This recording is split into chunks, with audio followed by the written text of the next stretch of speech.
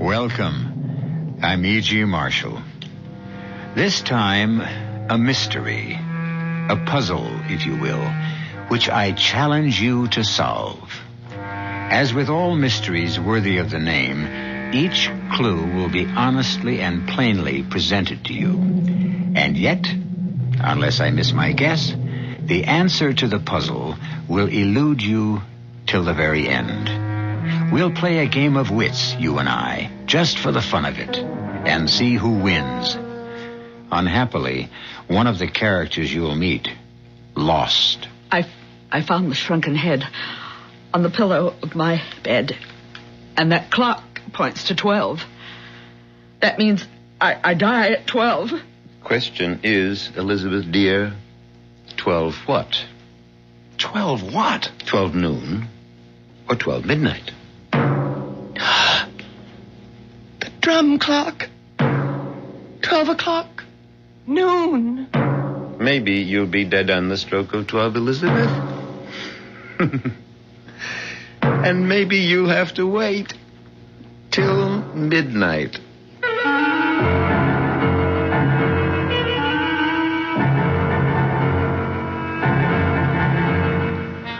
Our mystery drama, Sting of Death, was written especially for the Mystery Theater by George Lothar and stars William Prince.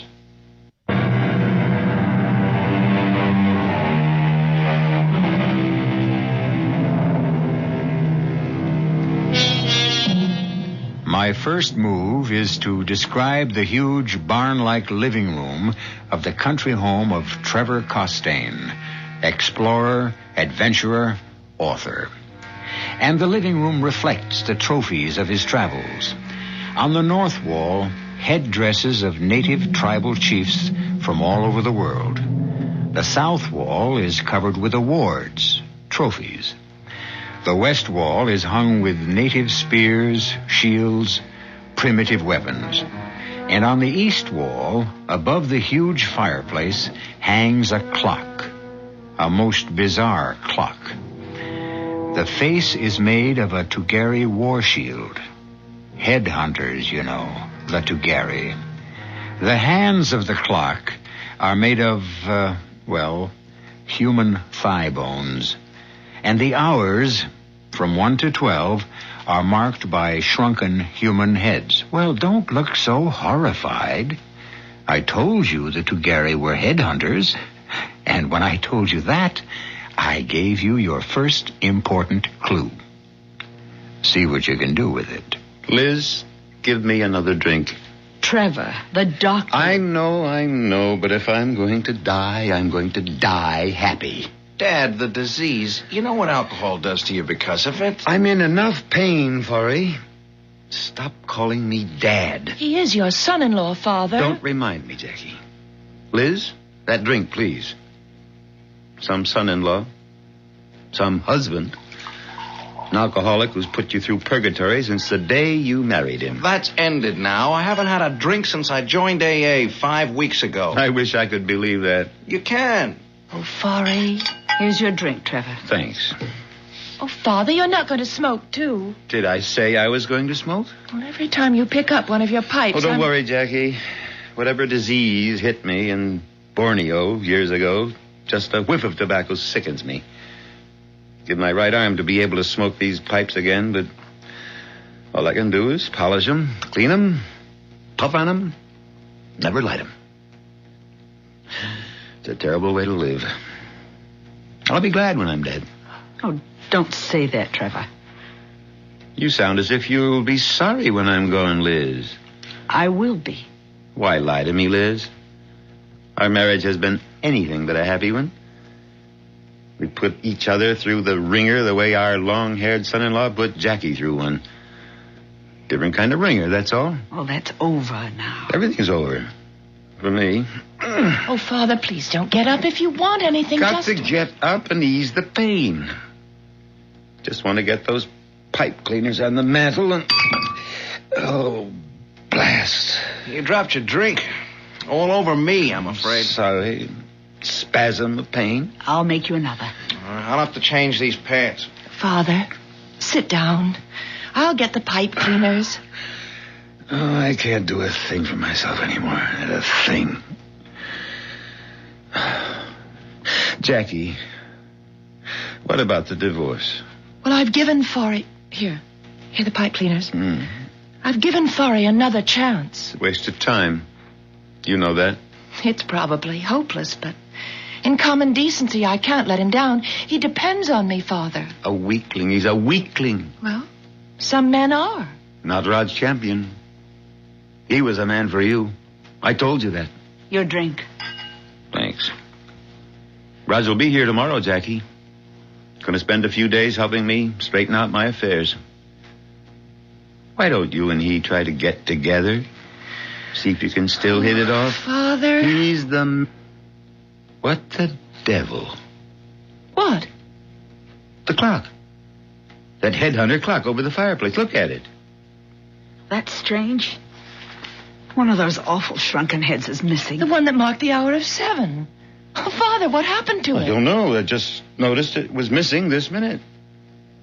Look around. See if it's on the floor. Oh, if it is, I'd just as soon... Look around, I said. I can't. All right, dear. All right. Jackie, you look and see if... Well, that was Forey. Something's happened. Good heavens, what could have... I don't know. Look at this. Look at this. Look. The head off the clock. Oh. What are you doing with it? It was on the pillow of my bed. Your pillow? It was just lying there, smack in the middle of the pillow. Forey, this some kind of gag? Did you take it off the clock? Oh, why would I do a thing like that? I don't know. But then I don't know why you've done a lot of things you've done. Dad, I tell you, All right. We'll put it back on the clock. The hour of 7. Yeah, sure. Somebody's playing games. Somebody with a sick sense of humor. And Oh! Forey, what? Father, catch him. He's falling. Forey! Get away, Jackie. Let me see. Is he... Dead? Yes. Drum clock in the hall. It's 7 o'clock. The shrunken head. The hour of 7.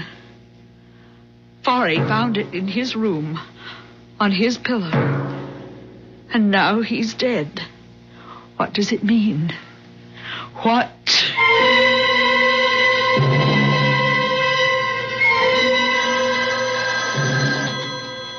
Yes? Oh, this is Trevor Costain. Oh, I see. Oh, yes. Well, I want to be informed the minute you find out. Fine. Goodbye. Who was that? The coroner's office. I've been bugging them all through the night to tell me what killed that husband of yours. And? Just wanted to let me know they're starting the autopsy now. Oh. Jackie, Yes, Father. we've never pulled any punches with each other, you and me, so don't let's pull any now. You really sorry Forey's dead? What a thing to ask. What's the answer? I don't know. Marriage to Forey was purgatory, as you said last night, but he was starting a new life, joining AA, and... it isn't fair somehow. Not to him, maybe. But it's very fair to you. What do you mean? You can do what you should have done in the first place. You can marry Roger. Oh, Father, you're taking an awful lot for granted. You love him, don't you? Yes, I guess I do, but... No buts about it. When Roger gets here... Hey, sounds like he's here. Come on. Let's meet him at the door. Are you strong enough to walk? Sure. Having a good day. Come on. Can't wait to see him. Best safari manager I ever had.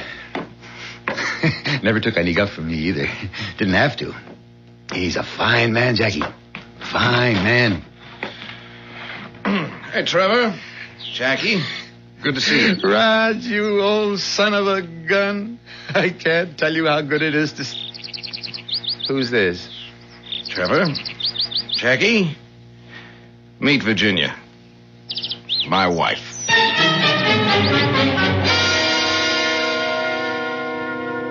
You've no idea at all what killed Forey? Well, they're doing the autopsy now, Raj.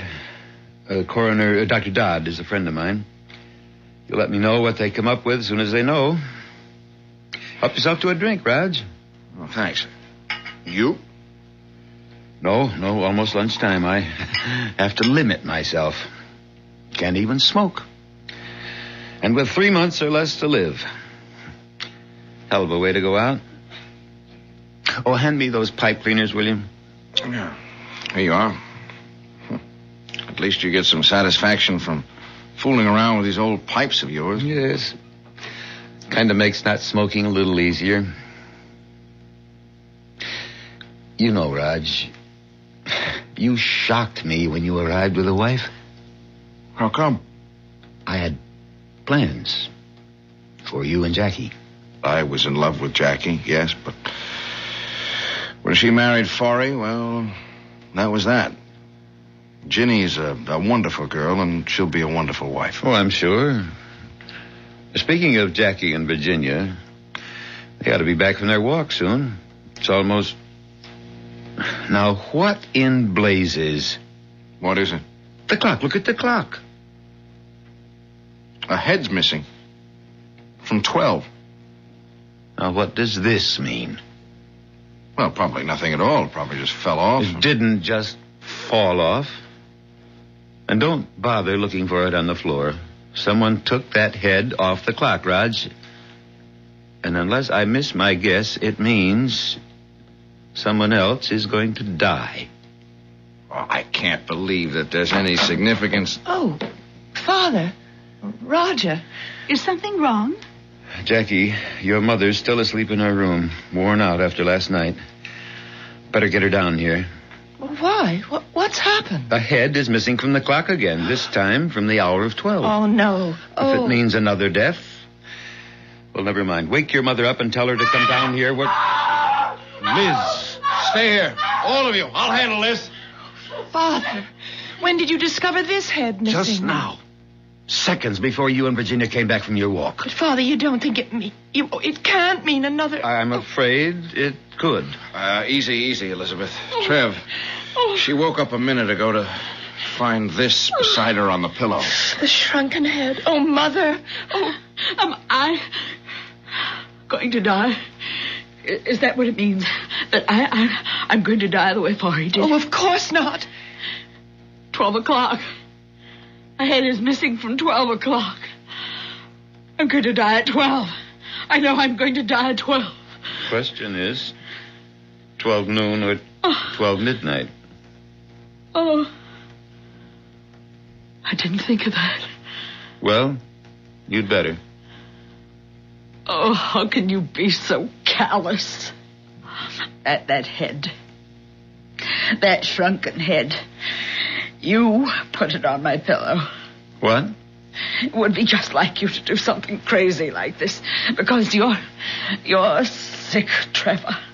Mother, Sick. Mother, he is please. sick. I don't know how he killed Forey. Before our eyes, yours and mine. Killed him. But he did. And he's going to do it again.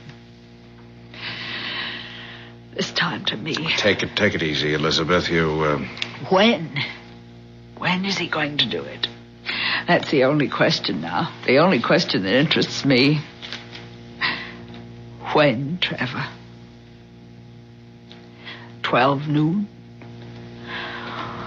12 midnight? I don't mind dying, but I can't bear not knowing when. Tell me, Trevor. Tell me.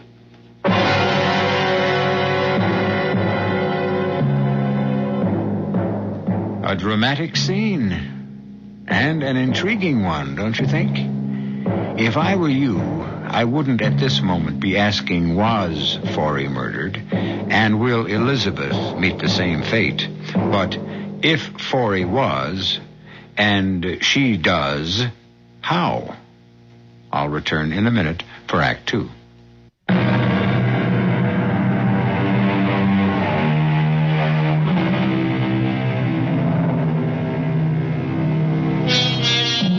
At this moment, you have all the clues you need. In fact, all the clues you're going to get, because that's all there are to answer the riddle of how Forey Prescott died. And, let's face it is murder. And who killed him? If it comes to that, who will murder Elizabeth and how? For surely she too is going to die. 9, 10, 11, 12. Catch her. She's falling. I've got her. Elizabeth? I'm all right. Oh, Mother, thank heaven you're alive. So you see, my dear Elizabeth, I didn't murder you after all. Oh, only because you mean to prolong the agony, Trevor. Now I must wait till midnight. Why? What do you mean, why? You can simply leave. Get out of here now. Yes, Mother, you can do that. I'll drive you to town. You could stay at the motel. Or if you want, I'll take you to New York. You could... No. But, Elizabeth, if you're afraid of being murdered at midnight... Then let it be at midnight. Get it over with. It's crazy. All this talk about murder. You, all of you. You're assuming Forey was murdered when you don't even know what he died of. For all you know, he could simply have dropped dead. A heart attack. Cerebral hemorrhage. Why have you assumed, the three of you, you, Jackie, you, Trev, you, Elizabeth, why have you assumed from the start that Forey was murdered? But if he wasn't, Raj, what's the meaning behind the shrunken head? We discovered the head was missing from the hour of 7 on that awful clock above the fireplace. And then Forey found it on the pillow of his bed, and Forey died at exactly 7 o'clock. This time a head is missing from 12, and it's on the pillow of my bed, where I found it when I woke up from my nap. Hello? Oh, hello, Ed. Dr. Dodd, the coroner. I see. Mm-hmm. Well, how long will that take? Will you let me know? Thanks, Ed. Thanks very much. What did Dr. Dodd say, Father? Forey was murdered. No. The autopsy revealed poison in the body tissues. What kind of poison? Well, they don't know yet. Ed's sending a tissue sample to the New York police lab to find out. No doubt about it now, though. Forey was murdered. As you will murder me at midnight.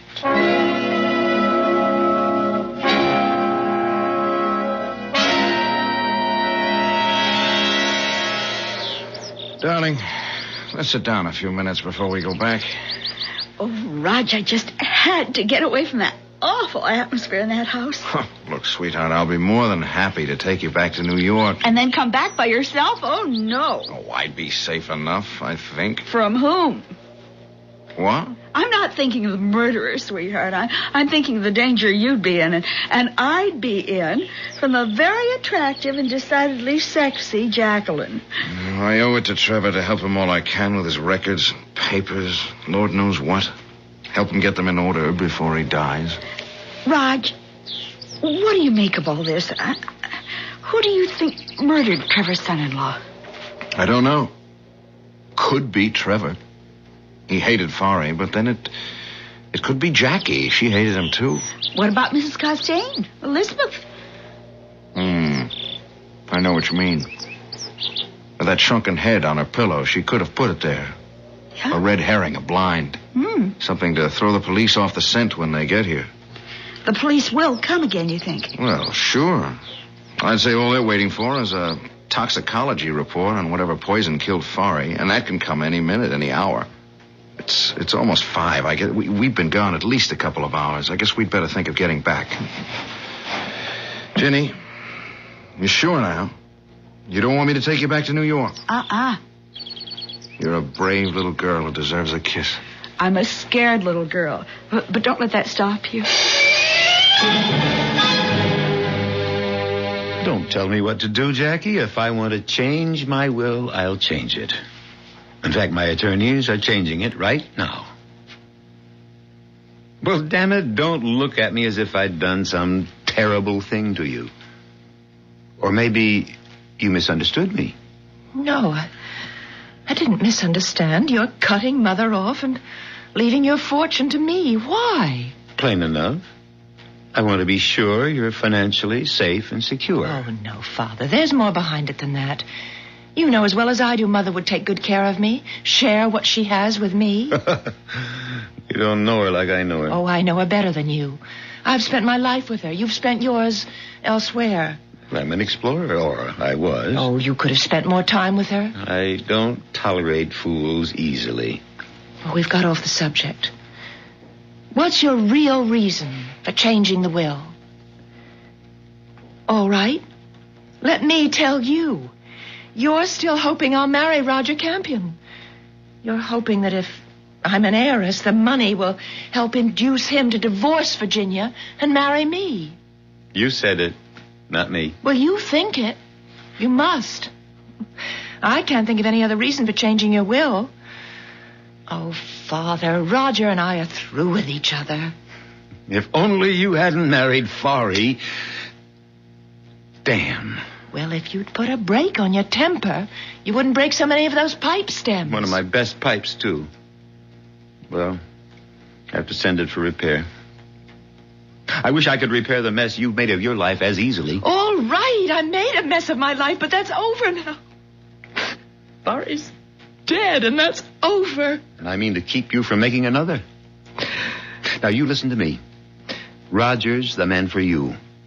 He always has been. And why you didn't marry him years ago... You know why? I wanted a husband I could live with, be with. Not a wanderer like you. I saw what happened to Mother because of you. The emptiness, loneliness. And I made up my mind it would never happen to me. Forry was no bargain, as it turned out, but he stayed at home. So does Roger now. He runs his safaris from an office in New York. That disease you picked up in Borneo, it's just making you see things in a warped way, a distorted way. You're not yourself. You think it's crazy of me to change my will? It's crazy of me to hope that you'll persuade Roger to get a divorce and marry you. That what I want so much, the two people I love most in this world, should make it together. If I haven't got a prayer, it'll happen. Well, it won't. I'm sorry, but it won't. It will. I want... You can't always have what you want. You're wrong. I always have, and always will. Till the day I die.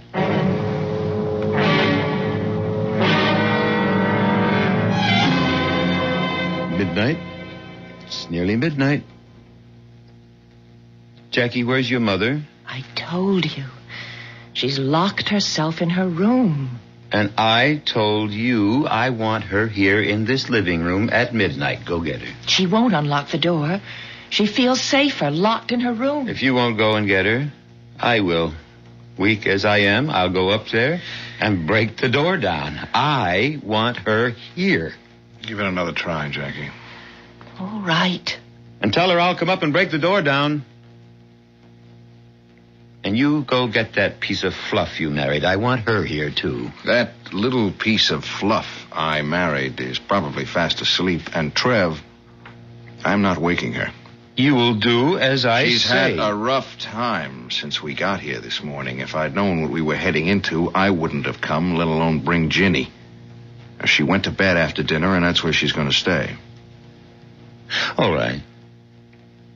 You know, that's the one thing I always liked about you, Raj. You never failed to stand up to me. You take a lot of standing up, too. Not anymore.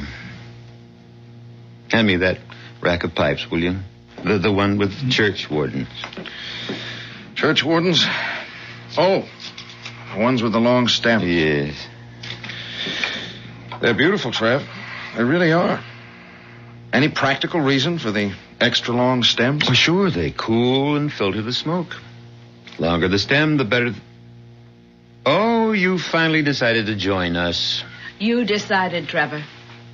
Why are you so determined to have me here in this room at midnight? Elizabeth, why were you so determined to stay in yours? To put it plainly, so you couldn't kill me. You've eaten no dinner? You've had nothing to drink all to cut day? down the chances of your poisoning me the way you poisoned Forry. I locked myself in my room to cut the chances down even further. But, well, here I am.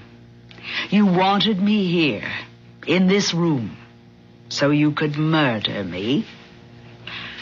And I'm sure that when the drum clock strikes at midnight, you will. How, I don't know, but you will. It's never occurred to you, I suppose, that I want you here so I can protect you. Protect me? Is that so hard to believe? Oh, very hard. In fact, impossible. Well, less than a minute now to midnight. Roger. Yes, Elizabeth? Goodbye. I want you to know that, like Trevor, I too have always been very fond of you. Respected you. Hoped you and Jackie would marry. But I also want you to know that you couldn't have done better when you married Virginia. She's a fine girl, Roger. Just the kind of wife you need. Goodbye, Roger. Elizabeth, you're sounding as if you were going to your execution. In a way, that's what it will be. Nonsense. You're not going to die. You're standing here in this room, as healthy a woman as I've ever seen. We've let Forry's death overshadow everything, warp our thinking, make us expect death. But look around you, Elizabeth. Where could you possibly find a more home-like scene? A scene that ought to reflect contentment rather than anything else. Contentment? I mean, look around. The fire blazing in the fireplace, Trev polishing his pipe, the friendly warmth of an old house where... Midnight. Jackie. Mother. Let me hold you. Mother, you're not going to die. I am, I know it. Elizabeth, this is nonsense. It's ridiculous. Trevor, I'm waiting. What do you mean, waiting? For you to kill me. Murder me. If I murder you, Elizabeth, it'll be the neatest trick of the week. I couldn't agree with you more. Oh, Mother. oh, Mother! I tried to catch her, but... No. Jackie, stand back. Let me... She's dead. But how? How? One moment she was alive and the next dead. Roger, what killed her? What killed Forry? What?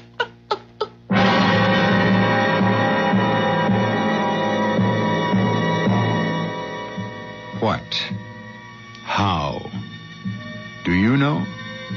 Have you figured it all out? As I told you, you have all the clues I have, and I've figured it out. Well, I think I have. I'll be back shortly for Act 3.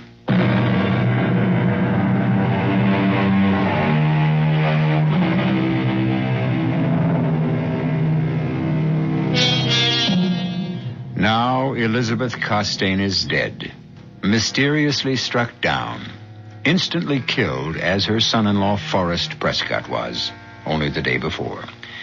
Now, the following morning in the guest room occupied by Roger and Virginia Campion... No, Virginia, I've made up my mind. We're leaving. Not if you plan to take me to New York and then return here. I won't be coming back. I never expected anything like this when I agreed to help Trevor straighten out his affairs. Oh, but Roger, you're such old friends. I'm not so sure of that, Jenny. To be Trevor Costain's friend, you have to be friends on his terms. Oh, he likes me, sure. He values my friendship up to a point. But that's because I always did the job he wanted done, and I never crossed him. He must have been a hard man to live with. He hasn't changed any, even with Well, even with his death only a few weeks, months away, he's still demanding and getting what he wants. He's still riding roughshod over everyone in his path. I have got a strong suspicion that that's why Forey and Elizabeth were murdered. They got in Trevor's way. Then you really think that... I'm almost sure of it. Now, there are only 4 of us left in this house now. There's you and me and Jackie and Trevor. Now, you and I certainly aren't murderers, and Jackie wouldn't kill a gnat if she could avoid it. No. It's got to be Trevor. What I can't figure out is how he killed them. What's that? Well, I thought all the police had left. Oh, it's the last car heading out of the driveway now. Come on, Ginny, let's get these bags packed. I want to be heading out of that driveway, too. And just as soon as possible.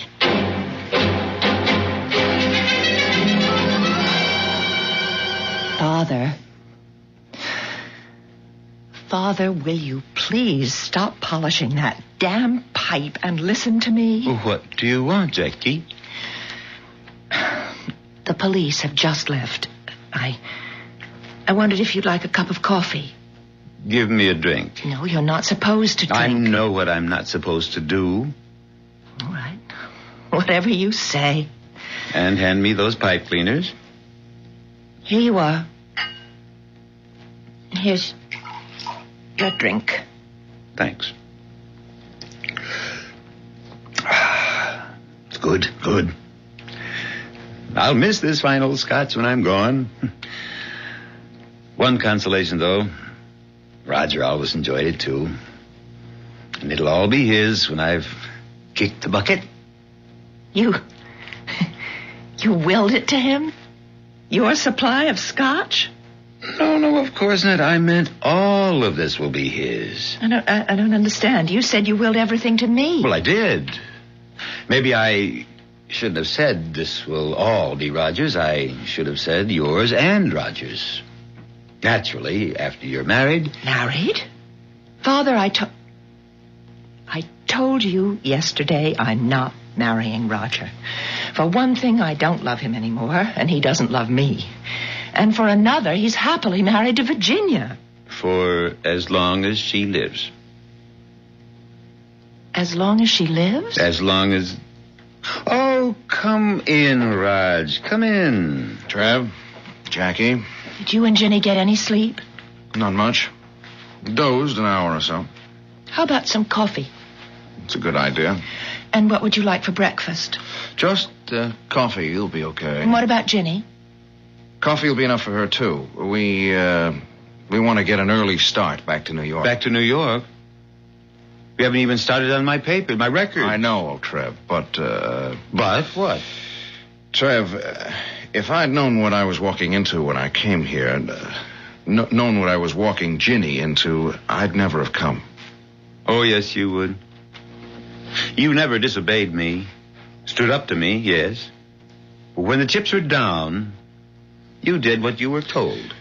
I was your second in command then, and that was years ago. Oh, not so many. 2, 3. But busy years, Trev. I've got my own business now, my own life to live, and to be plain, I don't take orders from anybody anymore. Why, you ungrateful... Now, just a minute, Trev. I was more than willing to come here and spend as much time as it took to straighten out your affairs. I felt I owed you that. The least you owed me, the least. Maybe. But what I don't owe you is putting my life, or Ginny's, on the line for you. You mean Forey's death? Mother's? Yeah, and who's next? I've got a feeling that no one is safe in this house.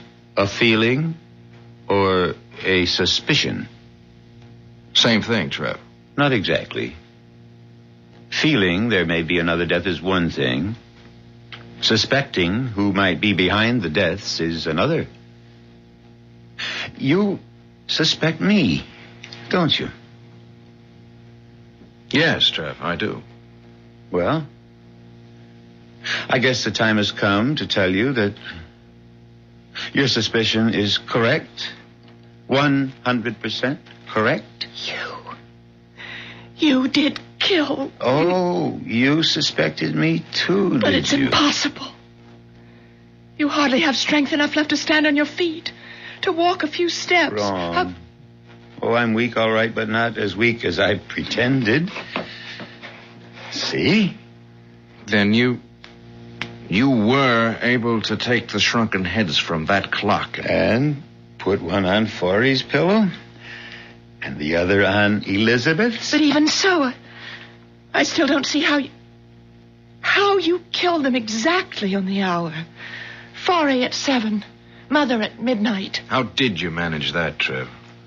My little secret. Some sort of slow-acting poison? A poison that you were able to time to the minute? No, but a small matter. All that matters to me now is that you and Roger marry. You're out of your head. Father. You're sick. Right now, you're overly tired. You're exhausted. You're a little mixed up. Crazy. Say it. You said it yesterday. Say it again. Crazy. But sane or crazy, the two of you will do as I wish. Obey my final order. No way, Trev. I love Virginia. I'm married to Virginia. I'll stay married to Virginia. You can't very well stay married to a corpse, Raj.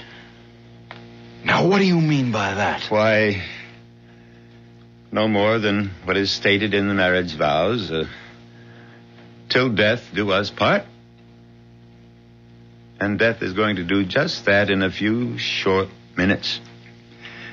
When I kill Virginia, as I kill Forey and Elizabeth. Trev, you've gone crazy. Ginny and I are getting out of here and fast. Don't move. What? I said don't move. Try, and I'll kill you where you stand. And be warned, Raj, I can do it.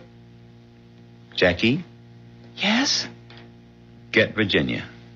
Bring her here. Father, Do as I order you. But Do you want him to die now, before your eyes? Jackie, no. I'd better do what he wants, or he will kill you, Raj. Get her in here, Jackie. No need. I'm here. Ginny. I heard every word he said. He will kill you, Raj. Unless you let him kill me. Let me kill you? He can't prevent me. What I mean is it's my death you want. Not his. I don't know how you do it. But go ahead. And do it. Kill me. Ginny, you're out of your mind. I love you, Raj. Too much to see you die. Answer that, Jackie. Hello? Yes, Dr. Dodd. It's for you, Father. You talk to him. I can't at the moment. Oh, if Father can't come to the phone, Dr. Dodd, could you give me... Oh, I see. Yeah. Yes, I'll tell him. Well? The poison that killed Forey. And Mother, too. I guess. The New York police identified it. Curare. Curare. So, that's how you did it. What is curare? It's a poison used by New Guinea headhunters to kill their victims. Kill them instantly. How? With darts. Thorns. Dipped in the stuff and shot through blowguns. Yes, but how could Father... Oh, good Lord. Oh, Lord. The pipes. The pipes. You've sat there polishing and cleaning. Blowing through the stems to clear them, you said. But blowing a poison dart through them when you wanted to. The stem of a pipe makes an excellent blowgun. Especially the very long stem of a churchwarden like this one. And the thorn inside this stem, a thorn dipped in curare, kills instantly. Virginia? Yes. Doesn't hurt, Virginia. All you feel is a little sting when the thorn pricks the skin. Second later, you'll be dead. Roger, I warned you. Drop it, Trev. Drop that pipe stem or blowgun or whatever you call it. I don't see anything funny. You standing there holding that Masai war spear over your head, ready to throw it. You look a little silly, Raj. You're not exactly the Maasai warrior type. I know how to throw one of these things, and you know I do. You've seen me do it. In Africa, yes. Those Maasai spears fascinated you. Oh, you practiced every day. Got quite good, too. But not good enough to put that spear through me before I blow this dart into your wife. Not you. I'm not going to throw it into you. I'm going to throw it into her. Me? Kill Jackie? You leave me no choice, Trev. You love your daughter. You love her more than anything, anyone on this earth. Kill Jenny, and I'll kill her. You haven't the guts. Yeah, try me. Jackie, take that pipe stem away from him. Give it to me, Father. Take it. I know when I'm licked. What are you doing? Calling the police. All things considered, Trev, the quicker you're taken into custody, the better. If you want to move really fast, call the morgue. The morgue? I gave Jackie the pipe stem, but I kept the thorn. Father, no!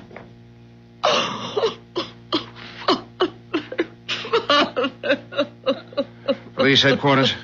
This is Roger Campion. I'm calling from the home of Trevor Costain. You better send someone out here. What? No, it's not another murder. Suicide.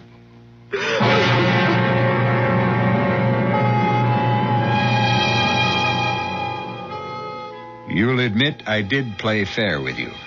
From the very beginning of this mystery, you had all the clues, all of them, including the shrunken heads, the New Guinea headhunters who you might have known use curare, and a clue that gave everything away, Trevor Costain's absorbing interest in his pipes. When E.G. Marshall plays fair, he plays fair. I'll be back shortly.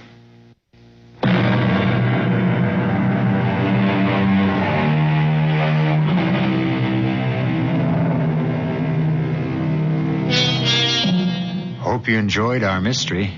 I certainly enjoyed playing a little game with you, because that's what all mysteries are, you know, a game of wits.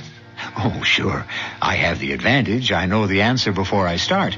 But in fairness to you, whenever I bring you a mystery, I'll make sure you have all the clues from the start. After that, it's up to you entirely. Our cast included William Prince, Tony Roberts, Marion Seldes, and Martha Greenhouse. The entire production was under the direction of Hyman Brown. This is E.G. Marshall inviting you to return to our Mystery Theater for another adventure in the macabre. Until next time, pleasant dreams.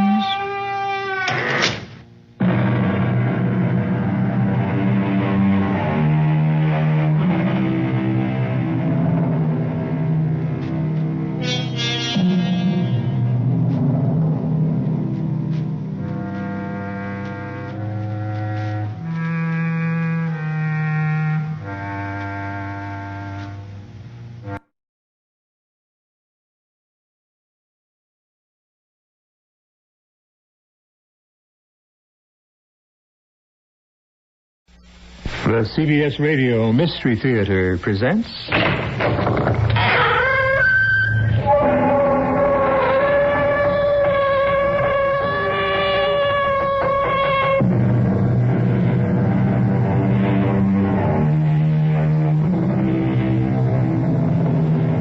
Come in.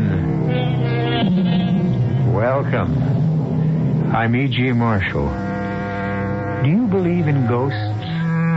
Oh, not necessarily the old-fashioned kind, dragging clanking chains behind them, the fetid odor of the grave, voicing the ghastly groans of souls in torment, or threatening some terrible supernatural justice that they intend to wield. I'm thinking of gentler ghosts who have your interest in mind, not your destruction.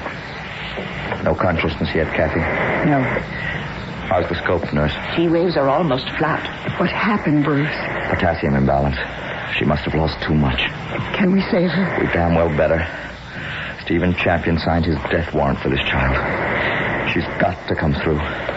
Stephen had every reason for living. He's got to have a decent one for dying.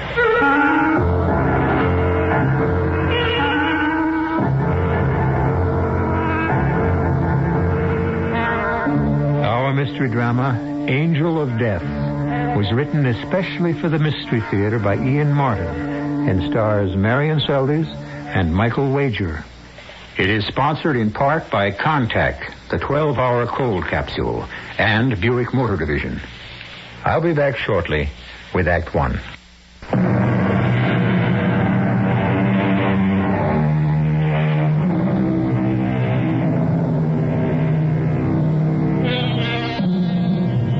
This is a story of the present and of the past, and in a couple of ways of the future as well. It is also a story of life and death. Death both violent and accidental, and death that is natural and supernatural. It is a haunting story in the actual and also the figurative sense. It is a story of hope deferred and renewed. And it begins with a wildly emotional threat. I could kill you, Frank. Dee Dee, darling, for Pete's sake, get hold of yourself. How could you dare? Everything I have to remember him by and cherish him by. You throw it out like discarded rubbish. Do you think it didn't tear my heart out to do it, too? I don't care what it did to you.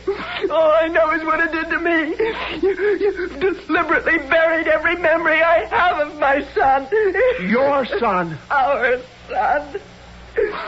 If after what you've done can make you pretend he meant as much to you. I resent that. Well, I resent that you constitute yourself God.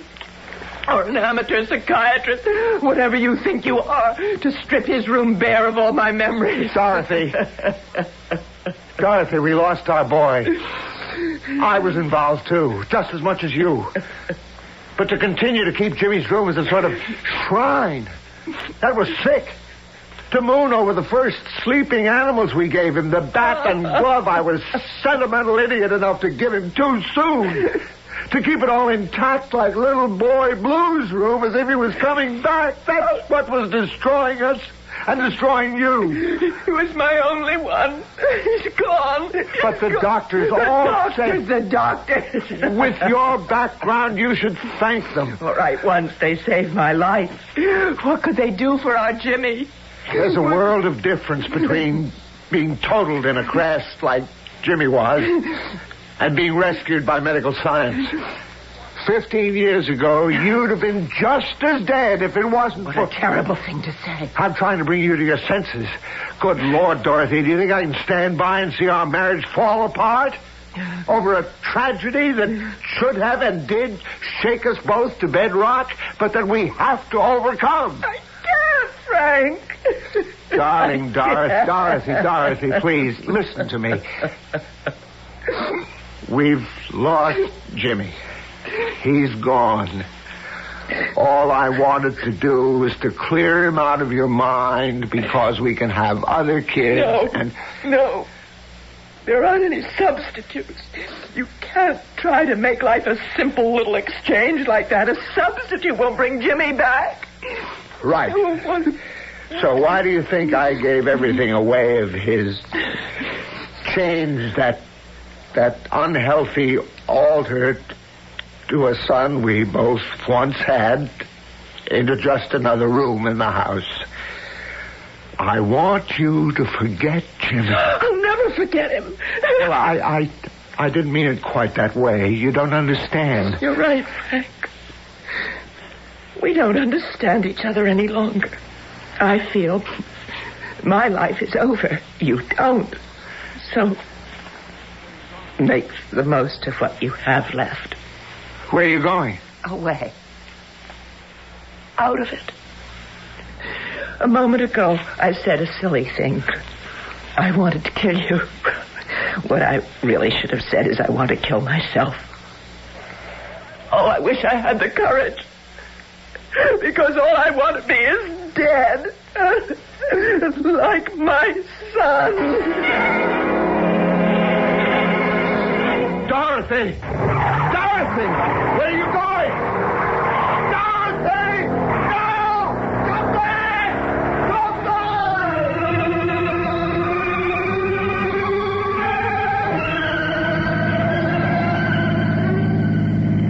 Please forgive me up there or wherever you are. If you are.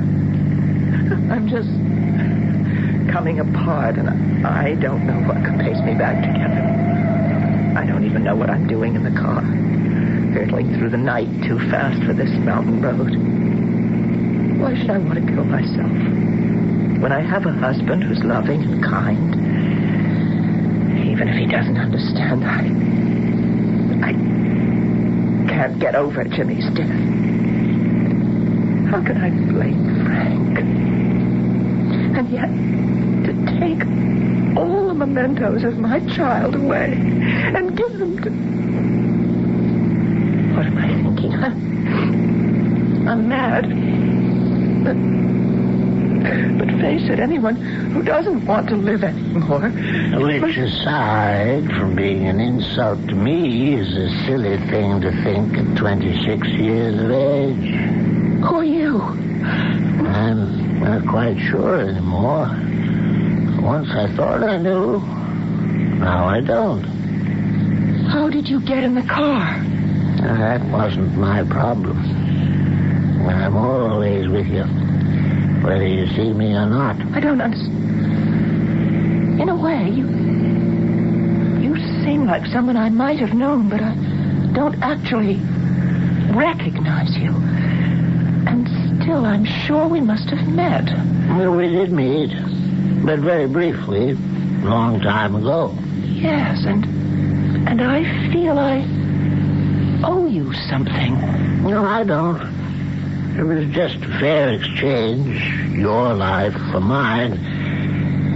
And between us, I don't think mine could have been saved. I'm puzzled. I don't... So many things that puzzle you, aren't there? Yeah, I must be seeing things, thinking things. I am alone in this car. There's nobody else but me. That could be right. What? If you don't remember me, I guess I don't exist. You mean you're a ghost? Or something that haunts you. Well, why would you haunt me? Because you called. I called? Yes. Something to do with your conscience, I might imagine. My conscience? I think it's troubling you. This is all crazy. Who are you? You still don't remember? I can't... Something... I must be mad talking to myself. You can't be here. There was nobody but me in the car when I got in. What are you doing here? Where are you from? From inside your mind, buried deep in the layers of memory. What am I here for? To save you from yourself. Well, what does that mean? You blame your husband for your son's death? Yes. Oh, no. You see, the thing that matters, the only thing that matters, is when Jimmy was lost, we lost each other. I'll never find my way back to Frank, to what we had. Jimmy stands in the way. He always will. And so you're running away into the night. To do what? Oh, I don't know how to get away from it. I can't stand that empty room. And an empty heart. You know you can't fill either of them up by running away. I know. You have some other idea? Did you want to kill yourself? No. Oh, no, I don't believe in that. Are you sure? Look at your knuckles. dead white because your hands are clenched so tightly on the wheel. Look at your right foot, jamming the accelerator to the floor. Look in your heart. Consciously or subconsciously, didn't you have something like this in mind?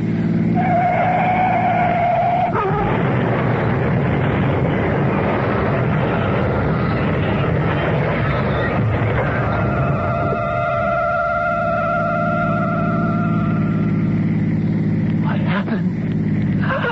Nothing. Yet. I wanted to give you a glimpse of the future. And I did. You mean I'm going to crash?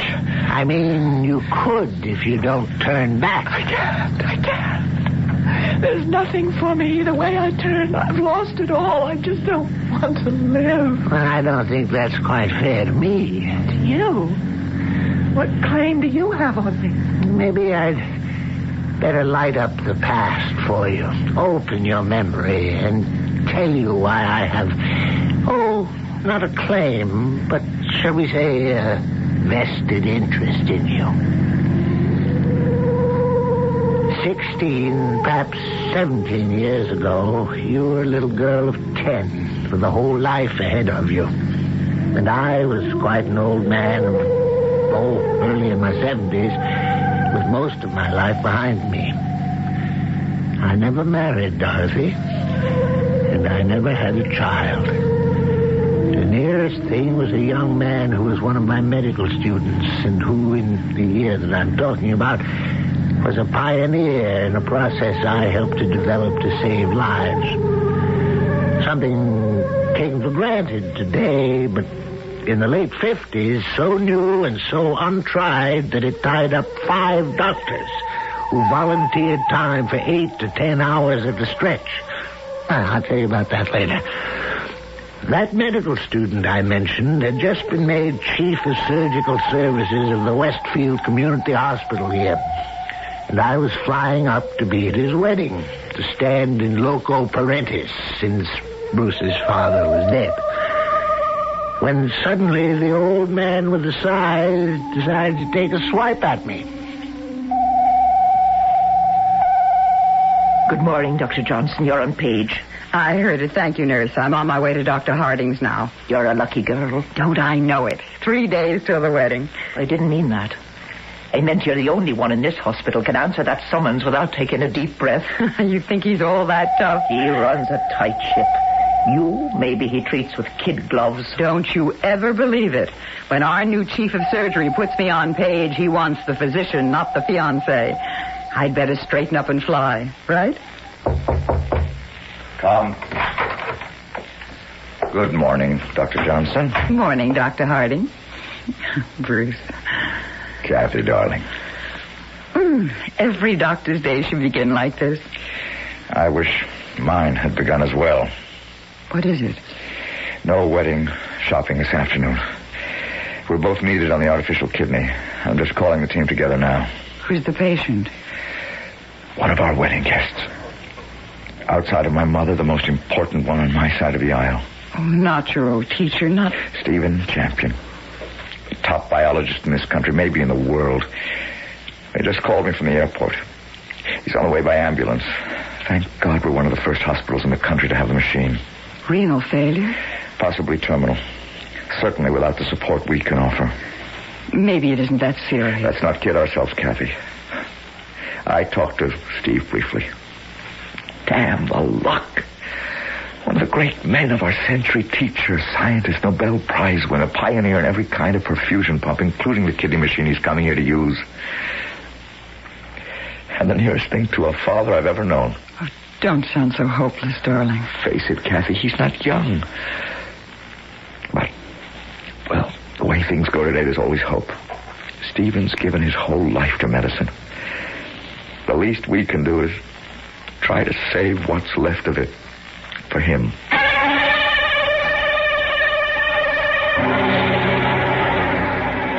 And so we have turned back from a story of the present for one in the not-too-distant past.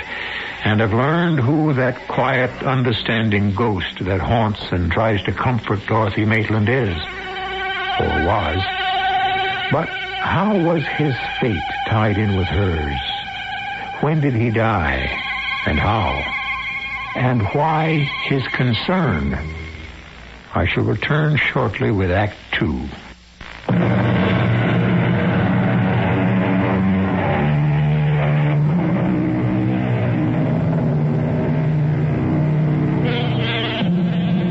It is incredible to think that hemodialysis, or the artificial kidney, is a standard piece of supportive equipment available in any hospital today.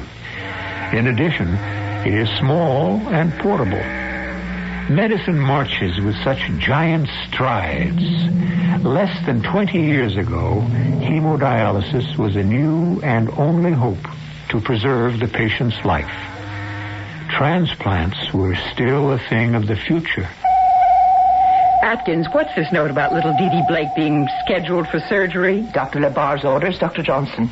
She had a reverse. When? During the night. Why wasn't I notified immediately? Well, the chief resident knows you're going to be married next week, and since Dr. LeBar is standby on the case... resident stuck his neck out. I'll be glad to lop it off for him later. My patients get my service. I'll have time to check Dee Dee before I go to the kidney room. I want to examine her myself. Will you see that she's prepped while I change? Oh, and notify Central where I'll be in case Dr. Harding needs me.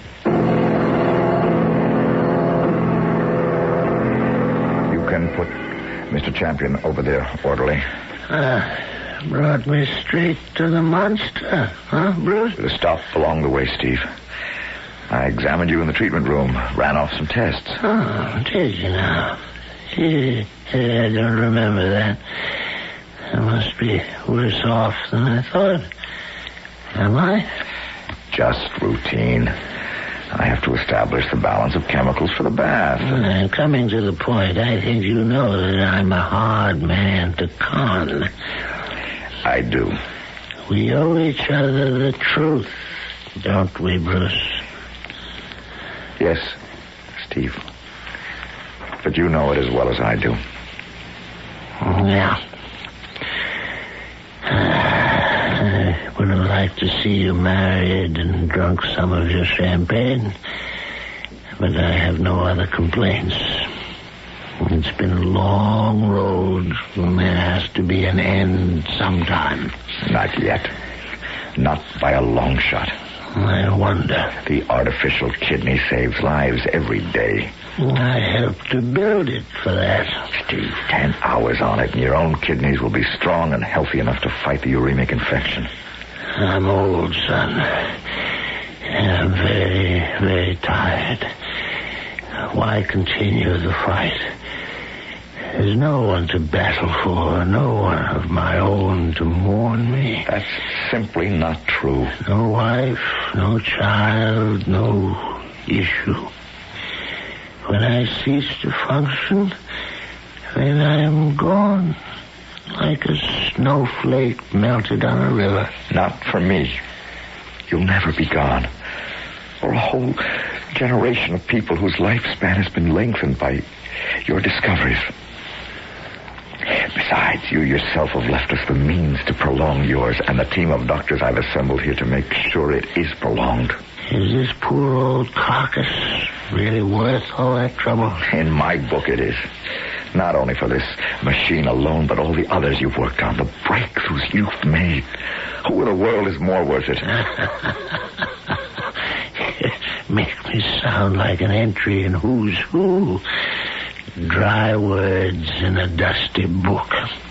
My epitaph. What I do or achieve in my lifetime will be a drop in the bucket next to what Stephen Champion has contributed. We need you for the next breakthrough. You're a better con man than I gave you credit for. All right. Bring on your cannula. Let's make a fight for it. That's the attitude. I'll go scrub to make the cut down. Oh, what? Excuse me. Kidney room, Dr. Harding speaking. This room is supposed to be zeroed out. Bruce, it's Kathy. Kathy, where the Sam Hill are you? We're all ready to go. You're keeping us waiting. I'm sorry, darling. I may have to hold up things a little longer. What does that mean? I'm up in Dee Dee Blake's room. Who? Oh, your favorite little patient, 513. Something's wrong. I need you up here, Bruce. Are you out of your mind? You know the one place I'm needed is right here. What is it? What I was afraid of started last night. Dr. LeBar scheduled her for ops this morning. So? What do you want me to do about it? Even though it's technically my case, he outranks me. I want you to countermand that order. Why? Because I think she's in no condition to stand surgery. I'm convinced I know what she needs, and that's a decision you're the only one who can make. Oh, Kathy, for Pete's sake, let's not start our life together with you taking advantage of the fact that I... Dr. Harding, this is Dr. Johnson talking to you, and this is an emergency. All right, it had better be. I'll be right up there to see for myself. Steve, small crisis. Give me 5 minutes. I've lived for 73 years, Bruce. I guess I can hang on for 5 more minutes.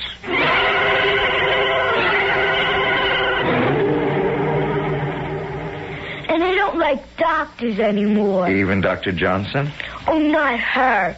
We're forever friends. We're also perennial pals, solid sidekicks, and bosom buddies. It's a game. You have to be illiterate to play it. That's with an A, not an I. Of course. If you were illiterate, you couldn't play. Illiterate means the first letters of both words are the same. Or any number. Like in Peter Piper picked a peck of pickled peppers. Or a big black bug bit a big brown bear. That's pretty good for a man doctor. And you're pretty smart for a 10-year-old. Well, Dr. Johnson taught me. Old Dr. LeBar never could. Anyway, he has a mustache. I'm glad Dr. Johnson doesn't. But you know, Dr. LeBar is a very good doctor. I don't think so. He wants to operate on me again. He told you that? Just last night. He said I had one bad old kidney that was poisoning the other one, so he'd have to cut the naughty one out. He talks down. You know. But you won't let him, will you? Talk down? No, take it out. We'll try not to, Dee Dee. Do you mind if I ask Dr. Johnson some questions? Can I listen? If you want. But I bet you won't understand. What's the blood urea nitrogen in the last 5 days? Wednesday, 94. Thursday? 115. Friday, 138. Saturday? Same, but today... 225. What's the phosphorus count? 7.5. Renal acidosis. Low calcium. 6.8. Creatinine. 5.4. You don't sound like doctors. Oh? What do we sound like? Quarterbacks. Learning plays. I help my brother with his playbook. He's one. A doctor? No, a quarterback. He's only 15. I don't care. I'm so tired. Nurse, get her back on IV. Come over here, Kathy. What do you think, Bruce? I think LeBar was right. No question one kidney is seriously infected. I can tell that even from palpation. There's obvious bilateral involvement, not only indicated manually, but from the output. So you agree to the operation? Absolutely not. She's in no condition to take it. Then you know what the answer is. Hemodialysis. That's why I called you up here. After Stephen Champion. It could be too late. She could recover spontaneously. Dee Dee is young. It's her youth that concerns me. She's just a little girl with her whole life ahead of her. But Stephen Champion... Oh, darling, I know how much he means to you. What a terrible thing I have to say. But which is the most deserving? You cannot ask me to put Steve's life on the line. Yes, nurse, what is it? It's Dee Dee. She's gone into coma. I'll handle this, Kathy. Check Mr. Champion downstairs. I'll be with you the first moment I can. You want me to set up the kidney machine for Dee Dee instead? I don't know. How can I ask a man like Stephen Champion to risk giving up his life? Me, of all people. How can you ask a child to give up her right to it? Oh, my darling, why must I be the one to ask you to make such a decision?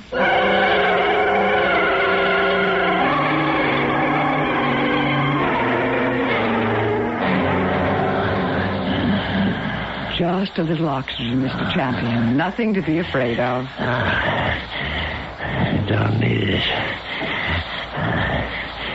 At my age, there's nothing left to be afraid of. Or everything. Who are you? I'm Dr. Johnson. No, you're not. You're Kathy. Sorry I held things up. That's all right. You're the girl Bruce Harding is going to marry. Guilty as charged. Oh, no. Life is for the young. And I wish you all its wonder. Bruce will be right down. It's my fault he's delayed. I'm sorry. I'm not. It gives me a chance to talk to you a moment.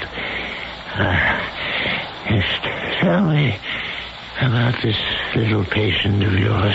Why do you want to talk about Dee Dee Blake? I have my reasons. Female? Most definitely. Attractive? Adorable. Big, dark, haunting eyes. A complete femme fatale. She's 10 years old. Oh, what's the matter with her?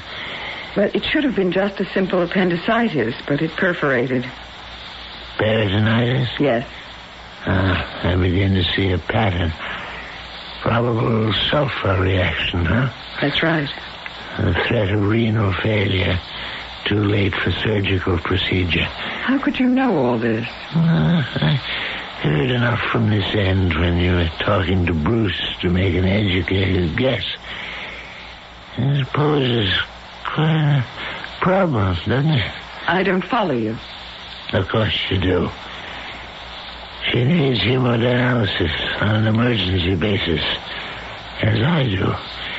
One kidney machine to serve two emergencies. Which do you save first? Huh? 10-year-old girl with the dark, haunting eyes who might have the reserves of strength in her own young vitals to recover? Or a weak old man with possibly great contributions left to make to society, but who stands a good chance of not making it, even with supportive measures. No time to convene the death committee. This one's on Bruce alone. It's one heck of a hot potato you handed your husband-to-be, isn't it, Kathy? I wonder what he'll do.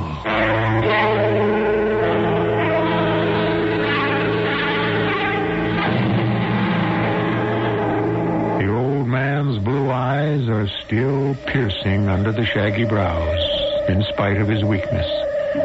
Kathy is held immobilized, aware now that her fondness for her own patient has forced an unbearable choice on the man she loves. I'll return shortly with Act 3.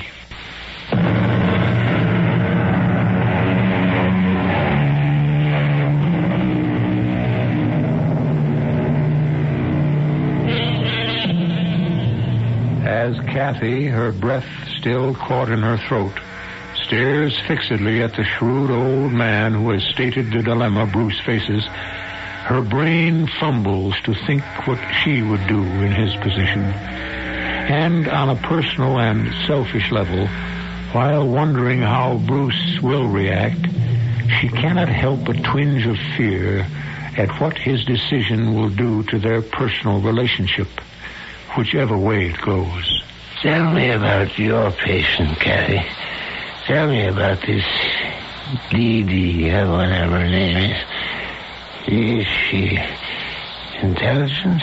I think so. Uh-huh.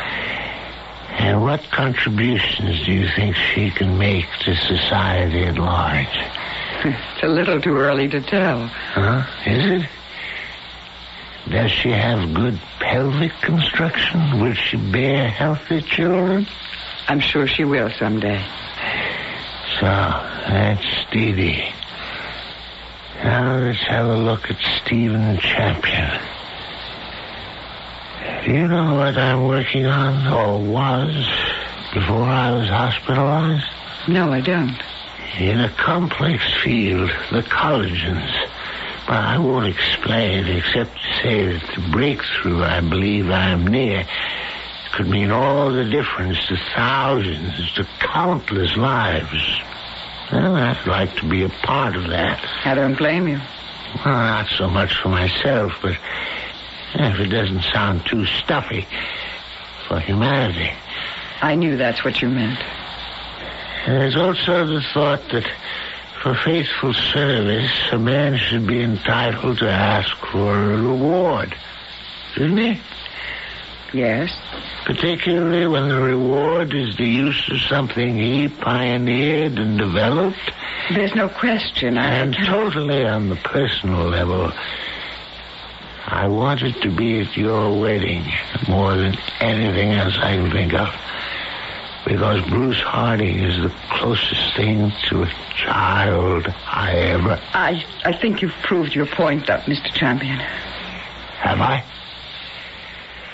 Well, there you are at last, Bruce. You ready to start? Stephen, Well, come on, spit it out. You know the artificial kidney can be the difference between life and death. You know that as head of the team, I must decide when and on whom to employ it. You want to tell me that there's a child who needs it just as much as I. Let's stop wasting time. Get her in here and get started. I'm not asking you to make the decision. Of course you're not. I'm telling you. If it came to that point, you'd make the decision. In fact, you'd already made it, hadn't you? Oh, Stephen, You know damn well you had. And I heartily concur. Anyway, you can't hook me up to that contraption unless I agree. And I don't. But I thought that you... Oh, Kathy, my dear, I only took you over the hoops to make sure you knew the kind of guts it took for your husband to make this decision. And what a good man you're marrying. Now, let's get that little girl down here. And you, too, listen to me, both of you.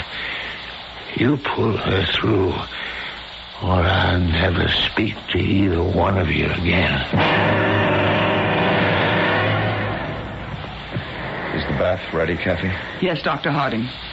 Had enough time for diffusion, nurse? All set. How's your picture on the cardioscope, Dr. Mason? See for yourself. I don't like those T-waves. We'd better get started. I'll make the cut down. Are they going to put me in that big tub? No, dear. We're just going to attach you to it so it can take all the poison out of your blood. How could you attach me? I'm just going to make a little cut in your arm. Right here. And put the magic tube in. Will it hurt? No. Dr. Johnson is putting something on you so you won't even feel it.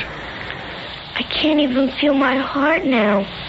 He won't let it stop. I won't let it stop, Petey.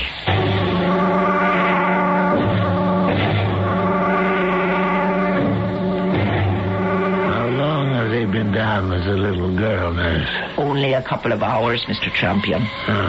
Long time to go. Man never grows too old for new experiences. For the first time, I know what a father goes through waiting for the birth of his first child. A new life for Dee Dee, as if she was born again. And I had a part in it, almost as if she were my little girl. That's right. Close your eyes and rest. No, not to rest. To pray.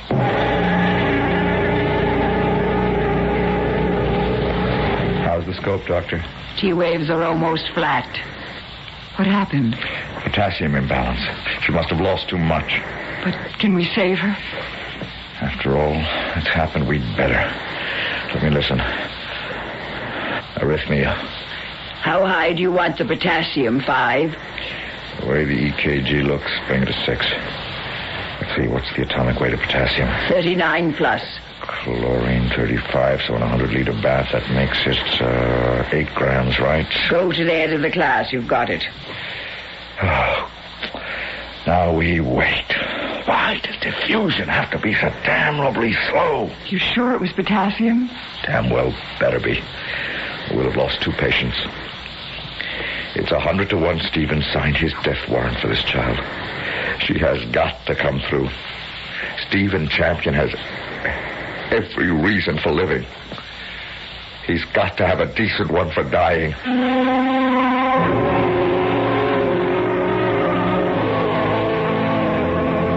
Morning, Stephen. Morning? That's you, Bruce. When are you going to hook me up to that infernal machine of yours? You were on it for 10 hours last night. I was? I don't remember. But I'm afraid it didn't do much good.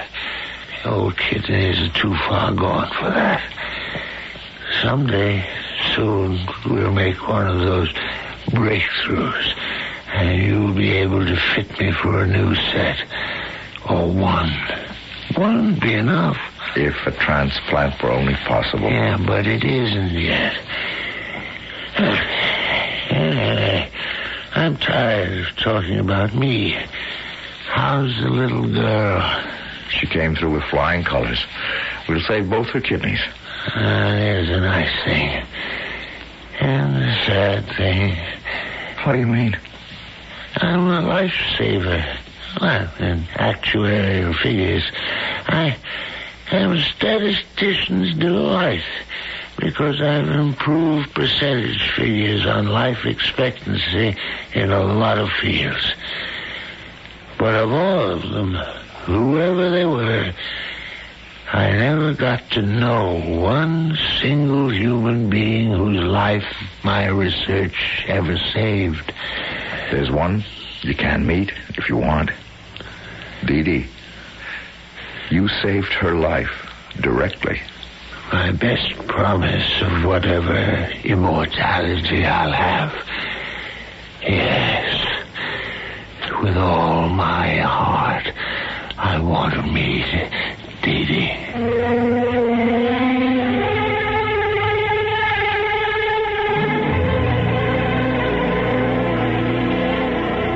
So, you're Dee Dee. Yes, Mr. Champion. How you feel, Dee Dee? Real good, thanks. How do you? Oh, tolerable. If you want to feel real good like me, you should have Dr. Johnson and Dr. Harding fix you up. That's just what I aim to do. They're a team. And a good one. The only thing is, they take an awful long time, and a person gets pretty tired. Maybe it's time for you to go, huh? Well, I don't mean to be, but I am real sleepy.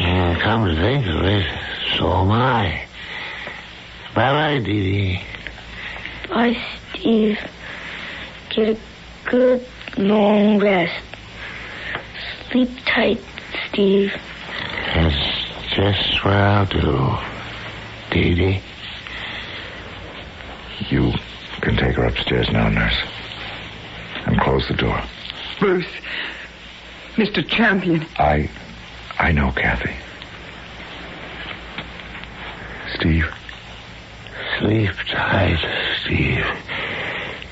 No woman ever said that to me, but that little girl. When I never had. We've got to get you back on the kidney. Wouldn't help. It doesn't matter. Let the rest of them find the breakthroughs. I'm happy. You may be going to get married, Bruce, but I beat you to it, boy. Beat me to what? handing out the cigars, I finally became a father.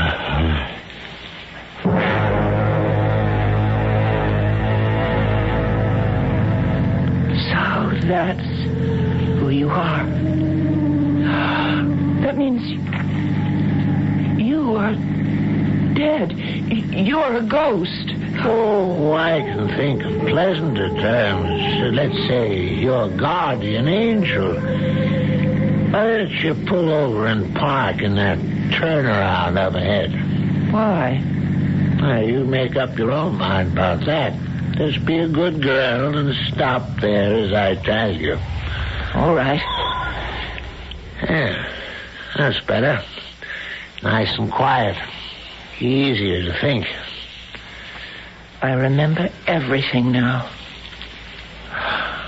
I was so sleepy, I didn't understand why I had to go and meet you. I owe you my life. You don't really owe me anything, Dee Dee.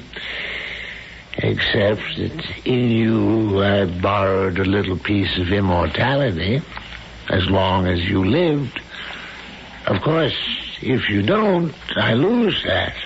Now I have to go. No, wait. How can I go back? I haven't the courage. I need help. You don't need help except from within yourself. You see, I really am a ghost, Dee Dee. I don't exist. Except in some dim, buried subconsciousness, perhaps. I never was there. But I've been talking to you. And just talking to you. You've come to a decision. If you have, it's your own. Don't you see? The only one you've been talking to is yourself. Yourself.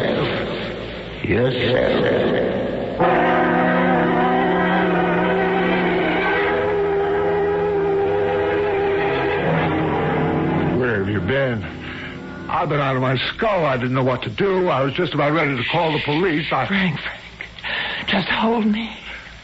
Don't say anything. Oh, I'll hold you. Don't ever worry. I'll hold you so you can never run away again. I never will. Let's go inside. Home. And start all over again. Of course, dearest. You must be terribly tired. You're worn out. No, darling, no. I have a new lease on life. I'm looking for a new little boy who's going to be called Stevie. I'll even settle for a girl. We'll call her Stephanie. Come on, darling. Come, Frank. Where? You and I are going to build another piece of immortality for someone. You and I are going to have a new baby.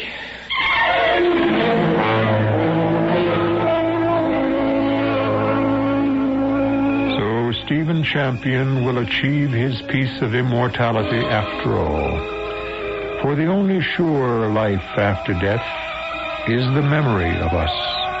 The memory that stays in the hearts and minds of our friends, and our families, and their children, and their children's children. I'll be back shortly.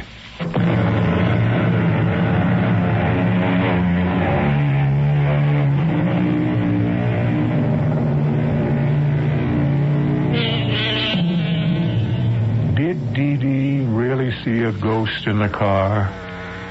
Or was it just the evocation of a memory buried and forgotten in childhood, but still haunting the corridors of the mind? Doesn't really matter, does it? For ghosts are real. All of us carry them within us. Nor should the word ghost be feared. The most persistent of them are a heritage of our parents' love. As Steve said, a better name would be guardian angels. Our cast included Michael Wager, Marion Seldes, Robert Dryden, Hetty Galen, and Shelley Bruce. The entire production was under the direction of Hyman Brown. And now, a preview of our next tale. I heard that somebody lifted it. Rest assured that by now Colonel Poulos has received information from Interpol and is probably looking for you too. Now, you will give me this sacred rope or I will kill you here and now. All right, now, hold it a second, and will you? Naturally, when I kill you, the young lady cannot be allowed to exist as a witness. Oh, he's bluffing. You will place the necklace in my hands now. If I had the necklace, I wouldn't have it on me, right? I'd have it stashed. So if you knock me off, you'll never get your hands on it. Once again, this is not a motion picture. Such a speech means nothing. And Mr. Turner, killing you will give me much pleasure. Killing anyone is pleasurable. Radio Mystery Theater was sponsored in part by Anheuser-Busch Incorporated, Brewers of Budweiser, and all state insurance companies. This is E.G. Marshall inviting you to return to our Mystery Theater for another adventure in the macabre. Until next time, pleasant dreams.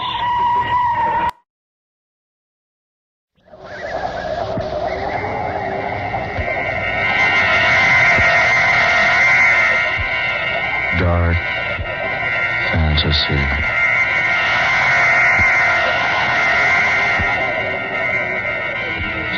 Spawn of the subhuman.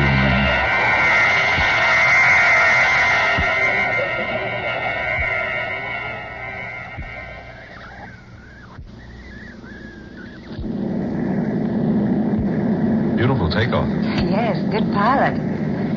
But why did you charter such a large plane for just the two of us, Michael? Isn't this being just a bit too pretentious? Nothing but the best from now on, Adela. Besides, this was the only plane available. You can unloosen your safety belt now. I might as well confess that the real reason I was late was because I took so much time reading the notices in the paper this morning. Weren't they superb? Excellent. The audience was quite nice to me last night. Extremely appreciative, but I didn't expect such fine reports from the press. Didn't I tell you before the concert that you'd be a hit? Today, my dear, you're recognized as the outstanding soprano of the nation. You've had a lot of faith in me, haven't you, Michael? Well, offhand, I'd say I have, yes. You spent a lot of money to make me a success. Don't worry.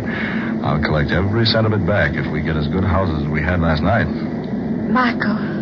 Yes, darling? Do you feel, well, rather strange? Strange? No, dear. Why? I feel like something is going to happen. What makes you say that? I don't know. A feeling of impending danger just seemed to come over me all of a sudden. Danger? What possible danger could we be in? I don't know. But I've had this feeling before.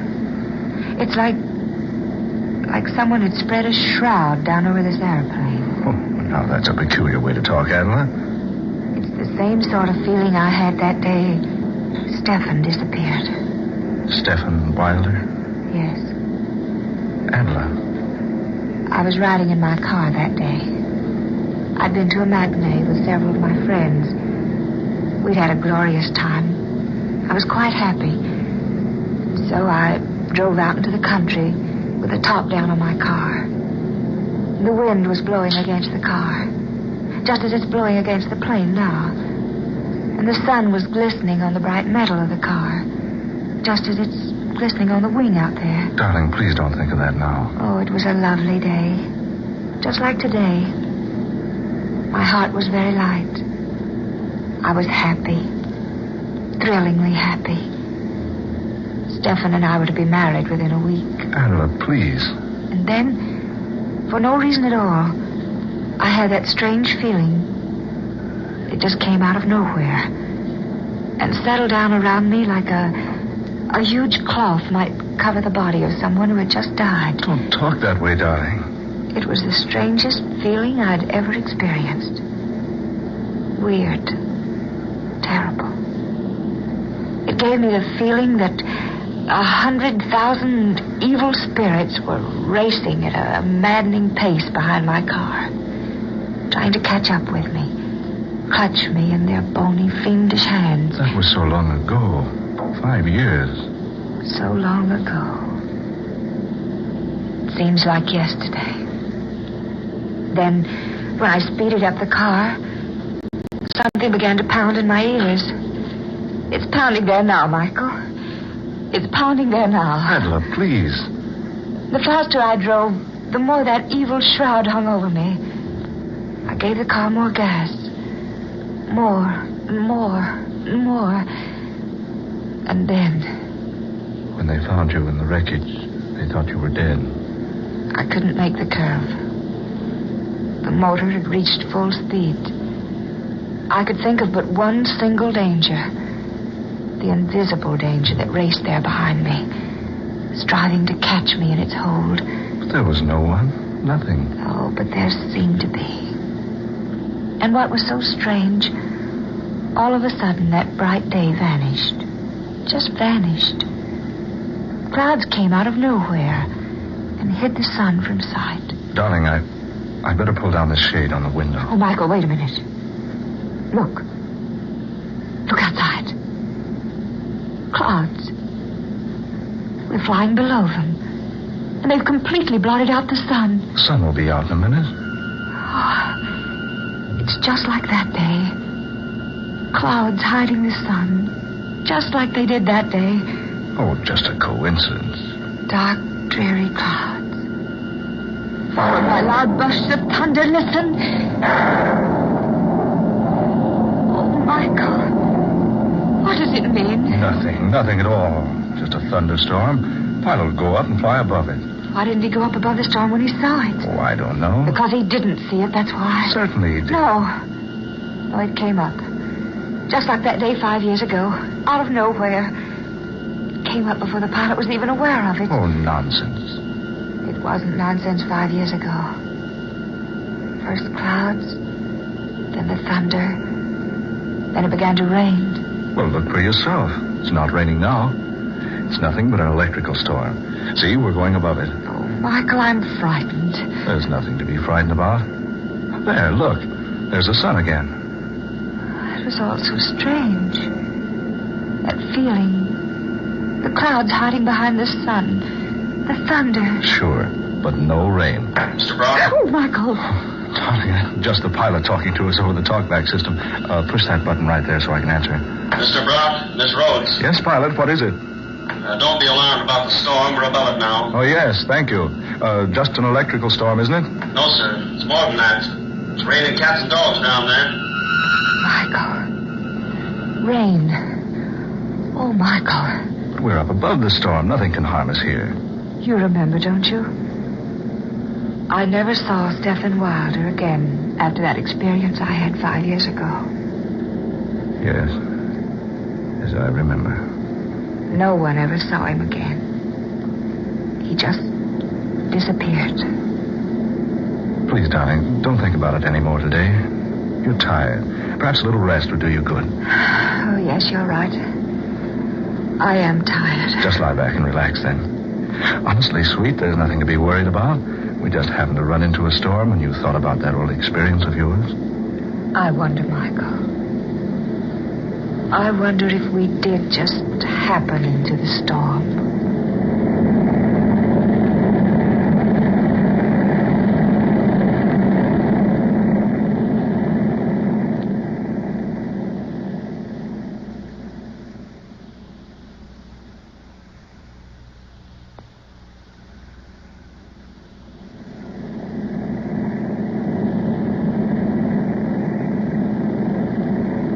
Michael, where are you, darling? Over here, dear. Did you have a good sleep? Oh, I did sleep after all. Why are the lights out? Oh, I turned them out so you'd sleep as long as you could. Now I'll switch them back on.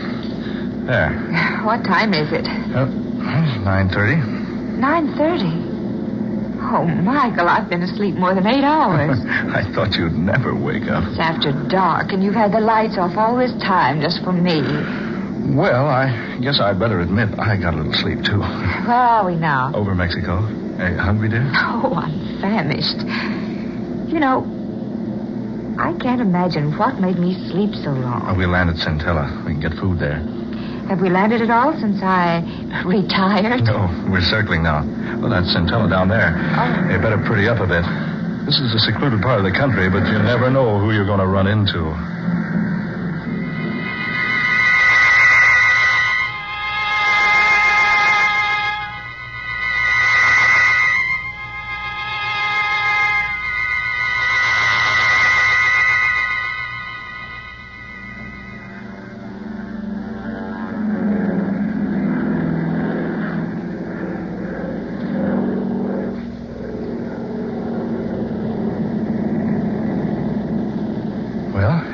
Centella. How long before we're in Monterey? Oh, about an hour. Did you get good reservations? The best. Did you enjoy your dinner? Oh, immensely. That was a nice place. Certainly a rough landing field, though. Well, it's not actually a landing field. We had to land someplace to refuel before we got to Monterey, so I picked Centella. I enjoyed it. A quaint little place. It's a funny thing, Michael. Did you notice the plane? What do you mean, dear? It didn't look a bit like it had been in a rainstorm. I thought you'd forgotten all about that. Of course, it didn't look like it. We flew above the rain before it started. Oh, yes, that's right. Well, if you don't mind, I'm going to spend the next hour looking through my fashion magazines before we land at Monterey.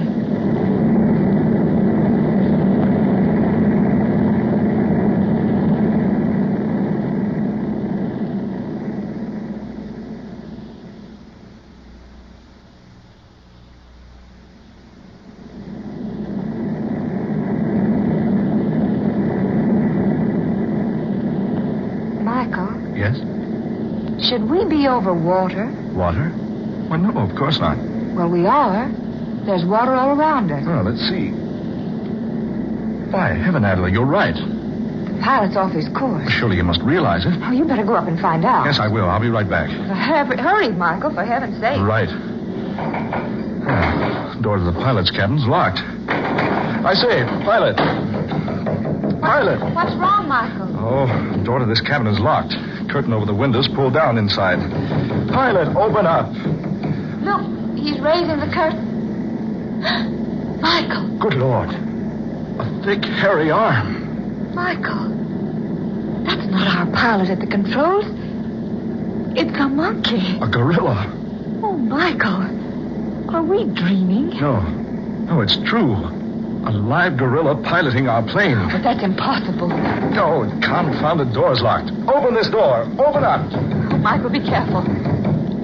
Look at him. Peering back at us. Those little beady eyes. And an expression on his face that... almost human. This is fantastic. How in the world did we ever come to be in the air with a creature like that? We had our regular pilot when we landed at Centella. I saw him climb down out of the cabin. So did I. But I never did see him again before we took off. Naturally, his back was to me when I gave him the go-ahead signal. Oh, Michael. Michael, now what? Oh, we're over land.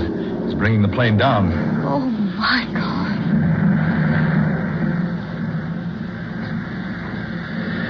We're on the ground.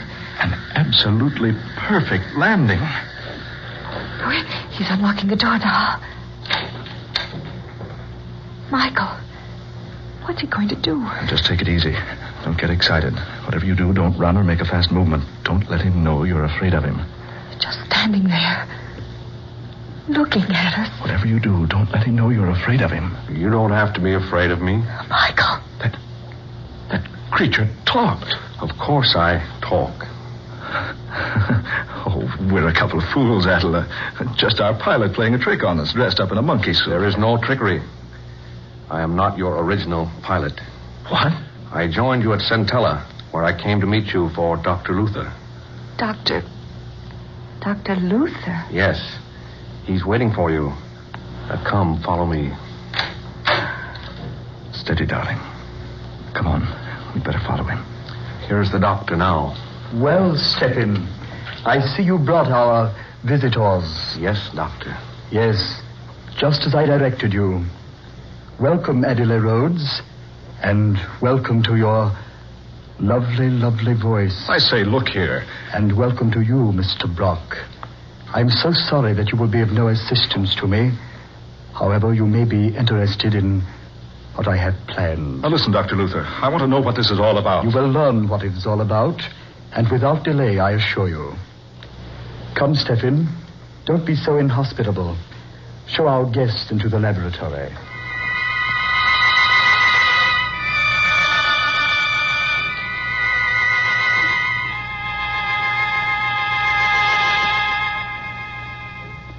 Sit down over there, my dear. Over here, Mr. Brock. Michael. Dr. Luther, I demand an explanation. Where are we? Why have you brought us here? You're too full of questions, Mr. Brock. I've already told you I'm about to show you why I brought you here. Here, high in these mountains, secretly, I've been working for 5 years, experimenting, testing, trying to accomplish what everyone would have said was utterly impossible had I told them about it. But I didn't tell anyone. Instead, I came here and built this laboratory. You see, it's fully equipped and modern in every detail. Oh, look here, Dr. Luther. During those 5 years, I trained Stephen here. I believe you will agree my training has been very successful. You now see an almost full-grown gorilla, behaving like a human, acting like a human, even talking like a human. I've been very kind to you, haven't I, Stephen? Yes, Dr. Luther. Of course you have been kind. Yes, just so. Scientists back there in your world, my dear Miss Rhodes, will tell you it's impossible to completely train a gorilla. That is the second point in which I've proved them wrong. Stephen, sing for us. Yes, Doctor. Si può, signore, signori. Doesn't he have an excellent voice? Michael, did you hear that? Impossible. Sing again, Stephen. Oh.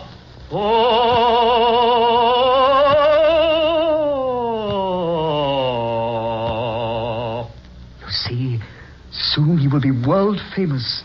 I shall travel with him, take him to the 4 corners of the earth, and show people how well my gorilla sings. Oh, Michael, I can't believe it.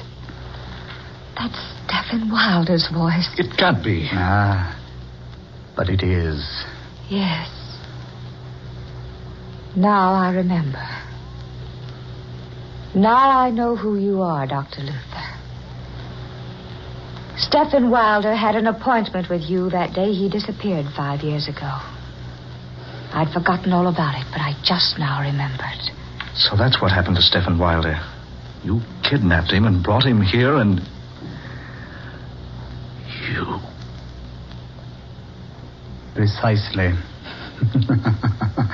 I brought him here to do what others said could never be done.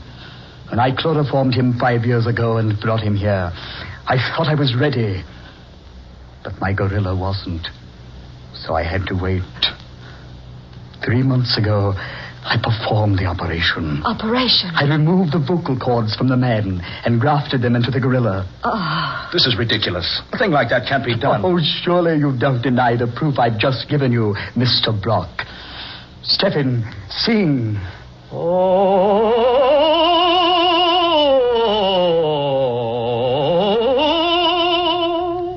You recognized that voice, Miss Rhodes, the moment you heard it, because you'd sung operas with Mr. Wilder so much. That was the way he sang, to exercise his voice. Don't you both realize what I have here? The secret of an untold wealth. Why, besides knowing how to train this ferocious and morose type of animal, besides knowing how to transfer human vocal cords successfully, I have something I can exhibit to the world to prove my knowledge. Think of the fortune I can amass Because people will pay immense sums to see and hear my singing gorilla. Stop it. Stop it, I say. Why have you brought me here? Surely you could have spared me this. I will tell you why, Miss Rhodes. If you and Mr. Block will step over here... The only place we're going to step is out of this place. You will do as I ask. Step in. These people are not to leave. Very well, Dr. Luther. Over here, if you please. Better do what he says, Adler. There. Go through this plate glass. Look into the next room. Another gorilla. Yes. Isn't it a fine specimen? Fine specimen? Yes, she. She? Oh, no. No. You're not planning. I've trained her very carefully. She was so much more responsive than the male. Now that she's able to obey me, I'm quite ready for the rest of my plans for her. Oh, no. No, you can't. I won't let you. I'll say he can't. Neither of you will be able to prevent it. Soon I'll tour the world with the most amazing exhibition on Earth. A male and a female gorilla singing all the world-famous operas. Look here, you... Wait a minute. I just happened to think of something, Doctor. Yes? Do you remember the day Stephen Wilder had that appointment with you 5 years ago? Yes, certainly I remember. I'd been planning to obtain possession of him so I could bring him here. I was most pleased when he called and asked for an appointment. But did he tell you why he was calling upon you? I know. No, he didn't. He came to you, Dr. Luther, because he was losing his voice.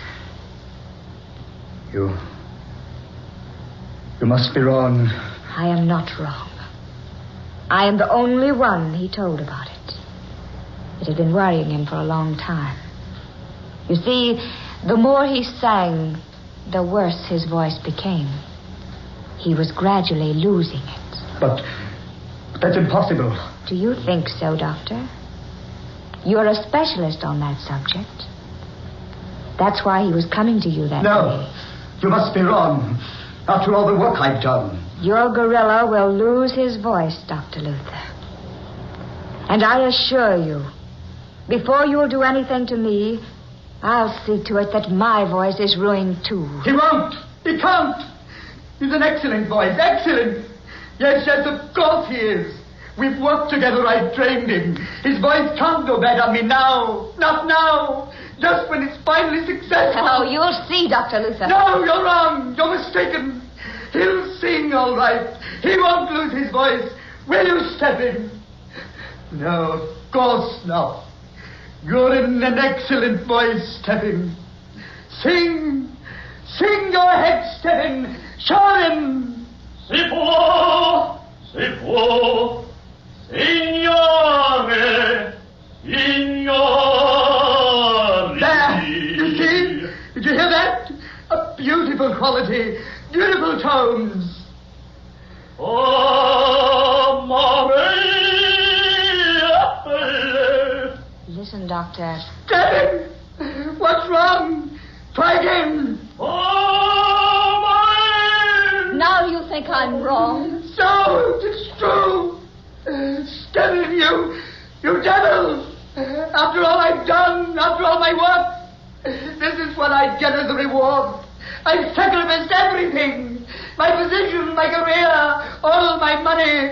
And this is what happens. Well, there's one way, Stephen. By heaven, there's one way. Get back, Adler. He got a gun. No, Dr. Luther. That bullet hit that beast, but look at him. Stop! No! No, Stephen! Stephen, no! Stephen, let go of me! Ah, Stephen!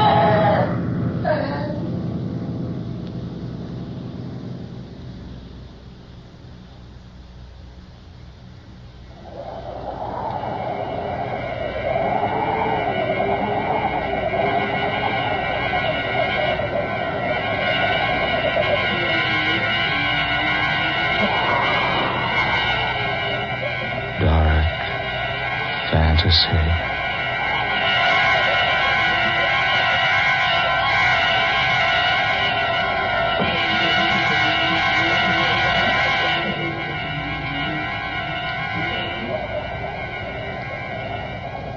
You have heard Spawn of the Subhuman, tonight's original tale of dark fantasy by Scott Bishop. Ben Morris was heard as Michael Brock, Eleanor Naylor Corrin was Adler Rhodes, Garland Moss played Dr. Luther, and Muir Height was the gorilla.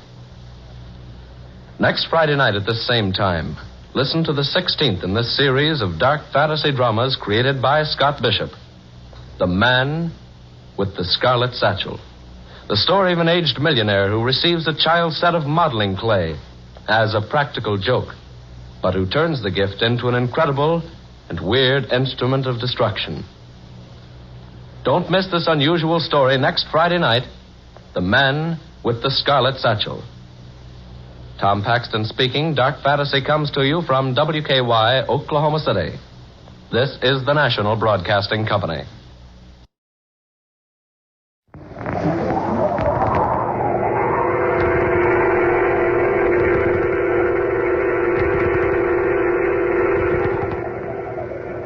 Dark fantasy.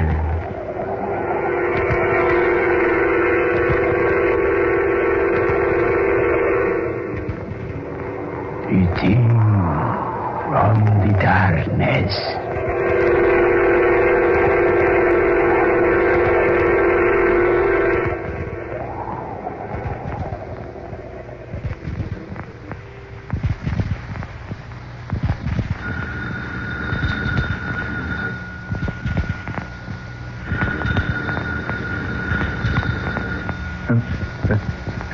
What's that? Oh, telephone. Confounded, the first chance a man gets sleep in this country, and that blame telephone has to wake me up. I should let it ring till doomsday. Yes? Yes, this is Sand Canyon Airport. Oh, this is Don Thurman speaking. Yeah, there's a plane here. Where? Mantella. Well, I don't care much for that trip across the desert, but if you need the plane, they're willing to pay me for flying it to you. It will make it $600 and it's a deal. All right, I'll make the arrangements. Yeah, you can expect me in about 7 hours if everything goes all right. Yeah, fine. And have that 600 waiting for me. I'll need it at Mantella.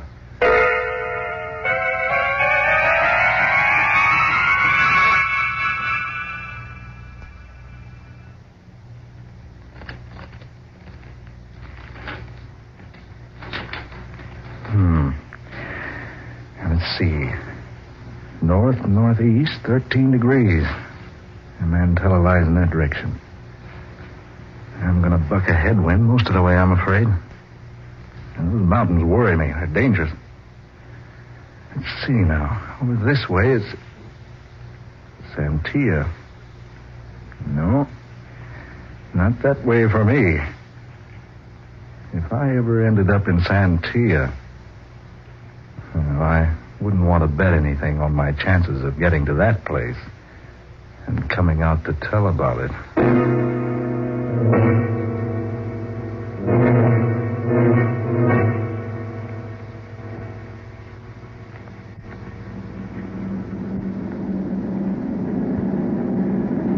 I can't stay up here much longer. The sandstorm over the desert's getting worse every minute. I can't see a thing down there.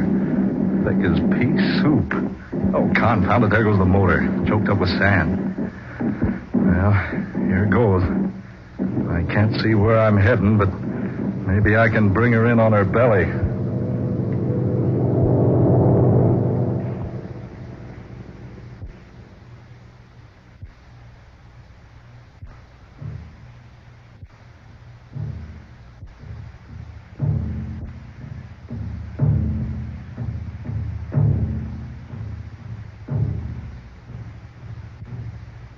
War drums.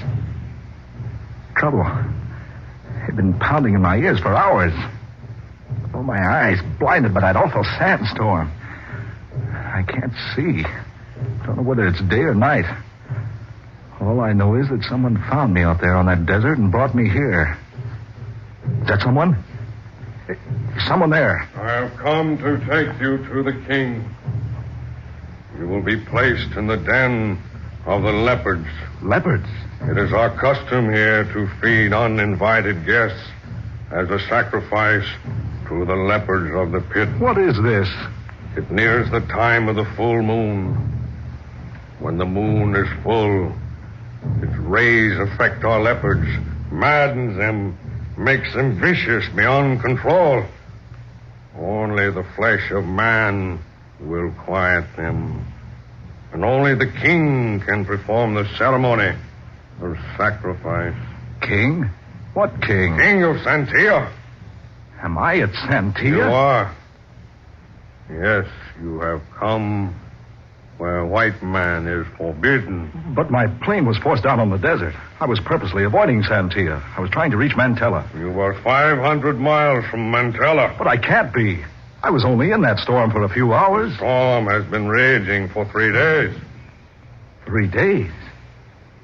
Why, I've been only 2 hours on the desert. The storm came up only a few hours ago. The entire desert has been covered with a storm for 3 days. But I don't understand. You were discovered only because Iana has once again displayed her temper towards her father.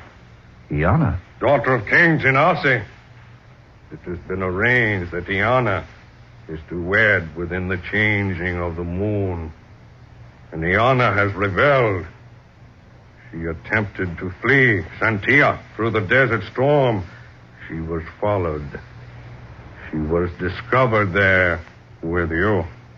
Then she found me. Yes. The two of you were returned here to the village. Now you will come with me. My eyes. I can't see a thing. It is the justice of Santia. What do you mean? Come. You will have to guide me. Then take my arm. Now. All right. Let's go. This way. How far? Wait. Tanamahasi! What's the matter? Tanamahasi! What in thunder are you talking about? They're in the sand. Tanamahasi. Big foot. I told you I can't see. Big foot, Tanamahasi. Big leopard foot. Followed by man. Leopard foot? Yes, they're in the sand. Leopard tracks, followed by man tracks. Come, hurry. Wait a minute. We must hurry. Evil spirits set loose again by full moon. Tanamahasi, big leopard. Come, we hurry.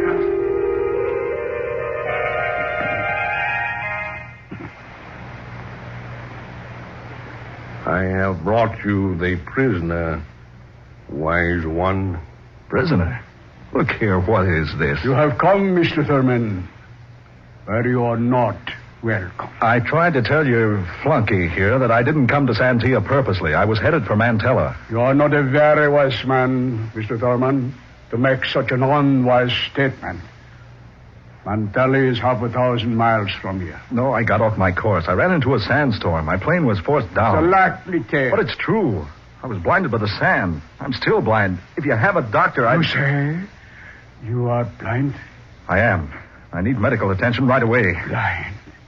It is the justice of Santia. What are you talking about? It is a law that should a white man look upon the countenance of Princess Iana, his eyes shall be blinded. I don't know what you're talking about, Tanasi. I've never seen your princess. We found you with her on the desert. Well, I was unconscious when you found me. But she was with you. Then she found the same spot where I took refuge. We are not fools here, Mr. Thurman. Fools? I don't understand. It is so ridiculously evident. What's so evident? I have made complete arrangements for my daughter to wed. She has refused to marry as I wish her to. And last night, she fled from Santia. And when we found her, she was with you. But what you think isn't true. You had the rendezvous there with her. No. How many times you have met, I do not know. But each meeting has been in complete defiance of the laws of Santia. That no white man may look upon the countenance of the princess. I deny it. I don't know your princess. The evidence speaks for itself. You are blind. From the sandstorm. No. Because the gods are vengeful. I tell you, the cyan blinded me. It's only temporary. It was written ages ago that whatever white man looks upon the countenance of Santia Princess will be doomed forever to eternal blindness. It's not eternal. It's sand blindness. It happens to lots of men who get caught in sandstorms. All I need is a doctor. No doctor can cure the blindness sent down by the gods. Give me a chance. I may be blind permanently if you don't let a doctor look at my eyes. King Tinashe, your daughter approaches. Come in, my daughter. My father, have you heard? Heard what, my child? Tani Mahasi. Tani Mahasi? Yes. He was in the camp again last night.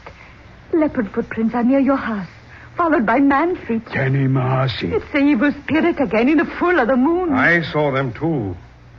Many tracks. Big. We must tell the wise ones they will work a charm to protect us. First, we must dispose of the prisoner. Look here. Silence. My daughter, come here. Yes, father? He's a white man. Look you at his face and tell me, where have you seen him before? Well, my child? I do not know him. I have never seen him before. But my king, I saw them together. Silence, Ivan. You are most wise, my daughter. You are most wise to deny your foreign lover. But I'm not her lover. I've never seen her. I can't even see her now. The American is blind, Diana. Blind? Because he has broken the law. Because he has looked upon the face of a princess of Santia. The gods have blinded him. It's not true. I've never seen her face. Ask her. She'll tell you it's not true. Take him back to the prison hut. And let him wait there until the body of wise ones sit in judgment of his crime.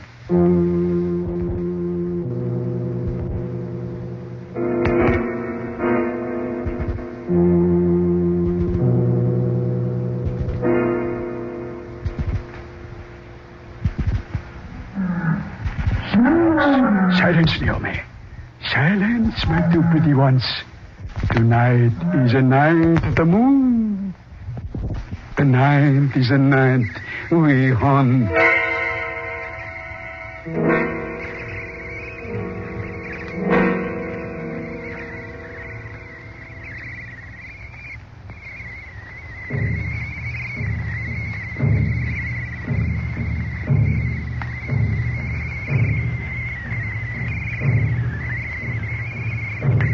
Drums. Still pounding. My eyes burning in my head. Well, if I could only find a little cool water. Yeah. I wonder where I am. The king told Ivan to take me to the prison hut, but instead he brought me here. Here? Where? It's somewhere out in the open. Bushes, shrubbery all around it. Wait a minute. What's that? A light. Up there through the trees. A light. Why, it's a star. I can see again. One lonely, single little star in a sky of heavy clouds. And there, coming over the ridge, the full moon. What's that? Something there in those bushes. Is someone there? Be quiet, Americano. Who is it? Iana. Princess Iana? Do not speak so loudly. Why are you here? I came to see you. I went first to the prison, but it was empty. Then I knew there had been trickery. Ivan did not do what my father ordered. No. He brought me here instead. Where are we? On the edge of Decano. Decano? The precipice? Yes. It is hundreds of feet over the side of Decano. Listen. This rock. I will show you.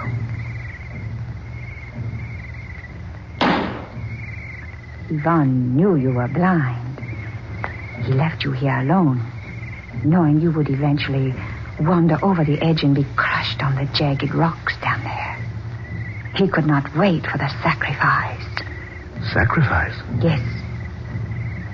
With each fullness of the moon, the leopards in the pit of Santia become madly enraged. The wise men say the moon rays affect them. They must be appeased by the flesh of a human. And the moon will soon be full again. Yes, Donaldo. A pleasant thought. But Ivan could not wait. He fears all Americanos. So he brought you here to be a victim of Decano. Oh, a nice fellow. I despise him. And my father says I must marry him. You mean... You don't mean you're supposed to marry him? Do you blame me for running away? I certainly don't. Even death on the desert would have been better than him. Princess, why have you come here? Because I would not have you die as Ivan wishes. How did you find me? I have ways. Tell me, Ivan said the storm on the desert had been blowing for 3 days. Is that true? Yes, it is true. But I was only an hour and a half journey from San Filidor. I ran into the storm suddenly. I cannot say about that. Donaldo, your eyes. You look upon me as though you see me. I do see you. My sight has come back. Oh, no. You're not glad I can see again? No. I mean, oh, yes, but Donaldo, to look upon my face. Oh, nonsense. That's all a lot of tripe. Oh, what's that? Tanimahasi. What? Tanimahasi, evil leopard spirit. Oh, look here. What is this evil spirit business? Tanimahasi, leopard. Wherever he goes, tracks always follow by those of man. They kill at the full of moon. A leopard man? Oh, do not say so. Why? Because he is a leopard man. Have you ever seen him? Oh, listen. Come on. That's right over here someplace. Oh, Donaldo, have care. It is an evil spirit, a spirit that kills. Do you have any kind of a weapon? Only a small dagger. Oh, give it to me. Oh, no weapon will harm Tanimahasi. Oh, we'll see. Oh, wait. The clouds are... Oh, there he is. Over there. It's Ivan. Oh, look at him. He's been... He will die. We must take him back to the village. He's unconscious. Jungle. No. Do not touch him. Who's that? Father. Iana. Go at once to your hut and remain there. I fear the gods even now hide their faces from you. Oh, but Father, Ivan is badly hurt. Go at once. Now, Mr. Darman. This man needs attention. Put him down. What? I said put him down. But he's badly wounded. By the claws of an animal. Yes. We heard the animal screaming. The princess tells me it's a leopard man. It is true. Tanimahasi, the evil spirit. The spirit which takes possession of a man and changes him into a leopard. Yes, but what man? Who? We have not known up to now. Up to now? Look at your hands. Blood. Deep beneath your nails. But It is an evil disease, Mr. Thurman. To bring it here among us is still more evil. But I say, look here. Do you think I did this? I repeat. Look at your hands. Oh, no, you're wrong. It's Ivan's blood. So it is. But I got it on my hands when I tried to help him. Put him down. Mr. Thurman, do not try to escape. Ivan will be returned to the camp. Our medicine men will heal him. You will go with me. Now. Where? Your spirit must be destroyed.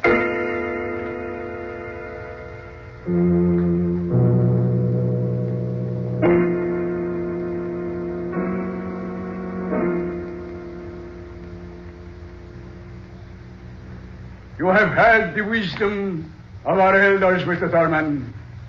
You are guilty of a most foul sin against us. You must pay the penalty. And you, unfortunate daughter, are equally guilty with him. I cannot plead for you. The law is so written. You have seen too, Iana. Tomorrow night, the two of you shall perish.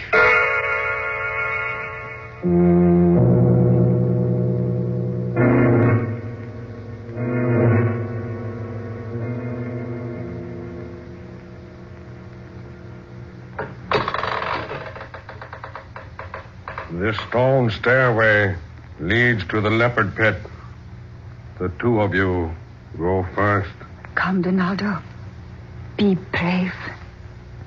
I'm thinking of you, Iana.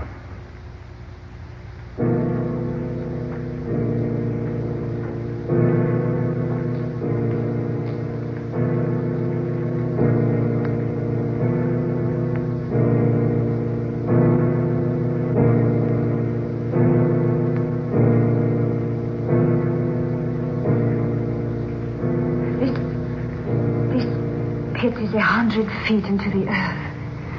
We are halfway down now. Look up above us. Good Lord. This pit is immense, huge and round. Yes. And look up there. All the tribespeople of Santia perched around its ridge, peering down. To watch this sacrifice. But how can they see down here? It's pitch dark. We can hardly make our way in the blackness. Soon, the full moon will be directly above the pit. It is only when the moon is full that its rays reach here into the depths. And its beams madden the leopards. Iana, I see the beast now. Two of them. There's a man down there with them, petting them. Look, your father. No. He's a white man. I too am white. But I am not his daughter. He has been king of Santia for many years. He stole me when I was an infant at Montela because he wanted a white princess. Iana, the moon. It's coming over the edge of the pit. The people up there can see us now. You see, the moon rays affect the beasts quickly. Move on, down to the pit's bottom. Come, Donaldo.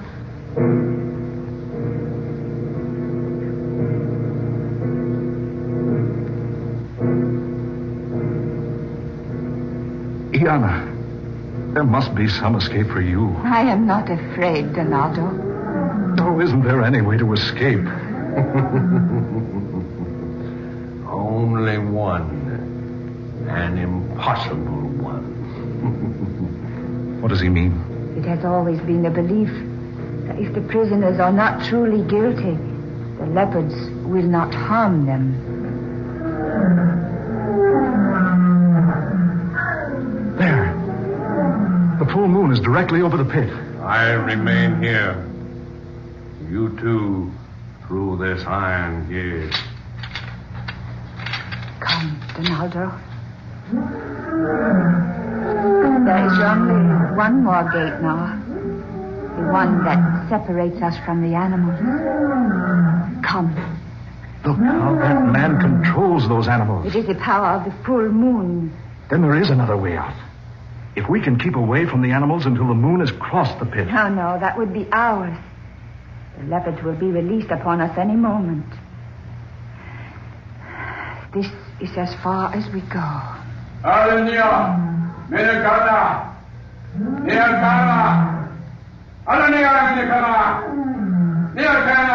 Iana, if I could only save you. There is no way. Courage, Donaldo. No, I'm not afraid for myself. Now, you die.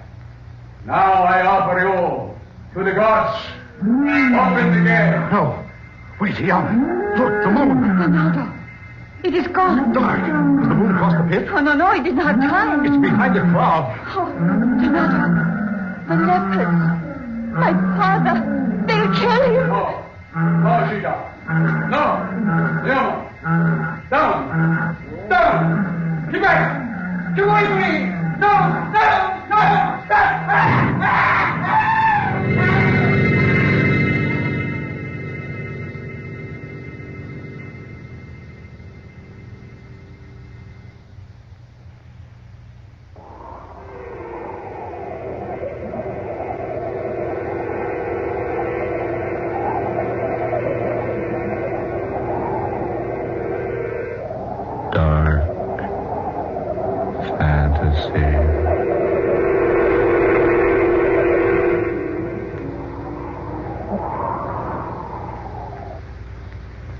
You have heard The Thing from the Darkness, tonight's original tale of dark fantasy by Scott Bishop, originating in the studios of WKY.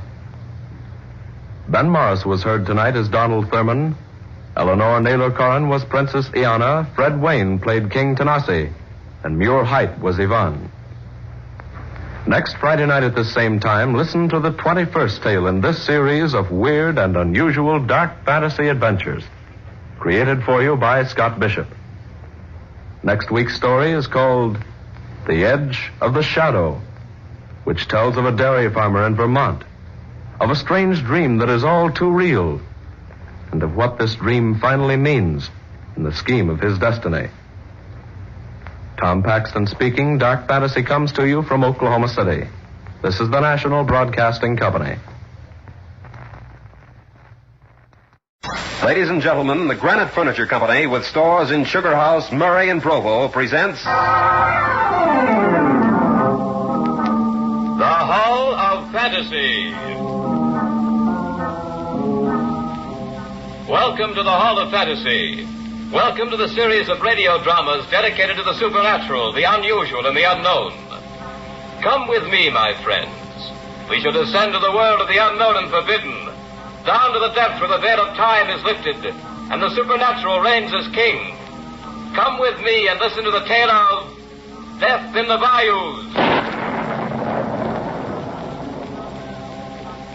The Granite Furniture Company brings you the Hall of Fantasy. Listen now to original tales of the imagination and some of the classics of the supernatural as we take you down the corridors of the Hall of Fantasy to the mysterious realms of the unknown. These are stories of eerie and fantastic thrills brought to you by your friends at the Granite Furniture Stores. You know, spring is practically here, and the centennial summer is not far away, so now's the time to cheer up your home with something new from the Granite Furniture Company. You'll be amazed at how easily you can improve the beauty and comfort of your home with small items here and there, such as a new floor lamp, a new lounge chair, a table or so, or some other seemingly unimportant item. The Granite Furniture Stores in Sugar House, Murray, and Provo are daily receiving new stocks for spring home redecoration. And now you may choose from these delightful new things at prices well within your budget. Go in tomorrow and see for yourself. And be sure to listen a little later in tonight's program for an important announcement from the Granite Furniture Stores in Sugar House, Murray, and Provo. And now for tonight's story. An original radio drama by Robert Olson entitled Death in the Bayous. Death strikes quickly along the bayou. Who's to say the deed was murder?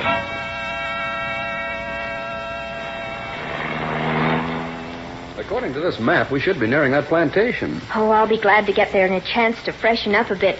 It's a long drive from New York. Ah, very true, Mrs. Crane. A long ride and a dull one. That is, as far as the scenery is concerned. I think it's been lovely. No, if you say so, said the henpecked groom. But the Adirondacks have this beat a million ways. Look at this swampland. Well, whatever made you want to spend a honeymoon down here anyway? Oh, Tom would have been hurt if we'd refused his invitation. He'd have been hurt. Well, whose honeymoon is this anyway? Oh, now, Reggie, it's really charming. And you'll like Tommy. You've been down here quite a lot? I spent 2 summers with the Bonds, and they're really wonderful friends. And Tom is... Thomas Bond, the fifth? Yes, he's a dear. He wanted me to marry him once. Oh, fine. We spend our honeymoon with one of your old suitors. We'll probably sit around the family hearth and glower at each other. Oh, no, that's over now. He's nothing more than a friend, a very dear, very rich, and I'm afraid a very lonely one. Now, I must be a fool to be able to forget you, Mad. I know I never could. Don't you dare ever try. No danger, beautiful. But methinks I see a sign of life in this forsaken waste. Where? Oh, you see those lights ahead? Reggie, this is it. This is Tyne Oaks.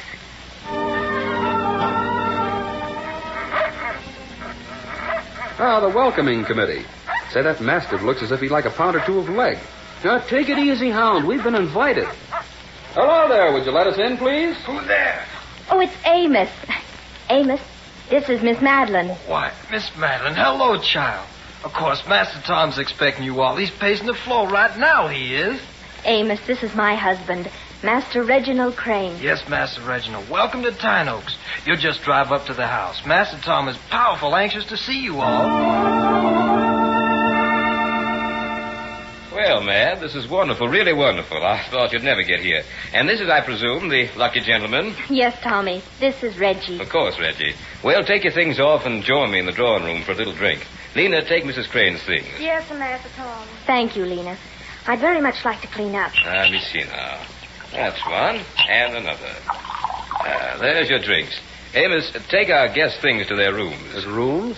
Why, this is a honeymoon, old man. I believe it's legal to... Of course, it seems strange to think of Mad as being married. Forgive me, please. Oh, sure thing. I'm a little dazed about it myself. Fabulous luck, you know. Did you ever see anybody so lovely in your life? No, Reggie, please. No. Never have I seen a more lovely creature. Never. Too lovely for you, old fella. Much too lovely for anybody. Well, excuse me. I'm getting a little self-conscious in here. Tom, how are things at dear old Tyne Oak? Well, it's not what it used to be, Mad. Echoes of the old days. Since the Colonel and my dear mother died, well, it's a lonely old place. Now it's yours, Mad. Oh, thank you, Tom. It was nice of you to ask us down here. Well, I'll be going now. Where are you going? I moved to the guest house this morning. You mean this entire house? It's a bridal suite. Pardon me, Master Reggie, but do all these things come in? I'll be right with you, Amos. Excuse me for a minute, will you, Mad? Don't forget my black overnight case. Okay, I won't. So you did it anyway. Did what, Tom? Married that... Tom. I told you I'd never let anyone else have you. Tom, what are you saying? Your pardon, Mad. I forgot myself. I thought you'd forgotten that and it's all over. Forgotten? No, not forgotten. Good night. Forgotten. Often forgotten, is it? Oh, Mad, you should never have let me love you so much. Well, my pretty, here's your precious black case. Thank you, Reginald. Oh, why so formal? Well, during our courtship, you called me Reggie. Now we're married, it's Reginald. I'm going home to Father. Oh, please, Reggie, don't joke. Maybe we should have gone to the Adirondack. Oh, nonsense. All I had to offer you there was a rustic little 3-room cabin. But this plantation all to ourselves. It's like something out of Gone with the Wind. That cabin sounds heavenly to me, Reggie. Now, wait a minute, beautiful. A honeymoon is no time to start second-guessing. This is it. This is what we dreamed about. Yes, sir. By golly, I'm going to make our honeymoon at Tyne Oaks the best either of us ever had. You expect more, then? Oh, I certainly do. Well, mighty square of you to tell me about it. We shall have as many honeymoons as there are days in the year. Oh, Reggie, you're a nitwit, but a charming one. What is it? May I see you a minute, Miss Madeline? Yes, Lena, come in. Excuse me, I didn't know the master was here. Oh, don't be shy, Lena. This is Master Reggie, my husband. How are you, Lena? Nobody the same at Tyne Oaks. You shouldn't have come down here, Miss Madeline. Lena, what do you say that for? Tyne Oaks has always been my second home. Back when Tyne Oaks was a home for everybody. It changed since the Colonel and Master's Bond died. Master Tom changed. He get crazy, drunk, and beat us. Beat you? Why? There ain't no why, Miss Madeline. He just mean. I get so scared of him. And tonight, well, Miss Madeline, he's acting awful. Lena, I won't have you saying such things. Now, you run along, or I'll tell Master Tom. Oh, no, please don't tell Master Tom, please. He'd what? Please don't tell him. Then don't let me hear you talking like that again. I'm ashamed of you. Yes, Lena medicine fool. Lena should be dead. Well, Tommy. Now, Tommy sounds to me like a problem child. He was. Oh, but he's settled down now to this quiet life of a plantation owner. Who knows the soul the lions, the souls of men? Why, Reggie, what do you mean? Only that he still loves you and hates me. Now, I could see that right away. He wanted to put us in separate rooms. Can you imagine it? Yes, Reggie, I think you're right. Well, that's what I was going to tell you. While you were out there, he said something very strange. It frightened me. Well, what did he say? He talked as if he's forbidden me to marry you. Oh, he did, huh? Had he ever said anything to you about our marriage? Nothing whatever. That's what startled me. Well, it strikes me, my pretty, that we're... Skip it. What, Reggie? No, nothing. Nothing at all. Say, come on out here on the balcony, Mad. Oh, there's that moon again. And the jasmine. Oh, Reggie, isn't it lovely? Oh, I don't know. You don't? No. Anything lovely outside of you is just too dull to attract my attention right now. Then you retract your threat to go home to Father? Oh, home was never like this. What do you say we stop reading weird meanings into Tom's words and give him credit for this beautiful honeymoon mansion? This is really something, Mad. It's got that cabin beat a mile. I'll bet that little cabin is wonderful. Well, I'd build it. What was that? That sounds like the dog that greeted us at the front gate. Now, what's he doing out in the swamps this time of night? Well, if Prince is in the swamps, Tom's there, too. No, no, revise the question. What's Tom doing out in the swamp this time of night? Hey, what's that? There's something wrong out there, Mad. I'm going to see what it is. No, Reggie, don't go out No, there. I've got to see. Reggie, come back! Oh, Reggie, you fool. You don't even have a gun. Go on back. Go back to your bride, you nitwit. Go back. Uh-oh. The sentry. Nice doggy. Prince, nice. come here. Down, Prince. Tom, what was that scream? I thought maybe I might help. It's Lena. She's dead. Dead? But we were... Why, only a few minutes ago we were... Death strikes quickly in the bayous, Reggie. Now will you help me get her out of here? Oh, sure, but I want you to tell me what happened to her. Later, Reggie. They're on the way. Now, come on out here. Just like that? Well, it looks pretty muddy to me. Is there some way around? No, Reggie, there's no way around. Are you afraid of getting your feet wet? No, but... Well, okay. Here goes. Hey, I went down to my waist. I seem to be stuck. You'll have to give me a hand, Tom. A hand? I don't dare give you a hand, Reggie. You're in a pit of quicksand. Quicksand? Why didn't you warn me? I forgot, Reggie. Tom, I can't get loose. Help me. I felt sorry for you when Madeline got word that you were a German prisoner. And then when word came through that you'd been killed trying to escape, Madeline was broken-hearted. Tom, get me out of this. It was I who dried her tears, Reggie. Madeline finally promised to marry me. They set the date, even sent out the invitations. And then you came back from your grave. That, Reggie, was very inconsiderate of you. I'm sinking, Tom. Do something. Do something? When you were dead, I headed the list with Madeline. When you're really dead, I'll head it again. Tom, get me out of here. Madeline's bound to know she'll hate you for the rest of your life. Hate me? Perhaps, but she'll be mine, Reggie. She'll be mine. No. Reggie, you're in pretty deep. You're in pretty deep, Reggie. Almost to your chin. Tom, you won't get away with... Oh, Madeline.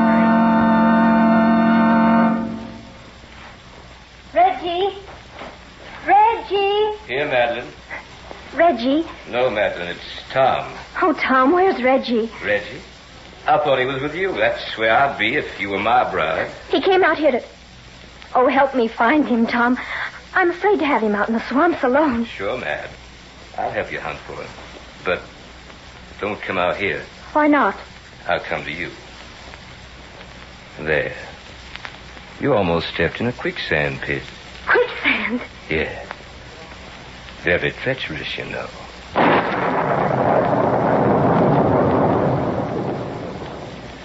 You are listening to Death in the Bayou in tonight's journey down the corridors of the Hall of Fantasy, presented by the Granite Furniture Company with stores in Sugar House, Murray, and Provo. Well, here's the special announcement we mentioned a few minutes ago from the Granite Furniture stores in Sugar House, Murray, and Provo. Just received another new shipment of 9x12 rugs.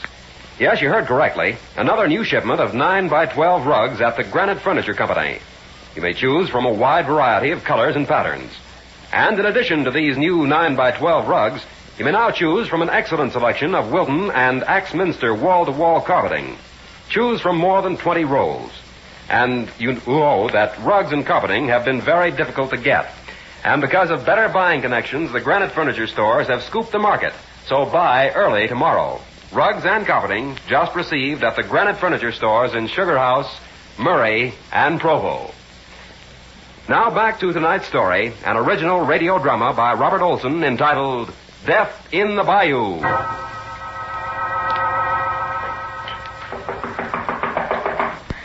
Who is it?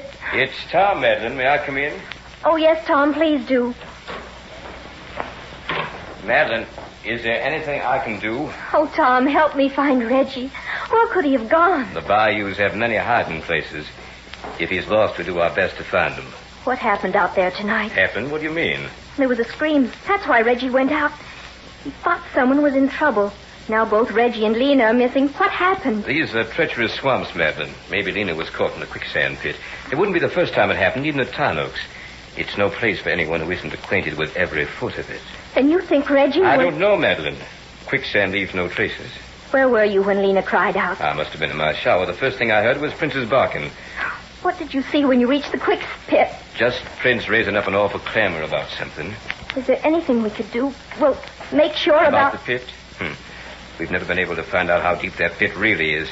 I'm afraid it would be a heartbreaking task and fruitless, Madeline. Well, and what can we do? You have some hounds, don't you? Bloodhounds? They went out with slavery. I have some hunting hounds, but, well, we could try it, I guess. Oh, then let's do it, Tom. First thing in the morning. Get a good night's sleep. Bright and early we'll start. No, I want to start right now. Oh, I couldn't sleep knowing I was doing nothing. You really loved him, didn't you? Love. Oh, I do love him, Tom. I don't want to live without him. You know, all I ever asked of life was to be loved that much. Get your rest, Mad. I'll take the dogs and see what I can dig up. Tom. I'm sorry, Mad. I didn't think. We both need a drink. Here, I'll pour one. Drink this, Mad. You'll feel better and sleep better. Well, thank you, Tommy. You're sweet. It's beginning to get light in the east. I'll soon be able to see where I'm going. Let me go with you. No, Mad. There's nothing you could do, and I don't want something to happen to you, too. You stay here. Oh, I guess you're right. I'm getting a bit drowsy already. I know. I'll put a little sleeping powder in your drink. It'll calm your nerves. Right you are. Oh, my arms feel like window weights. I'm so sleepy. So very sleepy. That's right, Mad. Sleep. Sleep, Mad. Sleep. The Adirondacks, Reggie. Oh, it would have been a lovely honeymoon. Madeline, what have I done to you? If you've only loved me, I couldn't expect you to know what a difference it always made to this old place to have you here. And how desolate it became the moment you left. Even now, as you sleep, Tyne Oaks has an enchantment, a charm it never had at any other time. Is it my fault if I love you too much? What are the rules, Madeline? Is it all right for me to go mad with longing in these stinking swamps while you and some other man live life like a musical comedy? I couldn't do it, Mad. Not because you loved me too little, but because I loved you far too much. Oh, forgive me, Madeline. Loneliness is too bitter. As long as Reggie lived, I could never hope to be anything better than half dead. Poor old Lena. That was never meant to be. But she tried to warn you and drive you away forever. That I could never allow to happen. Yes, Madeline, I killed for you. But I'll do it again and again until I know you're mine. The fog is forming over the bayous. Another day will soon be here. What will it bring for you and me, Madeline? How can I still the heartbreak that leaps inside you, the longing for the lost one? Reggie's gone, it's true. Reggie will never come back. I've destroyed him. But how can I destroy the memory of him? How, unless I destroy the mind in which that memory is embedded? Open your eyes, Madeline. Oh, where am I? In your room. You thought you were asleep. You weren't. I put nothing in your drink. I only suggested that. But I have been asleep. Asleep, I suggested to you only that. You act on my suggestion now, don't you? Yes. You believe in me, don't you? Yes. Then listen carefully to what I have to say. This is what is known as post-hypnotic suggestion.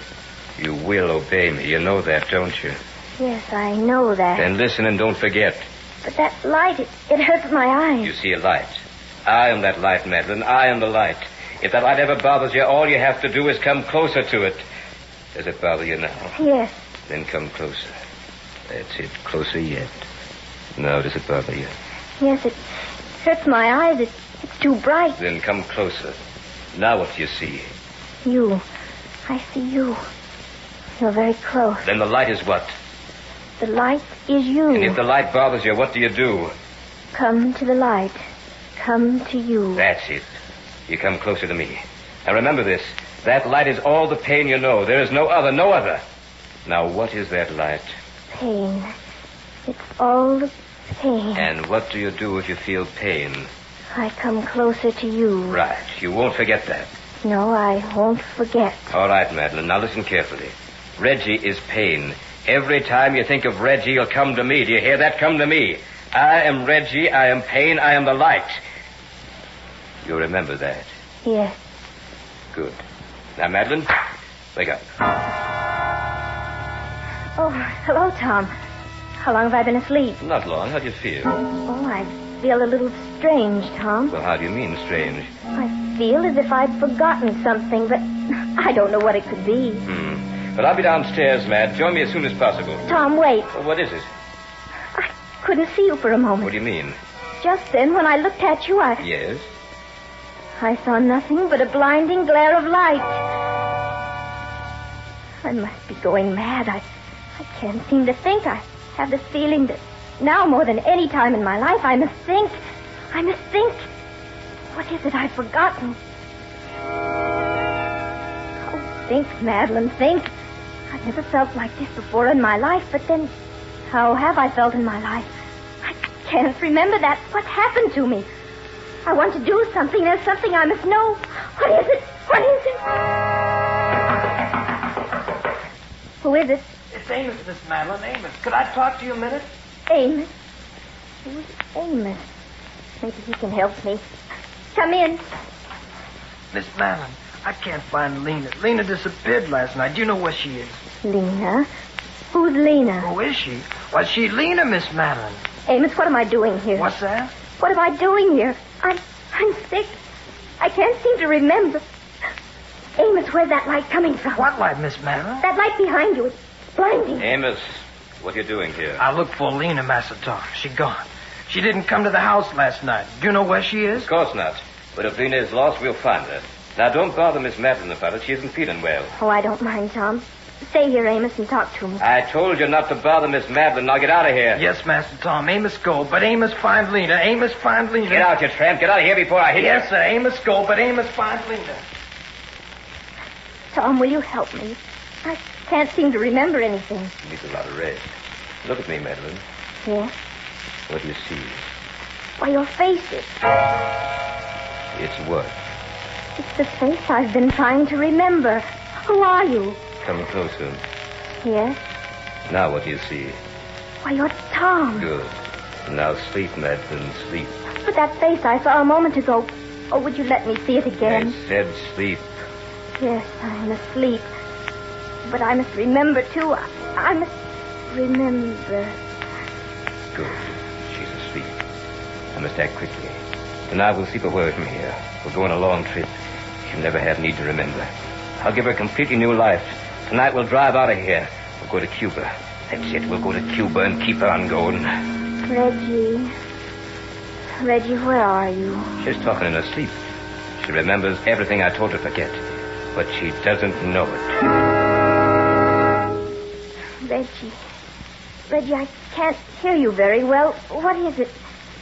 What are you trying to tell me? She's talking to someone. She's sitting up. Her eyes are wide open. Louder, Reggie. Where are you? I can't hear you. I didn't hear you, Reggie. In the pit. The pit? Madeline, wake up, Madeline. Take that light out of my eyes. Look, Madeline, look. Oh, Tom. Oh, Tom, I was dreaming. You were? That's strange. You haven't been asleep. I haven't. No, Madeline, you've been right here talking to me all the time. But, Tom... Oh, what's the matter with me? I'd sooner be dead than this way. Why can't I remember anything? You have no memory, Madeline. It's been taken away from you. Who took it away? Why? Oh, just when I need to remember. I took it away, Madeline. You? Why? Because you're about to learn something that will have killed us both. What was it? You'll know soon enough. Until then, don't try to remember.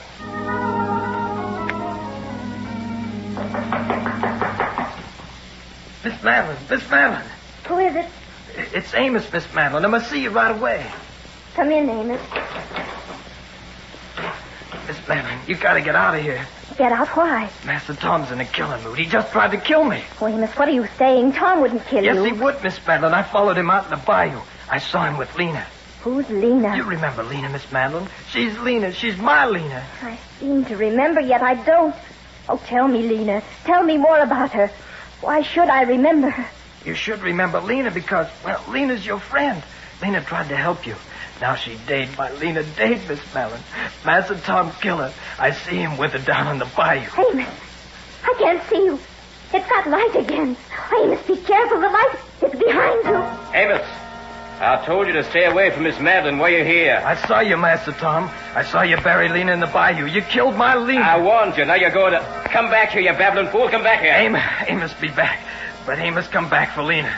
Miss Madeline, run away. Run away, Miss Madeline. Run. Get that meddling fool. Amos, I'm coming to get you.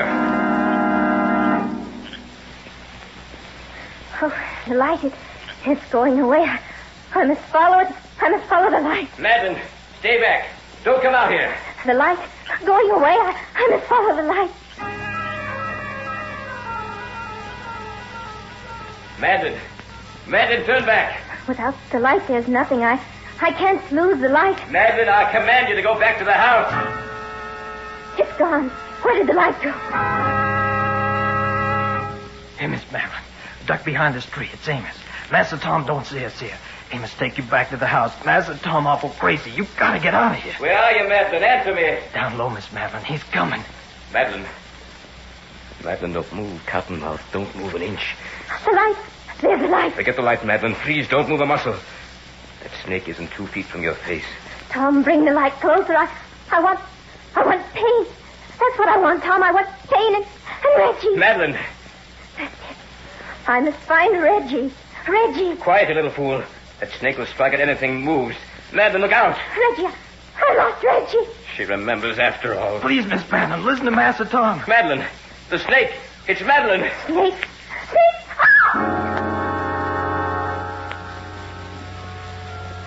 Right in the mouth.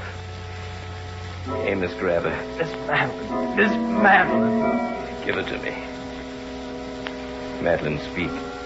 Tom, you did this. Don't talk, Madeline. I'll get you back to the house. You killed Reggie. No. Reggie died in the quicksand pit. You killed him. Oh, Reggie, it would have been lovely and... Madeline, speak to me. Good heavens, she's dead. Madeline's dead.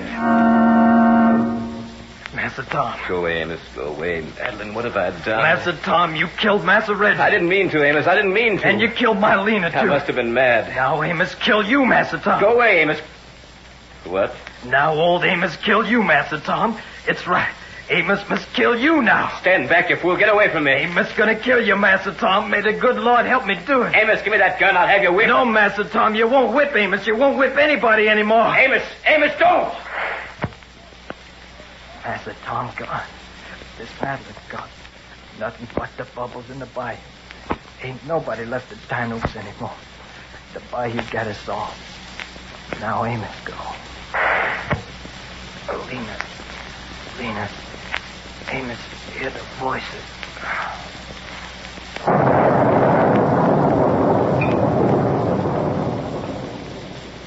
So runs the tale of Death in the Bayou. Well, friends, heave a big sigh and then listen to this. Another new shipment of 9x12 rugs and wall-to-wall carpeting has just arrived at the Granite Furniture Company. You may choose from a wide variety of 9x12 rugs in choice colors and patterns. In carpeting, the Granite Furniture Company is now able to offer you a choice from more than 20 rolls in Wilton or Axminster grades. This is hard-to-get merchandise, and the Granite Furniture Company, through its bigger buying power and better wholesale connections, has scooped the market. Buy early tomorrow on easy terms, rugs and carpeting at the Granite Furniture Company. There's a store near you in Sugar House, Murray, and Provo. Remember to join us next week at the same time for another journey down the corridors of the Hall of Fantasy to hear the tale of the Doctor of Terror. Tonight's story was written by Robert Olson. Heard in tonight's program were Michael Bruce as Reginald Crane, Beth Calder as Madeline, Dick Thorne as Tom, Carol Moser as Lena, and Ken Jensen as Amos. Musical background was provided by Earl Donaldson. The technical supervisor was Nephi Sorensen. Your announcer is Mal Wyman. These programs are produced and directed by Richard Thorne. Remember, be with us again next Sunday night on call at 8:30 p.m. when the Granite Furniture Stores in Sugar House, Murray, and Provo will take you on another journey down the corridors of the Hall of Fantasy to hear the tale of the Doctor of Terror.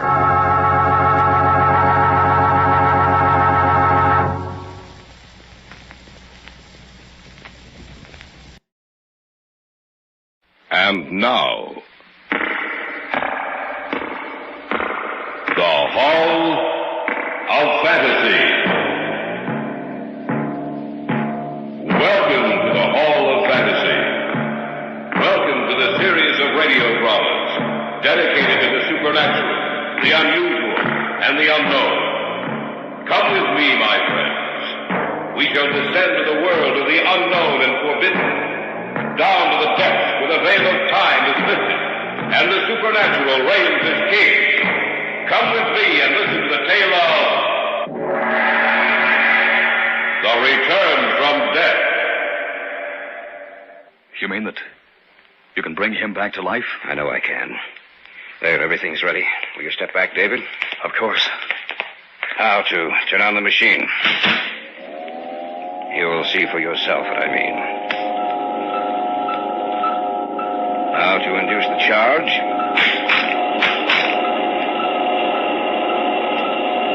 How much voltage are you using? 25,000. That's enough. Now look at him, David. Wait. He's alive. He was dead, but now he's alive. In just a moment, the Hall of Fantasy will present The Return from Death. And now for our story. An original tale of fantasy by Richard Thorne entitled The Return from Death.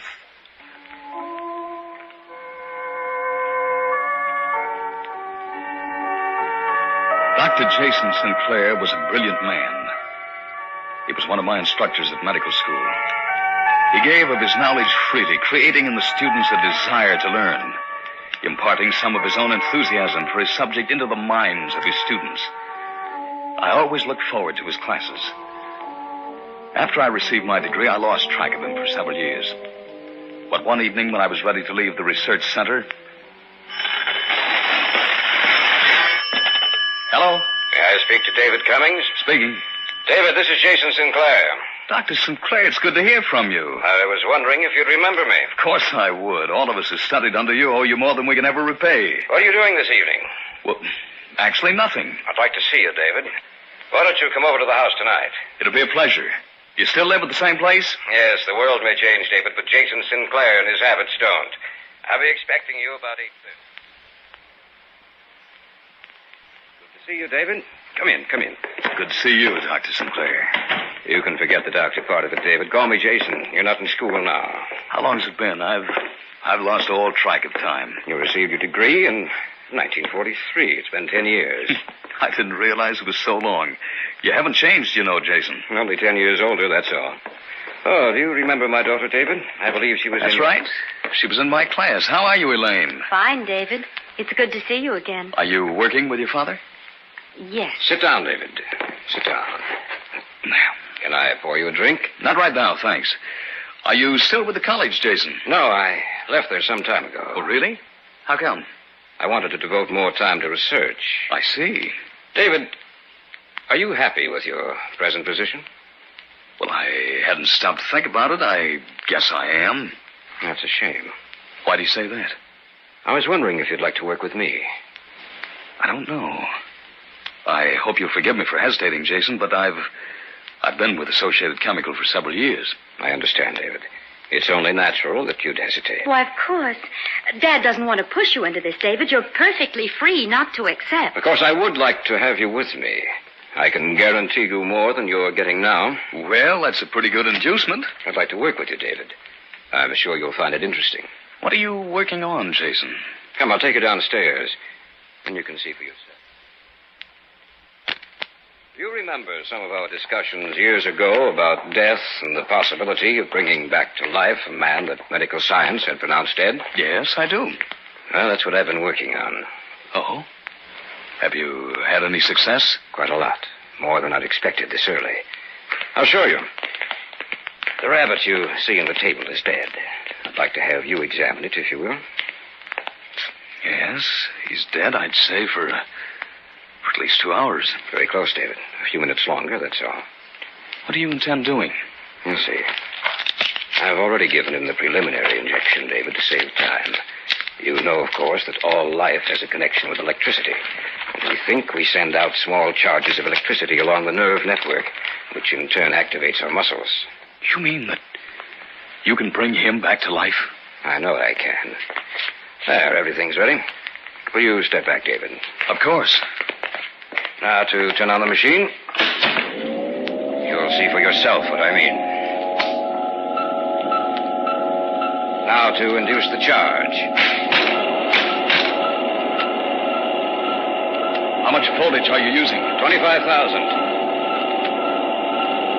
That's enough. Now look at him, David. What? He's alive. This animal's alive. Yes, David. But there's something strange about him. How do you mean? I don't know. I can't explain it. You're imagining it, David. You saw him dead, now you see him alive. The sight is foreign to your mind. Perhaps. I've learned the secret, David. Now we can restore to the living those who have passed into the realm of death.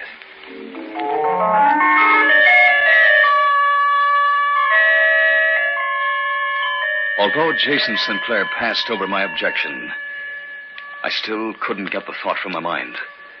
There was something strange about the animal. Something seemed to be missing. We went back upstairs. Jason left the room to get the papers he'd written explaining the various steps he'd taken in his experiments. I was left alone with Elaine. Did you see it? Yes. It's amazing. Are you going to work with him? I think so. David, I wish you wouldn't. Why not? Did you notice the rabbit after he returned it back to life? Yes. David, didn't it look foreign to you, as if something were missing? I noticed something, but I couldn't put my finger on it. That's what I mean. David, I don't think you should do it. I don't see why. Elaine, think what a boon this will be to the world. Will it, David? Well, of course. I'm not too sure about that. Elaine, you, of all people, should have faith in your father. I don't, though, David. Why not? Because I don't believe that once an animal is dead, it should be returned to life. It should remain dead. Because when it dies, its spirit dies with it. And when Dad brings these creatures back, the animal lives, true enough. But, David, it's like an automaton. The body may live, but the thing which gave it personality is dead. I'm still going to work with him, Elaine. Do you know what you're getting into? Dad is a precisionist. He'll experiment and experiment until finally he'll want to try it on a man. And where is that man going to come from, David? Where is he going to come from?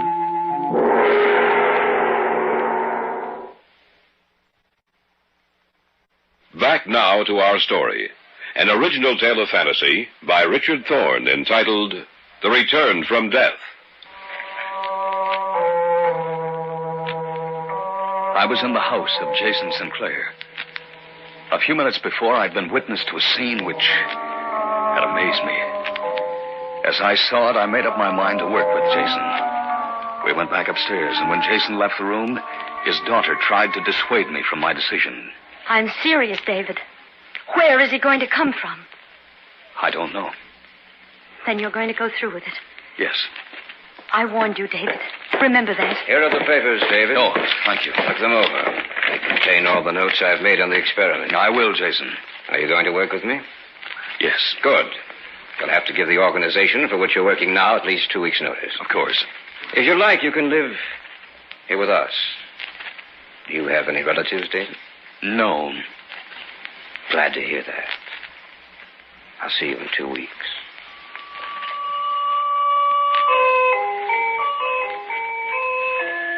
Two weeks later, I moved in with Jason Sinclair, and we began working. We conducted experiments, making a few changes, altering the content of the preparatory injection, resetting the amount of voltage required, progressing from the lower stages of animal life ever higher. And then one night, he told me what he intended doing next. David, have you heard of Terry Whalen? Whalen? Oh, yes. He's going to die next week for the murder of that old man. That's right. We're going down to the prison tomorrow to see him. Why, Dad? Whalen has no relatives, no one to bury him after his death except for the state. What do you mean? I believe we can have access to his body after he's executed. You mean you intend using him as a subject? That's correct. But if we're successful, Jason, won't it be dangerous to return a killer back to life? Not if we watch him. Not if we can destroy his urge to kill. Dad, I don't think you should do it. He's a dangerous man. Nonsense, Elaine. We'll increase the amount of voltage, David.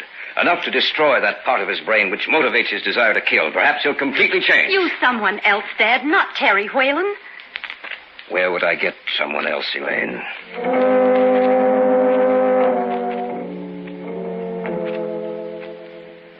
We arose early the following day and drove out to the prison. Jason was well known and thought highly of in official circles.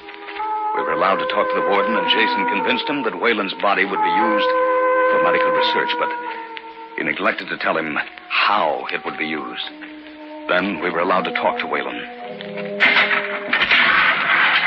Just a few minutes, Dr. Sinclair. I understand. Who are you?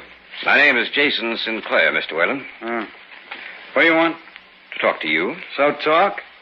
You're to be executed next week, Mr. Whalen. Look, if you come here just to tell me that, I got a surprise for you. I already know it. I'm a doctor, Terry. We'd like to use you as the subject of an experiment. Sure, go right ahead. Not now, Terry. After you've been executed. What do you mean? Where are you from? You from one of those medical colleges? Listen, I don't go for that stuff. No, sir, if that's what you're here Terry. for... I propose to bring you back to life. You mean after I'm dead?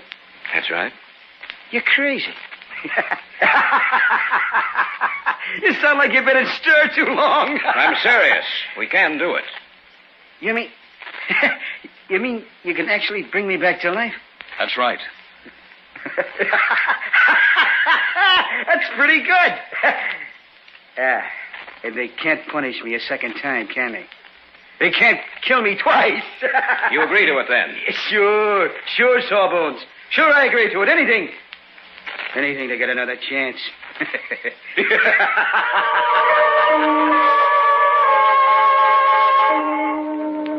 Jason made arrangements for an ambulance to pick up Whalen's body a short time after the execution. That night, the night Whalen settled his debt with the state, a storm broke. We stayed at the house and waited. The ambulance was already at the prison, waiting for its passenger. What time is it? Almost 12. I wish you hadn't arranged all this then. Nonsense, Elaine. Well, that is 12 o'clock. Time is to die. It should only take them 3 hours, even in this storm, to get back here, Jason. That's right. When they do, David, they'll have Whalen with them.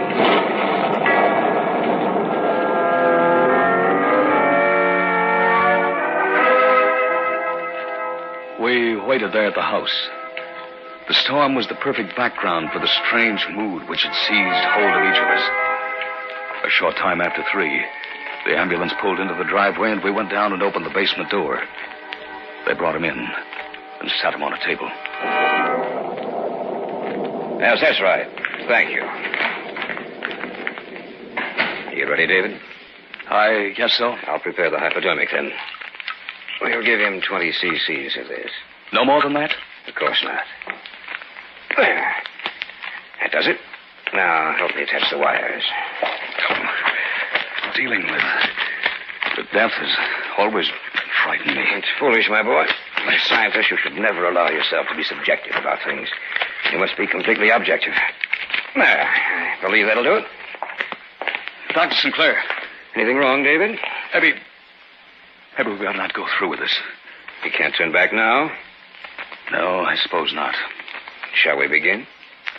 Switch it on. It has a pleasant sound, hasn't it, David? What's the reading? 10,000. Increase the charge.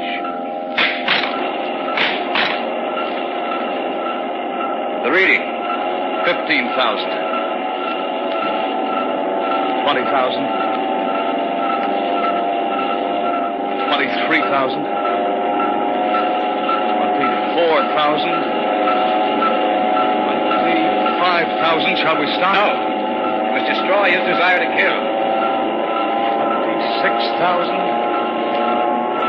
27,000. That's enough. Turn it off.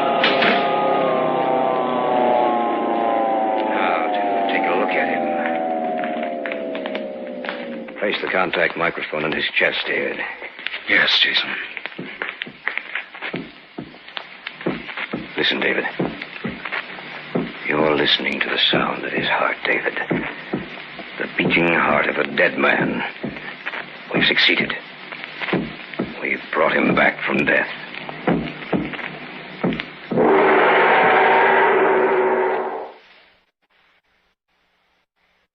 Back now to our story. An original tale of fantasy by Richard Thorne entitled The Return from Death.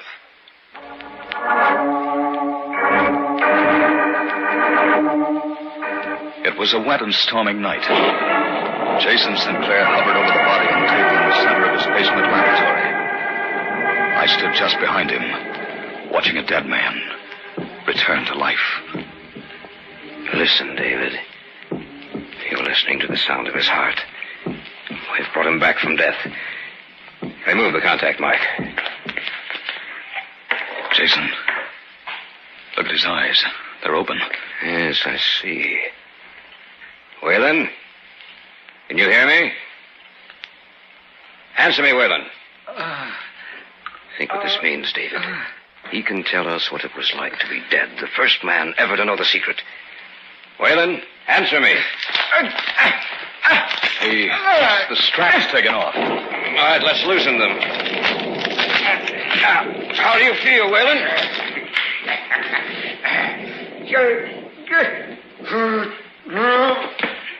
Look out, Jason. He's getting off the table. Nothing to be afraid of, David. He didn't limp before, did he? No. Some of the motor section of the brain must have been damaged. He's coming toward us. Don't move. You might frighten him.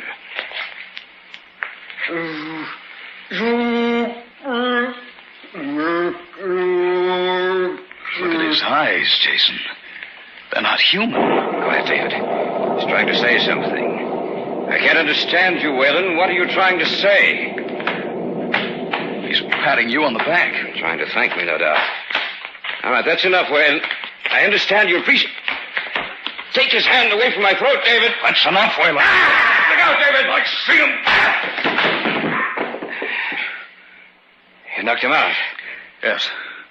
You shouldn't have done that. Are you serious, Jason? I was protecting myself and you, for that matter. He wouldn't have hurt me. You didn't seem to think that when he had his fingers around your throat. Well, I admit that I was frightened. All right. What are we going to do with him? Well, keep him down here. Teach him to talk again. Seems to have lost the power of coherent speech. Look at him, Jason. Why? Is there anything wrong? I don't know. But looking at his face now, I have the strangest feeling that he's not really a human being anymore. That something's missing. That he's a mad, vicious creation of the devil. You're talking like a fool, David. Perhaps you're tired. I know I am. He can't get out of here. He'll lock the doors and the windows are barred. Let's go upstairs. All right, Jason. But remember what I said.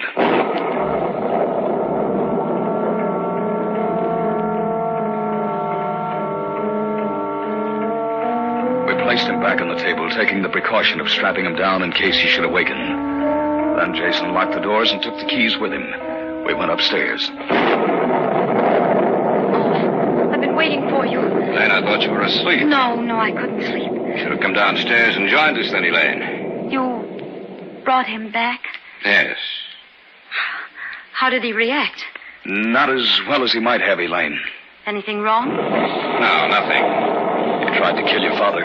What? He was merely trying to thank me, David. He's probably suffering from a sort of amnesia. He doesn't realize his own strength. He's like a baby. You know that's not true, sir. He's an inhuman, vicious killer. Oh, you should never have done this, Dad. Will you both be quiet? I'm tired of listening to you. What? I don't like to admit it. But I know I've been wrong. I'm sorry, my dear. I lost my temper. I shouldn't have. I know it's because I think you're both partially right. How do you mean, Jason? There is something inhuman about that thing that was a man downstairs. I noticed it tonight when his hands were on my throat. In his eyes, that intangible something that makes an animal a man is missing. In its place, I see the eyes of a madman with no soul. Oh, what are we going to do? I don't know. Maybe we haven't failed, sir. Maybe because we're tired, we think we have. It may look completely different to us after a few hours of sleep. What was that? Came from downstairs. Whalen. We had him strapped to the table. He must have gotten loose. That was the door. He's trying to knock the door down. We have to stop him. But how? Elaine, get my gun. All right, Dad. I'll be right back. I tried not to admit it, David, but that was only lying to myself. You and Elaine brought me to my senses. You were right all along, about the rabbit, about the other animals, and especially about Whalen. He must be destroyed. He's a monster without feeling. Here, Dad. Here's the gun. Thanks. I'm going down there and... You won't have to go down there. That was the door. Listen, he's coming up the stairs. Turn the lights out, David. Yes, sir. I'm going out in the hall to meet him. No, Dad. No, let him come in here. We'll stay right over here on this side of the room. All right, David. Be quiet. He's coming. I don't want to shoot him. I'll try to take him alive. You'll have to shoot him. Oh, yes, Dad. He's just outside the door. David, I'm afraid. Be quiet. There he is. Where you go? He's searching for me. Be quiet. He's looking this way.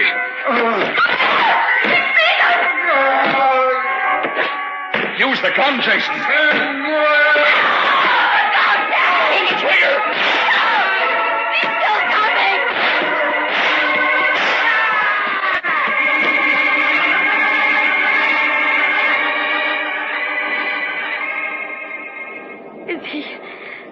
Is he dead? Yes. Look at his face now, David. Yes. I see it. It's composed. It looks human again. Perhaps we're not meant to tamper with the natural laws of life and death, David. I see that now. But it took Wayland's return from death to prove it to me.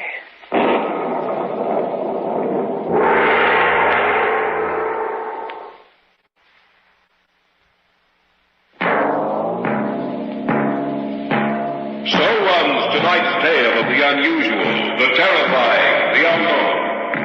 Join us again when next we journey down the corridors of the Hall of Fantasy to hear another strange tale of the supernatural. All characters and events portrayed in these programs are fictional, and any similarity to actual events or persons, living or dead, is purely coincidental.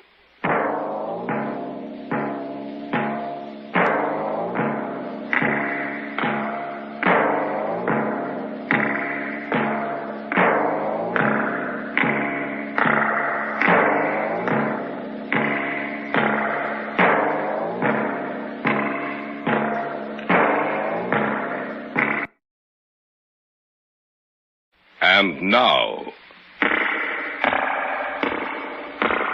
the Hall of Fantasy. Welcome to the Hall of Fantasy. Welcome to the series of radio dramas dedicated to the supernatural, the unusual, and the unknown. Come with me, my friends. We shall descend to the world of the unknown and forbidden. Down to the depths where the veil of time is lifted, and the supernatural reigns as king. Come with me and listen to the tale of the return from death. You mean that you can bring him back to life? I know I can. There, everything's ready. Will you step back, David? Of course. How to turn on the machine. You'll see for yourself what I mean. Now to induce the charge.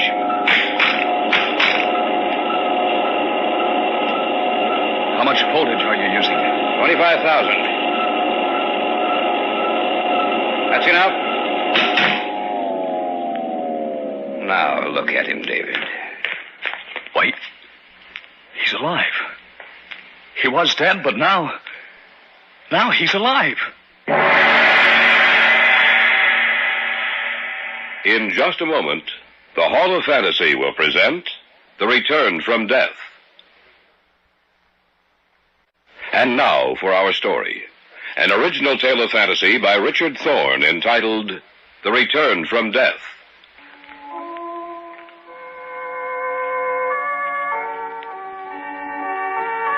Dr. Jason Sinclair was a brilliant man.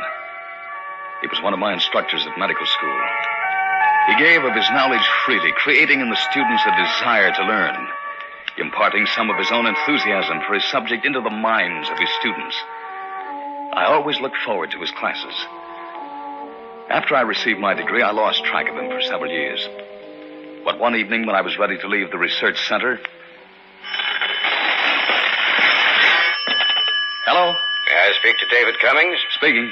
David, this is Jason Sinclair. Dr. Sinclair, it's good to hear from you. I was wondering if you'd remember me. Of course I would. All of us who studied under you owe you more than we can ever repay. What are you doing this evening? Well, actually nothing. I'd like to see you, David. Why don't you come over to the house tonight? It'll be a pleasure.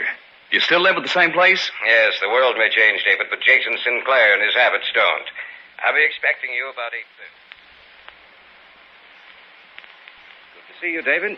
Come in, come in. Good to see you, Dr. Sinclair. You can forget the doctor part of it, David. Call me Jason. You're not in school now. How long's it been? I've lost all track of time. You received your degree in 1943. It's been 10 years. I didn't realize it was so long. You haven't changed, you know, Jason. Only 10 years older, that's all. Oh, do you remember my daughter, David? I believe she was That's right. She was in my class. How are you, Elaine? Fine, David. It's good to see you again. Are you working with your father? Yes. Sit down, David. Sit down. Can I pour you a drink? Not right now, thanks. Are you still with the college, Jason? No, I left there some time ago. Oh, really? How come? I wanted to devote more time to research. I see. David, are you happy with your present position?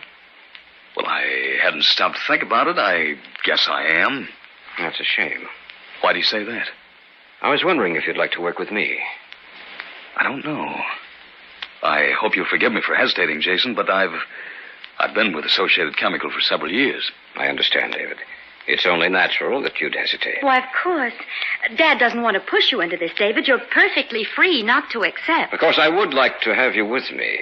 I can guarantee you more than you're getting now. Well, that's a pretty good inducement. I'd like to work with you, David. I'm sure you'll find it interesting. What are you working on, Jason? Come, I'll take you downstairs, and you can see for yourself. You remember some of our discussions years ago about death and the possibility of bringing back to life a man that medical science had pronounced dead? Yes, I do. Well, that's what I've been working on. Oh? Have you had any success? Quite a lot. More than I'd expected this early. I'll show you. The rabbit you see on the table is dead. I'd like to have you examine it, if you will. Yes, he's dead, I'd say, for at least 2 hours. Very close, David. A few minutes longer, that's all. What do you intend doing? You'll see. I've already given him the preliminary injection, David, to save time. You know, of course, that all life has a connection with electricity. We think we send out small charges of electricity along the nerve network, which in turn activates our muscles. You mean that you can bring him back to life? I know I can. There, everything's ready. Will you step back, David? Of course. Now to turn on the machine. You'll see for yourself what I mean. Now to induce the charge. How much voltage are you using? 25,000. That's enough. Now look at him, David. What? He's alive. This animal's alive. Yes, David. But there's something strange about him. How do you mean? I don't know. I can't explain it. You're imagining it, David. You saw him dead, now you see him alive. The sight is foreign to your mind. Perhaps. I've learned the secret, David. Now we can restore to the living those who have passed into the realm of death.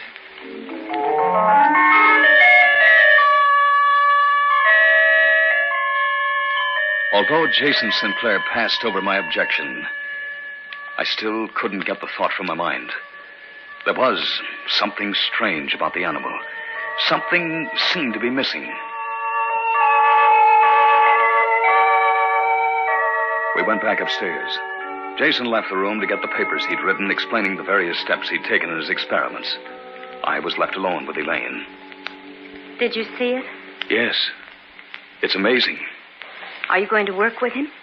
I think so. David, I wish you wouldn't. Why not? Did you notice the rabbit after he returned it back to life? Yes.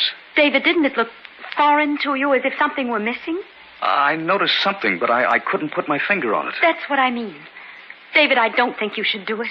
I don't see why. Elaine, think what a boon this will be to the world. Will it, David? Well, of course. I'm not too sure about that. Elaine, you, of all people, should have faith in your father. I don't, though, David. Why not? Because I don't believe that once an animal is dead, it should be returned to life. It should remain dead. Because when it dies, its spirit dies with it. And when Dad brings these creatures back, the animal lives, true enough. But, David, it's like an automaton. The body may live, but the thing which gave it personality is dead. I'm still going to work with him, Elaine. Do you know what you're getting into? Dad is a precisionist. He'll experiment and experiment until finally he'll want to try it on a man. And where is that man going to come from, David? Where is he going to come from?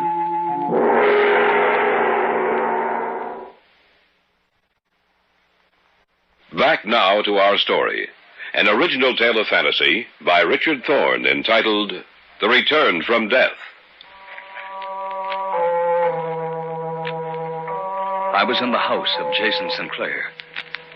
A few minutes before, I'd been witness to a scene which had amazed me. As I saw it, I made up my mind to work with Jason. We went back upstairs, and when Jason left the room, his daughter tried to dissuade me from my decision. I'm serious, David. Where is he going to come from? I don't know. Then you're going to go through with it. Yes. I warned you, David. Remember that. Here are the papers, David. Oh, thank you. Look them over. They contain all the notes I've made on the experiment. I will, Jason. Are you going to work with me? Yes. Good. You'll have to give the organization for which you're working now at least 2 weeks' notice. Of course. If you like, you can live here with us. Do you have any relatives, David? No. Glad to hear that. I'll see you in 2 weeks.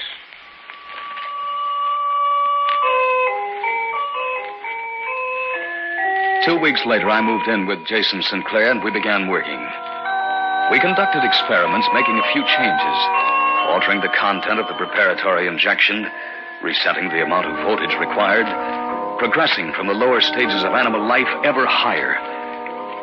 And then one night, he told me what he intended doing next. David, have you heard of Terry Whalen? Whalen? Oh, yes. He's going to die next week for the murder of that old man. That's right. We're going down to the prison tomorrow to see him. Why, Dad? Whalen has no relatives, no one to bury him after his death except for the state. What do you mean? I believe we can have access to his body after he's executed. You mean you intend using him as a subject? That's correct. But if we're successful, Jason, won't it be dangerous to return a killer back to life? Not if we watch him. Not if we can destroy his urge to kill. Dad, I don't think you should do it. He's a dangerous man. Nonsense, Elaine. We'll increase the amount of voltage, David. Enough to destroy that part of his brain which motivates his desire to kill. Perhaps he'll completely change. Use someone else, Dad, not Terry Whalen. Where would I get someone else, Elaine?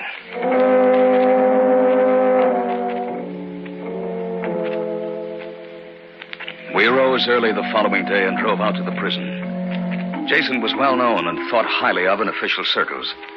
We were allowed to talk to the warden, and Jason convinced him that Whalen's body would be used for medical research, but he neglected to tell him how it would be used. Then we were allowed to talk to Whalen. Just a few minutes, Dr. Sinclair. I understand. Who are you? My name is Jason Sinclair, Mr. Whalen. What do you want? To talk to you. So talk? You're to be executed next week, Mr. Whalen. Look, if you come here just to tell me that, I got a surprise for you. I already know it. I'm a doctor, Terry. We'd like to use you as the subject of an experiment. Sure, go right ahead. Not now, Terry, after you've been executed. What do you mean? Where are you from? You from one of those medical colleges? Listen, I don't go for that stuff. No, sir, if that's what you're here Terry. for, I propose to bring you back to life. You mean after I'm dead? That's right. You're crazy. You sound like you've been in stir too long. I'm serious. We can do it. You mean... you mean you can actually bring me back to life? That's right. That's pretty good. And they can't punish me a second time, can they? They can't kill me twice. You agree to it, then? Sure, Sawbones. Sure, I agree to it. Anything to get another chance.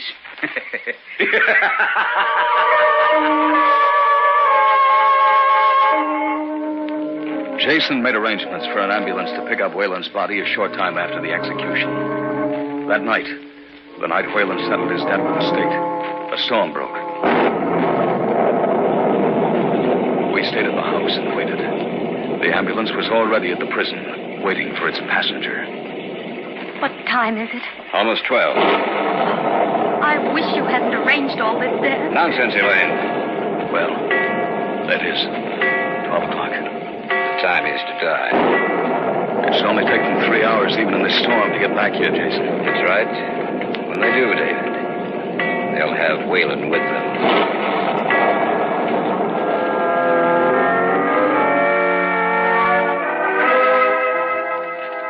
We waited there at the house. The storm was the perfect background for the strange mood which had seized hold of each of us. A short time after 3, the ambulance pulled into the driveway and we went down and opened the basement door. They brought him in and sat him on a table. Yes, that's right. Thank you. You ready, David? I guess so. I'll prepare the hypodermic then. We'll give him 20 cc's of this. No more than that? Of course not. There. That does it. Now, help me attach the wires. Dealing with death has always frightened me. It's foolish, my boy. As a scientist, you should never allow yourself to be subjective about things. You must be completely objective. There. I believe that'll do it. Dr. Sinclair. Anything wrong, David? Maybe we ought not go through with this. You can't turn back now? No, I suppose not. Shall we begin? Switch it on. It has a pleasant sound, hasn't it, David? What's the reading? 10,000. Increase the charge.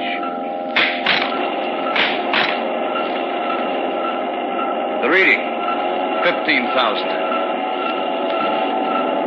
20,000.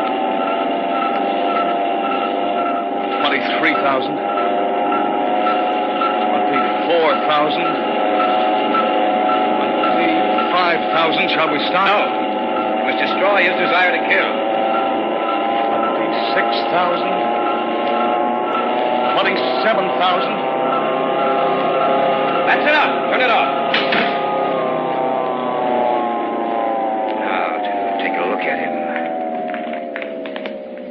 Place the contact microphone in his chest, David. Yes, Jason.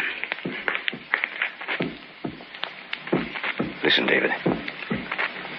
You're listening to the sound of his heart, David. The beating heart of a dead man. We've succeeded. We've brought him back from death.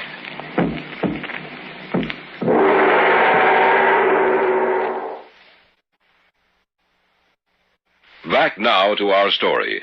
An original tale of fantasy by Richard Thorne entitled The Return from Death.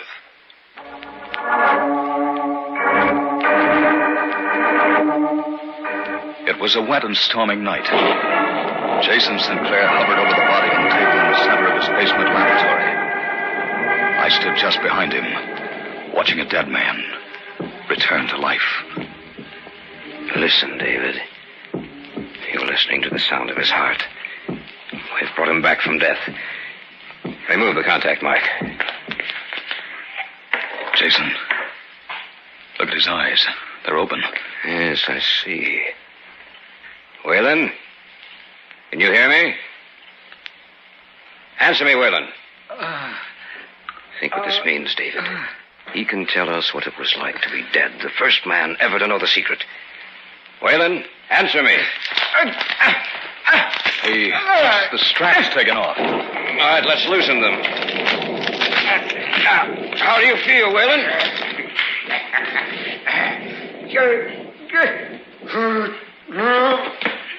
Look out, Jason. He's getting off the table. Nothing to be afraid of, David. He didn't limp before, did he? No. Some of the motor section of the brain must have been damaged. He's coming toward us. Don't move. You might frighten him.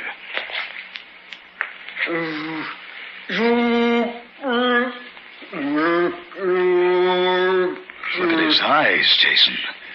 They're not human. Go ahead, David. He's trying to say something. I can't understand you, Whalen. What are you trying to say? He's patting you on the back. Trying to thank me, no doubt. All right, that's enough, Whalen. I understand you appreciate... Take his hand away from my throat, David. That's enough, Whalen. Look out, David. I see him. You knocked him out. Yes. You shouldn't have done that. Are you serious, Jason? I was protecting myself and you, for that matter. He wouldn't have hurt me.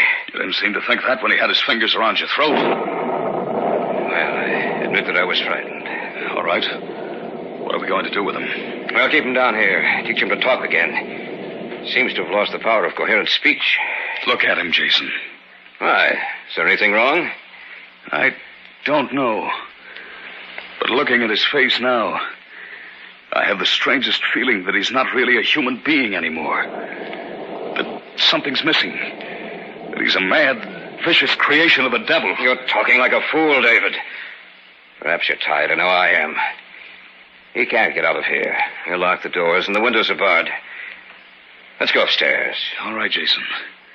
But remember what I said.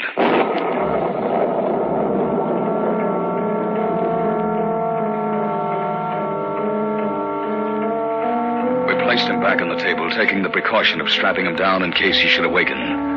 Then Jason locked the doors and took the keys with him. We went upstairs. I've been waiting for you. Elaine, I thought you were asleep. No, I couldn't sleep. Should have come downstairs and joined us then, Elaine. You brought him back? Yes. How did he react? Not as well as he might have, Elaine. Anything wrong? No, nothing. He tried to kill your father. What? He was merely trying to thank me, David. He's probably suffering from a sort of amnesia. He doesn't realize his own strength. He's like a baby. You know that's not true, sir. He's an inhuman, vicious killer. Oh, you should never have done this, Dad. Will you both be quiet? I'm tired of listening to you. What? I don't like to admit it. But I know I've been wrong. I'm sorry, my dear. I lost my temper. I shouldn't have. I know it's because I think you're both partially right. How do you mean, Jason? There is something inhuman about that thing that was a man downstairs. I noticed it tonight when his hands were around my throat. In his eyes, that intangible something that makes an animal a man is missing. In its place, I see the eyes of a madman with no soul. Oh, what are we going to do? I don't know. Maybe we haven't failed, sir. Maybe because we're tired, we think we have. It may look completely different to us after a few hours of sleep. What was that? Came from downstairs. Whalen. We had him strapped to the table. He must have gotten loose. That was the door. He's trying to knock the door down. We have to stop him. But how? Elaine, get my gun. All right, Dad. I'll be right back. I tried not to admit it, David, but that was only lying to myself. You and Elaine brought me to my senses. You were right all along, about the rabbit, about the other animals, and especially about Whalen. He must be destroyed. He's a monster without feeling. Here, Dad. Here's the gun. Thanks. I'm going down there and... You won't have to go down there. That was the door. Listen, he's coming up the stairs. Turn the lights out, David. Yes, sir. I'm going out in the hall to meet him. No, Dad. No, let him come in here. We'll stay right over here on this side of the room. All right, David. Be quiet. He's coming. I don't want to shoot him. I'll try to take him alive. You'll have to shoot him. Oh, yes, Dad. He's just outside the door. David, I'm afraid. Be quiet. There he is.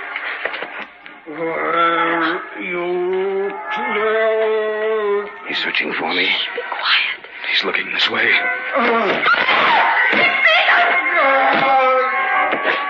Use the gun, Jason. Pull the trigger. He's still coming.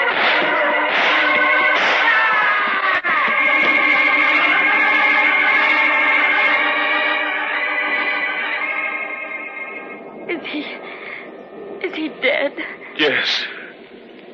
Look at his face now, David. Yes. I see it. It's composed. It looks human again. Perhaps we're not meant to tamper with the natural laws of life and death, David. I see that now. But it took Whalen's return from death to prove it to me.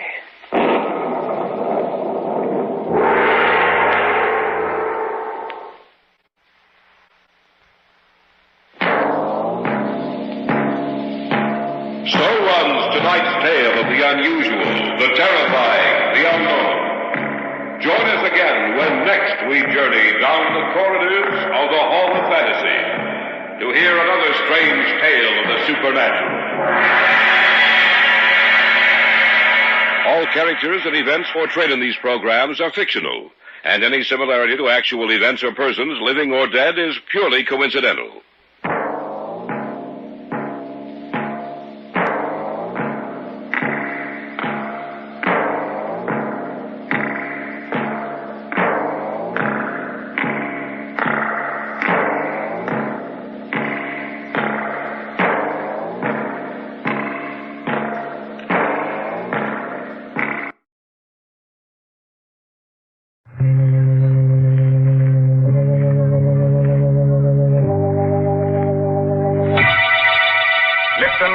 Lipton Soup presents Inner Sanctum Mysteries.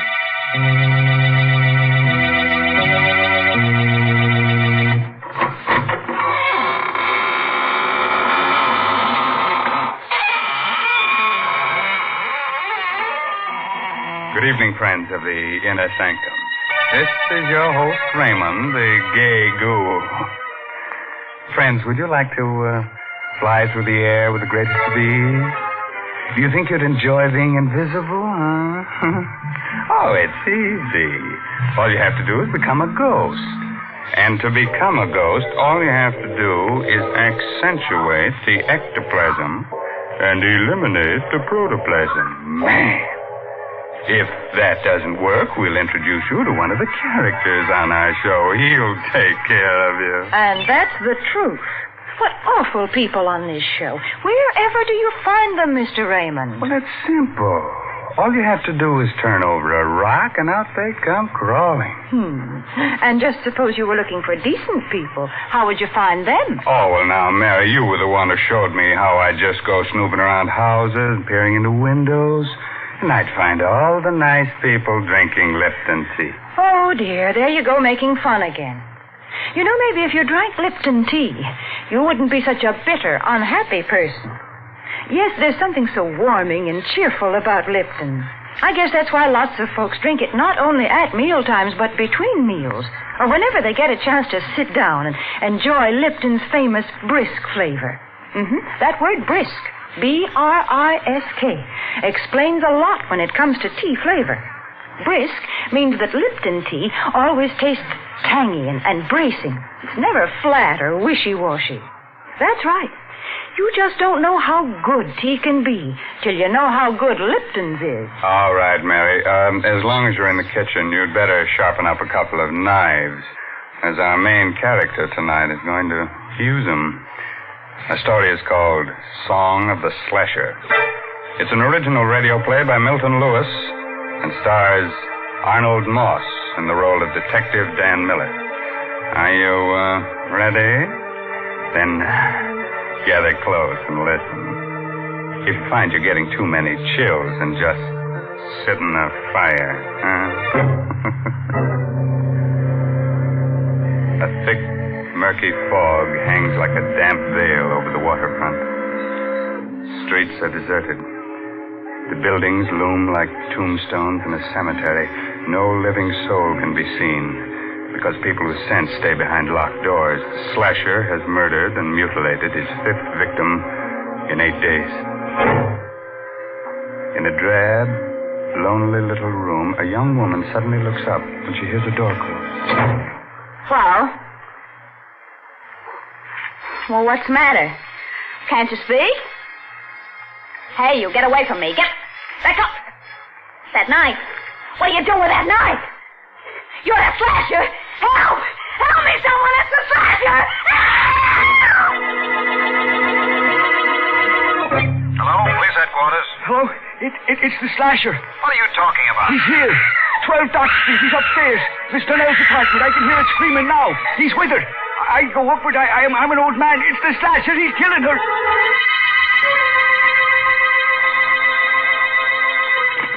Hello? Is that you, Miller? Speaking. This is Captain Quinn, headquarters.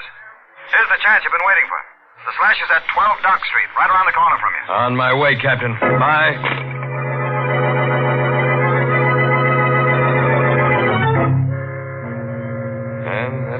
started. A detective is asked to do some queer things in the line of duty. I didn't mind moving down to the dump at the waterfront with my wife, if it would help catch the slasher. So when I got the call, I rushed out of my joint and beat it down to 12 Dock Street. Oh. Where is he? Where'd he go? Hey. Listen, Don't do that. I'll get you a doctor. And listen to me, sister. Danielle, her name is. Are they going to send an ambulance? Yeah, but it won't do her no good. You were too late. Did you see the guy who did it? I saw nobody. He can't be far. He was here a minute ago. I heard someone go out the back way. When? A minute ago. Listen. It's coming from that alley down there. Fog's so thick you can't see 2 feet ahead of you. The back way goes into the alley. Well, then it's him. The slasher.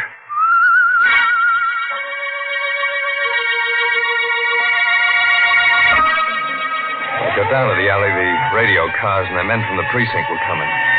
We went through that neighborhood with a sieve. But we couldn't find the guy who whistled that queer tune.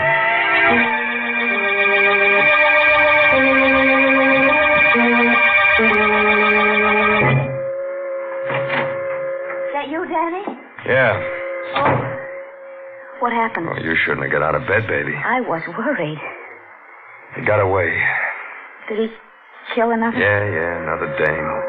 It wasn't so foggy I could have seen him. That's how close it was. Any clues? No, nothing to speak of. Hey, look, baby, don't you worry about this. You go back and get some sleep. I'm frightened, Danny. That man is somewhere in this neighborhood and us living here. I shouldn't have brought you down here. You're going back to our old place tomorrow. No, I'm not. I don't want you here alone, and I want to stay with you. Shut up. Danny. Listen. You hear that, don't you? It ain't something I'm hearing in my head, is it? Danny, what are you... Answer me. I want to make sure I ain't hearing Well, things. of course I hear it. It's someone whistling, but why are you acting like this? The slasher whistles that tune. Are you sure? Yeah, I heard him tonight. Then the killer... The slasher must be somewhere around here. I'm going out, baby. Lock the door.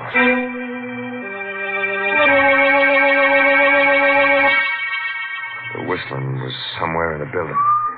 I listened. Where was it coming from? It was gone. I looked at my watch. 4:30 in the morning. I walked down the stairs listening for the whistle. I walked on my toes, listened at the other flats. I didn't hear a thing. I went down into the cellar. There was someone there, all right. Oh? Who's there? It was Sykes, the janitor. I came closer. Oh, it's you, Mr. Miller. Yeah, Mr. Sykes. Hey, what's the matter? You're shaking like you got a fever. You frightened me. Why? I thought you were the slasher. Yeah? He's around here, you know. He might be hiding in these shadows. He might be anywhere. Everybody's afraid of him. Everybody. Yeah, so I hear. What time did you come down here? 4:30, like I do every morning. Why? See any stranger in the building? No, I didn't see anyone. Who lives in the flat below us? Mr. Trevelyan. Reginald Trevelyan. Funny name. He's a funny fella. Never sleeps at night. Wanders around the building whistling to himself. Whistling to himself? Yeah. He writes music or something. He got a piano in his place today. He talks crazy sometimes. Think he's up there now? Yeah, he never sleeps. Here. $20? Yeah, it's for you. Why are you giving this to me? I want you to tell me when Mr. Trevelyan leaves his apartment. Do you get it? Yeah, but why? I ain't paying you $20 to ask questions.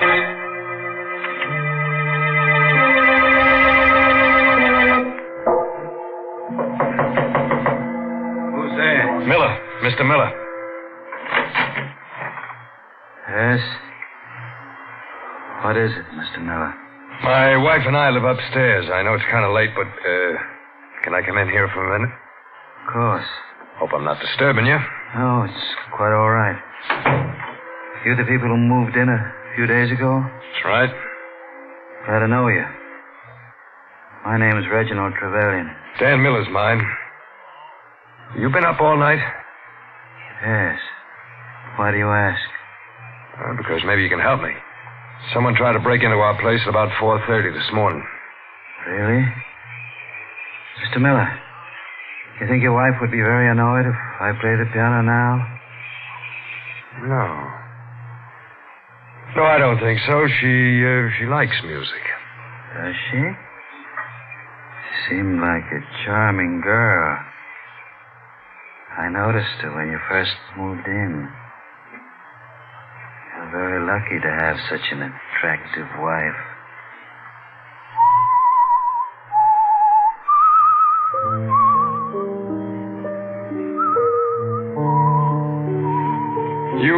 You whistle yourself like that very often? Yes. Especially when I'm working on a new composition. Wait a moment. I think I have it. I've been trying to work out that passage all night. Mr. Miller, please get out of here. I want to be alone. You're a query, you are. I'm not interested in your opinion. Well, what are you waiting for? Get out of here! Get out, I'll blow you out! Try it. I've lost it. What? That passage. You see what you've done? I had it a minute ago, and now it's gone.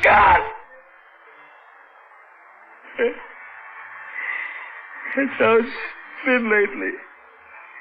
I keep forgetting things. I'm sorry if I was rude to you. I didn't mean to be. Just a minute. Good night. Mr. Miller, is it really true what it says in the papers about the slasher? That he has the whole neighborhood trembling in terror? Yes. Lovely. Trembling for their miserable little lives. Worried about their dirty little souls. Shivering in fear in their ugly little rat holes. If I knew who the slasher was, I'd embrace him and give him every penny I have. Why? Because I hate them. Because they laugh at me. Because... Good night, Mr. Miller.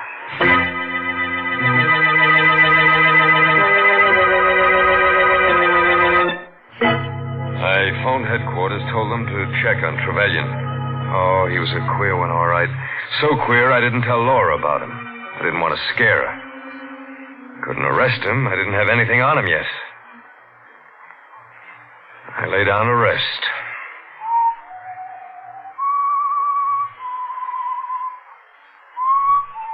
Maybe I heard it in my dream. Maybe not. But I heard that whistling again. That same tune. I think that's what woke me. I looked around. Laura. She was gone. And the door was open.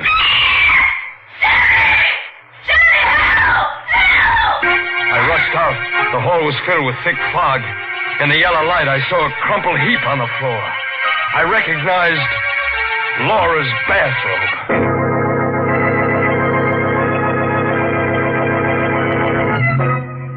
The slasher, that's my boy. He's not the type of low character who goes around murdering his friends and relatives. No, he's so big-hearted he murders anyone. Even people he was never introduced to. He's no snob. Snob? He's much worse than a snob. He's a lunatic. Oh, Mary, you're so unsympathetic. He's just lonely. He wants to get close to people with a knife. Well, if he's so lonely, then why does he go around cutting people? You see, Mr. Raymond, I can say the same kind of things you do. Don't you dare just be your sweet, practical self, or else... You can't frighten me, Mr. Raymond. But as a matter of fact, I do have something practical to say. I'm going to suggest that all the folks who drink Lipton tea should buy the larger, more economical-sized packages. Not only because they're thriftier, but for another reason. You see, if you have a large package of Liptons at home, then you're not likely to run out just when you need it. For instance, when folks happen to drop in unexpectedly some evening. And, of course, Lipton's is a grand drink to serve your guests. It goes so well with cake or sandwiches. It just seems to make everything taste better. So, folks, be sure to have a good supply of that brisk Lipton tea on hand. Yeah, I'll do that. And while you're at it, be sure to have an extra hand on hand, because the slasher may want to collect one for a souvenir. Well, we've kept the blood from flowing long enough. On with the murders. Listen as we hear Arnold Moss as Dan Miller finish that story. Laura was alive, in a dead faint. I scooped her up in my arms and rushed her back to our flat. She opened her eyes a few minutes later. Danny. You're okay, baby. He was going to kill me. Yeah. Drink some of this. Thanks. Oh, Danny, it was awful. What happened? Well, you were asleep. I went out to get the milk, and I heard someone whistling. Do you remember what? That same queer melody we heard before, the one the slasher whistled. So I thought I'd help you. Help me? I thought I'd see him. I walked quietly down the hall, and there was no one there. Then I turned the corner. Yeah? I saw the knife gleam. Someone was hiding in the shadows. He grabbed my neck, and I screamed. I screamed, Danny. I screamed so I thought I'd burst my throat, and then it all went flat. Did you see him? No, but I felt his hands on my throat.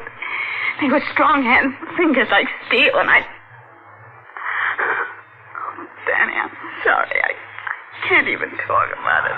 Now, lie down. You'll be all right. But when you think that he's right here, maybe living in this building... Well, he won't be here long. I'm calling headquarters. You know who he is? I got a good idea. Now, just let me get on that phone and... Oh, Danny, maybe that's him. Now, take it easy, kid. Who's there? Right. It's just the janitor, baby. Oh. What do you want? He went out. Provided? Yeah. Okay. Laura, get dressed.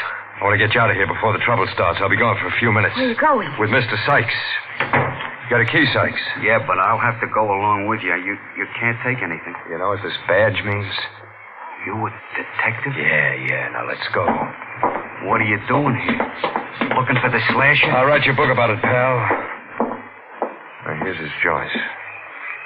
Open the door. All right. But you'll have to hurry. He may come back any minute. All I want is enough evidence. I'll take care of him when we get it. The door's open. Come on in. It was 8 in the morning. But it could have been 8 at night. The fog was so thick. I knew this was it. I couldn't take any chances. I had to get all the evidence on him before I nabbed him. And I had to get it without him being wise. What are you looking for? Knives. We know he's got at least 3. I don't see none. Neither do I. Maybe it's a bum steer. I could be wrong. Hey, what's this? Music. He's always writing it. I used to be a choir boy once. They taught me how to read them notes. I wonder if I still can. Why? Because I think this may be a tune I'm looking for. Now, let me see.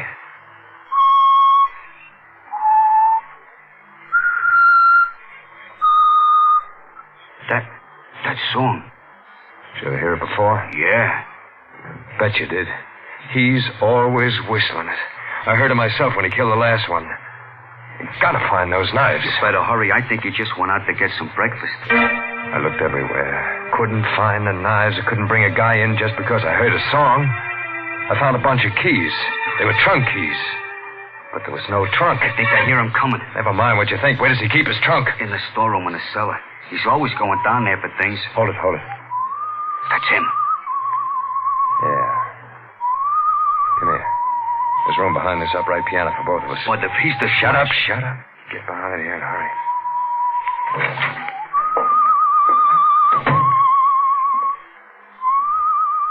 He sat down at the piano and played a queer arrangement of the same tune that led me to him. I reached for my gun just in case. Suddenly, I felt the sweat ooze out of me. It was sweat that felt like ice. I didn't have my gun. I remembered I took it off when I laid down to rest. It's all wrong, all wrong. Why can't I get it right? He's going out again. Come on, Sykes. I told you to hurry before. I hear him going down those stairs. It's safe to go now. All right, Sykes. We're going to open that trunk in the store.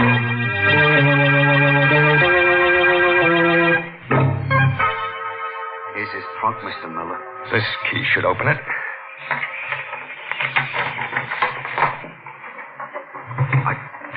The knives? Yeah. The knives. Look at them, look at them. Covered with blood. Sykes, go to the police precinct. Tell them Miller sent you. Tell them to come over here with as many men as they can spare. All right. I took the knives and put them under my coat. Went up to my room.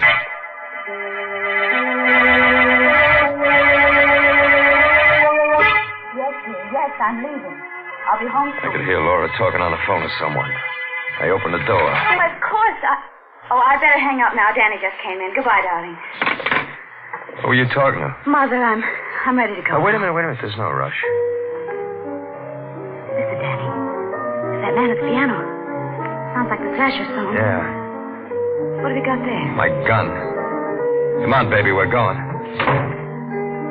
That man playing the piano. Are you sure he's the Thrasher? Yeah. Positive. Oh, Danny, you're hurting my arm. Oh, I'm sorry. I'm a little nervous. That's his place. Come on in with me. Come in with you? Yeah. I figured out a way to trap him. But, Danny, Don't be scared, baby. You'll be okay. Oh. You? Yeah, Mr. Trevelyan. I'd like you to meet my wife. I'm delighted. How do you do? Would you like to hear something? It's a composition I've just completed. I've had a great deal of trouble with it. But I think I've got it right now.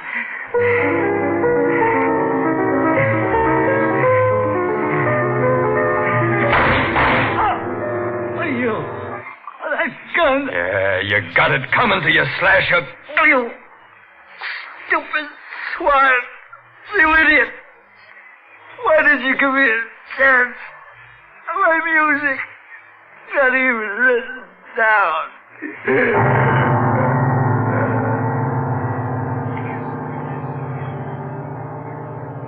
Danny. You murdered him. Yeah. Why? You'll find out. What are you going to do with that knife? It's one of his knives. Stand still, Laura. Danny, do me. In a minute. Danny, what's the matter with you? It's coming to you, too. Why? I know who you were talking to on that phone. It wasn't your old lady. What? It was Jerry Boyd, that guy who lives next door, wasn't it? Answer me, wasn't it? No. Lie to me. So this is why you made me come down here with you. You planned this all along. That's right, baby. And that's why I had you insured for $40,000. Oh. You made one bad mistake. You married a smart cookie. You're going to kill me and blame it on the Slasher. Yeah. No! Help me! Someone help me! Danny! Don't!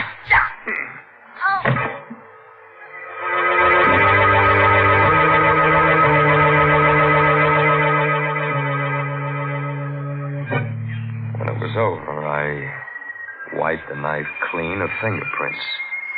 And then I smeared Trevelyan's hand over the handle. I knew what to do. Made it look good, made it look perfect. There's a way to get away with murder.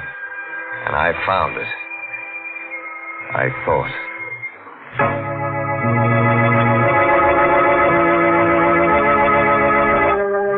Go on with the report, Noah. Well, Captain Quinn, after I sent Sykes to the precinct, I went upstairs for my gun. My wife wasn't there, and got the gun, and I heard a scream. I rushed to his place. I opened the door. I saw Laura. For a second, I thought I'd pass out. Yeah? He grabbed a knife and come at me, and I shot him and killed him. Oh, Laura. She was insured for $40,000, wasn't she? Yeah. Well, what difference does that make now? A lot of difference, fella. I want you to meet someone. Come in, Sykes. Yes, Captain. Did you hear Detective Miller's report clearly? Yes, sir. Was he telling the truth? No. He lied. What are you talking about? I didn't go to the police when you told me. I hid in the cellar. I saw you go upstairs. I saw you get your wife and go to Trevelyan's place. I listened at the door. I heard you shoot Trevelyan and then murder your wife. Captain, the man's insane. Yes, Miller.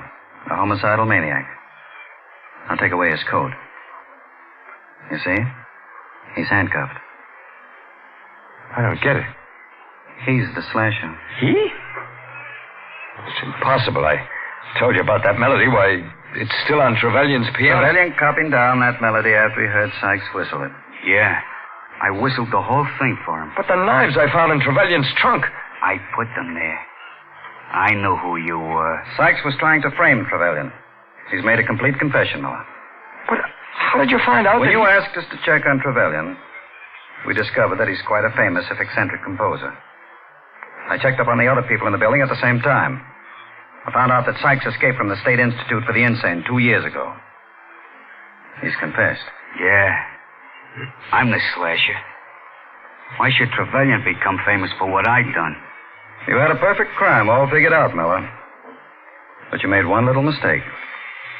You decided the wrong person was the slasher. Even a copper can't pull a perfect one, Miller.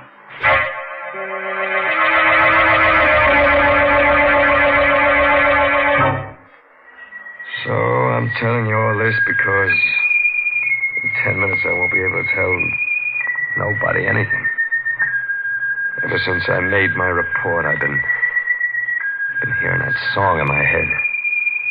Like somebody whistling it. Soon I won't hear that either. It's a nice tune. Kind of sad.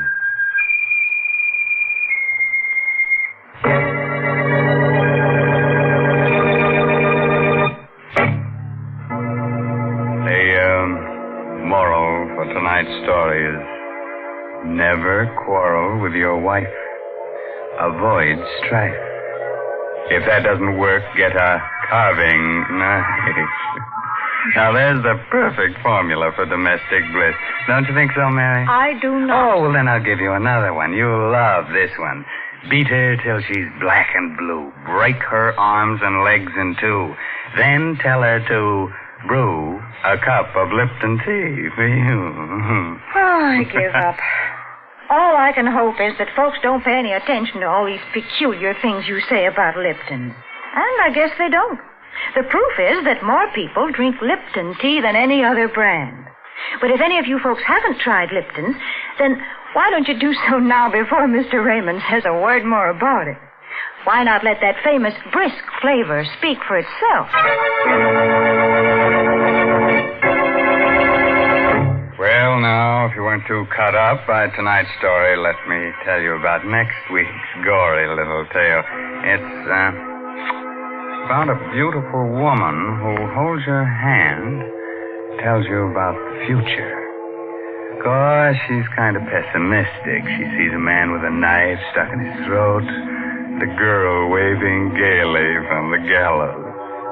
And listen to this. Our star will be the glamorous motion picture actress, Wendy Berry. Let's make it a date, huh? Oh, by the way, this month's Inner Sanctum mystery novel is The Lucky Stiff by Craig Wright. And now I guess it's really time to close that squeaking door until next week at the same time when Lipton Tea and Lipton Soup bring you another Inner Sanctum mystery directed by Hyman Brown. So until then... Good night. Pleasant dream time.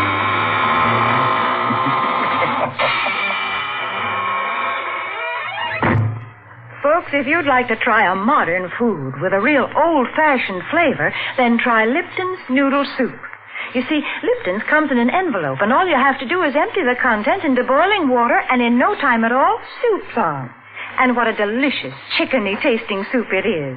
It really tastes homemade, and it's brimming with golden, tender egg noodles. Lipton's is economical, too. It costs less and makes more than canned soups. So, folks, don't forget to try Lipton's Noodle Soup. And don't forget to tune in next Tuesday night for another Inner Sanctum Mystery. This is CBS, the Columbia Broadcasting System.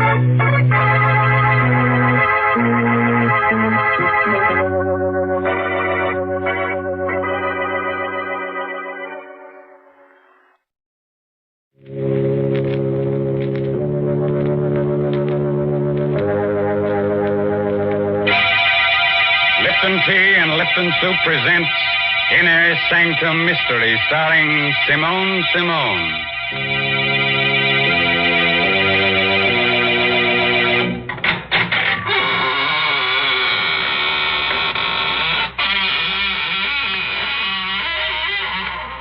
Good evening, friends of the Inner Sanctum.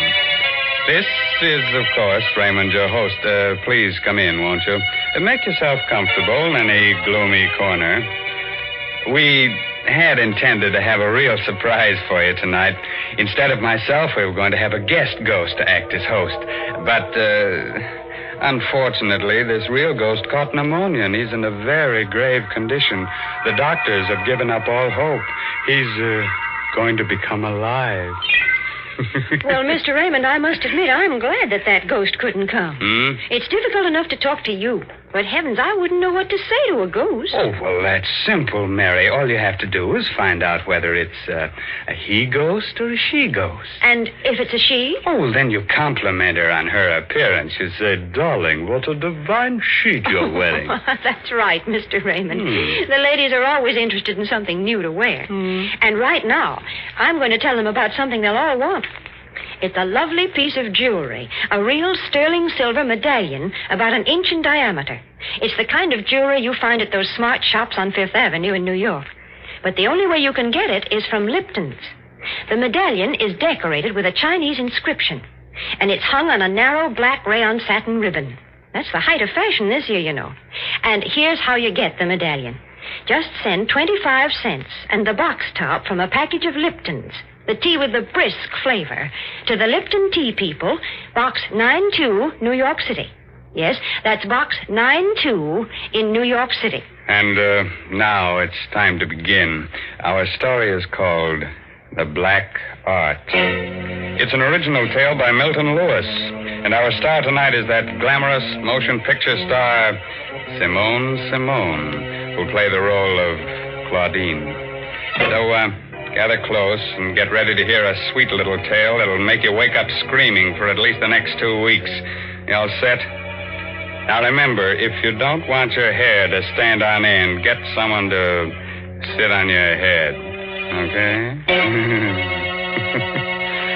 All right, now let's hear Larry Gifford tell you his story in his own words. I wish I never heard that scream. I wish I never saw a body lying there. Blood all over the room. The knife on the floor near her throat. I'll never forget it. I'll never forget how I picked up the knife. I'll never forget the sweat that came creeping out all over me when I heard the door slam. Stand where you are. You make a move, I'll blow your head off. Don't shoot, copper. Drop that knife. Okay. What's your name? Larry Gifford. Look, I'm from Chicago. Stranger, huh? Yeah, what of it? What's her name? Her? I don't know. I never saw her before. Look, you don't have to frisk me. I haven't got a gun. Shut up. Listen, I know it looks bad, but you see, my room's downstairs. I heard a scream, and Give me back that wallet. Your hands up. Roll papers. What of it? So I'm an ex-con, so what? You don't know her, huh? No, I don't. What have you got there? Just a picture I found in your wallet, mister. Picture of her. To Larry. With all my love, Nancy. Reckon you forgot about this, huh? Yeah, but look, I didn't kill her. Shut up. I think I heard that scream and came up here. Put out your hands. Sure. You can have them. Here. Come back here. Come back.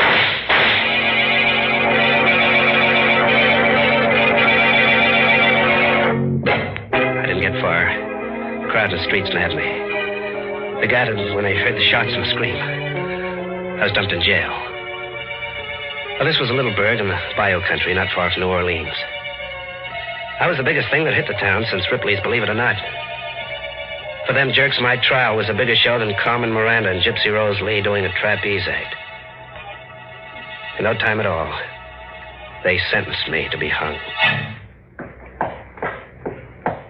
It was the night before they were going to take me to the state pen for the necktie party. I was sleeping, dreaming I was in Africa. They were beating them drums, tom-toms, Suddenly I woke up. Moonlight was shining through the bars of my cell. I listened. Someone was beating like a tom-tom on the wall of my jail. Who is it? Who's doing that? Larry Gifford. Yeah, that's me. Were you beating on the wall? Yes. I'm under your cell window. What do you want? Drop one end of your tie through the bars. Okay. There. I've got it. What are you doing? Pull up your tie. Okay.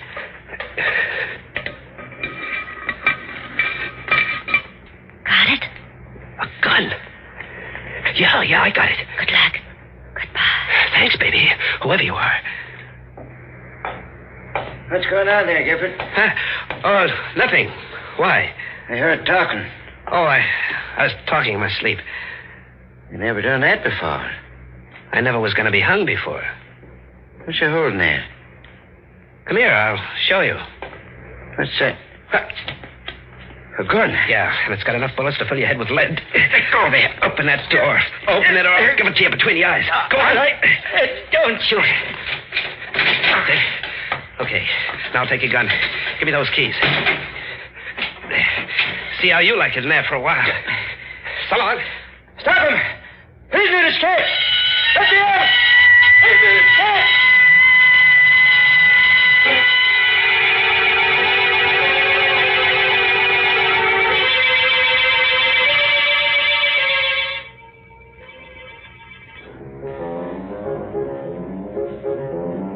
The Blue Bottle Bar. Someone told me it was a good joint where they don't ask any questions. It was. I had a few drinks. I was leaning on the bar, looking at a paper. What are you drinking? Scotch. Buy me one. I gave it a once-over. I know something about dames, and she was dynamite with class. She was something. Well? Set up another, Charlie. Cigarette? Here. Thank you. It's a nice cigarette holder. Must cost at least a C. You know a lot, don't you? Enough. I know you. Do you? Sure. There's something about... Wait a second. Here in this evening's paper, your picture. Oh, it's not a very good picture, is it? After seeing you, no. Claudine Lucin, recently returned from France, elected head of art committee. Miss Lucin, member of one of New Orleans' oldest and wealthiest families. I've read it. Turn the page. Why? I want to show you something. Okay. There. Larry Gifford of Chicago, wanted for murder, is sought by police after sensational jailbreak. Better not read anymore. Why? Feel something against your side? Yes. It's a gun. I'm holding it in my pocket. Don't be afraid. I won't give you away. Got a light? Yeah. What do you want? Listen to that music. That tapping. What about it? The way you're tapping your cigarette holder against your glass. I'm just keeping time to the music. I heard that tapping before. Yeah, sure, in the cell. And I heard your voice before. Did you? You gave me the gun. Shh. Now let me hear you. What's this all about? You'll find out. Relax. I can't. I guess I had a few too many. My head, I feel like I'm spinning around. Getting dizzy.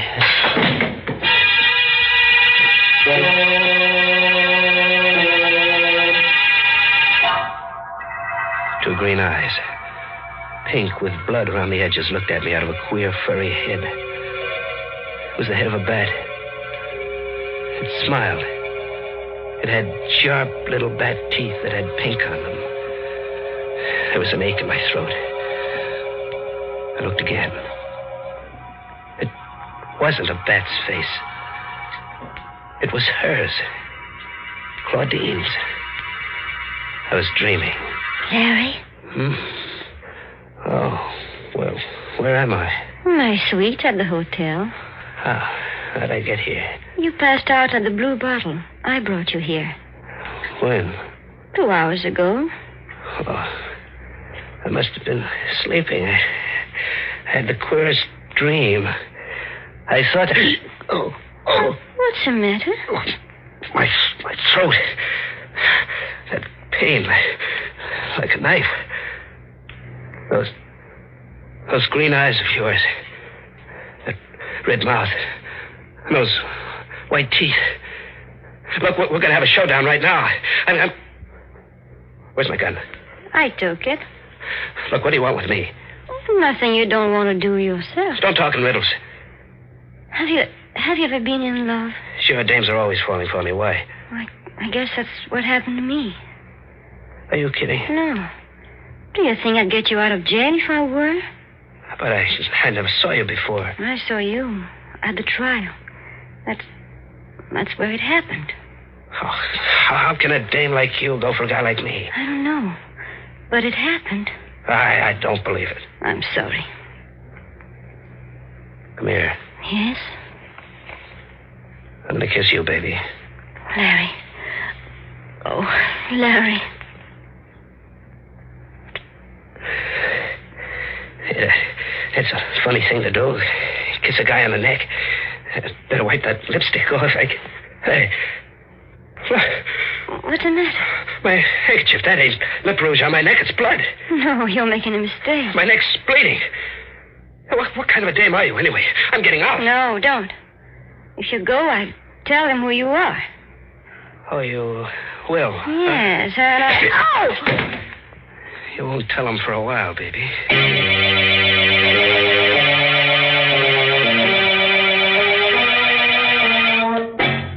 Ma Grady's joint in the old city of New Orleans was just the place. She'd never find me in that dump. Nobody'd ever find you there. I got a room. I went to sleep. I was safe. Then I heard it again. That same rhythm. It woke me up. I heard it, but I couldn't believe it. How could she know I was here? Or was it her? There was nobody in the room. I opened the door. Nobody outside. I slammed it. The beating stopped. I turned around. I was looking into the muzzle of a gun. Sit down, Larry. How'd you get here? My Grady ran to the room next to you. There's a connecting door. What's the idea of the gun? Can't you guess? You going to kill me? Maybe. Well, you're going to a lot of trouble to bump off a guy who's going to be hung anyway. Do you want to die? No. There is a way you can live. How? By coming with me. Yeah? What else have I got to do? Marry me. You're out of your head. You hate me? No, I don't. I don't hate you. I'm scared of you. Yeah, I've never been scared of anybody the way I'm scared of you. Scared enough to do as I say?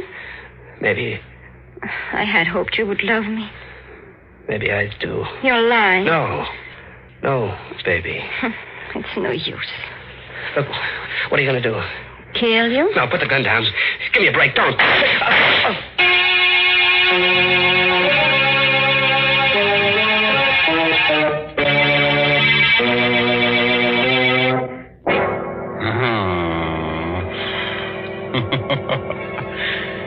Man, that Claudine's a kid of her words. When she tells someone she's gonna kill him, she does it. She'd make a wonderful wife for some Frankenstein monster. She's attractive, a good killer, and she has a well-developed taste for blood. Say, why should I hand her over to some other guy? She's just a gal for me. Nonsense, Mr. Raymond. Why, Mary Bennett, I believe you're jealous. I am not. Yes, you are. You're thinking what a handsome couple you and I would make, strolling down the avenue, me dressed in a shroud, and you wearing your new sterling silver medallion. Now, don't you go making fun of my lovely medallion, because I want all the ladies to send in for one. I know they're going to enjoy wearing it, because it's made of solid sterling silver, and it's really a fine piece of jewelry. Besides, there's a true story behind this medallion, an inspiring story. It seems that the original was given to an American flyer by Chinese guerrillas who rescued him after he'd bailed out over enemy territory. The flyer was told that the Chinese characters on the medallion would identify him and bring him safely through the lines. Well, he did get through. And only then did he learn that the medallion said, "Good luck," in Chinese. Now, there's a story to tell your friends.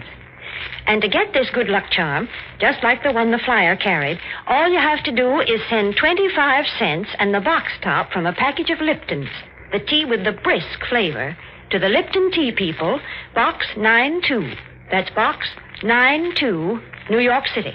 Now, let's get back to our star, Simone, who seems to be making life hard for a guy named Larry. The last time we looked in, she had just shot him.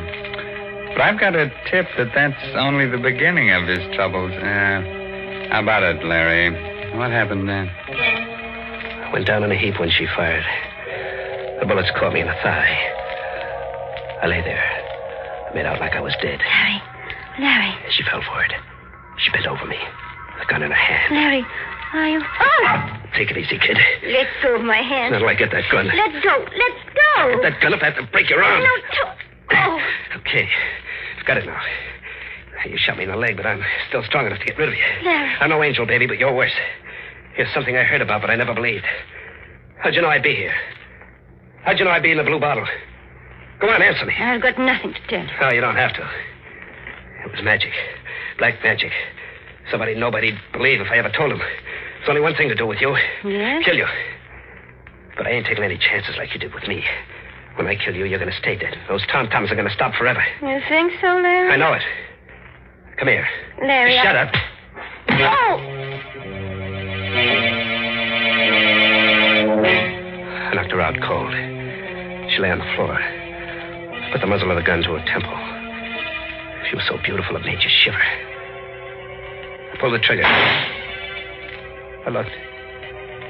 What I saw nearly made me pass out. A little blue vein in her temple was beating. There wasn't a scratch on her. A little curl of red hair was twisted around her ear. Was I seeing things? I aimed the gun at her heart. Nothing. Not a speck of blood. I stuck the muzzle between her eyes.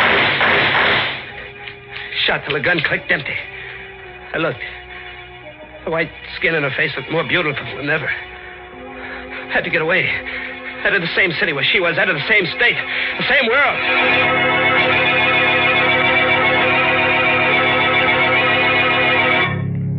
I let out for the open country, to the bayous on the river back in New Orleans.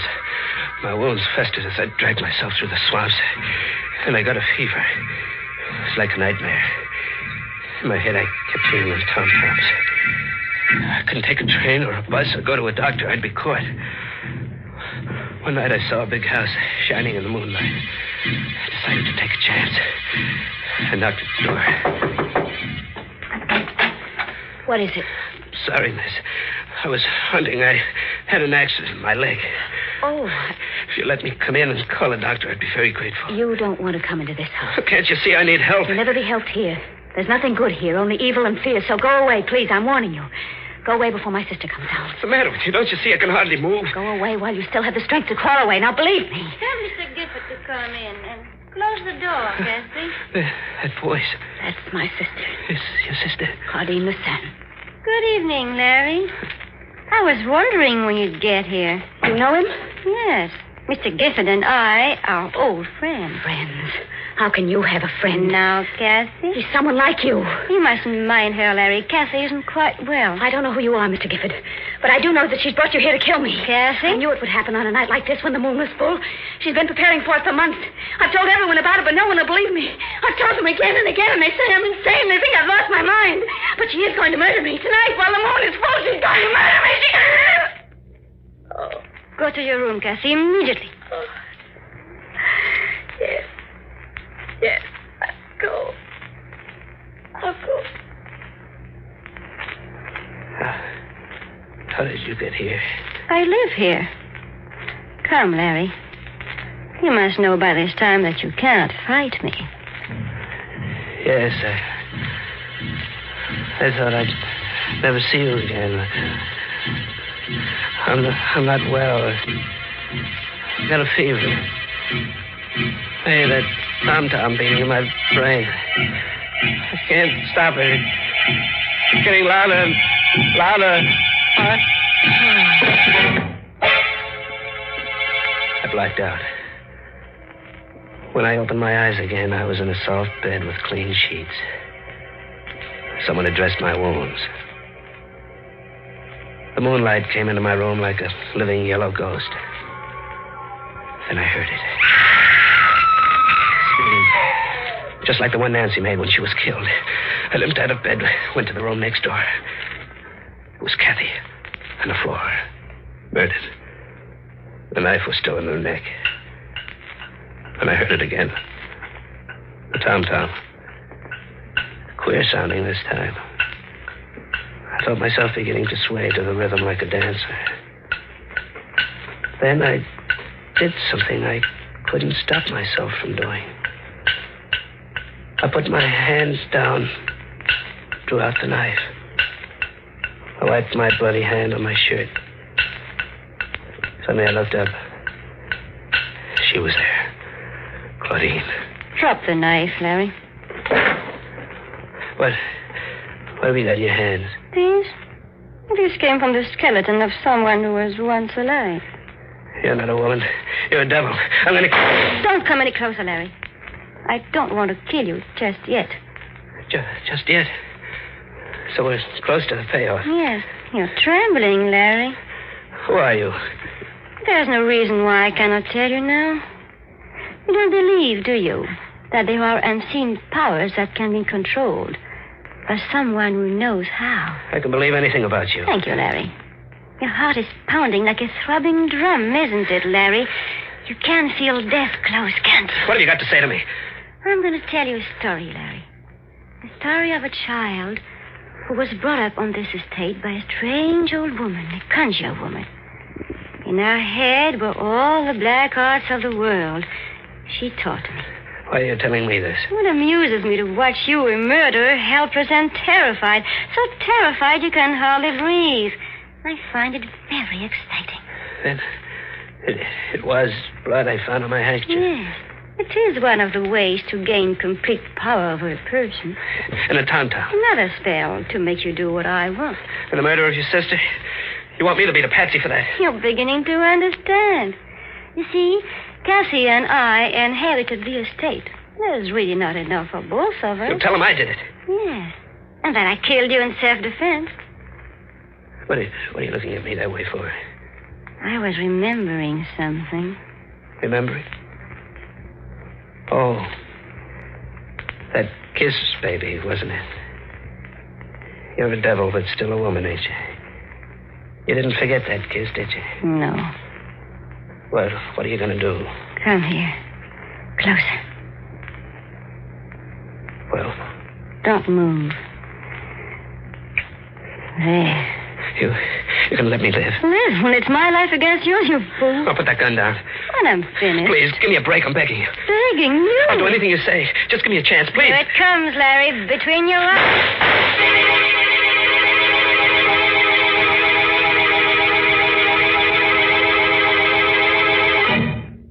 How do you feel today, Gifford?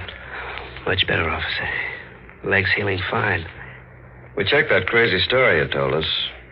It's all true. Tell me something. How'd you know to come to the Lucerne place when you're dead? You arrived just in time. A second later and she would have killed me. Kathy, your sister, phoned us, told us to come out. I came in the room and saw her threatening you with a gun. I shot at her. I had to. Got her in the shoulder. You should have killed her. State will take care of that. Did you believe the story she told you at first? That I killed her sister and she was killing me in self-defense? No. You see, Gifford, we'd found out that you weren't a murderer. You didn't kill Nancy Warren. The man who did that confessed. That made her whole story false. How did she do it, Captain? How did she find out where I always went? Police psychiatrist said she did it by post-hypnotic suggestion. She told you where to go while you were asleep, and you never realized that you were always doing just what you wanted. But the bullets when I shot at her and tried to kill her, how'd she do that? was all carefully planned. The first shots she fired at you were real bullets. The others in the gun were blanks. She wanted to get you so thoroughly under her power that you think she couldn't be killed. You see, all this so-called black magic has an explanation. Has it? I wonder.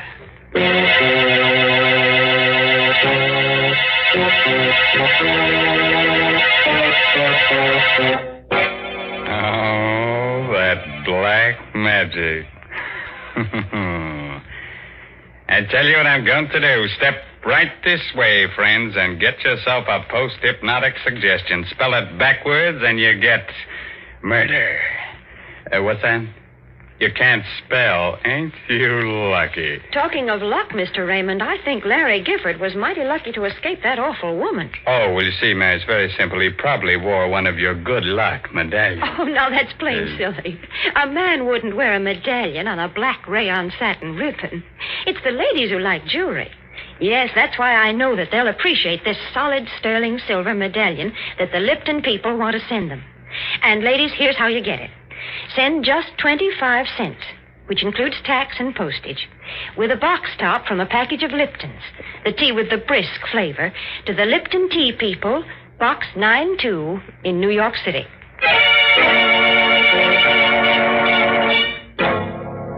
The moral for tonight's assault on your nerves is never marry a dame who sucks blood out of your throat. Such dames give you a pain in the neck. By the way, this month's Inner Sanctum mystery novel is The Red Right Hand by Joel Townsley Rogers. Yes, and don't you dare miss next week's story, directed by Hyman Brown and brought to you by Lipton Tea and Lipton Soup. Next week's story is about a pair of murderers who get scared to death. They're more frightened than the guy they're murdering. So if you hear some static on your radio next Tuesday, it'll just be their knees knocking together.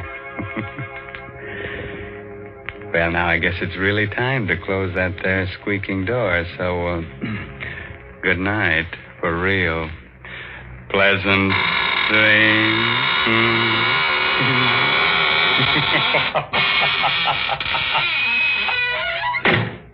Folks, the next time you send a box of food to your boy overseas, be sure to include a package or two of Lipton's Noodle Soup Mix. You see, Lipton's is just like a taste of home. It has the same homemade, chickeny taste as the soup you make yourself. The soup your boy's always been so fond of. That's why it's such a thoughtful, welcome little gift to send Lipton's. And as you know yourself, Lipton's Noodle Soup makes a grand snack. So remember, send a package or two to your boy. And remember to tune in next Tuesday night for another Inner Sanctum mystery. This is CBS, the Columbia Broadcasting System.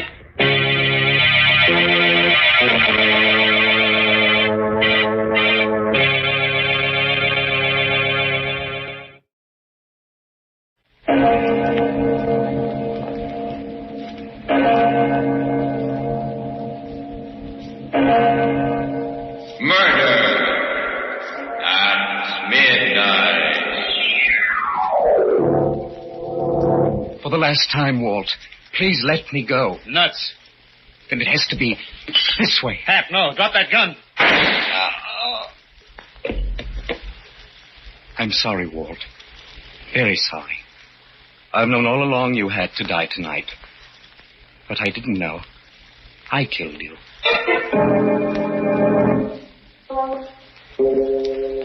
Midnight, the witching hour when the night is darkest, our fears the strongest, and our strength at its lowest ebb. Midnight, when the graves gape open and death strikes. How? You'll learn the answer in just a minute in The Man Who Died Yesterday.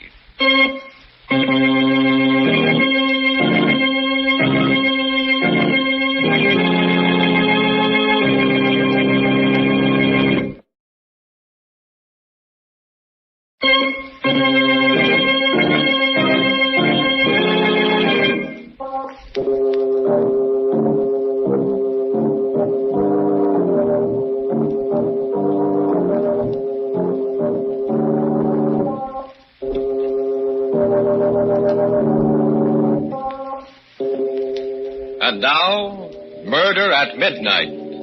Tales of mystery and terror by radio's masters of the macabre. Our story by William Morwood is The Man Who Died Yesterday.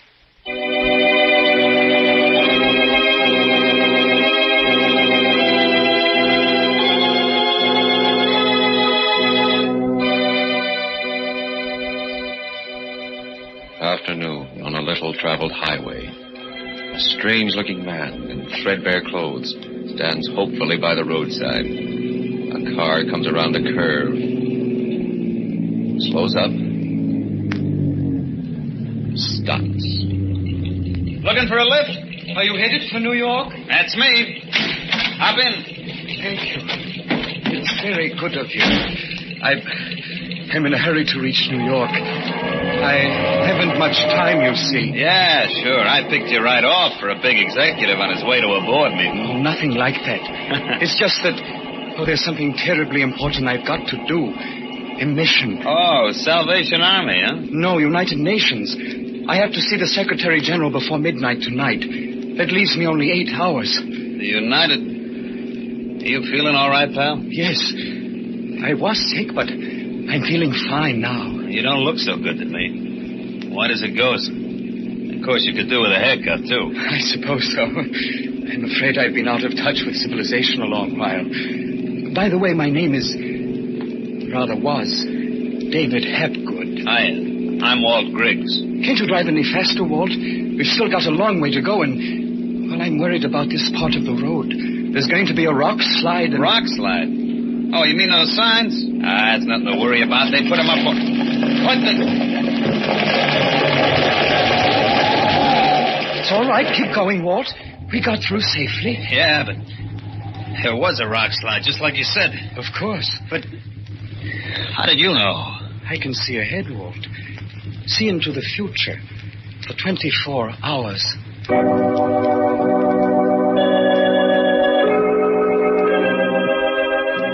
The guy was nuts, of course, but... still, what are the odds against calling a long shot like that? 1,000,000 to 1? 1 billion? I gave up trying to figure it. We drove along for about an hour and then stopped for gas. There was this hamburger joint right by. Where are we going, Walt? Grab a bite. Oh, but there isn't time. I've less than 7 hours now, and by midnight We gotta gas up anyway, and I'm hungry. Come on, Hep. Hiya, fellas. Hello, sugar. Sit down, Hep. What'll it be, boys? Hamburger for me, sweetheart, with onions. What's yours, Hep? I'm not hungry. Oh, busy with your speech for the United Nations, huh? Well, I'll just read this racing form while you're thinking. Racing form? Sure, I play the G's all the time. Got some important dough on today's meet. $50 on Alistair to win in the 6th. Alistair? Yep. I'm afraid you'll lose your money, Walt. What? Don't kid me. Alistair's the hot favorite. It's going to be a walkaway. Marble the Third won that race. Marble? What are you nuts? He's a rank outsider. 100 to... What do you mean won the race? It hasn't been run yet. Hasn't it? I didn't know.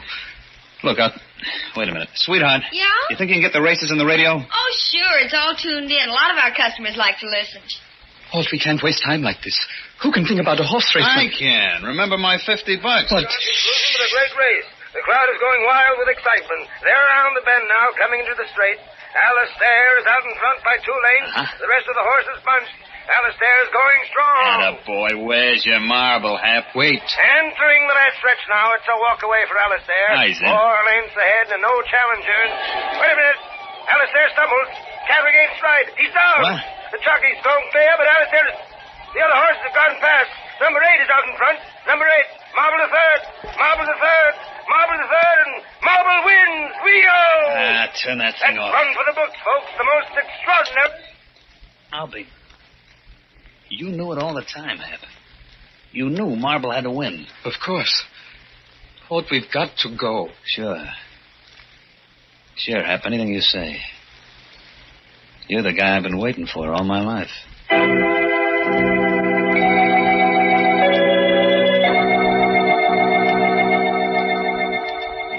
I didn't need no more figuring to tell me Hap was a gold mine.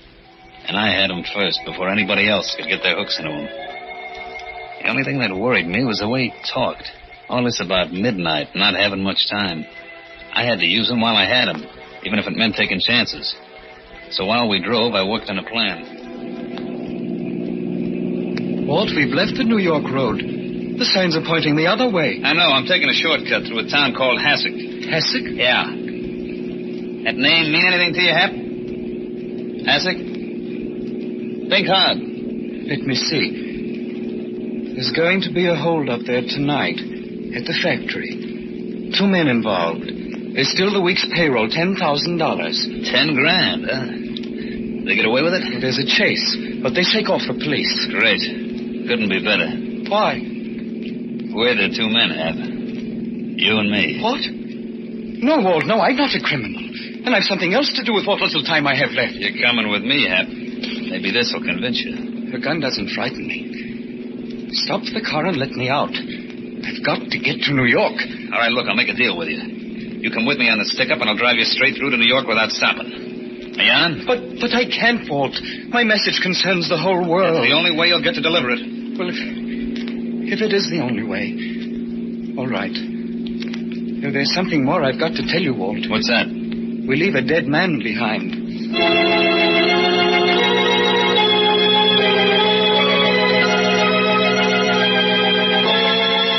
It was getting dark when we hit town. I drove down the main street and onto the factory building beyond. It was all dark except for a light in the cashier's office. Hap and I went in. There was a guy sitting at a desk. Who are you? What do you want? The $10,000 in that safe. This is a stick-up, brother. You're crazy. There's no 10. Open up. I'll do the talking. I warn you, man. You'll be caught for Shut up and start turning that dial. All right. I guess you win. Come on, snap into it. I'm doing the best I can. That's it. Now hand out those greenbacks. Come on, get a move on. Watch out, Walt. He's turning in an alarm. Oh, you double-crossing rat. Oh. Hey, Harry, you. It's the guy that had to be killed, Hap? Yes. Okay, then step on it. The cops will be swarming around like flies.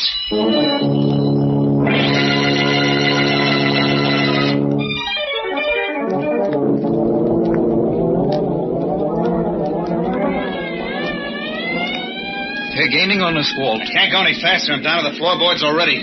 They'll start shooting soon. You sure we get away? There's no slip-up? No. We get away all right. Good. Where did they get you, Walt? My arm. What do we do, Hap? Keep driving till we hit that bend in the road. Yeah? There's a clump of willows around the corner. Pull in there. Okay. Here goes. Douse the lights. Off.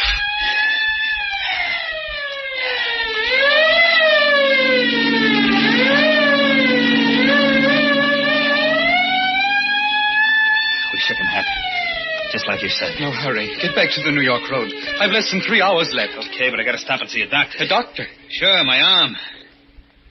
Oh, what's the matter, Hap? I'm afraid of that doctor.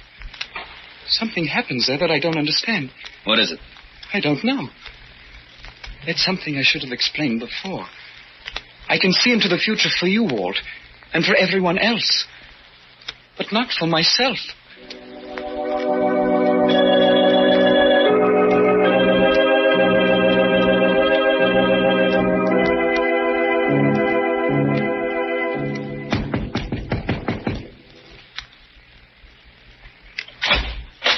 Yes? You the doctor? What can I do for you? Oh, my arm. I had a little accident. I was cleaning my gun and it went off. Come into my office. Okay. And this man? He's just a friend of mine. Nothing the matter with him. I don't agree.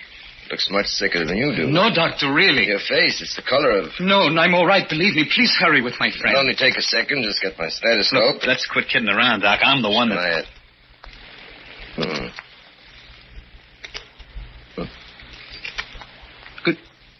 Good Lord. What's the matter, Doc? Why are you looking at him like that? But it's impossible, of course, but there's no heartbeat. No. But that's impossible. If your heart wasn't beating, you'd be... Dead? Yes. I've been dead since yesterday. At midnight.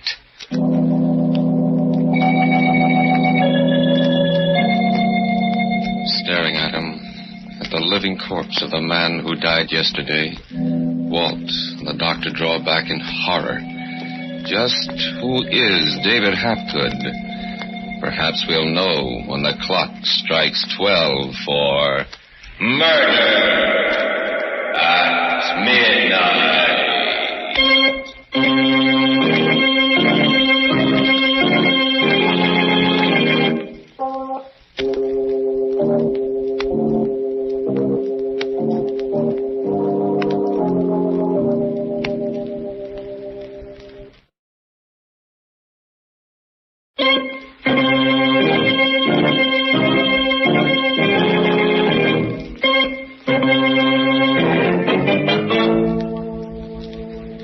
And now, back to Murder at Midnight and The Man Who Died Yesterday.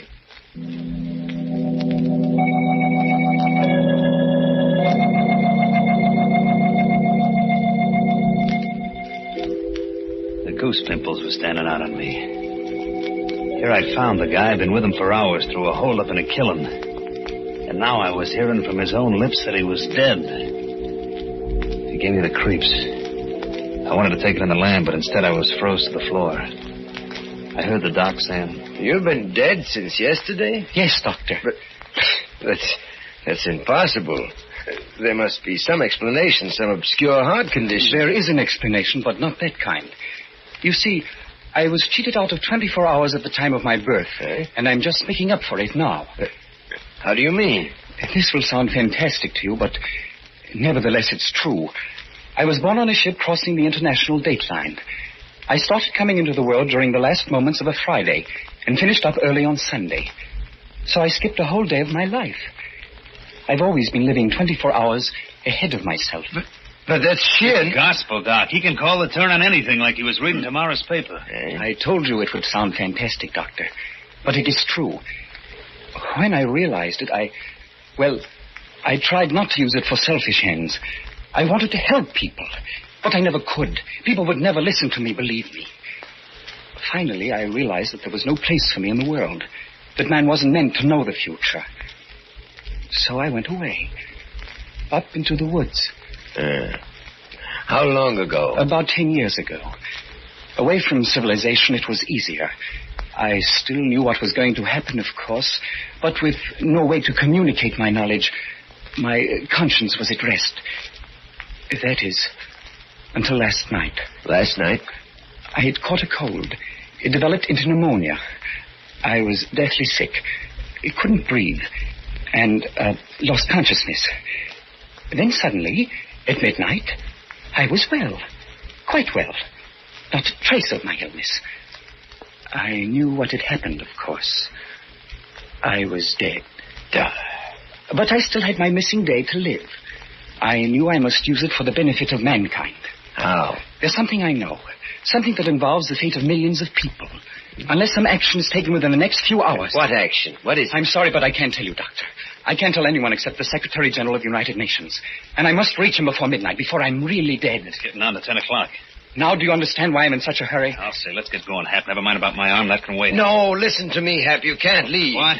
As far as your being able to read the future is concerned, well, it doesn't matter whether I believe that or not, but that heart condition of yours, that's something unique in medical history. Now, you've got to let me take you to a hospital where it can be studied properly. Lay off that stuff, Now, I'll phone for an ambulance. Stay away from that phone. He's mine. Yours? But do you realize what this can mean to science? Don't give me that talk. You just want to grab him off for yourself. Nonsense. Stop it, both of you. I don't belong to anyone. I'm not a specimen to be examined. I've got a mission to perform for all of civilization. I've got to get to the United Nations before... Now, no matter how you've been deluding yourself, young man, you're terribly sick. I'm going to phone the hospital. Okay, you asked for it. I must get away from here. Hap, come back here. Come back here. Okay, if you're dead, it won't hurt you, and if you're not... Oh! Holy smoke. That bullet went right through you and only knocked you down. Let go of me, Walt. Try to run away, huh? I've got to get to New York. Nothing can stop You're coming with me, Hap. I got plans for us as long as you last. You've got your 10,000. What more do you want? A chance to run it up to 100,000 and we can do it. I know the place and you can call the cars. But there's no time. I'm figuring on only a couple of hours. That's plenty. Listen, Walt. I'm asking you for the last time. Let go. Do a decent thing for once in your life. Nuts. What I'm trying to do, it's for you as much for millions of others. I never gave a cuss about the others, and I'm not starting now. All right, Walt. Then it has to be this way. Hap, drop that gun. Oh! I'm sorry, Walt. Very sorry. I'd known all along that you had to die tonight. But I didn't know that I'd kill you.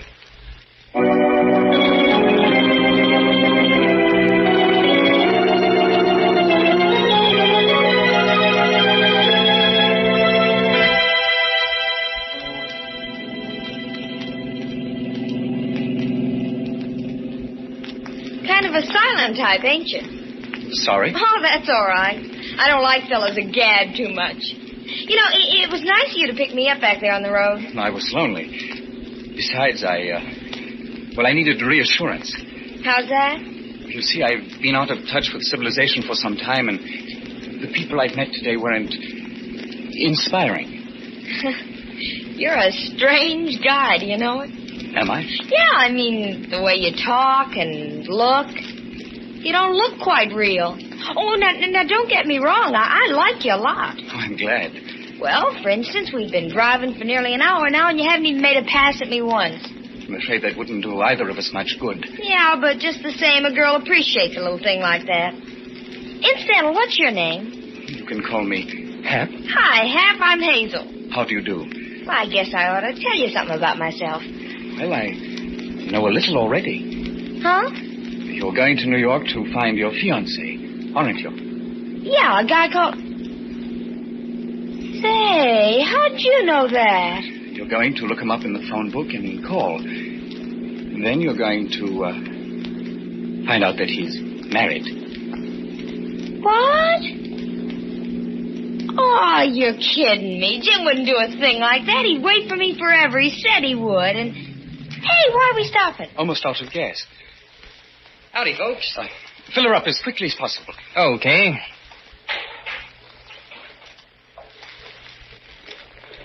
How far to New York from here? Well, you ought to be at George Washington Bridge in about 10 minutes. Fine. You folks hear about all the excitement on the highway? No, what happened? Well, the cops are looking for a crazy killer. Murdered 3 people. One was a stick-up. The other 2 was a doctor and his own sidekick. Oh, what's he look like? Well, according to the radio, he's got a chalk white face, a mop of hair that looks like it hasn't been cut in weeks, no hat, and... What's the matter, Bud? What are you staring at? Your friend, I gotta get something out of the office. I'll be back in a minute. He's going to phone the police. This is your chance to get out, Hazel. Oh, no, I'm staying with you, Hap. Now, you better get moving and keep moving.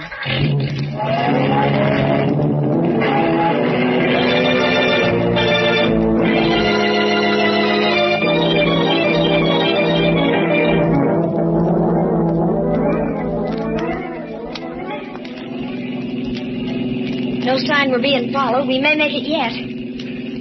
Are you frightened, Hazel? Being with me? I guess I should be, but I'm not. Thank you. Somehow I can't believe you're crazy. If you killed anyone, you knew what you were doing and you had a good reason. Thank you again. You don't know what that means to me. Have people always been scared of you, Hap? Most people. Till I met you. Why couldn't I have met you sooner, Hazel? Well, what's wrong with now? It's a little late. Not for me. You honestly mean that? Sure. Well, then perhaps it's going to be all right after all. Perhaps we'll meet again. What do you mean? I didn't mean to tell you this.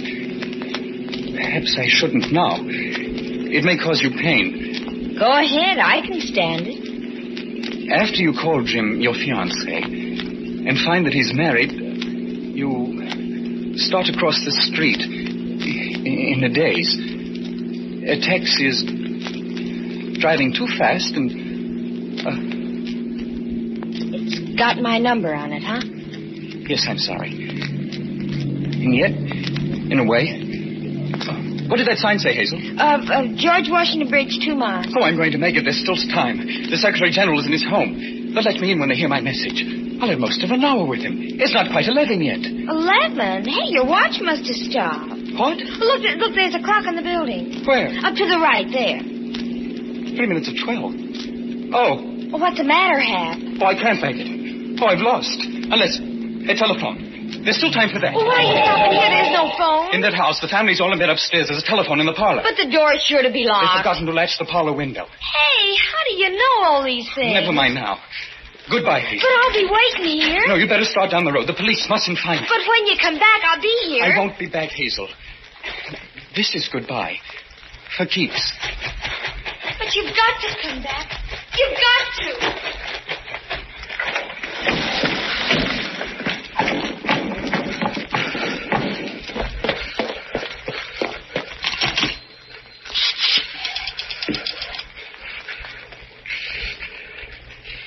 Operator, get me the Secretary General of the United Nations at his home. Hurry, please. It's urgent. Hello? The Secretary General, please. It's terribly important. No, I've got to speak to him personally. Midnight. Hello? Will you get him for me? There's no time left and... never mind. I'll tell you. It's about...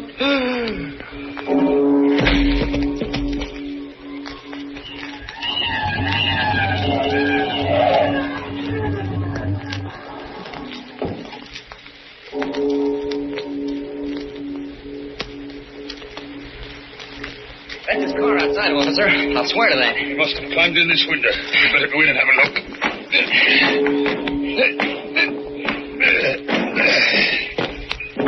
There was a girl with him when he left my gas station. She ought to be around. Where's the light? Here. There he is, on the floor. And he looks... He's dead, all right. No wonder. Look at that hole in his chest. Wait a minute. There's something funny here. That wound never bled. Huh? The only way that could happen is if he was dead before the bullet hit him.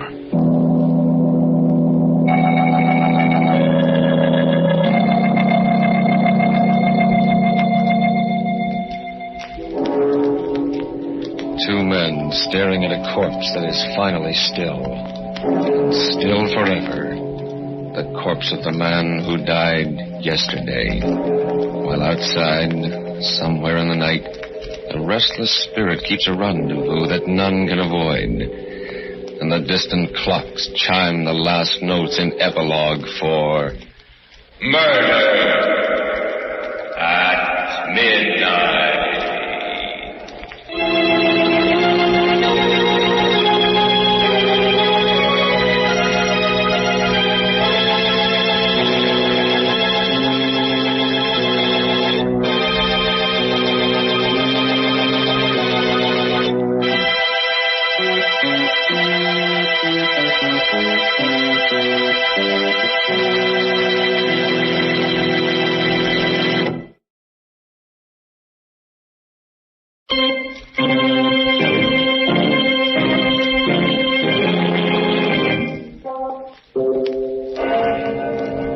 Remember to be with us again when death brings time to a full stop and the clocks strike 12 for Murder at Midnight. The part of David Hapgood was played by Stuart Brody. Vandell Kramer was Walt. With music by Charles Paul, Murder at Midnight was directed by Anton M. Leader.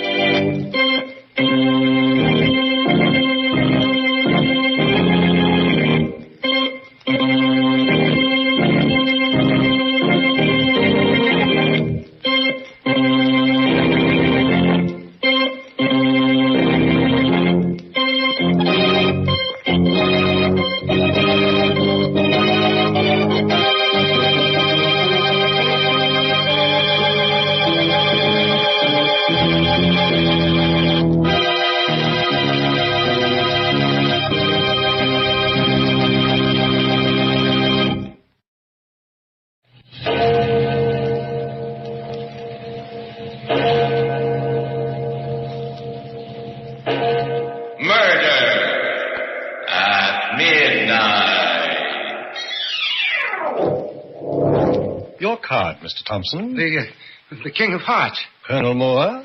The 5 of clubs, Mr. President. Count Rizzini. Come, Count, we are waiting.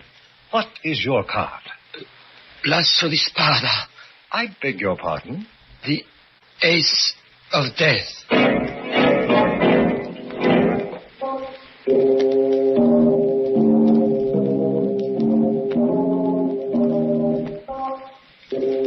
Midnight, the witching hour when the night is darkest, our fears the strongest, and our strength at its lowest ebb. Midnight, when the graves gape open and death strikes. How? You'll learn the answer in just a minute in The Ace of Death.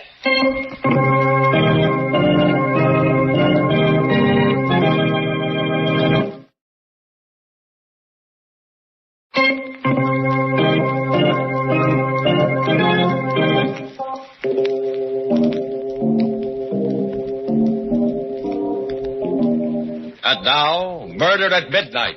Tales of mystery and terror by radio's masters of the macabre. Our story, based on Robert Louis Stevenson's immortal Suicide Club, is by Max Ehrlich. Its title, The Ace of Death.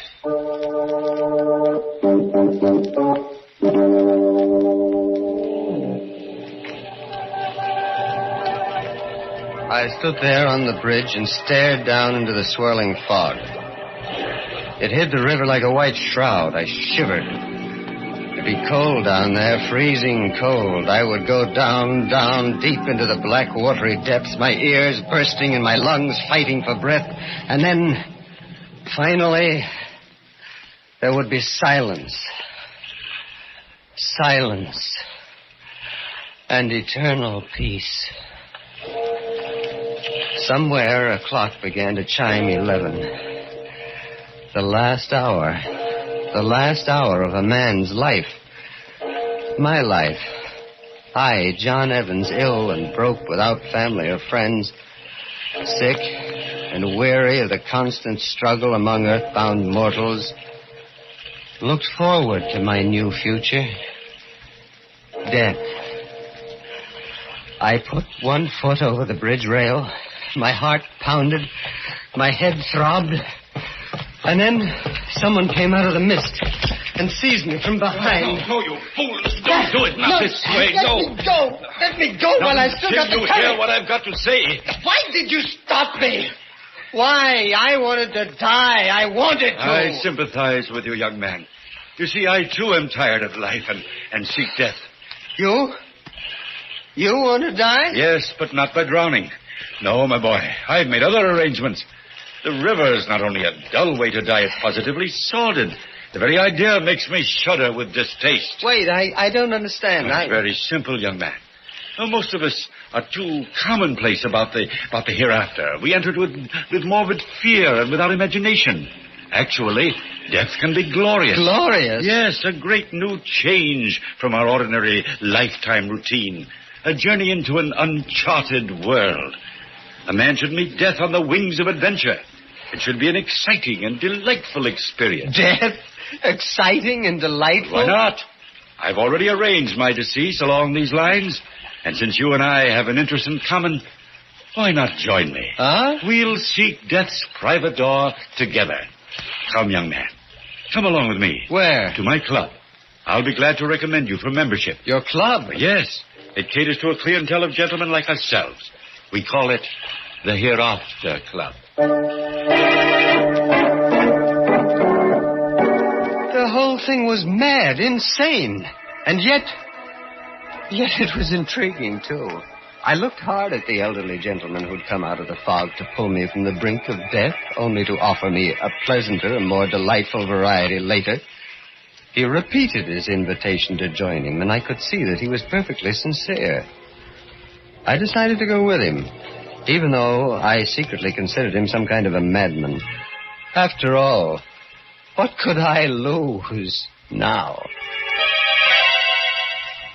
We took a cab and stopped at a grim-looking building in the silk stocking district on the east side. My elderly friend, whom I now knew as Frederick Whitney, took me into a luxurious reception room and asked me to wait there until he saw the president of the club. Finally, the president himself came out to greet me. He was a man of about 50 with a bald spot on his head, piercing gray eyes and a thin mouth. He smiled and extended his hand to me. Welcome to the Hereafter Club, Mr. Evans. Thank you, Mr. President. Mr. Whitney has recommended you very highly, and I'm delighted to count you among our members. I am pretty vague as to what all this is about, but Mr. Whitney mentioned something about a $400 initiation fee, and, well, I'm afraid Tut, my boy. Mr. Whitney knew you were in delicate financial straits and took your initiation fee upon himself. Oh. You were fortunate indeed, Mr. Evans, that he happened along and rescued you from the river. Such a morbid way of entering the hereafter would have been tragic indeed.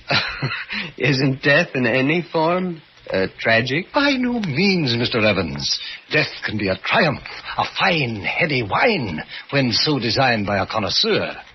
Come, Mr. Evans, follow me. You are about to embark on an exciting and unforgettable experience.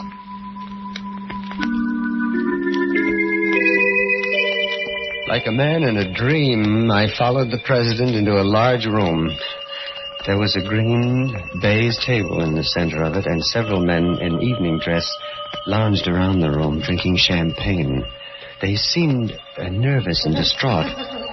And when they laughed, it was high-pitched and too loud. They seemed to be waiting for something to happen, some event to begin. As the president and I stood at the door, he turned to me and smiled. These men, Mr. Evans, are charter members of the Hereafter Club. They come from all walks of life, but they have one common desire, death. I see. And what happens now? Our procedure is very simple. We all play a game of cards. A game of cards? A simple but fascinating game of cards. That is, these gentlemen play. As president of the Hereafter Club, I am the dealer. And what is the game? Each man draws a card and turns it face up. The man who is fortunate enough to draw the ace of spades dies. For this is the card of death. And how does he die? By the hand of the man who draws the ace of clubs. Oh, I see. The ace of clubs eliminates the ace of spades. Precisely. How many of these games do you play a night? Just one. But as you can see, Mr. Evans, during its course, a man can live a lifetime of adventure. For this makes of death an exciting game of chance, a game to whip the blood and make the pulses race. You see, one never knows whether he will draw the fatal ace of spades tonight, or whether he will survive for weeks or even months. A question, Mr. President. Yes? How much of this can a man stand? I can only answer in this way, Mr. Evans. Our members always come back to the Hereafter Club night after night until they draw the ace of spades. Once a devotee of the game, it's impossible to resist. Now, but come, we're ready to begin. In a kind of hypnotic trance, I followed the president into the room. But when the members saw him, their conversation stopped suddenly. They put down their champagne glasses, straightened. Their faces grew pale and tense, their eyes brilliant with a mixture of fear and anticipation.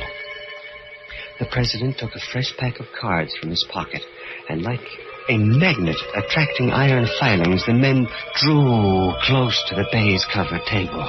I found myself standing next to Frederick Whitney as the president spoke. Gentlemen of the Hereafter Club, the game is about to begin. Someone here tonight will draw the ace of spades. Whoever he is, let me assure him that we will arrange his death so that it will appear to be an accident with no breath of scandal and with no unnecessary anguish to his family. We all know that life is only a stage to play the fool upon, as long as the part amuses us. Now we are wearied of our daily performance and have chosen a civilized and exciting way to quit that stage.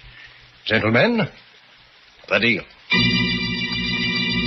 It was a fantastic, weird, monstrous experience.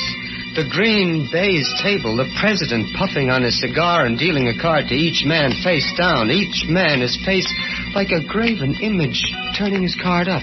I could feel the sweat pouring down my forehead. My heart pounded like a hammer, and next to me, Frederick Whitney stood rigid, his eyes shining as the president's voice droned on. Mr. Thompson, your card. They're here. The 3 of diamonds. Colonel Moore. The 6 of hearts. Mr. Denizen. It's the Jack of spades. Count Rizzini. The 8 of clubs. Mr. Evans, our new member. The Queen of Hearts. Mr. Whitney. Mr. Whitney, what is your card? The ace of clubs. Well, Mr. Whitney, congratulations. You shall be the official agent for tonight. Now let us see whom you will guide into the hereafter. Frederick Whitney left the game and went directly into the president's private office. There was only one card to be drawn now, the ace of death. The tension was almost unbearable. I felt like running away from that table, screaming at the top of my voice, but I didn't. I only stood there, riveted, staring at those cards, listening to the president's hypnotic voice. Mr. Benedict. The 3 of spades. Mr. Wallace. 9 of diamonds. Mr. Thompson. The King of Hearts. Colonel Moore, your card. The 5 of clubs. Count Rizzini. Count Rizzini, we are waiting. What is your card? L'Asso di Spada. I beg your pardon? The ace of death. I stumbled from that horrible place into the cold night air. I went directly to my room, shaken to the core at what I had seen. In the cold, gray light of the morning, it took on the aspect of a bad dream, a macabre nightmare. I resolved to shrug it off, forget the whole thing. But when I bought a newspaper, the headline struck me like the blow of a hammer. Quickly, my heart beating wildly, I read the lead paragraph.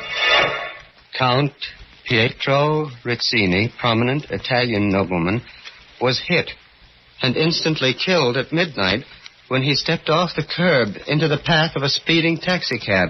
The Count, who had recently lost his fortune, was with a friend, Mr. Frederick Whitney, when the unfortunate accident occurred. And so, in the darkness of the night, a man who has played a grim game and lost goes to his death as the clock strikes 12 for murder at midnight.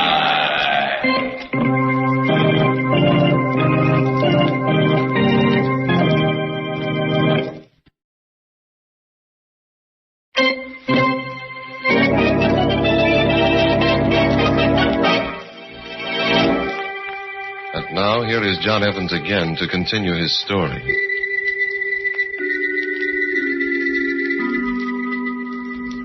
Yes, the Hereafter Club was really a murder club. A racket conceived and created by the polished gentleman who called himself the president. He made a game of death and grew rich on it. For each night, although he lost a member, he made $400, the member's initiation fee. And as the members dropped out, according to Hoyle, there were always plenty of disillusioned neophytes like myself ready to replace them. My first impulse after reading that grisly newspaper announcement was to run to the police. But I had pledged my word to secrecy. And besides, I wanted to go back. I had to go back. The thrill of the game was in my blood. I fought to resist it, but it was like a hypnotic drug. Time after time, I went back to the green baize table, and then, one night... Your card, Mr. Whitney? Come, sir, what is your card? The ace of spades. Now, my friend, Frederick Whitney, the man who'd introduced me into the Hereafter Club, had drawn the ace of death. His string had run out. He was through. I stared at him. He was calm, and there was a half smile on his face. He seemed almost glad that for him the game was over. The president kept on dealing. Mr. Thompson, your card? The Jack of Hearts. Colonel Moore? The 4 of spades. Mr. Denizen? The ace of diamonds. Mr. Benedict. 10 o'clock. Mr. Evans. They were waiting for me. Come, Mr. Evans. Your card? The ace of clubs. Congratulations, Mr. Evans. Only your 6th evening at our club, and you draw a winning card. Now, if you'll join Mr. Whitney and myself in my private office, we'll arrange the details.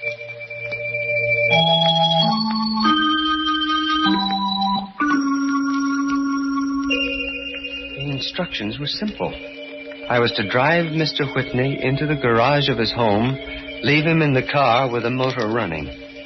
That was all. And so without a word, I got behind the wheel and drove my elderly benefactor to the appointed place.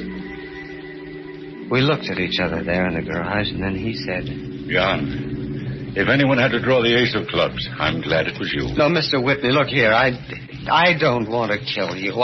You know I don't. Let's end this farce. Let's go to the police and end this monstrous thing. No, John. You forget I'm a murderer. I have already killed.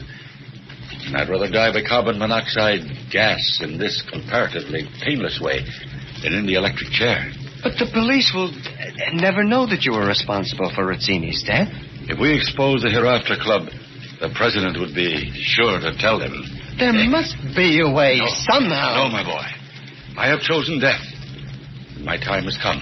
In a way, I'm glad. Everything is resolved. There is no more waiting for the fatal card. No, it's over now. Go, my boy. Leave the garage. Slam the door. No, Mr. Whitney.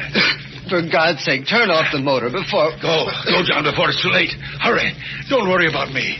I have sought death for weeks. Now I welcome it. Meet it gladly. I staggered to the garage door, went out, and slammed it shut.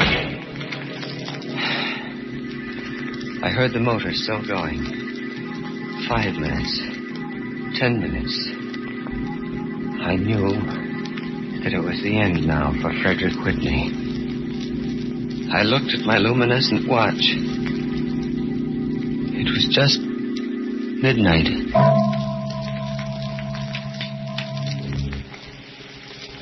I walked the streets for hours after that. Now I was a murderer. True, I had killed with my victim's consent, but I had killed. Now, as the dawn came, I began to shake with a cold rage against the connoisseur of death who called himself the president. Men killed. Men died, and he profited without risk. He always dealt the game and never participated. He was a prince of ruin, and unfortunate men like myself could not resist what he had to offer. And so, like a smiling Satan in formal clothes, exerting a demoniac spell upon the fools who played his game, he watched them destroy each other. That night, I went to the Hereafter Club, and just before the game, confronted him. Good evening, Mr. Evans. I see you are back again tonight. Yes, Mr. President, I'm back again. And I want to congratulate you. Indeed? On what? On your financial vision in starting this club. By simple mathematics, it nets you a handsome profit. We play 5 evenings a week, and each evening you make $400. That, Mr. President, adds up to $2,000 a week. Yes, it's a tidy sum, Mr. Evans, to be sure. But to tell you the truth, tonight we play our last game. Our last game? Yes, to be frank with you, Mr. Evans, the sport of the game is beginning to pall on me. I've decided to retire to the country and pursue the delights of horticulture. Flowers are my hobby, you know. Oh, I see. Even you can tire of sending men to their deaths. And just what do you mean by that, Mr. Evans? I mean that you are a coward, Mr. President. You have created a monstrous game, and yet you haven't the courage to play it yourself. You question my courage, then, Mr. Evans? I do. And I question your honor, too. It seems to me that if you profit by your clients, you should take the same risk they do.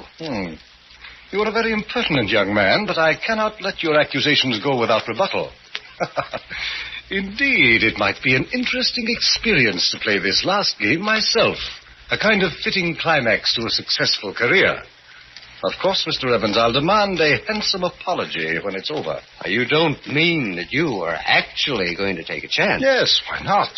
I've often been intrigued by the excitement of my clients. Now, I might as well savor that excitement myself. before I close the Hereafter Club.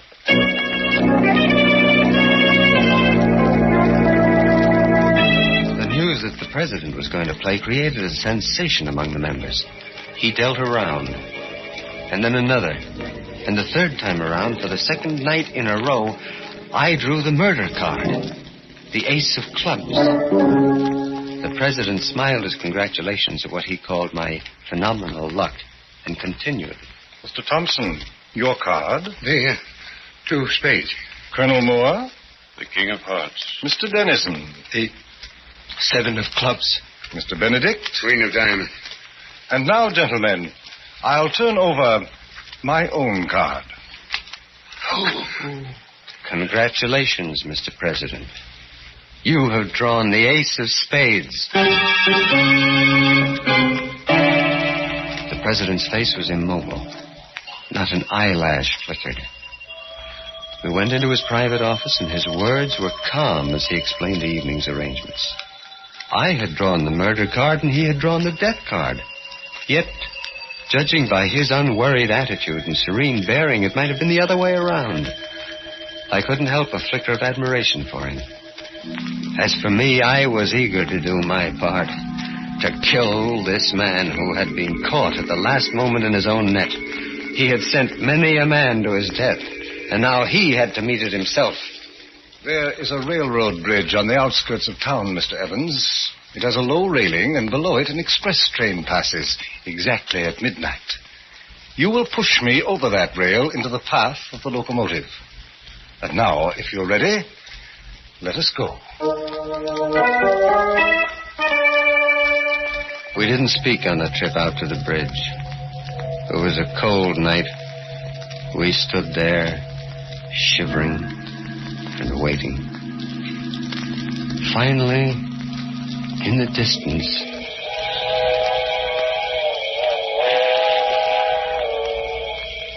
that was it. The midnight train.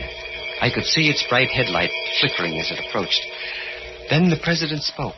Mr. Evans, of course we are not going through with this. Of course we are, Mr. President. Look here, my dear boy. As you know, the Hereafter Club is disbanded. Unlike my clients, I have no desire to die. There's no point in doing so. Well, you are going to die, Mr. President, just as you have sent others. I'll see to it myself. Be reasonable, Mr. Evans. I have everything to live for. And so can you have. Now then, I'm a very wealthy man, and I'm quite sure you could use, say, $10,000. Get close to that rail, Mr. President. I suggest you listen to reason, Mr. Evans. The others died without a whimper. You sent them into the hereafter, and now you're going yourself as you deserve. You're a very stubborn young man, Mr. Evans. No, drop that gun. Don't. Try to kill me, will you? Well, you got me in the arm, that's all, and now you're going over that rail. Don't! I'll give you anything! Over you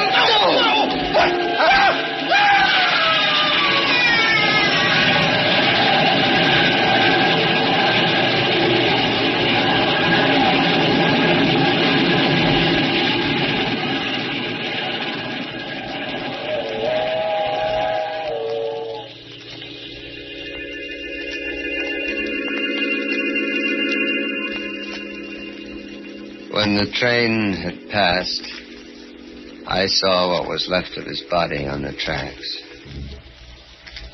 Slowly, with dragging footsteps, I walked down the street toward the twin green lights of the police station.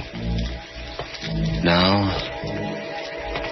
like the others, I'm ready for the end. The doors of the police station open and close on the man who trumped the ace of death. The man who now seeks his own dark destiny as the clocks strike 12 for murder at midnight.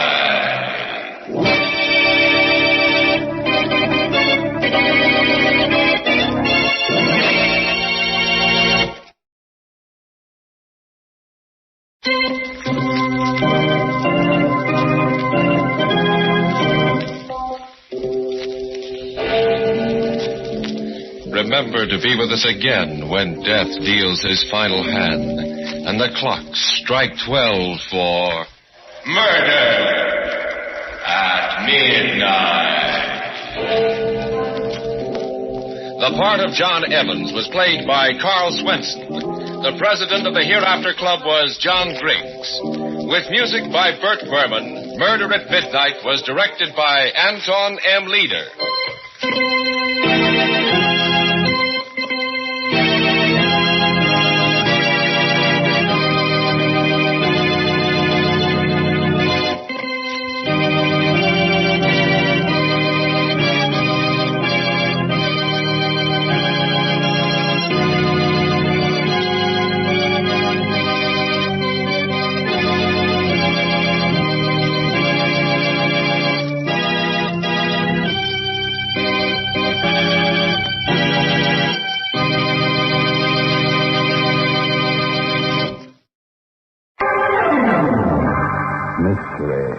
Is my hobby.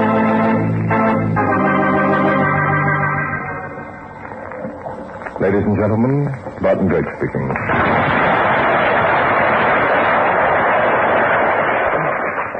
For tonight's drama, I've selected case history number 116 from my book, Mystery is My Hobby. I call it Death is a Twin.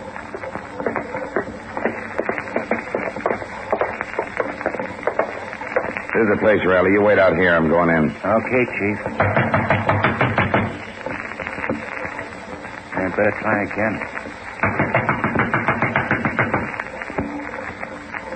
Come in. Come in. The door's unlocked. I'll call you if I need you, Riley. In here, in the living room. Be right there.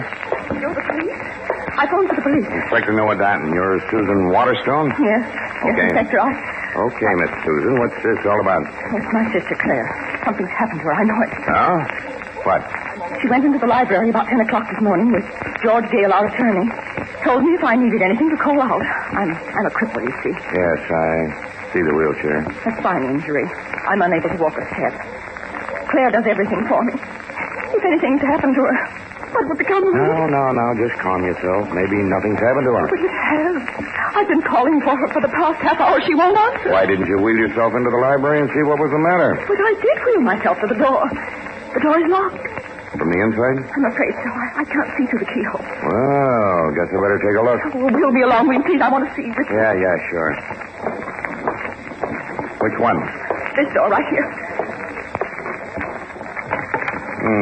Locked all right. Yep, keys in the lock on the inside. It's Wonderstone. Anything the matter? Oh, something's happened. I know it. Yeah, I guess I'll have to break in the door. Oh, no, please don't. That's such a beautiful old door. If you had to break anything, why not a window? Okay, it doesn't make much difference. I'll get Riley to do it. Hey, Riley, try and get in one of the library windows. They're all locked. Break one. Okay, Chief. Riley will be in the jiffy. Oh, what do I do? Poor Claire. Oh, maybe she just had a fainting spell. Guess the windows must have been locked. Holy cow.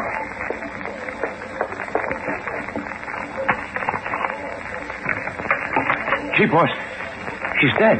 Claire dead. Oh, no.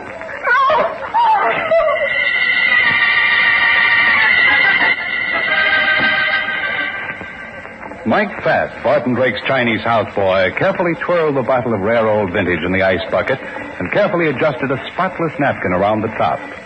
Carefully, he set just the right glass on each stand beside the two easy chairs, and then, just as carefully, placed a carpet tack point upwards in the chair where the good Inspector Danton would soon be planting his very ample frame.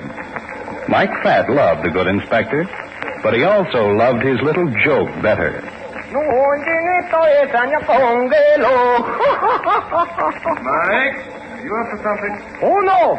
Just putting out very cooling refreshment. All right, but you sound rather suspicious.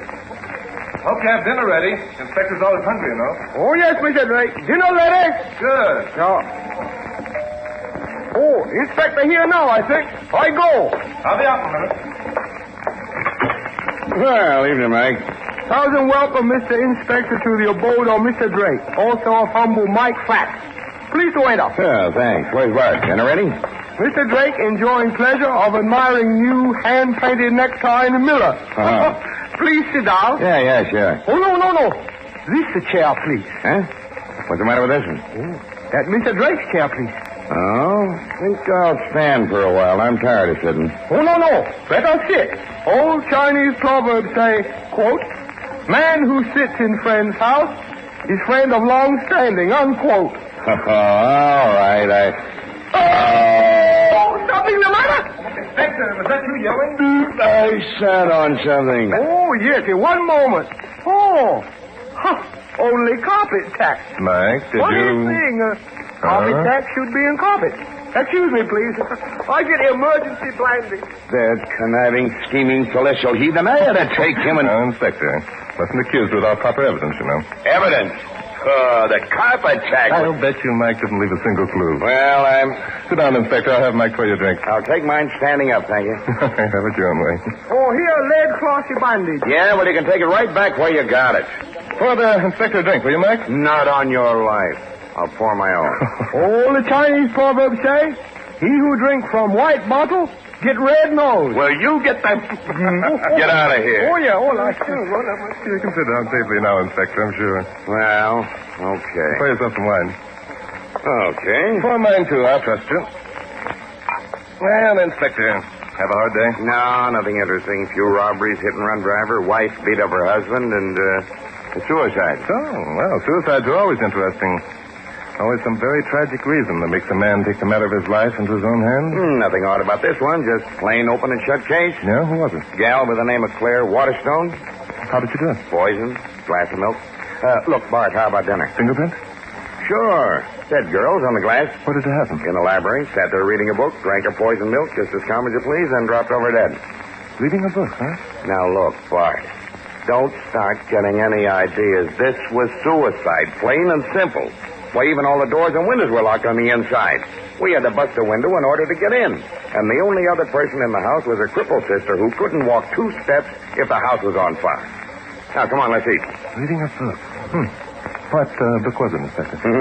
If there's any satisfaction to you, it was one of yours. Huh? The first edition of Mystery is My Hobby. What do you know? Now, will you tell that Chinese boy to start serving the food? We'll have to wait, Inspector. Huh? If that girl was reading my book when she died, I feel duty-bound to look into this case. But it was suicide. I solved the case myself. Yeah, so it would seem. But anyway, get your hat and coat.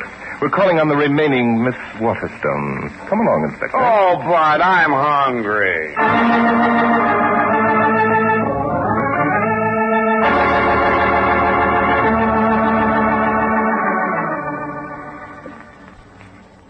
And now, back to Glenn Langan for the second act of... Mystery is My Hobby.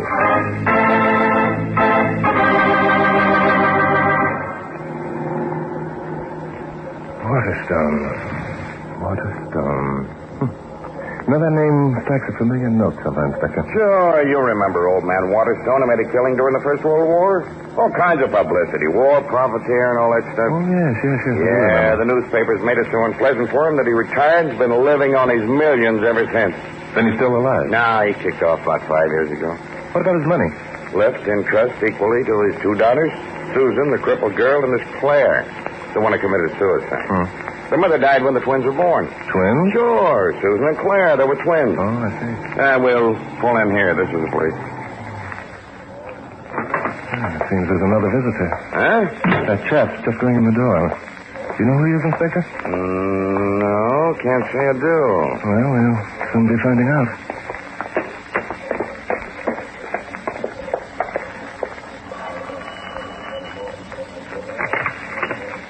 Miss Waterstone isn't at home, gentlemen. Just a minute, you. We're the police. Police? Oh, well, that's different. Come right in. Thanks. I thought this matter had all been settled. It has. Well, then what? This is just a final checkup, Mr. I'm George Gale, Miss Waterstone's attorney. How do you do? I'm Barton Drake. This is Inspector Noah Danton. How do you do? How do you do? George, is that you? Yes, Susan.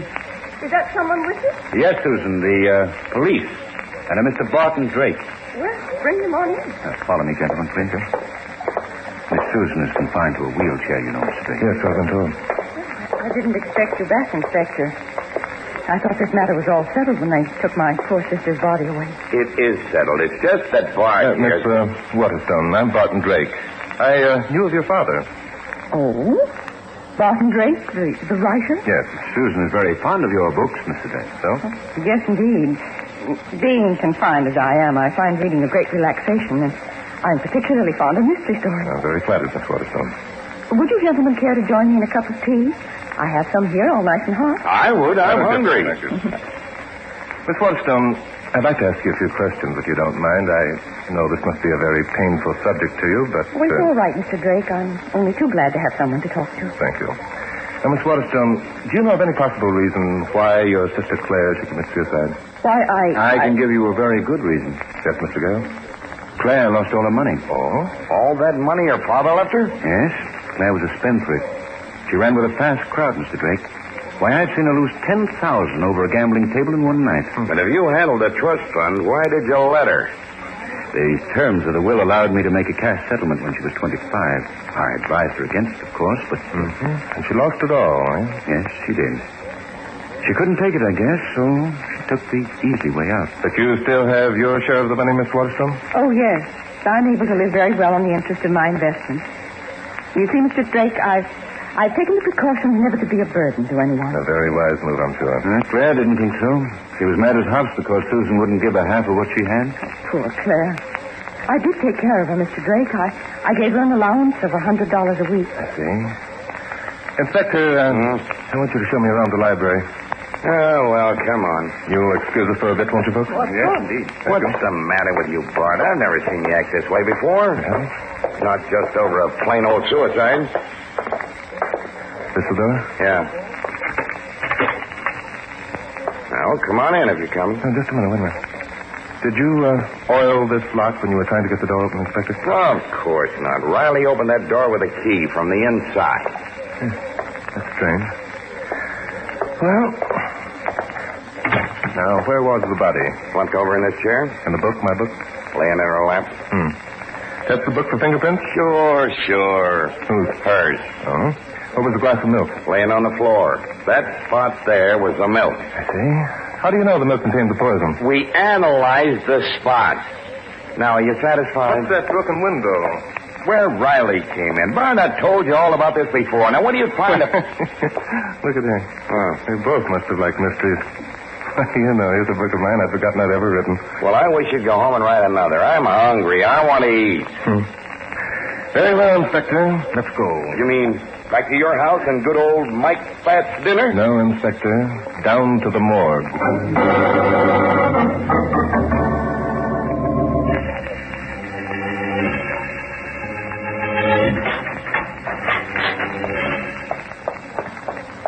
Good evening, Charlie. Oh, good evening, Mr. Drake. You come down to take a look at my customers. We came down to look at a stiff. Yes, of course. Come right in, gentlemen. How are you this evening, Inspector? I'm starving to death. Good. I had a cadaver that came in this morning starved to death, rather thin. Now, what can I show you? I've got all types. Look, we aren't down here to pick out Miss Corpse of 1947. Oh, we'd like to look at Miss Claire Waterstone, Charlie. Claire Waterstone? Yes. Oh, yes. I'll see if she's in. Thank you. Yes, here she is. Someone to see you, my dear. Beautiful girl. Of course, Charlie, of course. You're sure this is the right one? Yes, indeed. I have her case history right here. Got it tied to her big toe. Claire Waterstone, poison, suicide. Yes, she's the right one, all right. Well, what are you waiting for, Charlie? Just looking at her face. Awful sad. Well, there you are. By Judge, Inspector, what a remarkable resemblance. Why not? They were identical twins. Yes, this must account for it. Well, that's enough. I've seen all I care to. My pleasure. Come on, Inspector, let's go. You mean at last we're going to eat? Well, maybe. If Miss Susan will make you a cup of tea.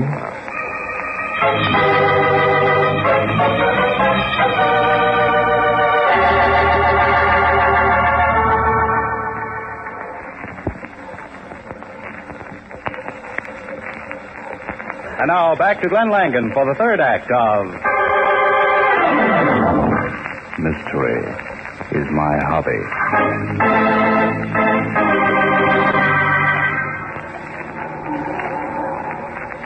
Well, I hope at last you're satisfied, Bart. Yes, Inspector. I'm satisfied. I told you it was suicide all the time. I'm satisfied that it's murder. Murder? Oh, now, Bart, Stop look. at this drugstore, Inspector. I want to make a phone call. Phone call? To whom? My stockbroker. Stockbroker? Are you nuts? I don't think so. Well, while you're phoning, I'm going to have a double banana split.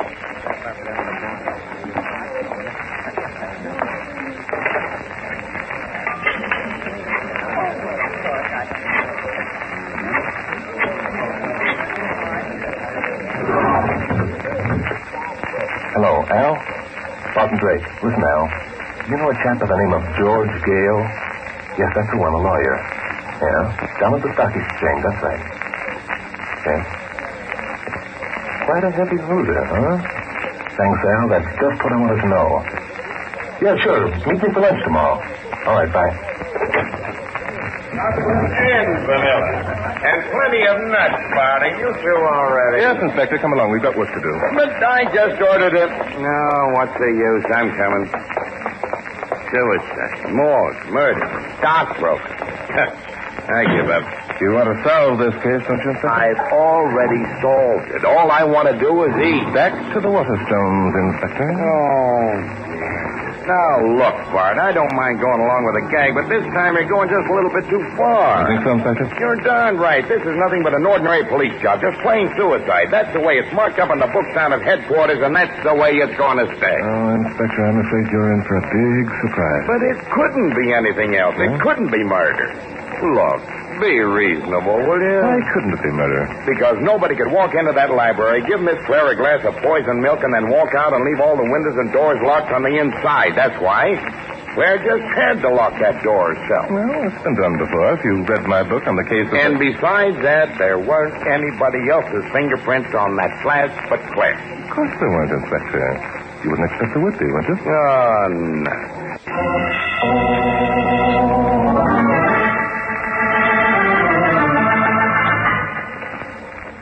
And now, Miss Susan, just one more little thing, and then we'll go, maybe in peace. Of course, Mr. Drake. What is it? Susan, it seems to me they've been poking around quite enough. Oh, never mind, George. I'm sure Mr. Drake knows what he's doing. Thank you, Susan. I'd like to look at your sister's room, if you don't mind. Oh, certainly. Right down the hall. The last door on the left. Thanks. Coming, Inspector? Yeah. If you don't mind, I won't go with you. My wheelchair. Of course. I think this is it. Yeah.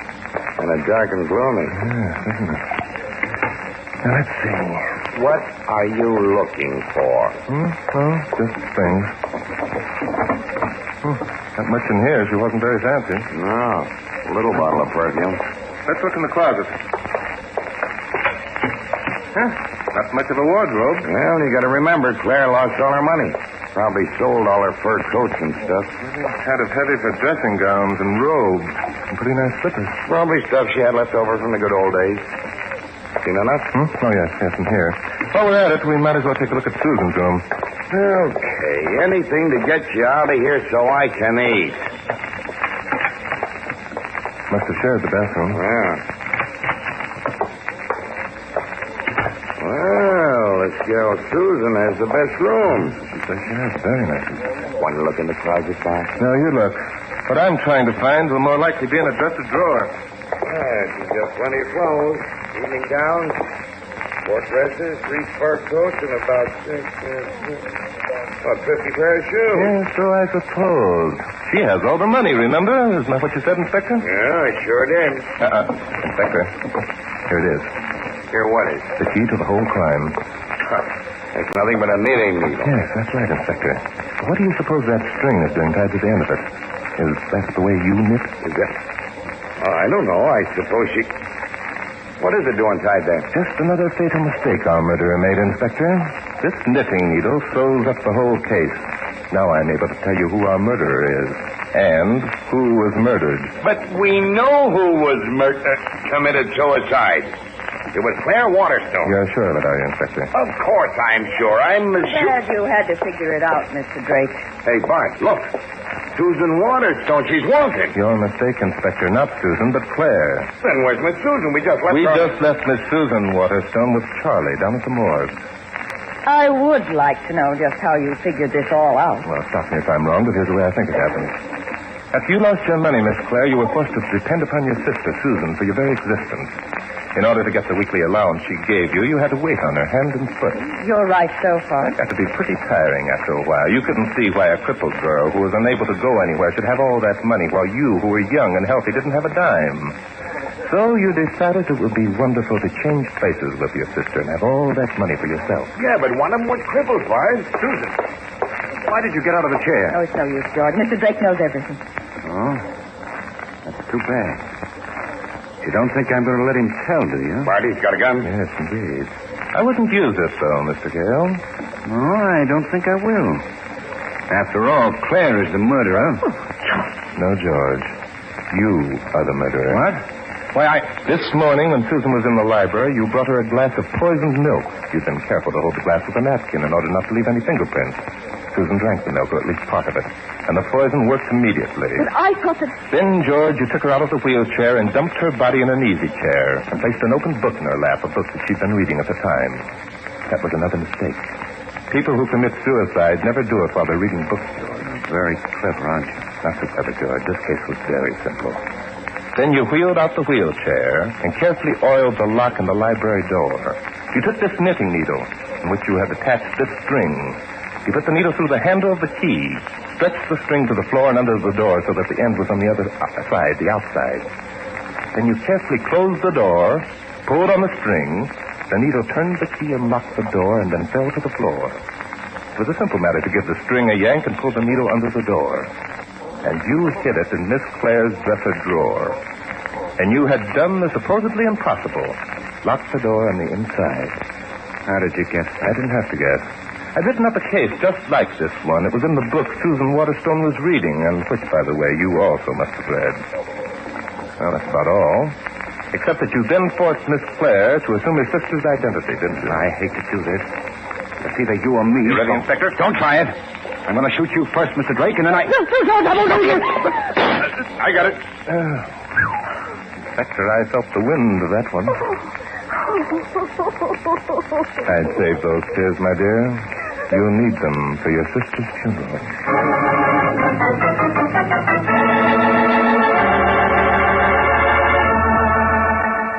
And now, back to Glenn Langan for the conclusion of... Mystery is my hobby.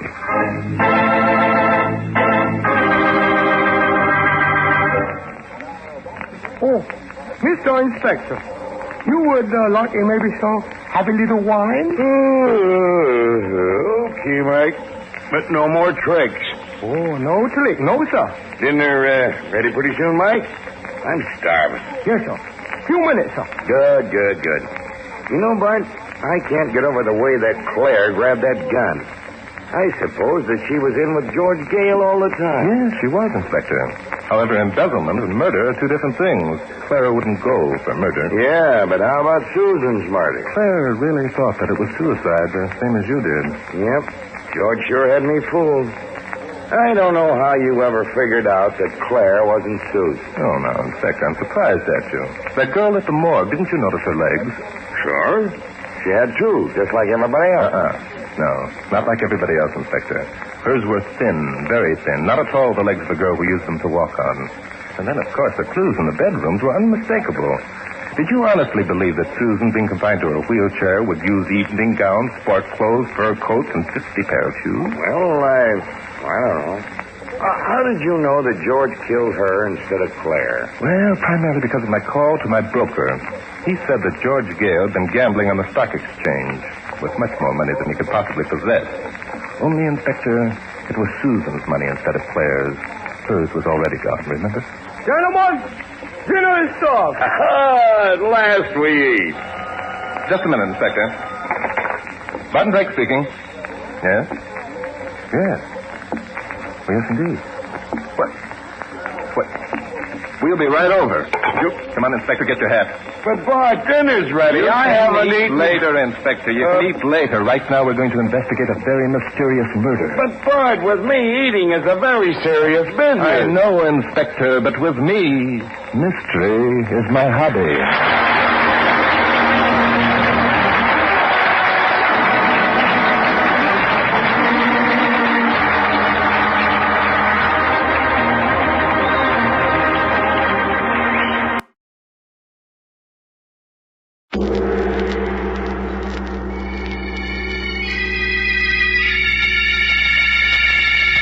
The Sealed Book.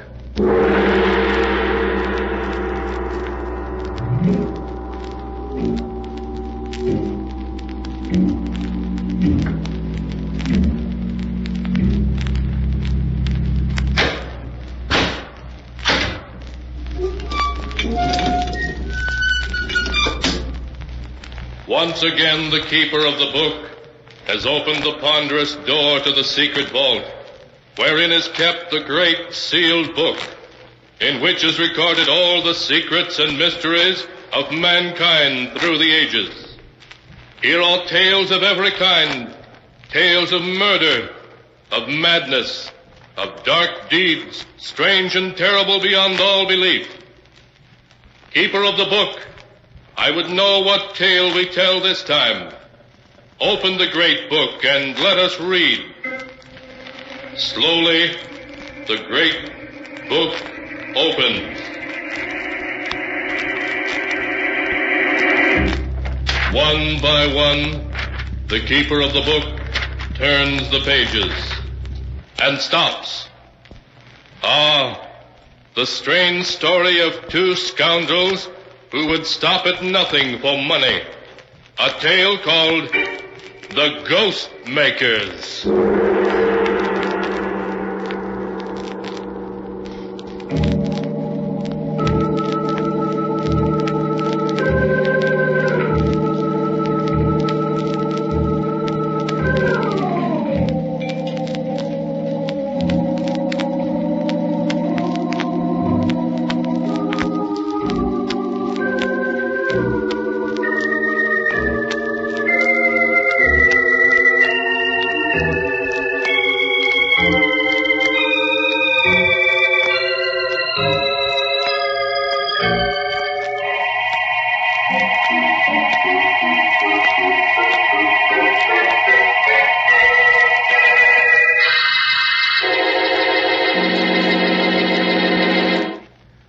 Here is the tale, The Ghost Makers, as it is written in the pages of the sealed book. It is an autumn afternoon in the ancient New England village of Wilton. In an old stone house a mile from the town, Agatha Wainwright is serving tea to her nephew Ned, and a little man Ned has introduced as Professor Piedmont, a friend who has come to spend a few weeks with them while he works on a book to be called Old Graveyards of New England. So this is your graveyard, friend Ned. He looks like a man who'd be happy staring at tombstones. They make a fascinating study, Miss Wainwright. Well, I'll take your word for it, Professor Piedmont. For myself, I'd rather read about them in a book. The professor not only writes books, Auntie, but he's also an expert on psychic phenomena. Psychic phenomena, eh? Oh, you mean ghosts.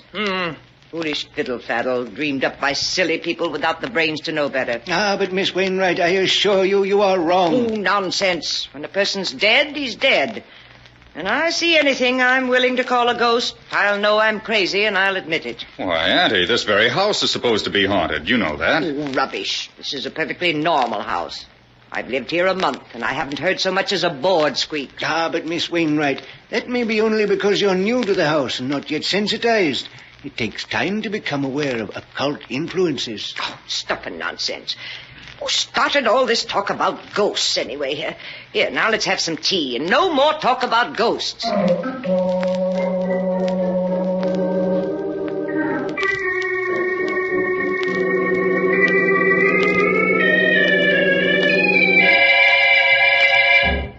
Well, Ned, now that we're alone, suppose you tell me a little more than you put in your letter. I'm still not sure why you sent for me. All right, Professor. This is the gist of it. 3 months ago, Aunt Agatha's brother died, leaving her an estate of $400,000. And I'm Auntie's only living relative. I see. Yes, light begins to dawn. No, wait. My uncle arranged his will so that Aunt Agatha gets only the interest, about $20,000 a year, and this house to live in. On her death, the entire estate goes to charity. I'm cut off without a penny. I see your uncle didn't like you, Ned. A shrewd man. Very shrewd. Yes, he was making sure I couldn't get my hands on any of it. But that's where you come in. If Aunt Agatha were to become, shall we say, ill, mentally ill... So that she was incompetent to administer the estate, you mean? Exactly. If Aunt Agatha were to lose her mind through shock or fright, who but me, her only relative, would be the logical one to administer the estate for her? You would, then. Then you'd have the whole income for as long as she lived. Yes, and part of the principal, too. I know ways to manage it. But I've got to get my hands on some of it before the end of the year, or I'm sunk. I owe a little money, about $25,000. If I don't get it quickly, well, the people I owe it to are rather short-tempered. I understand. Yes, Ned, I remember when I knew you in Chicago. You liked to gamble, didn't you? But that's your affair. Personally, I prefer to stick to my own profession, creating ghosts. Yes, I've heard of some of your jobs, Professor, and some of the ghosts you've created to order. Yes, I pride myself on having a unique occupation, Ned. I believe I'm the only ghost maker there is. And the ghosts I've created have been effective, too. So I understand. Now, what I want you to do is this. I want Auntie frightened to the point where she... Yes, I understand. Well, Ned, it's going to be difficult. She's a tough-minded woman. Hard to scare. Hard to drive insane. It's got to be done. Got to get my hands on the estate. If you succeed, Professor, there's $5,000 in it for you. All right, Ned. I'll try. It won't be easy, but she may crack suddenly when the time comes. That type does, you know. Good. That's settled then. You brought everything you're apt to need? All my apparatus and gadgets are in my trunk. They'll be here tomorrow. I'm not altogether sure I like this job, Ned. I hope you're not going to turn moral on me, Professor. No. There's something about this place that disturbs me, though. You know, I am psychic at times. Not altogether a faker. Next, you'll be scaring yourself with your own stories. As we were driving past that old cemetery this afternoon, I suddenly felt a premonition and a chill. The kind of chill you're supposed to feel when you go near the place you'll someday be buried. Oh, it was just the wind. We'll have to get you some red flannels. Here. Here's something that'll give you your courage back. Drink it down. Yeah, that does me good. Of all the different kinds of spirits, I prefer those in bottles. I thought you'd like it. Now, let's go downstairs again. We won't talk about ghosts anymore tonight. But tomorrow night, who knows what may come knocking at Aunt Agatha's door.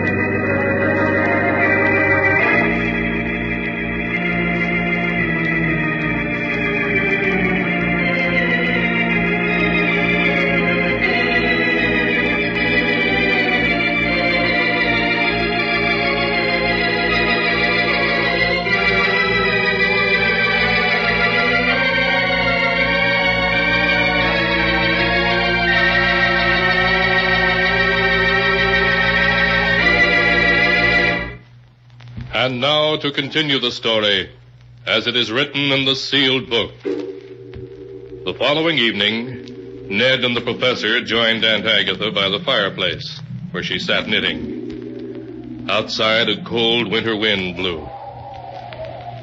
Oh, listen to that wind. We may be in for a storm. We're in for an early winter, that's what. The first snow will fall any day now. It's good to have a fireplace to sit by when the wind blows like that. Here's the cider and donuts, ma'am. Very well, Emmy. Bring it right in. Ah, cider and donuts. Just what we need on a night like this. Will you have a glass, Mr. Ned? Oh, yes, thank you, Emmy. Will you have some cider, Professor Piedmont? Professor, Emmy's trying to give you some cider. Oh, excuse me. I was listening. Thought I heard someone knocking on the front door. Someone knocking? Well, there is someone there. Well, they can't be very anxious to get in if that's all the noise they can make. Shall I go see who it is, Miss Agatha? Yes, girl, go see, though I can't imagine who'd be calling at this hour of the night. Sounded like someone who didn't expect to get in anyway. A timid child, or maybe a ghost. Yes? Yes, who is it?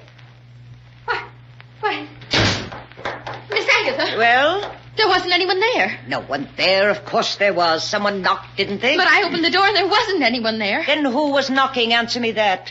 I don't know. But it wasn't anyone you can see. Emmy, I'll stand for no foolishness now. No, ma'am. But just the same, there's nobody at the door. Someone's playing tricks on us, and I'm going to see who it is. I'll come with you. You won't find anybody there. Well, we'll see. Well, what is it?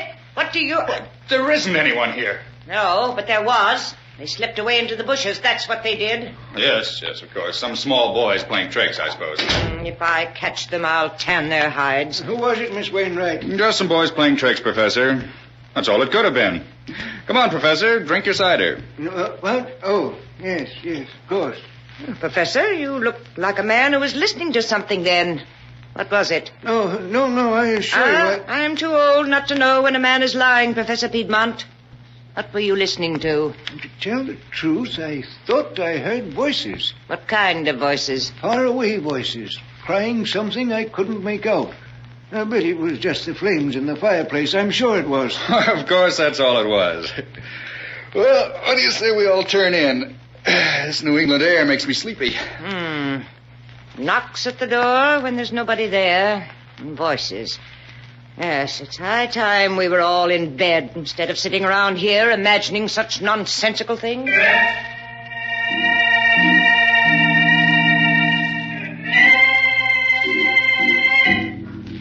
Highly pleased with their first effort in creating ghosts that didn't exist, Ned and Professor Piedmont went to bed. But before they retired, they held a brief, low-voiced conference in Ned's room. Well, Professor, that door-knocking act was all right. You did it very nicely. Yes, Ned. An ordinary length of black thread run through a crack in the window sash and attached to the door knocker can create a very satisfactory ghost indeed. Now tell me, what comes next on the program? Well, we can't work too fast. Tomorrow the hired girl, Emmy, will spread the story of tonight's happenings. The whole town will start talking about it. Good. And then? And tomorrow night, nothing happens. Your Aunt Emmy is reassured. But tomorrow, I'll be busy. I noticed today there's an old hollow tree in the woods about 100 feet from the house. What about it? I'll run wires to it, hiding them under the leaves, and install a small loudspeaker in it. I'll conceal the microphone and batteries behind the drapes in the living room. I see. So 2 nights from now, we'll hear ghostly voices, eh? Exactly. They'll accompany the ghostly knocks on the door. But that won't be all. There'll be other surprises on the program. Professor, remind me to tell you sometime that you're about as unpleasant an old rascal as I've ever met.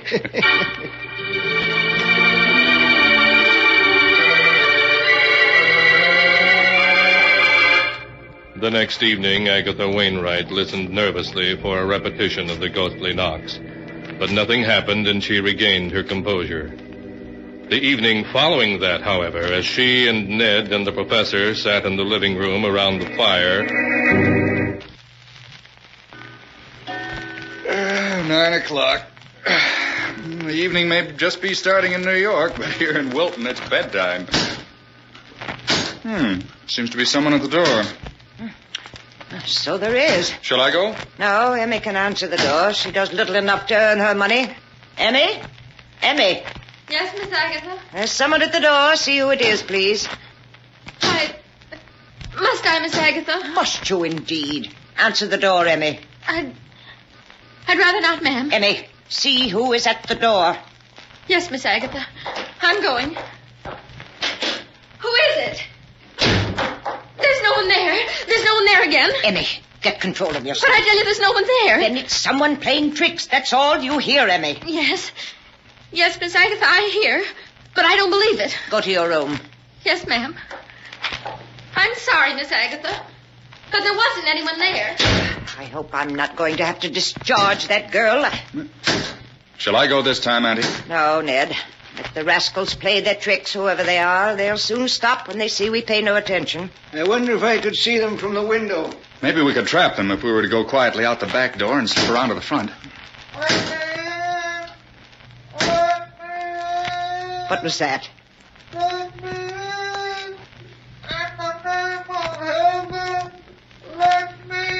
Someone calling. Really? I don't hear anyone. It's someone calling to us to let him in. Strange. I can't hear it. Oh, you must have heard it, Ned. It was perfectly plain. There are some voices certain people can hear and others can't. If there's someone calling, we better take a look. Come on, Auntie. We'll see what goes on. Who's there? Show yourself, whoever you are. The yard's perfectly empty. No, there isn't a soul in sight. Both the knocking and the voices seem to have stopped. Perhaps we ought to search the yard and... And Agatha, look. Huh? Down at the edge of the trees. Lights. 3 balls of light moving around just above the ground. Really? 3 spheres of light? Dear me, luminous spheres are common manifestations of spiritual presences. Oh, nonsense. They're just will-o'-the-wisps, that's all. Well, whatever they are, we're going to see.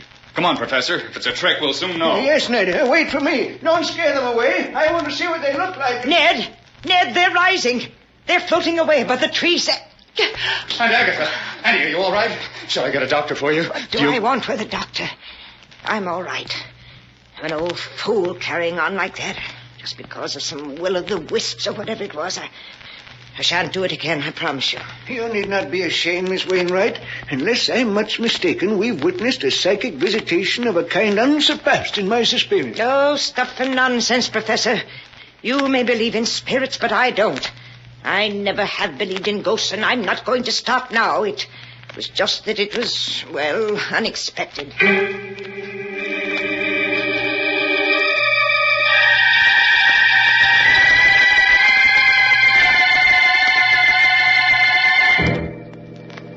In the days that followed, Ned Wainwright and Professor Piedmont found it impossible to shake Agatha Wainwright's iron nerves. Emmy, the hired girl, resigned in terror, but Agatha remained seemingly unmoved. Resolutely, she ignored the ghostly knocks, voices, and footsteps that Professor Piedmont's ingenuity devised. The whole town buzzed with tales of her haunted house, but she refused to pay any attention to them. After a month had gone by, Ned was ready to admit defeat. Well, Professor, you're a washout. And Agatha hasn't turned a hair at your ghost. No, Ned, I told you it might take a long time. She's a very strong-minded woman. Believe me, anyone else would have cracked by now. Well, she hasn't, and she's not going to. I still say it may happen all at once. She's nervous and distraught. She doesn't sleep well. Every evening she sits listening for ghostly voices, though she won't admit it. But she's made up her mind not to believe in ghosts, and I'm afraid she never will. Well, what do you suggest? It's the middle of December. I've got to get my hands on her money by the end of the year, or I'm sunk. We must play our last card. You. Me? What do you mean? She's fond of you. You're her only relative. What are you getting at? How would she feel if you, her only relative, were to die and come back here as a ghost? I don't follow you. My plan is simple. We'll say goodbye to your aunt and drive off as if we were going away. Then, secretly, in the night, we'll return to the house. Yes? And then what? We'll see to it that she receives a phone call from a friend of mine in Boston. He'll announce to your aunt that you and I have been in an automobile accident, that we've been killed. Oh, I see. Yes, I begin to understand. Immediately after the phone call, we'll knock. She'll come to the door and see us standing there. And having just heard that we're both dead... Exactly. And if that doesn't work, Ned, we are defeated. But it'll be a strong mind indeed that can withstand such a shock. A strong mind indeed.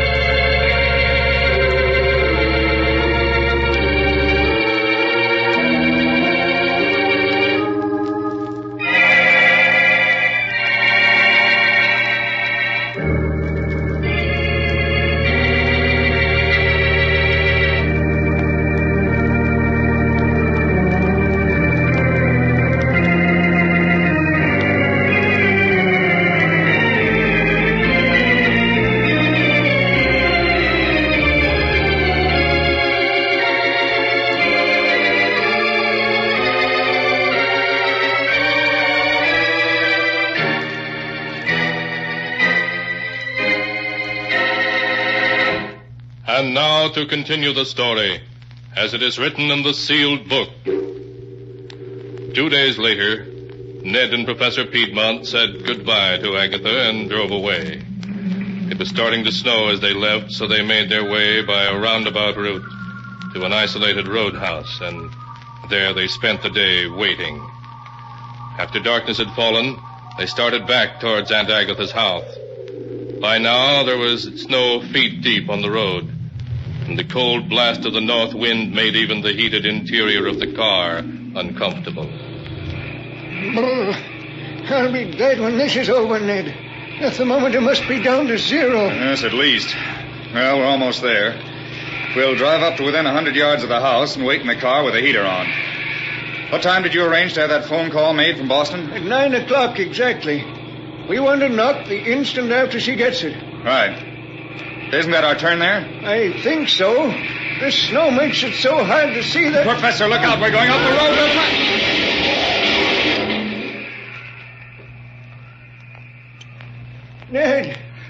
Ned, are you hurt? My ankle. I'll be out of here. Come on. Hurry, Ned. I smell gasoline. The car may catch on fire. All right. Help me onto the road. Yes. What happened? We skidded down a 10-foot bank and turned completely over. Well, if you'd watched where you were going, it wouldn't have happened. I couldn't tell. There was ice under the snow. No, but never mind that. We've got to get to shelter. And I think my ankle's broken. Yes, I can't step on it. Yes. You can lean on me. But where are we? A quarter of a mile from Aunt Agatha's. There isn't another house within a mile. Then come on. We've got to get there quick. Lean on me. Help all you can. If we don't get there soon, we'll freeze to death.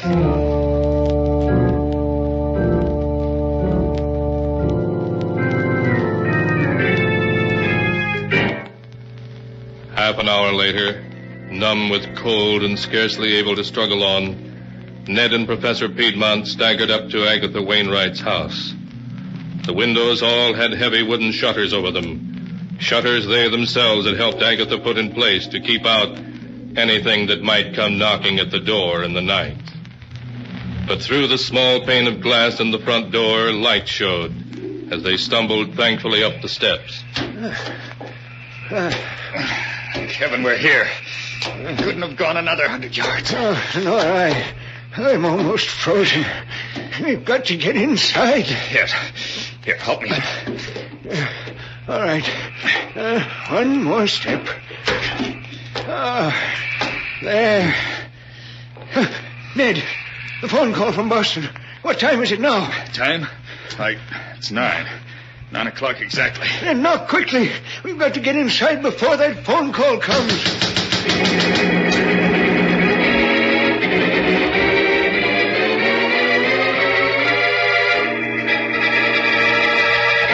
Inside, Agatha Wainwright heard the knocking. But before she could go to the door, the telephone rang and she answered it first. Hello? Yes, this is Wilton 317. Boston, calling long distance? Yes, I'll hold on. Just a minute. Hello? Yes, this is Miss Wainwright speaking. The Boston General Hospital. My nephew Ned. What is it? What's happened to him? Oh, dead. An automobile accident. Both of them killed? No. Oh, no. Yes, I'm all right. Thank you for letting me know. I'll come in the morning. Ned killed? Oh, no. No, he can't be. It's Ned. Let me in. Let me in. Ned's dead. He's been killed. Let me in, please, Aunt Agatha. It's Ned. Let me in. No, Ned's dead. Ned's dead. Let us in. No, you can't be Ned. Ned was killed. He's dead. Aunt Agatha, please. It must be Ned's ghost. The professor was right. There are ghosts. It's Ned's ghost out there. Aunt Agatha, we're freezing to death out here. Please, let us in. No, you can't come in. You're a ghost. You're Ned's ghost. You can't come in. I won't let a ghost in here. I won't.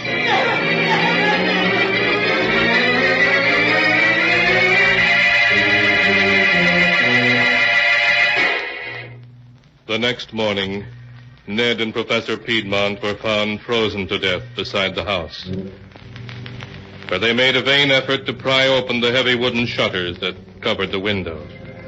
You see, Agatha never did let them in. She knew better than to open the door to ghosts.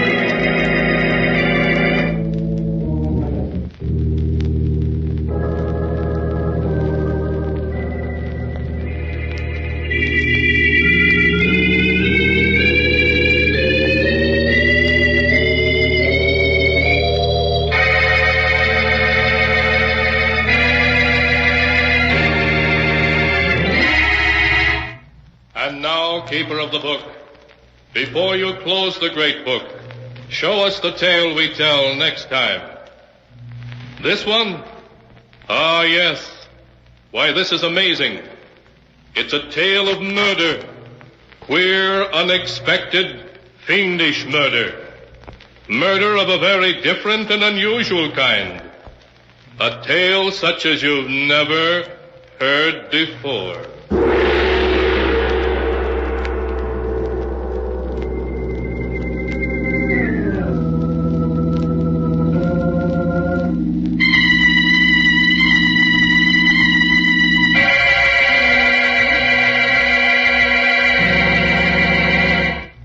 Be sure to be with us again next time, when the sound of the great gong heralds another strange and exciting tale from The Sealed Book.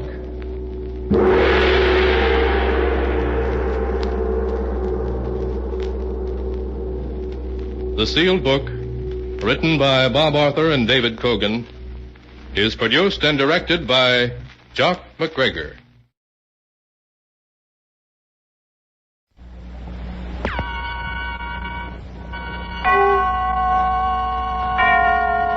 Autolite and its 96,000 dealers present Suspense.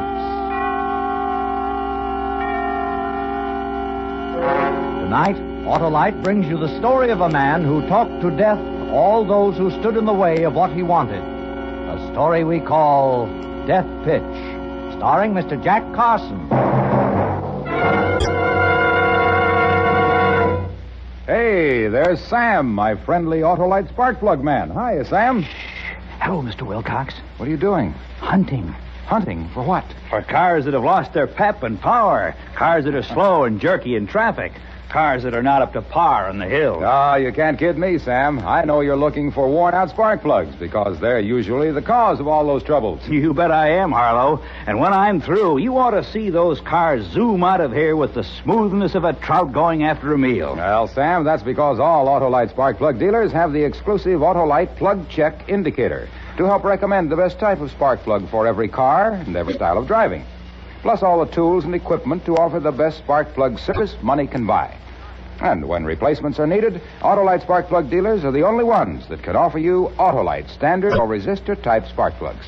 The spark plugs that are ignition engineered to work as a perfect team with your car's ignition system. So, friends, look for your friendly Autolite spark plug dealer this week. And remember, you're always right with Autolite. And now, with Death Pitch and the performance of Mr. Jack Carson, Autolite hopes once again to keep you in suspense. That morning, I decided to talk to death, all those between me and what I wanted. I would talk and they would listen and die. Words. Words are what makes the world go round. People dangle on words like marionettes on a string. Step a little closer, folks, and they step a little closer. Test your skill, 3 chances for a dime, and they pay their dimes. Hurry, hurry, hurry, and they do hurry to obey. Words. That morning I was standing as I often stood, just inside the entrance to the big top, my head back, watching Annette's rehearse. I love to watch trapeze artists. What ease, what confidence. But so far above me, out of my reach, in more ways than one. But if I owned the show, yes, I, Nick Arnold, if I owned the show... Nick, snap out of it. Always dreaming all the time in the fog. Meet Peter Bellington, Peter the Great. He's with it now. Pete, my brother Nick. Hello there. Peter the... Oh, yes, I think I caught your act in Dallas last season. Escape artist, wriggle out of chains and handcuffs. That's a good act. Pete's wagon ready for him, Nick? Well, don't go blank on me. Didn't I tell you to get a wagon ready for him? Where's he going to bunk if he has no wagon? You didn't tell me, Duke. You told Lee to take care of it. Well, if I don't do everything myself, not done. As if I didn't have my hands full already, now I have to drop everything and find an empty wagon. Pete, you wait here. We'll see about your wagon. Come on. See you around, Pete. Yes. Come on, walk. Walk a little faster. I don't have all day. Lee. A fine partner that loopy rumhound is. Gets half the profits and leaves me all the grief. Yeah, he'd be lost without you, Duke. I gotta do this, I gotta do that. Hire fire, square the badges, everything. And does he cooperate? Bring back those wonderful... Hear that? He's barreled again. Bring back... Lee. What's the matter, Duke? You mad about something? You lush, you rum-dum. The Star Act joins the outfit, and there's no wagon ready for him. Oh, that. I'm sorry about that, Duke. Yes, it slipped my mind. Really? You're sorry, huh? It's just dandy. Look, I'm finished. One of us has to get out. I want you to sell the half to me. Sell? Yeah. Oh, I can't do that, Duke. This show has always belonged to my family. My grandfather started it. It belonged to my father. I broke into show business with this circus as a lion tamer. I couldn't sell it. It don't impress me. A fine lion tamer you must have been. You get clawed once, your nerve breaks, and you don't go near a cat for 15 Not years. True. I was a good lion tamer. Why'd you give it up then? Because of my other responsibilities. Yes. Running this show and looking after my wife and raising my son Robbie. Throw it to the sparrows. You don't run this show. I do. You don't look after Nora. She looks after you. Yeah. And she's a better tamer than you ever was. Because she's got the muck. No! Please leave me something. Oh, incredible. A few words, mere wind, and a grown man cowers like a whipped dog. Oh, words. Okay. You won't sell out to me? Buy me out. No, Duke, please. Take your sloppy hands off me. Oh, please.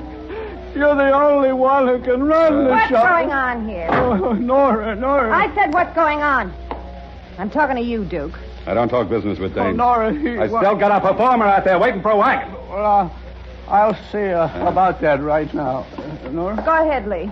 I'll take care of it. All right, take care of it myself, but I have to get a wagon. No dice, Nora. He won't buy and he won't sell. I told you he wouldn't. Ah. Duke, don't bear down too hard on him. He really used to be something once. I'm sorry. Working with him is like trying to crack a whip underwater. I lose my temper. You look tired, baby. Well, I've been trying to work Jezebel all morning.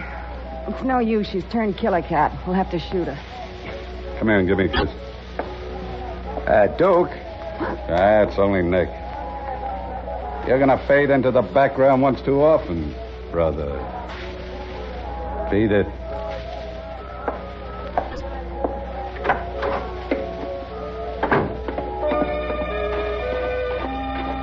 Lee. I decided then to start with Lee. With Lee gone, Duke would have Nora and the show for himself. It would fatten him like a Christmas turkey. And then, the axe. Hi, Nick. Oh, hello, Annette. Where you going? To the cookhouse. Walk me over. Was that you down there watching me rehearse this morning? Yeah. What'd you think? You're getting big time. Now, if I owned the show, I'd give you a star billing. Not only that... Here comes Robbie. Pretend we don't see him. All right. But if I owned the show, I'd make you the... Hello, dreamy eyes. You got a smile for Robbie? You grab my arm again and I'll... When you gonna give me the green light, dreamy eyes? Come on, Nick. I hate that... Just because Lee's his father, he thinks... Always trying to play footsie under the table in the cookhouse. Want me to take care of him? You? I can take care of myself. Look, they're rolling a new wagon next to mine. Yeah, we have a new star act. Peter the Great, escape artist. Oh. Well, see you later, Nick. Well, that night, sitting in the dark on the steps of my wagon, I saw Nora and Duke pass arm in arm. A little later, Robbie on his way to town. I finished my cigarette and stretched. It was time. Bring back those wonderful days. Bring back those wonderful days. Hello, Lee. Oh, you. Have a drink? Thanks. Hey, what's that, a photograph album? Yeah, looking through some old pictures. Here's me the day I first did my lion tamer act. Good-looking costume. It wasn't a big success. Stopped so cold. I bet you did. Did you, Jamie? Good. Yeah, you see this picture? Me and my cats. This big one's name was Rondo. Mean cat, but I tamed him. How many did you work? 30 at one time, and then 5 tigers. Greatest thing you ever saw. I think Nora's good. Should have seen me. I'm as good as I ever was. Matter of fact, you want to know something? I'm thinking of going back to her. Really? Let's have a drink on that. You'll brace it. Never would have left it, you know, if I didn't have more important responsibilities. Well, it's true. It's true, you'll see. I didn't lose my nerve. Sure, of course. Why, I bet you could even handle a killer cat like Jezebel. Jezebel? I could have Jezebel purring inside of 5 minutes. Used to work 30 at one time, I tell you, and 5 tigers. Give me that whip. I'd build them in a pyramid. You 3. Those bags. Hold it. Now you 5. And you. And you. And there they'd be, with the audience screaming themselves crazy. I'd like to see in action. Anytime at all. Well, how about now? With just Jezebel. Yeah, that's it, sure. Come on. Yeah. I'll show you. Yeah. You know something? When I'm done with Jezebel, I'm going to have a little talk with Nora. Getting out of hand lately. Some women have to be tamed. Well, I'm the bully boy who can tame them. I can tame anything. Anything at all.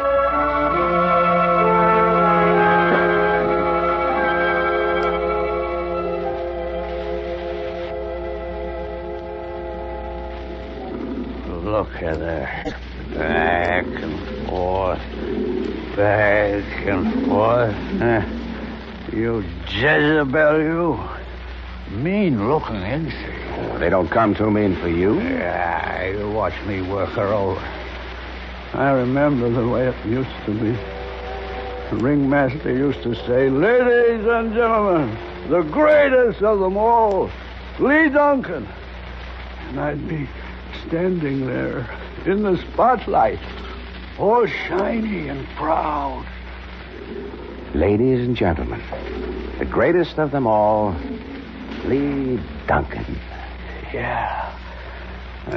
You Jezebel, you. Go ahead, Lee. Almost. No, it's not your fault. It's a loose board. You wash me, Nick. Wash a man. Take a good look, Jezebel. Take a good look. I'm going to... Back, Jezebel. Back! What am I doing? No!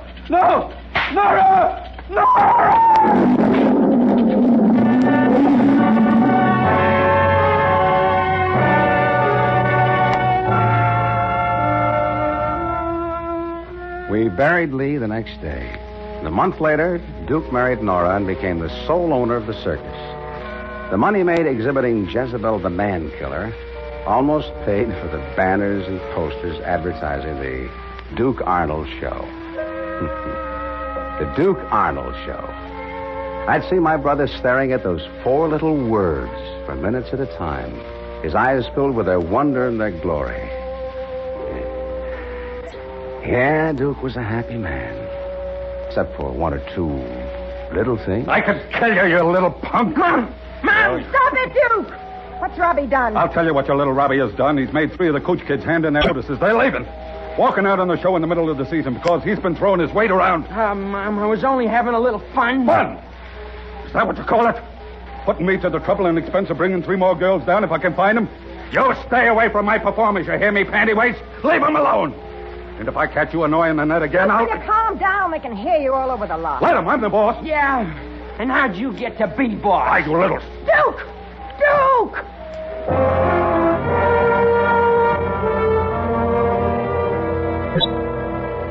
Brother of the owner of the show. I was coming up in the world. Annette began to look at me as though seeing me for the first time, but it needed more. It wasn't enough. And then a name popped into my head. Robbie. Yes, Robbie. Robbie and Duke's murderous temper. The next afternoon, I was in the office working. Seen Mom? Come in, Robbie. Come in. Seen Mom? No, but I've seen someone else. Come on in. What's up? I have a message for you from Annette. No kidding. What? You're a lucky guy. She wants to see you in her wagon after tonight's show. No fool. What do you know about that? Well, it's about time. That's all I have to say. It's about time. She sure... Hey, wait a minute. Are you sure she said Robbie? Last time I spoke to her... That's the way some women are. Take their own sweet time. You know what I mean? Yeah. Thanks a lot, Nick. See you around. Don't mention it. So long. In her wagon after tonight's show. Words.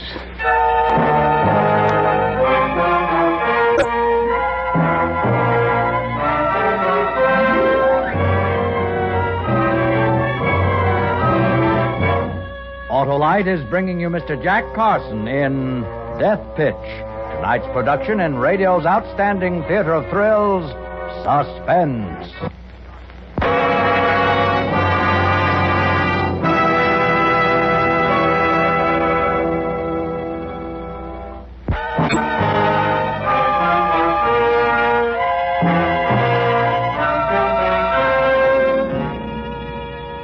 I stood in the shadows that night and watched Robbie get ready for his date with Annette. He spent at least 15 minutes in front of his mirror, tying the knot in his tie just so and plastering his hair down with goo. There was no doubt about it. He was going to make an elegant corpse. He even winked at himself in the mirror. He put on his gaudiest jacket, took a large box of candy from the table, and put out the light. He came down the steps whistling and swaggering down the line to Annette's wagon. I followed.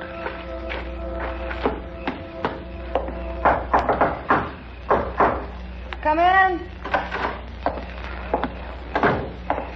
Hello, dreamy eyes. Here's your Robbie.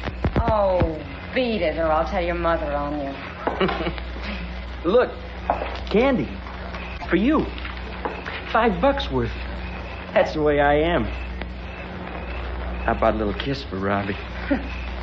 Go away, little boy. Sure. Sure, you don't have to pretend with Robbie. See how I mean? Pretend. You know, the don't come near me act. For the others, yeah, sure, why not? But not for little Robbie. How about that kiss?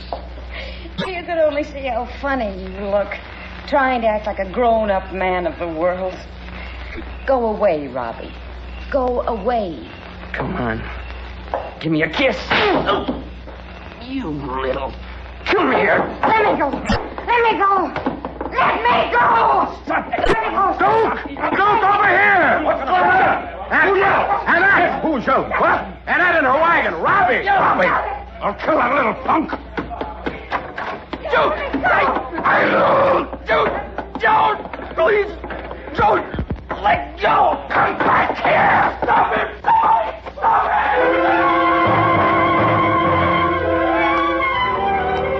I ran after them. In the lights of the wagons all down the line, I could see Robbie running, dodging, stumbling over tent ropes, heading straight for Nora, and Duke pounding after him. When I got to her wagon, Robbie was inside, hiding behind her while she tried to keep Duke back with her whip. Duke, get back! Get back! Get back! Don't let him get me! Don't let him get me! I'll kill him! I'll kill him! Get out of my way! I'll kill him! Get out of my way! Don't let him!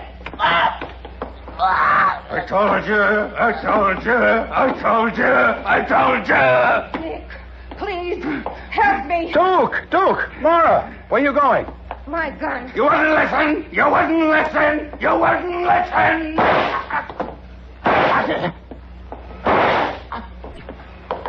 Nora?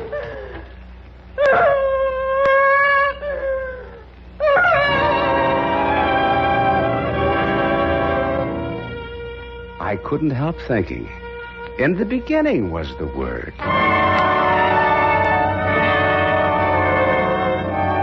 Robbie strangled to death, Duke shot to death, Nora in the jail for manslaughter. Bingo. All good things come in threes. That was good to be boss of the Duke Arnold Circus. You see, I kept the name in memory of my dear brother. But Annette wasn't turning to me as I'd planned. She was growing more and more attracted to Peter Valenka, Peter the Great. He had a sureness about him and a conqueror's strut that some women find attractive. If it were possible to describe Peter in one word, that word would be egotist. He was top star of our show and aware of it. It wasn't hard to think of the words to use. You wanted to see me, Nick? Yeah, sit down, Pete. Huh. Pete, I was wondering how you'd feel if I gave Annette star billing along with you. You know, she's getting to be a big drawing card. Sure, give it to her. She deserves it. I don't mind. In fact, I'm glad for her. Is she a bigger draw than me, do you think? Well, she's right up there with you. You know how it is. The Marks always like something new and different, and she keeps adding new routines. Yeah, I know. She's good, all right.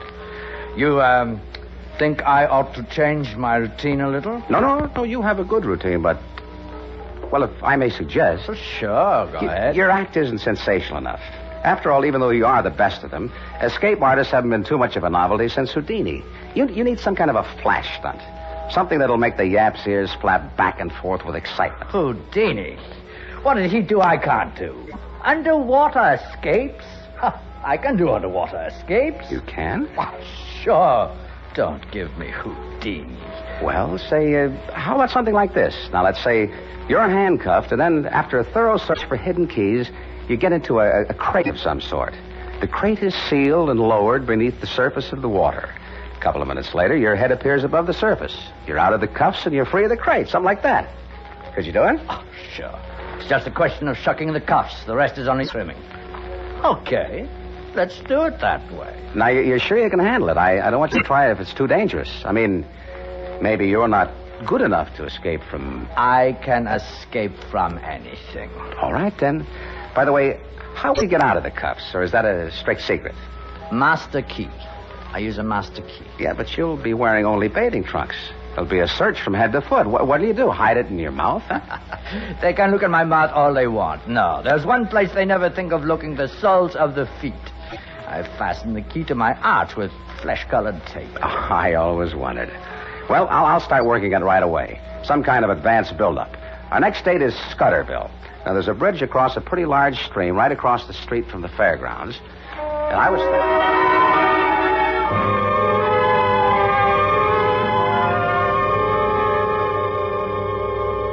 Most outstanding feats ever performed. You will see Peter the Great, while handcuffed, do the impossible right before your very eyes. Now, folks, you have just seen your chief of police search Peter thoroughly. Chief, come up here, tell the folks, did you discover any keys, picklocks, or other concealed devices? I did not. Thank you. There you are, folks. And now, Peter, step into the casket.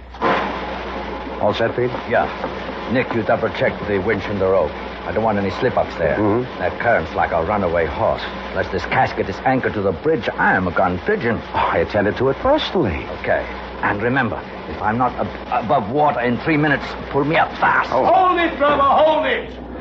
As you see, the casket containing Peter the Great is being lowered into the raging rapids below. Will he be able to perform this stupendous feat? Will he be able to work himself free? If he does not, the joke is on us. And there you are, folks. He is now below water. The casket will soon be resting on the bed of the stream, 54 feet below water. Notice the strong pull of the current. Let me draw your attention to the manner in which the rope from the casket to the winch is being strained. And also notice that do something, somebody! Do something! The rope stops! Do something!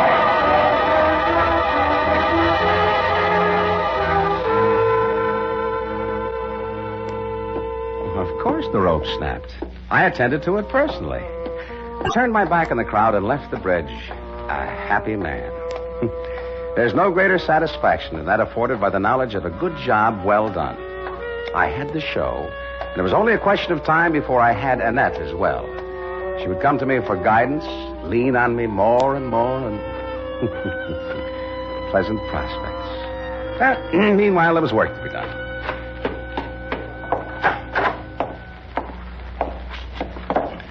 A letter to Billboard informing that Bible of the Carney world of the unfortunate occurrence of the Scudderville Bridge. Then an ad for a new escape artist for the Duke Arnold Circus. Words. I draw them to me by words, move them like marionettes and strings of words. By words, I send them away. It's words that make the world go round. I sat back in my chair and looked into the future. The possibilities were infinite, stretching far beyond the canvas walls of a small Carney show. Why, I could conquer the world. Times seem always to be ripe for a man like me, a man who can manipulate people. The earth is filled with fools who are open to suggestions. If one knows the proper words, they listen. Nick. Peter? Surprise time. There's your rope. The one you attended to personally. Now, Peter, listen to me. Let me explain. You're naturally upset and excited, and I understand what you must be thinking, but please give me a chance to explain, will you? I just did it to make it look good. I mean, more exciting, you know? You understand, don't you? You see, I knew the casket would hold a lot of air, and enough to give you plenty of time to escape even without the rope. You see? You see what I mean? Peter, tell me you understand. Well, and that's you understand, don't you? Annette, tell him to listen to me. He can't listen to you, Nick. He can't listen to anyone. He can't hear at all. The water pressure down there broke his eardrums. You can't hear me? You mean my words? I'm going to kill you. No, please stay where you are. I'll give you half the show. You can have it all. Don't come any closer. Can't you hear me? So, Peter, the show will belong to you. The show I killed Lee for, and Robbie and Duke. Peter, can't you hear me? Listen to me. Can't you hear me?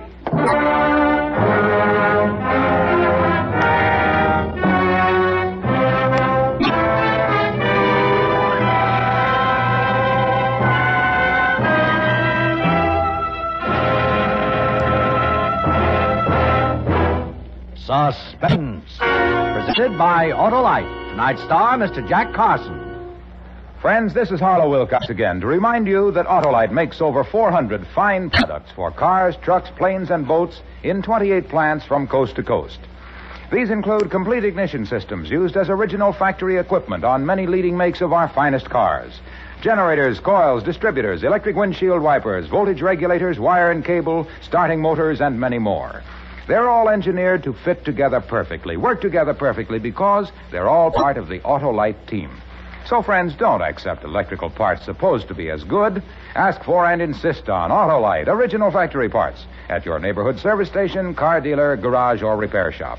Remember, you're always right with Autolite. Next week on Suspense, you will hear, in his first appearance on this program, and only dramatic appearance of the season, America's favorite comedian, Mr. Jack Benny. And in weeks to come, you will hear such famous stars as Lucille Ball and Desi Arnaz, James Stewart and Ann Baxter, all on Suspense. Suspense is produced and directed by Elliot Lewis. Music composed by Lucien Morawek and conducted by Lud Gluskin. Death Pitch was written for Suspense by Walter Newman. In tonight's cast, Ed Max was heard as Duke, Frances Cheney as Nora, Georgia Ellis as Annette, Dick Crenna as Robbie, Herb Butterfield as Lee, and Joseph Kearns as Peter. Others in the cast were Eddie Marr and Byron Kane. Jack Carson may soon be seen in the Universal International picture, The Groom Wore Spurs. And remember, next week on Suspense, Mr. Jack Benny as a man who found $25,000 in death in Murder in G-Flat.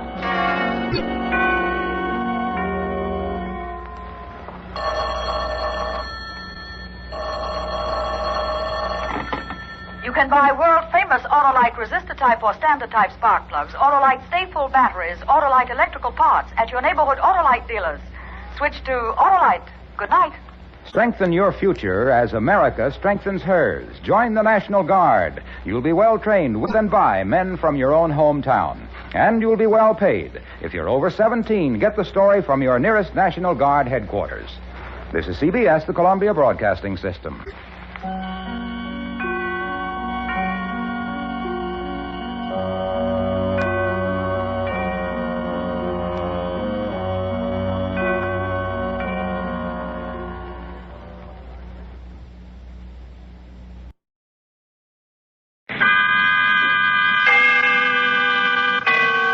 Autolite and its 98,000 dealers bring you Mr. Ronald Coleman in tonight's presentation of Suspense.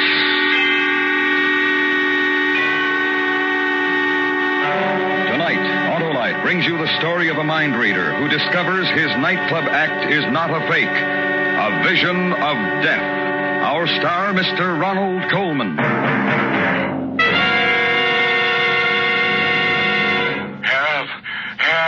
What's the trouble, Oscar Otto? It's my battery, Harlow. Water, please. Why, sure. But why not avoid that battery distress, Oscar? Get an Autolite Stay Full, the battery that needs water only 3 times a year in normal car use. Is that a fact, Harlow? A fact that millions of cars and owners have proved for themselves, Oscar. And the Autolite Stay Full gives longer life, too.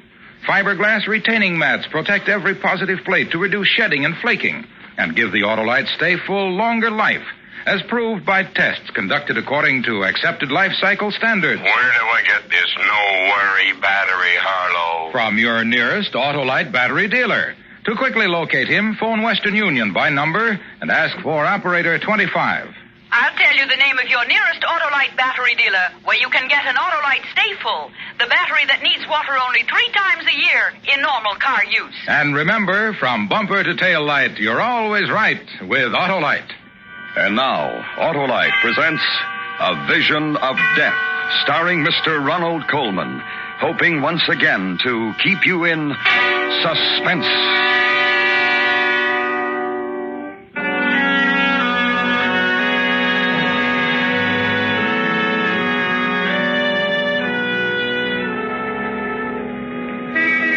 If I speak too rapidly for your stenographer, you'll tell me, won't you, Lieutenant? No offense, but he impresses me as someone who has to sit on the floor to put on his shoes. And stop me if I seem to wander away from the point, won't you? I mean to say, this is my first and, I hope, final appearance in a police precinct, and I should hate to give a sloppy performance. We were always known, Aurora and I, for the smoothness and gem-like precision of our act. As far as this murder... rap, I suppose it's called, is concerned, an acquaintance with our act is the essential rabbit. Awfully good act. Smart, informal, occasionally humorous, and always mystifying. Well, the act always began with music, never with the cliché fanfare of trumpets or roll of drums. I would saunter out to the center of the floor and say something like, "Good evening. You are about to witness an exhibition of mental telepathy. Ladies and gentlemen, may I introduce Aurora, my wife?" They never failed to give her a hand. What would they applaud? Why, the vision she presented as she came toward me. There has never been anyone as lovely as Aurora, the most beautiful flesh in the profession. Now, Aurora, would you care to tell the audience, or shall I? You tell them, Judd, while I tie the blindfold across my eyes. Ladies and gentlemen, all mind readers employ a gimmick. A gimmick is a trick, a device. For example, when the mind reader, threading his way through the audience, says to the mind reader sitting blindfolded on the stage, "A lady has given me a small object which I now hold in my hand. What is it?" And the mind reader sitting blindfolded replies, "A silver coin." The answer has not come through mind reading. No, it has come through the gimmick. A cue or signal communicated through the very question itself. But we don't do that. We do not. You will notice, ladies and gentlemen, that I never speak to Aurora at all. Now, are you ready, Rory? Ready, Judd? Here we go, then. Now, you, sir, you have something? Good. Concentrate upon it like a good chap. And the you, gentleman holds a coin in his hand. It's a Mexican peso bearing the date 1892. Oh, that's very clever of you, madam. I'll be surprised if she gets this one. The lady holds in her hand her other hand.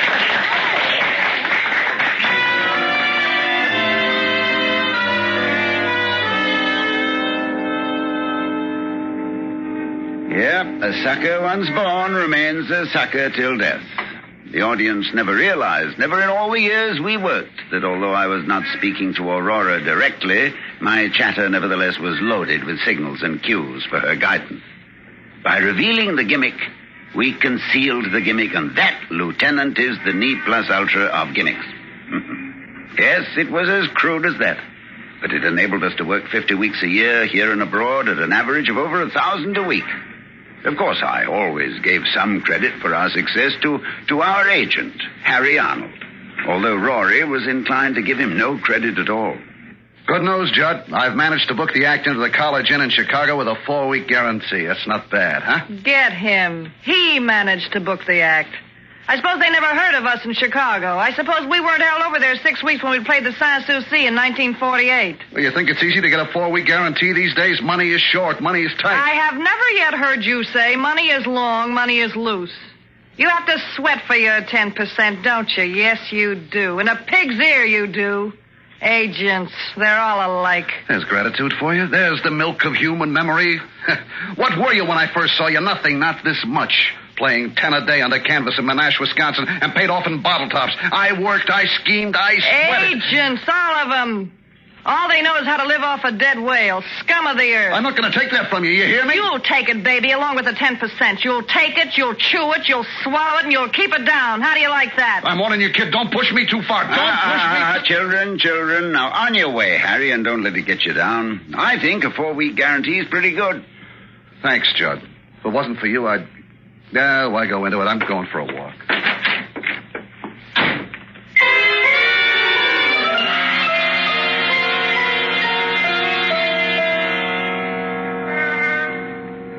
But aside from these altercations between Rory and Harry, it was smooth sailing. We wore the best, ate the best, drank the best, stayed at the finest hotels. And every Saturday night after the performance, Harry would bring us our salary. He'd bring it in cash. 1,000, 1,250, 1,500. I've the old performer's distrust of checks. Been given too many with a high latex content. Anyway, life couldn't have been more placid. And then, one evening, about 5 weeks ago, soon after we opened at the Grove here in town, a frightening thing occurred. We'd just begun the act, and I was out in the audience. You will notice, ladies and gentlemen, that I never speak to Aurora at all. Now, are you ready, Rory? Ready, Judd? Here we go, then. Now, you, madam. The lady you have holds in her hand a compact. It is platinum. It bears her initials R.C. You, sir. The gentleman is holding an engagement ring. In it are 3 small diamonds. Miss, what would you... The young lady is holding... It's a small cameo brooch. Rory! Maurice! Music! I picked Rory up from the floor and hurried with her to our dressing room, almost beside myself with anxiety. I placed her on the couch, dampened a towel, and put it on her forehead and began to chafe her wrists. Rory, honey, Rory. Judd. I'm here, Rory. Are you all right? I guess so. I don't know what happened. Well, you fainted away. Try to remember what happened. I felt funny. I don't remember. No, try, Rory, try. Try to remember. It's important. I can't. Why is it important? You don't know? Rory, you don't know? You were calling out the answers before I even had a chance to give you the cues.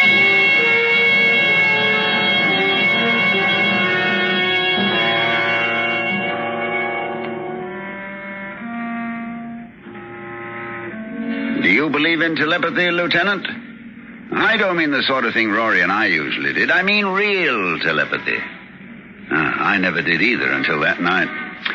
I don't mind telling you I was badly shaken. I mean, after all, I knew we'd been using a gimmick, and suddenly it began to happen without the gimmick. Scared us to death. We didn't know what we were getting into, but we went on with the act. And in my mind, I began to search about for the answer. I found it, of course. You'll find a gimmick in almost everything, if you look hard enough. I've got it, Rory. We worked together so long that you know what I'm about to say before I say it. From my inflection, my pauses, even my movements. You see? Oh, Judd, that has to be it. Oh, this is marvelous.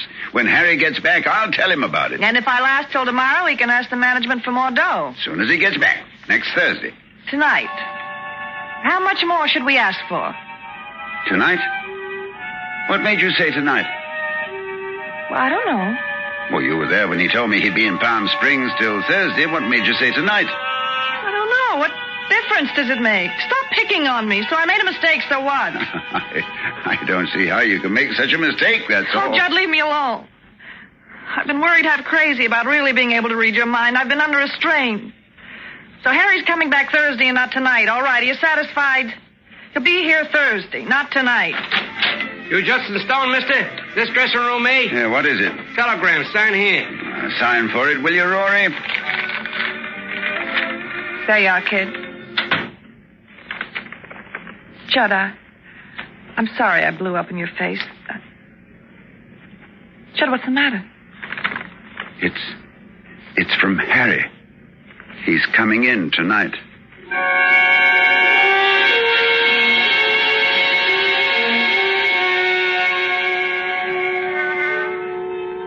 And he did, too, Lieutenant. Rory was so upset by it she couldn't go on at all that evening. She had no explanation for how she knew, none whatsoever. I don't know, Judd. I just don't know. My mind seemed to go blank. I seemed to hear a voice whisper in my ear, Harry Arnold will be with you tonight. That's all. When we got back to our suite at the hotel, Harry was there, waiting for us. Oh, what happened? Well, what happened? You both look like ghosts. Look, Harry, I'll tell you some other time. Leave us alone, will you? All right, I'm going. I just came to wish you a happy birthday and to give you this. Birthday? Oh, thanks, Harry. Thanks. What is it? Well, open it, why don't you? It's a bathrobe. A red silk bathrobe. With your initials. That's right, it's a red... How does she know? How do you know? Get out of here! Get out of here! Judd, make him get out of here! I won't be talked to like that. I don't care who she is. I won't be talked to like that. Harry, shut up. For heaven's sake, shut up and go away. Leave us alone. Go. Get out. Get out. You too, Judd? She's got you talking against me, too? All right, I'm going. I'm going, but from here on in, it's strictly business between us. I wash my hands.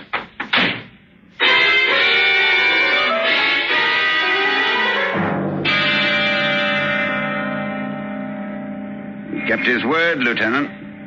From that time on, he kept himself to himself. And I was prepared to let it go at that, much as I liked Harry. Until the night I was awakened by Rory, moaning in her sleep. No. No, please, no. No. Rory, No. Wake up. You're having a bad dream, No. Rory. No.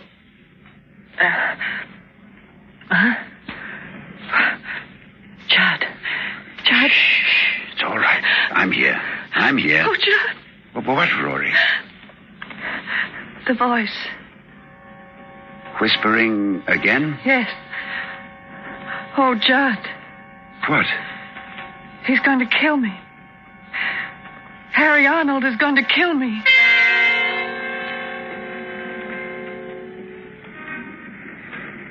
And that, Lieutenant, was the beginning of the end of that.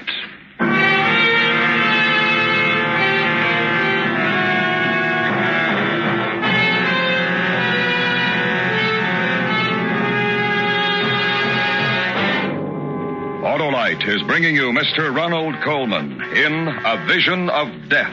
Tonight's presentation in radio's outstanding theater of thrills, Suspense.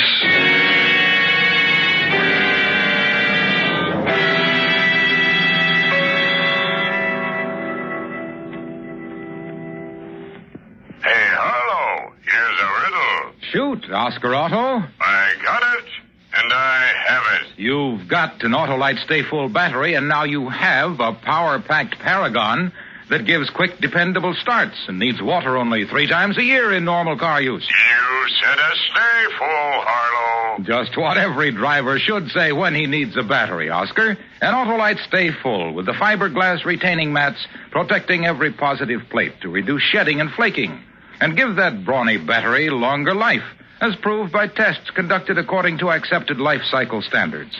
So, friends, choose the battery that states right on the case, needs water only 3 times a year in normal car use. To learn quickly where to get an Autolite Stay Full battery, just phone Western Union by number and ask for Operator 25. I'll tell you the location of your nearest Autolite battery dealer, the expert on all makes of batteries. And remember, from bumper to tail light, you're always right with Autolite. And now, Autolite brings back to our Hollywood soundstage Mr. Ronald Coleman in Elliot Lewis's production of A Vision of Death, a tale well calculated to keep you in suspense.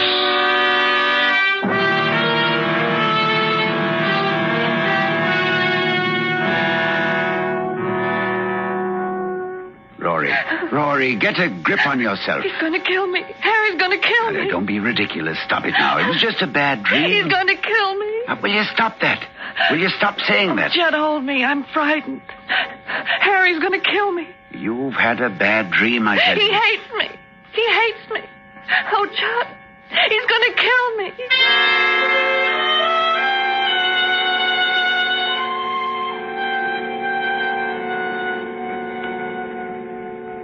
I'm a rational man, Lieutenant. I've always felt, for example, that when Hamlet says, "There are stranger things in heaven and earth than are dreamt of in your philosophy, Horatio ought to reply, tell that to Sweeney." I knew there was no such thing as mental telepathy. I knew it as well as I know I'm sitting here talking to you. Up here in my head, I knew it. And yet, the next afternoon, I found myself entering a gun shop and purchasing a revolver and a box of bullets, determined that before Harry Arnold could so much as injure one hair of Rory's head, I would kill him. I should have gone directly to the police first. You're using hindsight, Lieutenant. I had all that out with Rory. Please, Judd, please. Go to the police. Tell them about this. Let them handle it. Well, tell them what? That by reading his mind, we've learned Harry intends to murder you? They'll believe us. They've got to believe us. You're reasoning like a child. They'll decide that it's either a publicity stunt or else that we're both lunatics. But if I tell them about the telegram and the birthday present... Rory, we have no proof. We have to do something. What? Tell me what? You know he intends to kill you. I know he intends to kill you. But what can we do? Do you know when he's going to do it or how he's going to do it? No. He hasn't decided yet. Oh, Judd, isn't there anything we can do? Nothing. Except wait.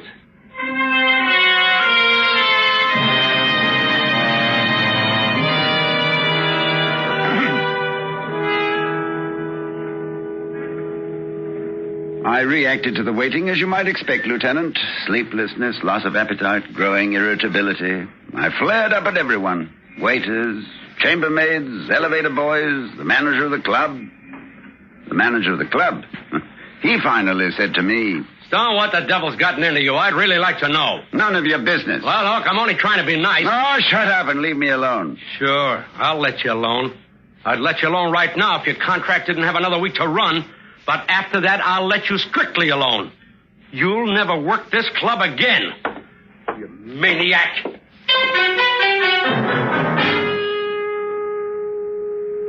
I began to drink quite heavily, quite noticeably. I was going crazy just from the waiting. And then the waiting came to an end. It was around 3 in the morning. I was sitting up in bed, in the dark, smoking, when Rory opened her eyes and said... Judd. Yes? The voice. Yes. He's going to kill me here. Right here in this room. Rory. Saturday. This Saturday. At midnight.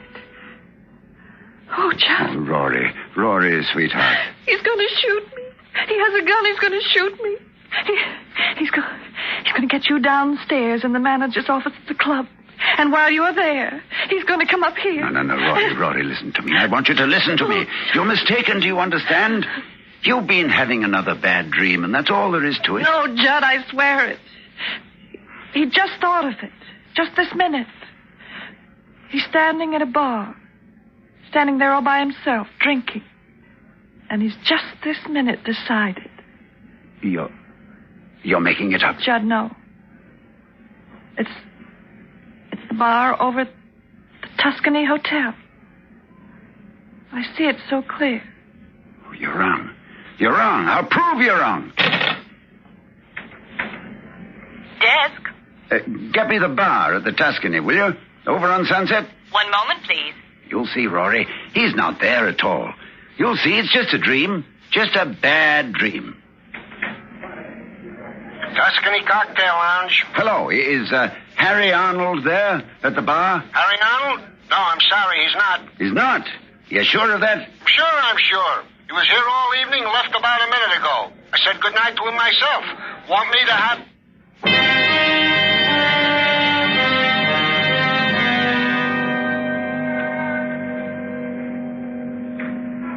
Look, Lieutenant, my hands. It's just the memory of how I felt at that moment of my hands begin to tremble again. Amazing, isn't it? Now, that was last Thursday night, or rather Friday morning. Towards daybreak, Rory sobbed herself to sleep, but I was restless. I got dressed and went downstairs and got into my car. The long drive, as always, relaxed me. But when I got behind the wheel... Oh, I don't know what it was, possibly the fresh air, but all at once I felt as though I couldn't keep my eyes open for another moment. Simply had to have some sleep. So I crawled into the back seat, curled myself up in one corner, pulled the rug over me, and went out like a light. I was awakened around noon by the sound of voices. Don't smile at me, you idiot. They may see us. Look businesslike.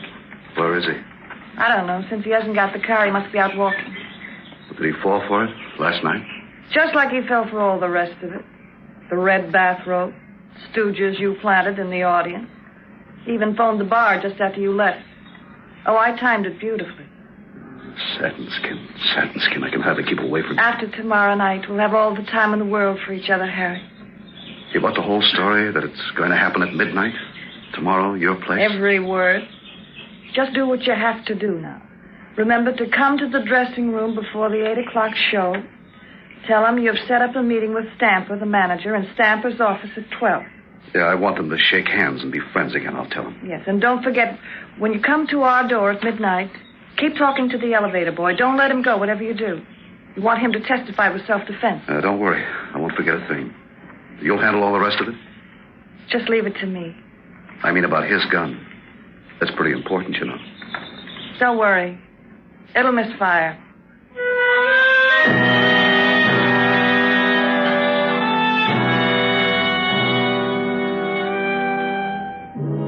It'd be difficult for me to tell you what I felt as they walked away, Lieutenant. One part of me felt the way a man ought to feel, I suppose, when he learns that the woman he loves is not only unfaithful, but plotting his death as well.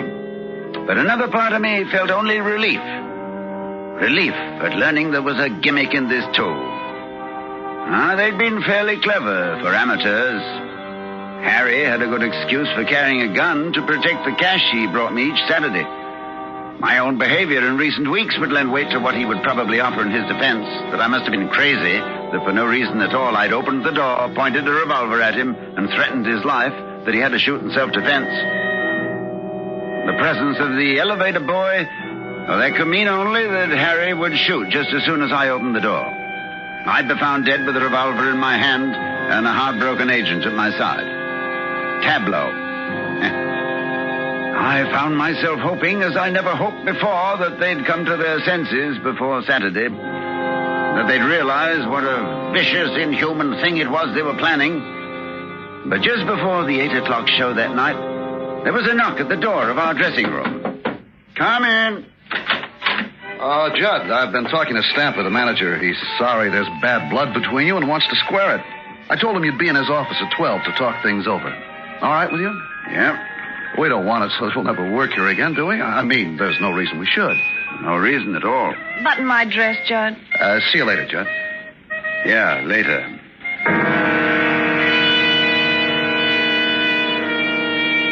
We did the show and then went up to our suite. I convinced Rory that I should meet Harry alone, and then I helped her pack a small overnight bag. I loaded the revolver, and then there was nothing to do but wait. The minutes passed. 9 o'clock, 10, 10:30, and I waited. Judd? Yes? It doesn't seem right to leave you here alone. Harry might... No, you go. Things might not turn out as I planned. I might not be able to stop him. If I fail to stop him... No, it's best that you go. Just wait at the motel until you hear from me. What time is it? Almost 11. 2 minutes of 11. I'm out of cigarettes. Desk. This is Mr. Stone in 1101. Please send up a carton of players, will you? Right away, Mr. Stone. I want you to go now, Rory. Judd, let me call the police, please. It'd be useless. We've gone into it, and it would be useless. Well, then come with me. He won't find anybody here. And he'd choose another place, another time. Now, here's your valise. You have your gun? In my pocket. You won't take any chances. I don't know what I'd do if you were hurt. I won't take any chances. Let me help you on with your coat. Oh, Judd, I love you so. Yeah, I know. And I love you, Rory. I really do, you know. You ready? Yes. 11 o'clock. You'll be here in an hour. Yeah. Go now, Rory. Kiss me goodbye. Judd. Oh, the cigarettes. Get them, will you, darling, while I find change?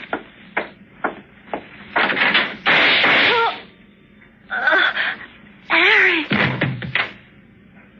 Rory.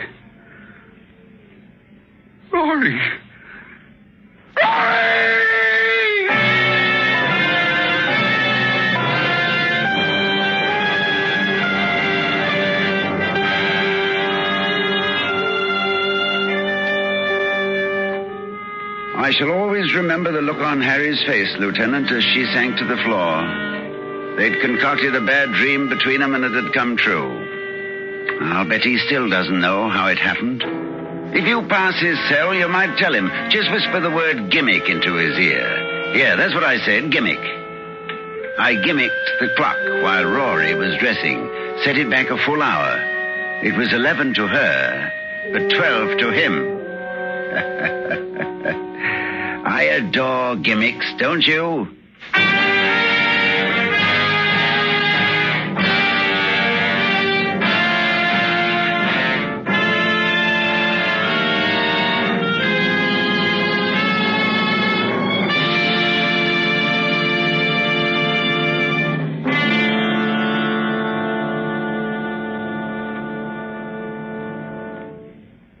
Suspense.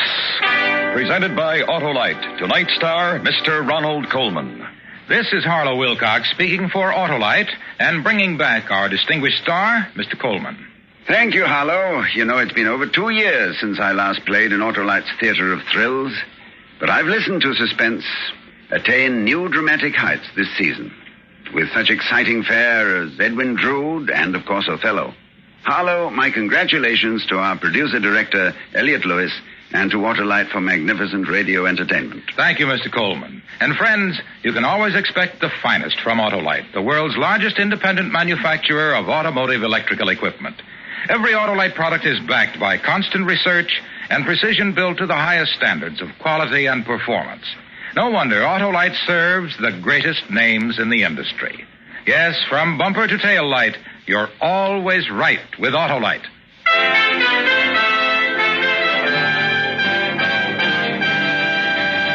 Next week, we recreate one of the great mysteries of the sea.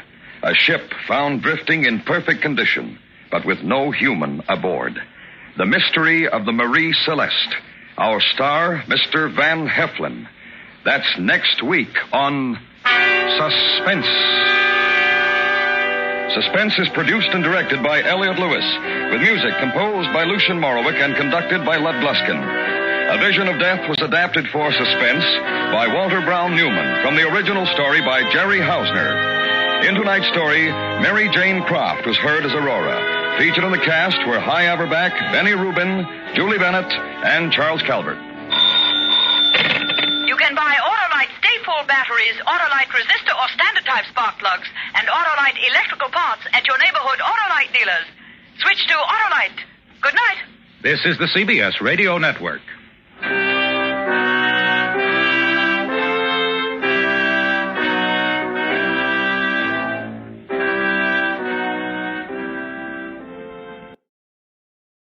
And now, another tale well calculated to keep you in suspense. Witness for Death. Written for Suspense by Ronald Dawson. Based on a story by Anne Howard Bailey.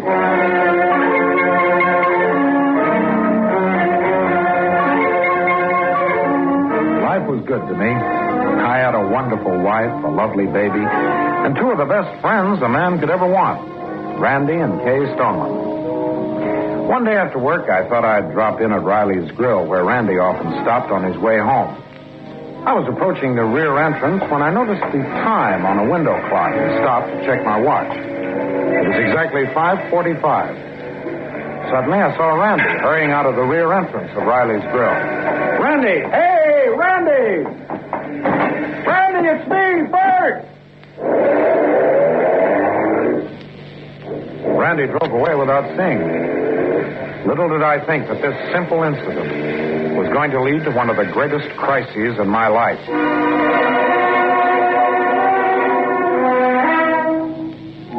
An hour or so later, I was at home when... Bert, could you come into the living room for a moment? What is it, hon? Move the baby stroller somewhere, will you? Where to? Oh, anywhere, just so it's out of sight before Randy and Kay get here. Going to a lot of fuss, aren't you? Oh, I'm tired of their always seeing the apartment in a mess. Kay has lovely things. Randy has lovely bills, that poor guy. Oh, stop defending him. He spends as much as Kay does. But at least they have things. Oh, salesmen have to look good, Linda. And accountants don't, I suppose? I'll take a steady salary any time. I know Randy's commissions look big, but they... Oh, there they are. Would you let him in, Bert? I want to run across the hall and borrow Mrs. Lacey's steak knife. Keep your shirts on. I'm coming. Oh. Well, I You're thought it Bert was... Claxton? Yes, I'd like but to talk to you for a couple of minutes. I'm Lieutenant Conover, Police Department. Well, yes, Lieutenant, but my wife and I are expecting company. It won't take long. Just a few questions. Well, okay, come in. What's the trouble, Lieutenant? I haven't done anything. Oh, I'm just checking some facts for the DA. Oh. Okay, shoot. According to my information, you're an accountant. Yes? With the Columbia Mutual Insurance Company for 18 months. That's right. There's another tenant in this same building, works at Columbia, too, Randolph Stoneman. Yeah, friend of mine. Randy and I were in Korea together. Mustered out at the same time. Great guy. See? According to this record, he's worked at Columbia a little over 2 years. Yeah, salesman. When I finished my accountant's course, he pulled me in. Randy's that kind of a guy. Take a look at this picture. Is him with you? Well, yeah, that's him. Say, what is this? What's this all about? Just routine checks, Claxton, every now and then. Something happens. You gotta check it, that's all. Trouble at the company? Not exactly. Well, I'm glad to cooperate, but like I said, my wife and I are expecting company, and matter of fact, it's Randy and his wife. Why, maybe he could help you. Maybe. You see a lot of the Stonemans? Well, sure. You guys share rides to work and home, huh? Randy drives me in mornings. I don't own a car. He's out during the day making calls, and sometimes after work I look for him at Riley's Grill and hitch a ride home. Tom Riley's. I was there this afternoon. I didn't see you there.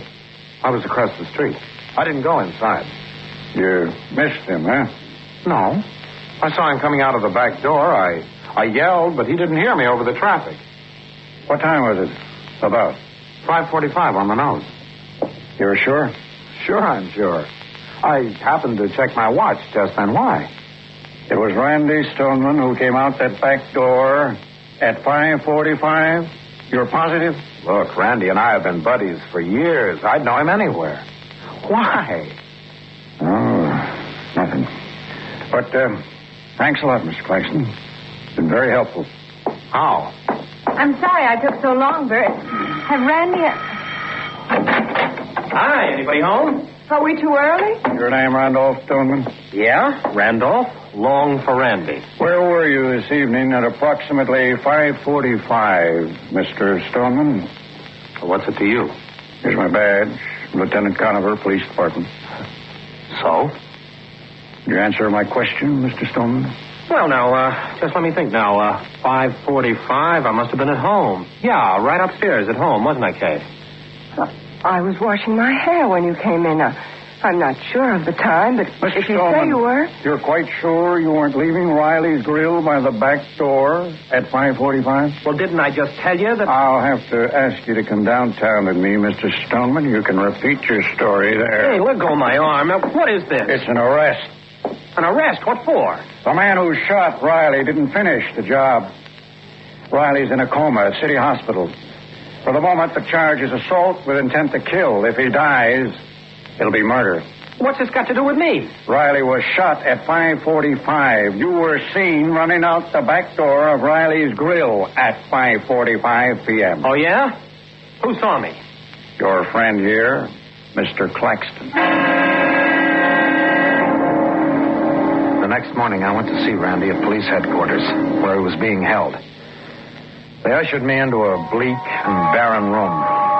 Presently, Randy entered, still wearing his sports outfit from the night before. It was a rumpled Randy, who looked like a man who had not slept the night before, who sat opposite me at the long table in the center of the room.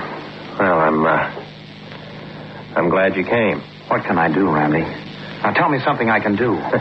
What can I tell you? I didn't know what he wanted, Randy, last night. I didn't know what he was after. Now, look, you don't have to prove to me that you're on my team. You didn't shoot Riley. They can't pin this on you just because you were there. But I wasn't there.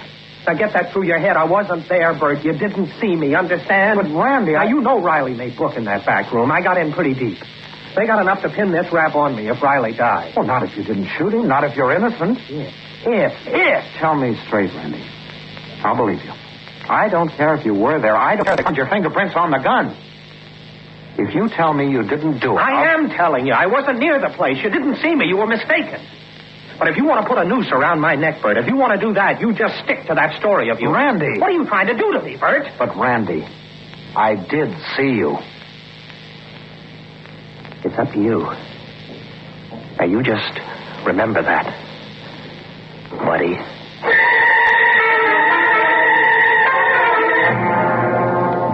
That's the story as it now stands. You're my lawyer, Bill. I've come to you for advice. Yes, of course. How is Riley? Well, just before I got here, I called the hospital. He was still in a coma. Your friend is in trouble as it is. But if Riley dies... Yeah. If Riley dies, and Randy's up for murder, I'm going to be a sort of key witness, wouldn't you say? Your testimony will be vital. The prosecution has a strong motive for the shooting in Randy's gambling. But your statement places him at the scene of the shooting at the exact time it happened. Oh, it's all my fault. I got Randy into this mess. You didn't get anybody into anything. You were asked a question. You answered it truthfully, as any law-abiding citizen should. Your statement can't become testimony unless you repeat it under oath at a trial. Testimony? You think I'm going to be a witness against Randy? Oh, not on your life. Well, that's up to you. You came to me for advice, and I'm giving it to you. I suppose you could find a way to evade the subpoena. Lots of people run away from unpleasant things, Bert. But can you run away from yourself? What am I going to do? I'll tell you what you have to do. You'll have to decide. I know you're afraid that Randy Stoneman shot Tom Riley. And if Riley dies, you'll have to choose between your friendship for Randy and justice.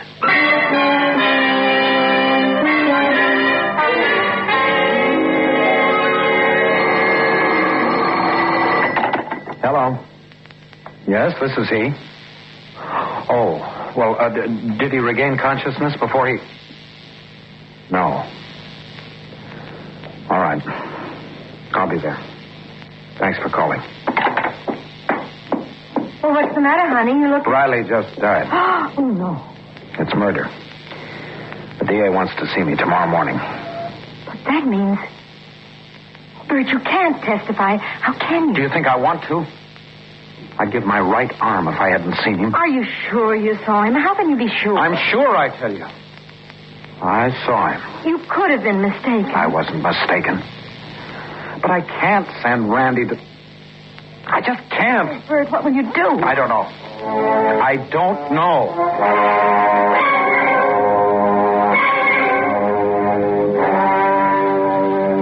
The dreaded moment when I would have to make a decision. Decide between Randy and justice was drawing close. It was like a nightmare that never ended, but kept getting worse. A nightmare from which I could not escape by waking up. The next morning I was in the DA's office. I can understand your feelings, Mr. Claxton. Randy Stoneman saved your life in Korea. You two men have been through the mill together. Strong reasons for loyalty. But none of them alters this fact. Randy Stoneman committed murder. That's your opinion. We'll prove it. Randy was living high, way beyond his income. He mishandled his insurance collection. The company's books prove that. He was deeply in debt, not only to stores, but also to Riley. Riley was calling him. A man doesn't kill just because he owes money. Suppose he owed $15,000 to a bookmaker who wasn't afraid to play rough. Randy couldn't pay, and he didn't want to be worked over, so he shot Riley. You can't make it stick unless I testify for you. Well, I'm not doing your dirty work. Get yourself another boy. We have your statement, Mr. Claxton. So what? I haven't signed anything. Hearsay evidence doesn't count. Don't give me that smart talk, Claxton. It isn't a question of defying me, you know. You're defying the law. The law is designed to protect, not to punish. We're not persecutors. We're trying to be guardians. So a man can live out his life in peace and safety instead of dodging bullets. I'm sorry. You don't understand. I do understand. Don't use friendship as an excuse for protecting a murderer.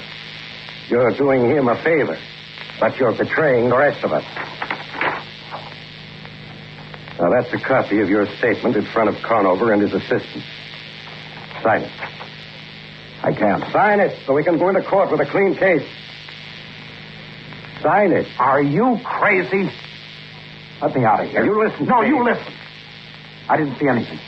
I don't know anything. And that's the end of it. Do you hear me? That's the end of it. Not quite. We don't need a signed deposition, you know. You'll be subpoenaed to the witness stand. So what? You'll be asked certain questions. You can answer them truthfully or lie and perjure yourself.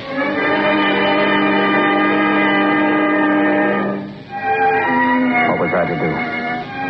I would be asked certain questions. And if I lied, I'd be committing perjury. And if I told the truth, Randy would be hanged. How could I do this to Randy? He saved my life and career. He was my best and closest friend. On my way to Bill Tyler's office, the newspaper headlines fairly screamed at me. Stoneman trial opens tomorrow. DA promises quick conviction of Stoneman. Well, Bert, have you come to a decision yet? No. There's not much time left. Why haven't you come back to see me before this? What for? We could have talked things over. Maybe I could have helped you. Nothing helps. I keep seeing him. I keep seeing the way he looked at me at the jail the day I visited him. When he said, if you want to put a noose around my neck, stick to your story. But your story is true, Bert. You know it's true. Truth? What's that? I owe Randy my life. That's the truth, too. And you think this will even things? If you lie for him on the witness stand tomorrow and perjure yourself, a life saved equals a life saved? Is that how you figured? Well, what if I have? Well, your figures don't balance.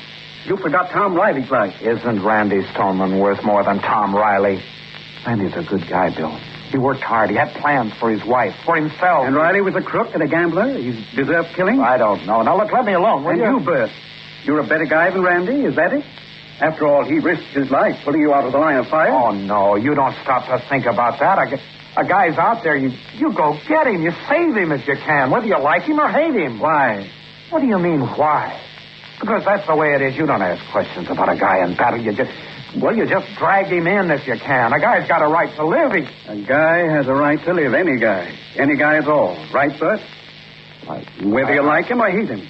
A man still has a right to live, not to be shot down, Bert, and left on the floor to die.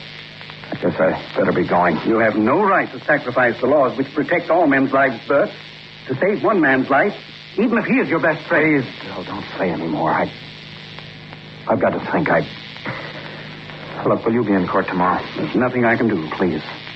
I've got to have somebody on my side. All right. I'll make it a point to be there.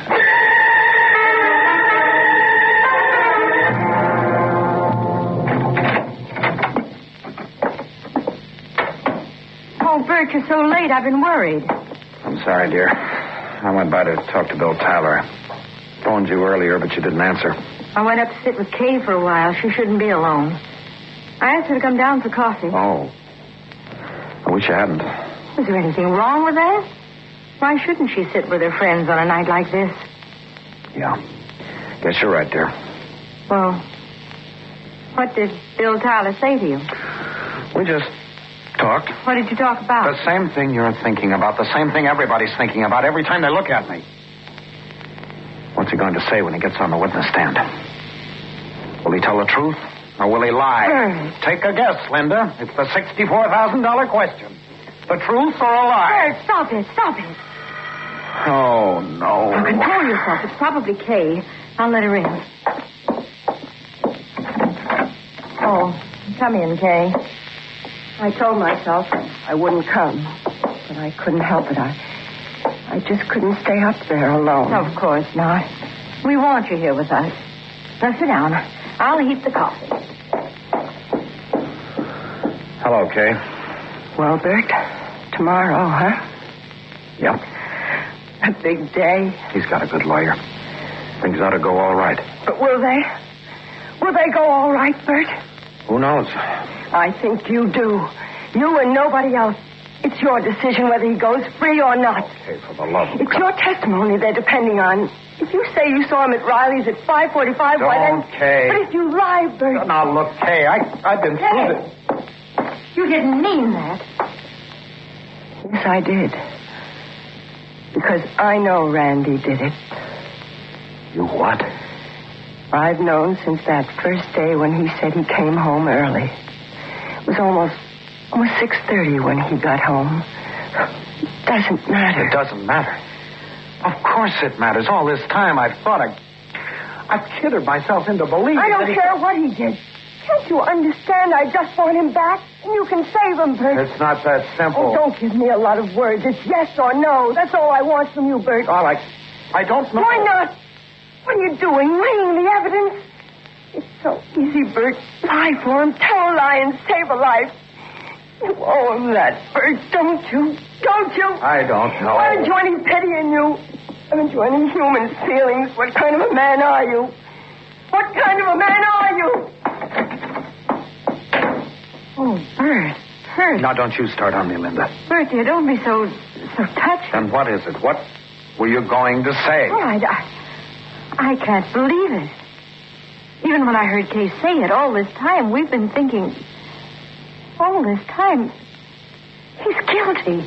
So what? So what? Does that make it any easier? Does that change how I feel about him? Oh, of course, you can't change your feelings so easily. Oh, poor Kay. Linda, you've always been the smart one in our little family. Linda, tell me what to do. Oh, darling, I wish I were clever enough to tell you.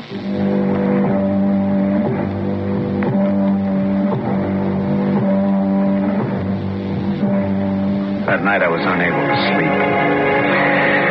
Voices kept running through my mind. I kept hearing things that had been said to me since Randy got into this horrible mess. You'll have to decide. I know you're afraid that Randy Stoneman shot Tom Riley. And if Riley dies, you'll have to choose between your friendship for Randy and justice.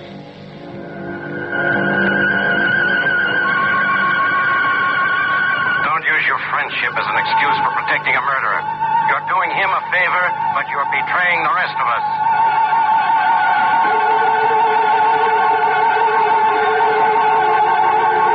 What are you doing? Weighing the evidence? It's so easy, Bert. Lie for him, tell a lie, and save a life. You owe him that, Bert, don't you? Don't you? Stop it. Stop it. I can't stand it anymore. Bert, darling. Huh? Oh. Now try to get some sleep, dear. I know just how you feel, but try to get some sleep. Everything will work out all right. Will it? Will it? I believe it will.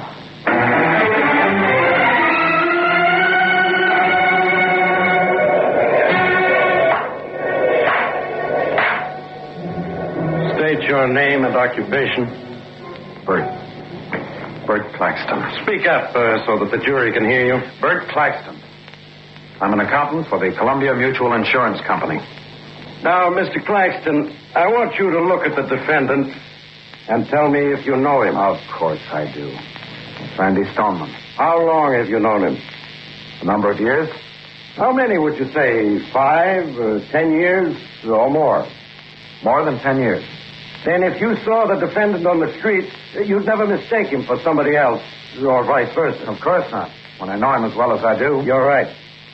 It would be impossible for you to mistake someone else for Randy Stoneman. I'd say so. Thank you. Now, Mr. Claxton, on Friday, October 14th last, where were you at 5:45 p.m.? I was on Platt Street. Were you near the rear exit of Riley's Grill? Yes, sir. Right opposite, on the other side of the street. Now, Mr. Claxton, will you please tell the court exactly what happened as you stood on the other side of the street facing the rear exit of Riley's Grill? The moment I dreaded had come. What was I to do? Should I tell the truth or not? I caught a glimpse of Kay. She was looking at me with desperate pleading in her eyes. I could hear her words again. I don't care what he did. Can't you understand? I just want him back. And you can save him, Bert. I turned away from Kay and saw Bill Tyler on the other side of the courtroom. He was watching me, as everyone else was. His eyes fairly burned through me, and I recalled his words. Can't sacrifice the laws that protect all men's lives to save one man's life. You'll have to choose. Mr. Claxton, I repeat, will you tell the court exactly what happened as you stood on the other side of the street facing Riley's grill? Well, I looked at my watch. What time was it? Exactly 5:45. All right, go on. What did you do next? I started across the street. And at that moment, I saw Randy Stoneman come out of the back door of Riley's grill.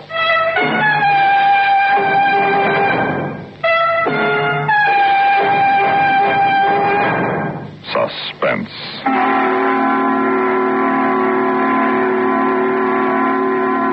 You've been listening to Witness for Death, written for suspense by Ronald Dawson.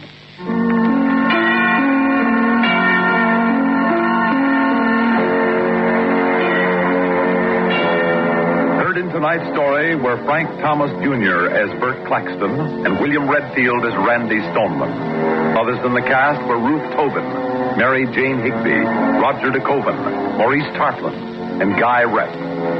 Listen again next week when we return with Inferno by Peter Fernandez. Another tale well calculated to keep you in suspense. Suspense has come to you through the worldwide facilities of the United States Armed Forces Radio and Television Service.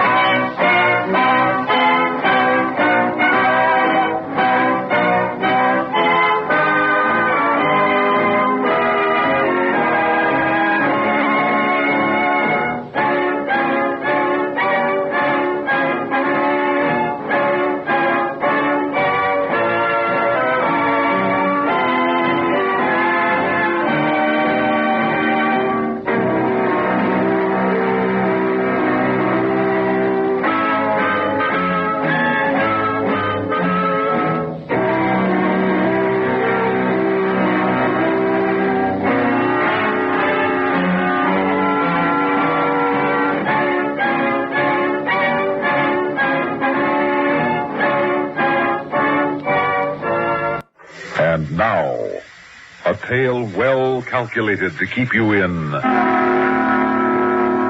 suspense.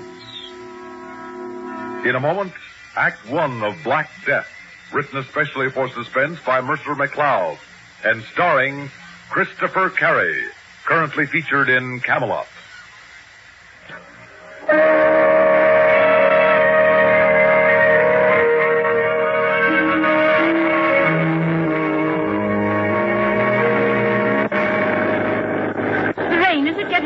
Well, it's not getting any. I can't understand why the lights should be so dim. Dear. What? That might be my fault. Why do you say that? When I took the car for petrol last Thursday, remember? You said be sure and have the battery checked? Oh, say no more. Yes, I'm afraid I forgot. Then that's it. If I stall, I don't think we'll get started again. I'm sorry, darling. Oh, what was that? I don't know. I hit something. I can hardly tell whether we're on the road or not. Don't you think we should... Are we stalled? We are. Well, here goes.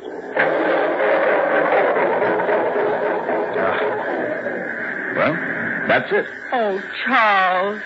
And it's all my fault. Now, don't feel bad about it. I don't think we should have made it anyhow. If we were on a main highway, we might be all right. But these small by-roads, miles from anywhere... But what can we do? Well, we can sit in the car and hope another car comes along. But the chances of that happening here are remote. We might be better off to walk to help. I'd hate not to make our appointment in Dwolding. In this rain? It's a cold night, Nora. If we keep walking, we can at least keep warm. We're almost certain to find a farmhouse or something. Are you game? Well, I think I am. Then bundle up and let's get on with it, old girl. Right. Well, come on. I'm afraid we won't make Dwolding tonight. This is beginning to look a little ominous. Yes. We'd better try calling out, Charles. All right. Hello! Hello there! I think I'm a little frightened, Charles. Well, come on, let's both call out. Hello! Hello! Charles, it looks as if we... Quiet, Nora. Now, where that dog is, there must be shelter. Yes, there's a light blinking over there. That's for us. Come on. Oh, thank goodness. Are we glad to see you? Why? Why? Because we're lost, that's why. How far are we from Dolding? No, about 20 miles. Where do you live? Just over the hill there. But it's no use. He won't let you in, not him. Who are you talking about? The master. And who is the master? Now, wait a minute. You can't leave us. Here, wait. Yes. Now, listen, you. Whether you like it or not, we're coming with you. And whether the master likes it or not, he's going to give us shelter. You go on ahead. We're following you. Come along.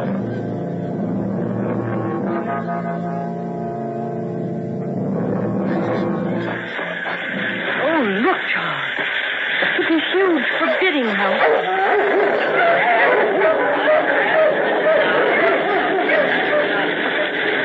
Here we are. What little good it'll do you. Here, take this for your trouble. Yes. Hold this light when I find the key. All right. We'll be inside soon, Nora. And don't say that I let you in. Now, go straight to that second door past the staircase. Thanks.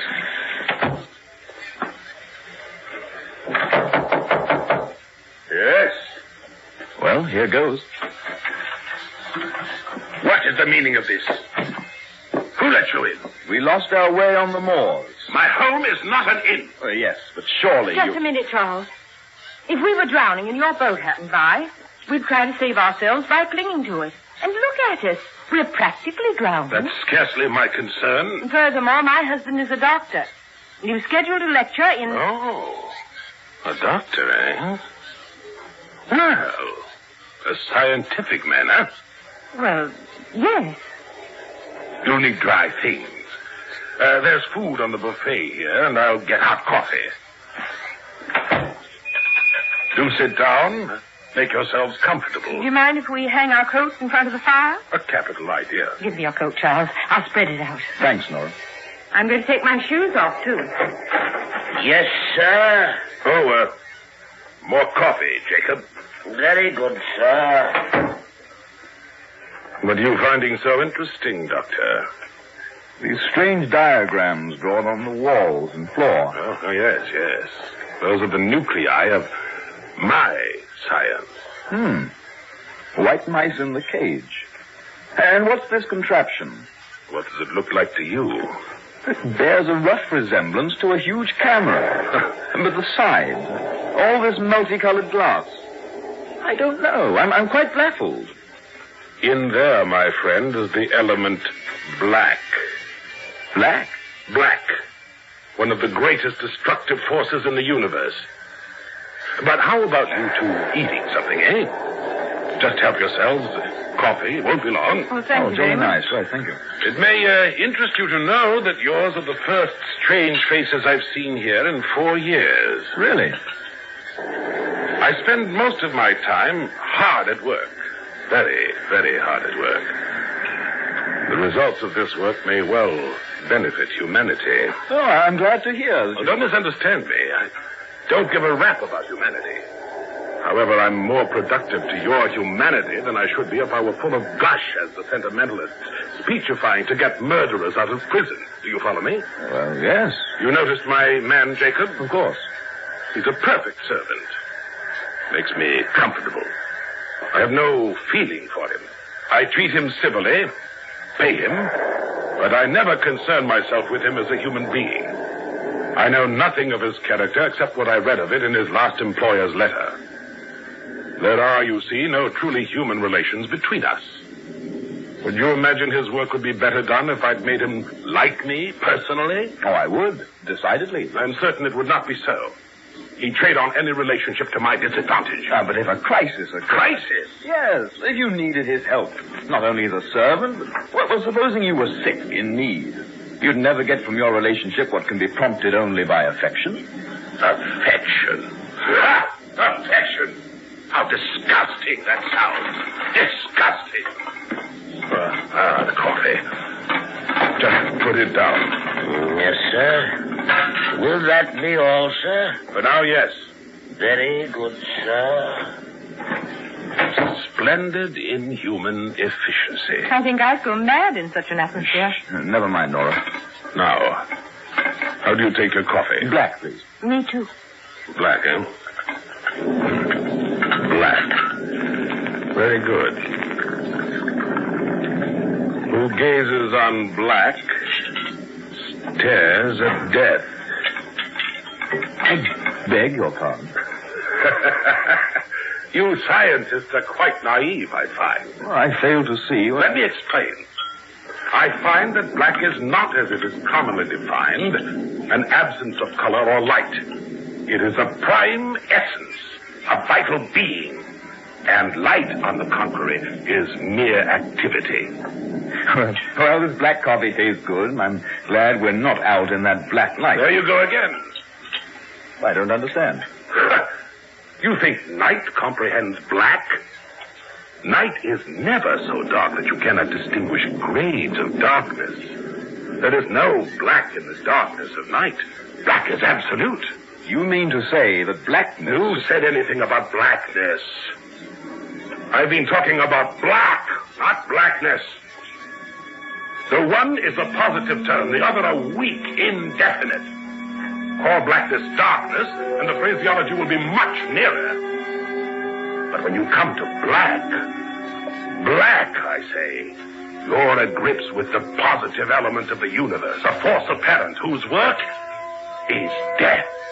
Then one ought to be afraid to go home after dark. If you had the faintest realization of the infinite significance of the words you use, you'd turn as pale as this damask cloth. Here. You see this white mouse? I take it out of its cage, hold it by its tail, and set the black to work.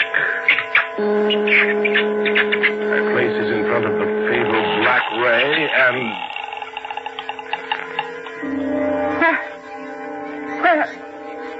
Where did it go? It vanished. Exactly, it vanished. And you, Doctor, what do you have to say? I believe I saw something like that years ago at the Palace Theater in New York. You stupid man of science! I'll show you. Jacob! Palace Theater in New York, eh? Yes, sir. Jacob, bring in Damon immediately. The dog, sir? That's what I said. The old hound dog, Damon.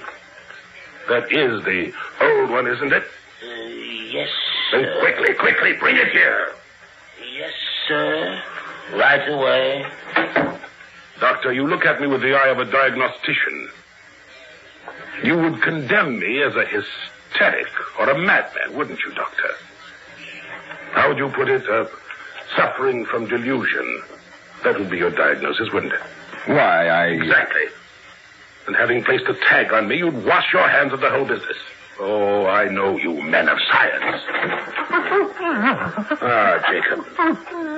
Bring that hound over here. Master, you're going nuts. Leave us, Jacob. But, sir, not David. I said leave us. Yes, sir.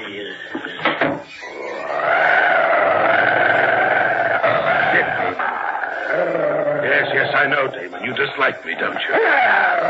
You all do. The sixth sense of the animal. Now, as before, Doctor, we set the black to work. See? The sixth sense of the animal. Jacob, keep us on quiet! Got to get out of here, Charlie. No, as soon as we can. That's better. Now we can proceed.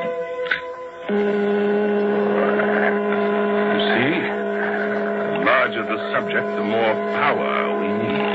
Subject? Yes. Humans will require even more power. kill me. Why, yes. That would be my most noble achievement. Now, Damon, sit.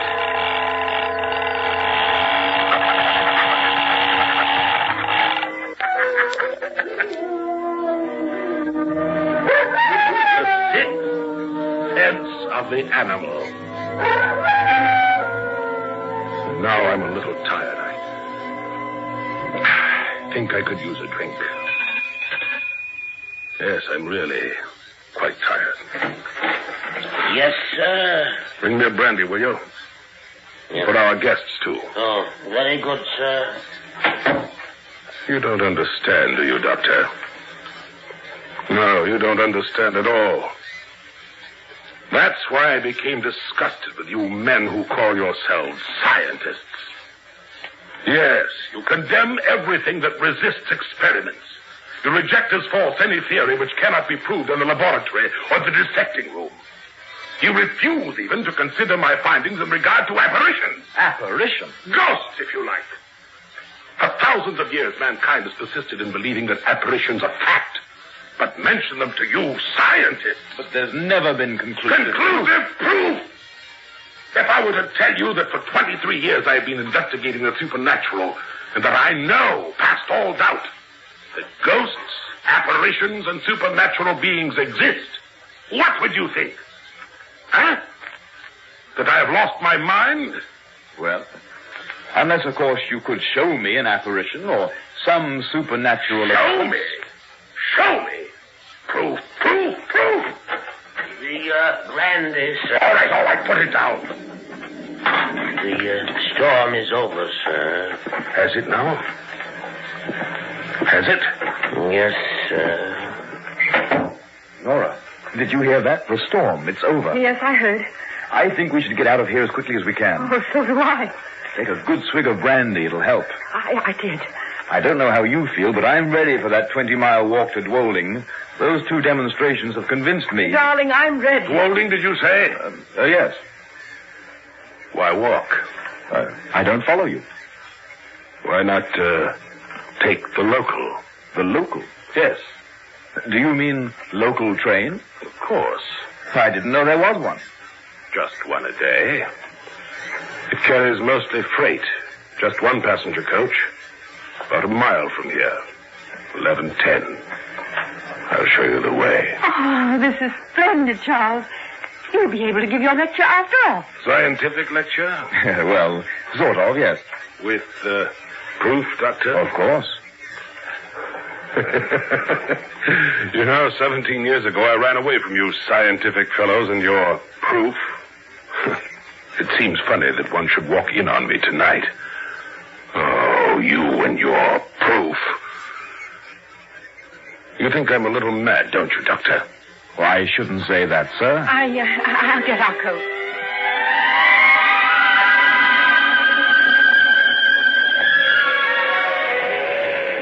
Here's where you catch it, down by the stone fence.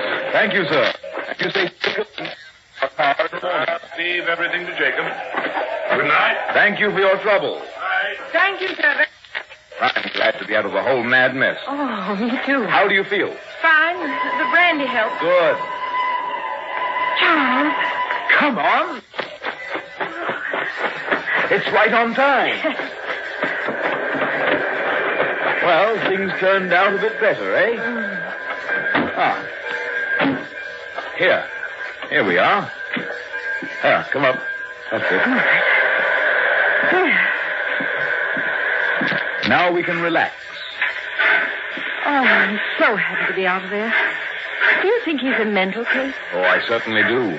Utterly and completely mad. All that business about black. Absolute nonsense. But, darling, what about that dog? And the mouse? They've really disappeared, you know. An old magic trick. You know, disappearing rabbit and all that. Just hocus pocus. Charles, have you noticed that the lights are so dim? Nora, what are you staring at? Everybody seems to be asleep in this coach. Look at them. Yes. They do seem to. Nora, what is it? Oh, Charles. They're not asleep. They're all dead. Charles. No. They're dead. Oh, Charles, in heaven's name, what's happening? Wait, Nora. Easy now. Oh, Charles. This branch line. What? Remember? Years ago, an accident. The train jumped the bridge into the valley.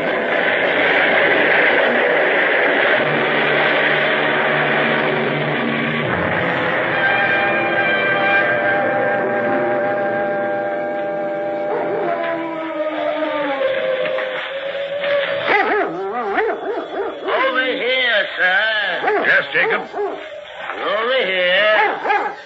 Now, down. How are they? A little shook up, but both in one piece. Think we can get them to the house? I think so. Can you help the woman? I think so. All right. Up we go now. There. Now, can you walk? Yes. That's the way. Now, off we go. There. It feels better, doesn't it? Here, have another sip. You too, sir. You all right, Nora? Yes. Where are we? We are in the sunroom of the master's house. Back here again? Yes, you're both very lucky. Bruised and shook up a bit. Could have been lots worse. Am I dreaming all this? And what about that train? That's what you were ranting about when I brought you in. There was no train. There's no line there. Hasn't been one for years. There was a bad accident there years ago. Train jumped the bridge into the valley.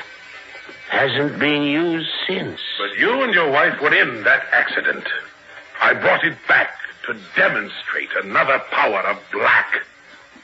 Doctor, listen carefully. I made it happen again. Remember what I said about my findings regarding apparitions? Well, what do you think now? And now, if you'll excuse me. Now what's going on? Couldn't tell you, sir. I've long since given up trying to understand the master. Well, you're both looking much better. Let me pour you some more brandy. We'll both feel much better when we can be on our way. Here you are. Thank you. Oh, I'm dreadfully tired, Charles. What's he doing with that contraption now? Don't know, sir. He said something about his most noble achievement. What? Charles. He means humans. Listen, Jacob. We've got to get out of here, and quickly, you understand? I cannot go against the master's orders. Jacob, I want to start with a dog. Bring me one of the older hounds. Jacob! Yes, sir. A dog. You heard what I said, Jacob. We've got to get out of here. I think we'd all better get out. Follow me. Come along, Nora. Where are we going? Any place as long as it's away from here. He wants a dog. I'll get him a dog. Follow me down this corridor.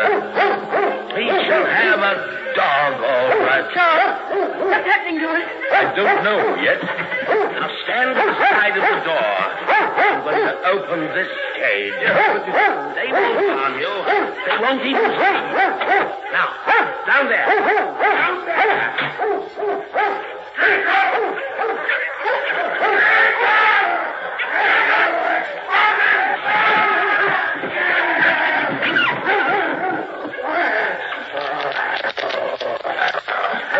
His most noble achievement. Shall we see about getting you both home now?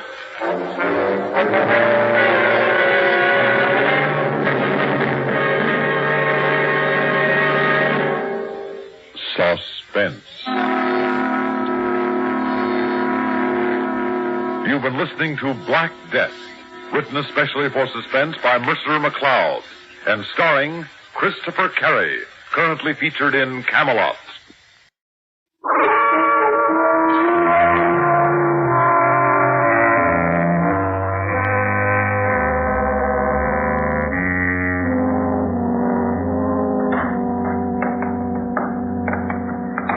Here, Mr. Thorne. This is the best of my collection. This is amazing, Miss Crane. I see that you haven't specialized, have you? Lion, leopard, water buffalo. Panther, cheetah, cougar. Oh, she's touched all the bases. That's the largest polar bear head I've ever seen. Lester thinks my trophies make the house look like a museum. One thought comes to mind. What's left? I don't intend to try for the abominable snowman, if that's what you mean. But something will catch my interest. Oh, confess, Liz, it has. The fish. Did you say fish? Japanese fighting fish. The tanks are over here against the wall. I'll turn on some more lights. Oh. Oh, they're beautiful. Hate and fury compressed into tiny bodies. Liz tends them as if they were children. Well, they are. Children of death. A lion is a fraud compared to them.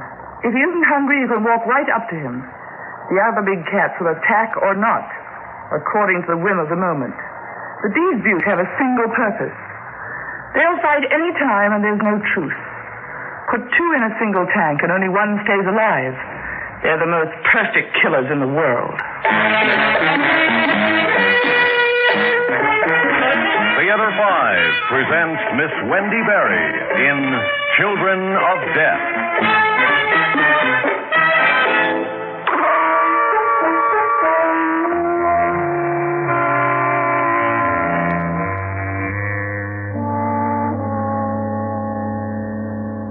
Thorne, you're really getting the $50 tour.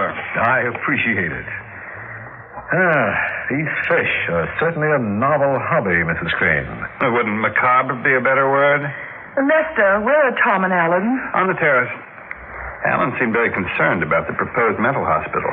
My attorney has a conditioned reflex against charitable donations. Well, sweet. $1 million ain't hay, as the jet set would say. Speaking of money, I talked to Carter about your last bill for his bookstore. He won't charge anything from now on without my approval. Liz, you didn't. My new book. If you must research your latest plaything, get a card to the public library. You'll be amazed at all the books they have. All free. No, you don't want to understand my work. Mrs. Crane, I... Don't be embarrassed. He'll sulk a little, and then come as if nothing had happened. Nothing ever does with Lester. Besides, this gives us a moment to be alone. Yes. After our phone conversation, I kept wondering if this wasn't a job for a doctor instead of a retired criminologist. I already have a doctor.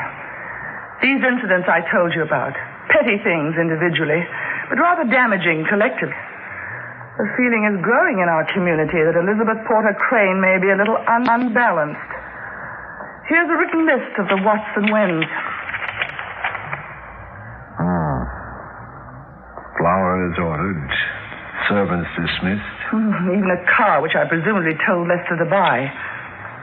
You have no recollection of any of this? None whatsoever. You could be suffering from recurring amnesia. I'm not paying you for guesses. Your meeting with Lester was fortunate. It makes contacts easy for us.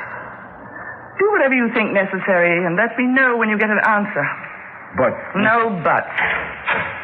Besides, we're about to be interrupted. Well, Elizabeth, I'm low-key from that excellent dinner, but we really should go over the plans for the hospital. Well, of course, Tom. Come into the library with me. Elizabeth, before you finalize anything, I'd like to make some suggestions regarding the liquid position of the estate. I'll be in your office at 9 tomorrow morning, Alan. Satisfactory? It'll have to be. You're the boss. Thanks for the dinner, and good night, all. Good night. Oh, leaving, Alan? Yes. Good night, Lester. It is getting late. Oh, no. Let's have a nightcap. Oh, do stay. Lester can do the honors. Tom and I won't be long. Oh. Quite a woman. An American legend. Elizabeth Porter Crane, business tycoon and big game hunter. Colorful. Like the stories about Martin Thorne, manhunter. Oh. Well, that was just newspaper exuberance at the time I retired. I'm an avid reader. Frankly, our chance meeting at the golf club wasn't quite by chance. Oh?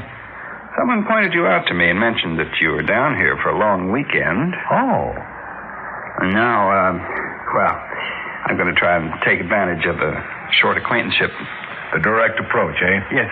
In your career, you had experience with the introverted, the manic, the various types that can, under certain conditions, become a menace to society or to themselves. What are you getting at? My wife. I've been terribly worried about Elizabeth lately.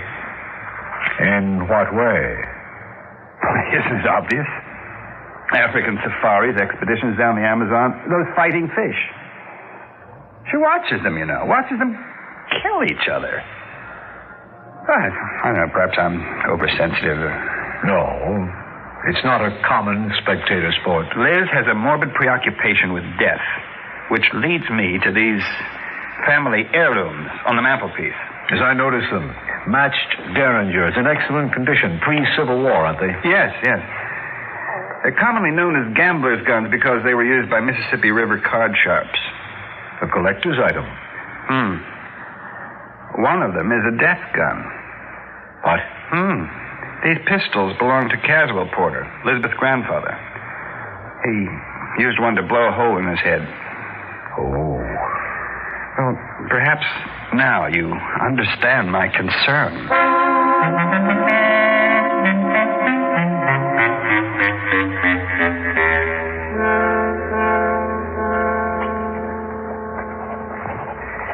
There.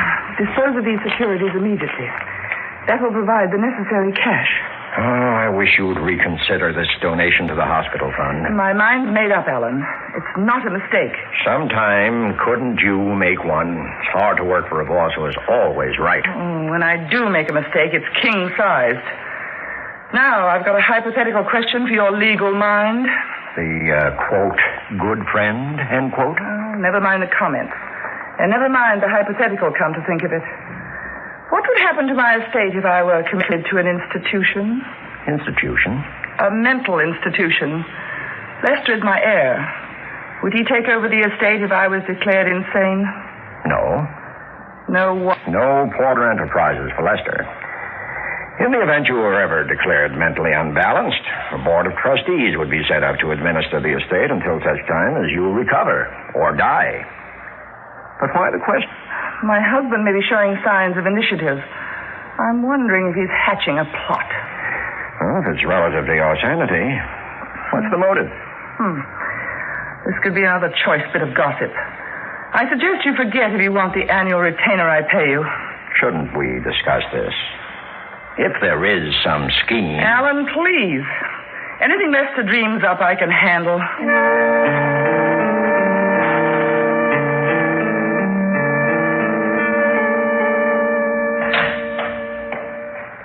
Well, Alan, sit down. The distinguished counselor looks jumpy. Distinguished counselor? Don't you mean Elizabeth's leg man? Sorry, I guess her candor is contagious. Tom, I'm risking my annual retainer from Porter Enterprises, but I have to talk to you. You're Elizabeth's oldest friend, if she has a friend. She has one. Elizabeth just left my office. She wanted to find out what would happen if she were declared insane. Insane? Isn't it our duty to put the estate in trust till Elizabeth recovers? From what? Mental instability. Oh.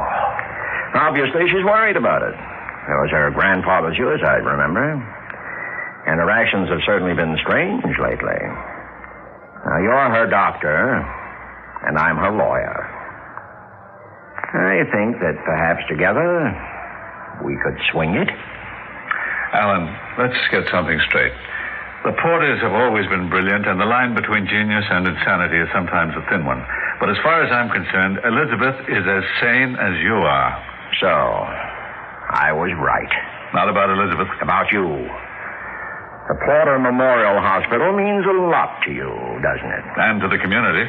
Your fund drive can't get off the ground without Elizabeth's $1 million donation. What's your point? As long as Elizabeth is in charge of the estate, you get your hospital.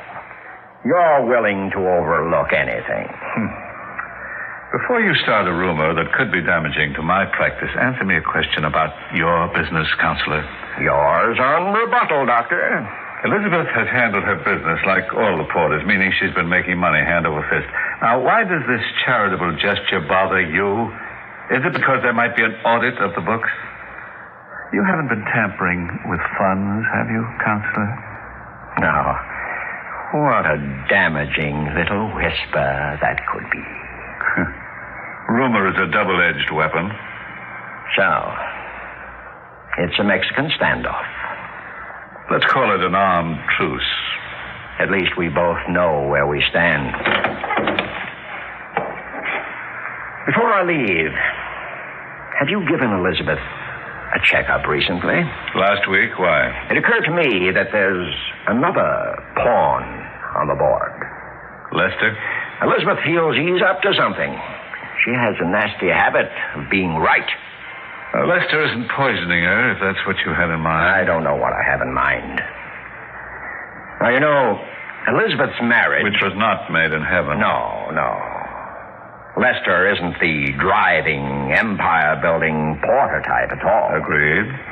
Now, you don't suppose Elizabeth is thinking of disposing of her one big mistake, Lester?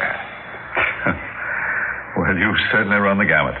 First, Elizabeth's crazy. Second, Lester's trying to get rid of her. Now she's planning to do away with him. By the way, am I trying to kill anyone? No motive. Goodbye, Doctor. Goodbye, counselor.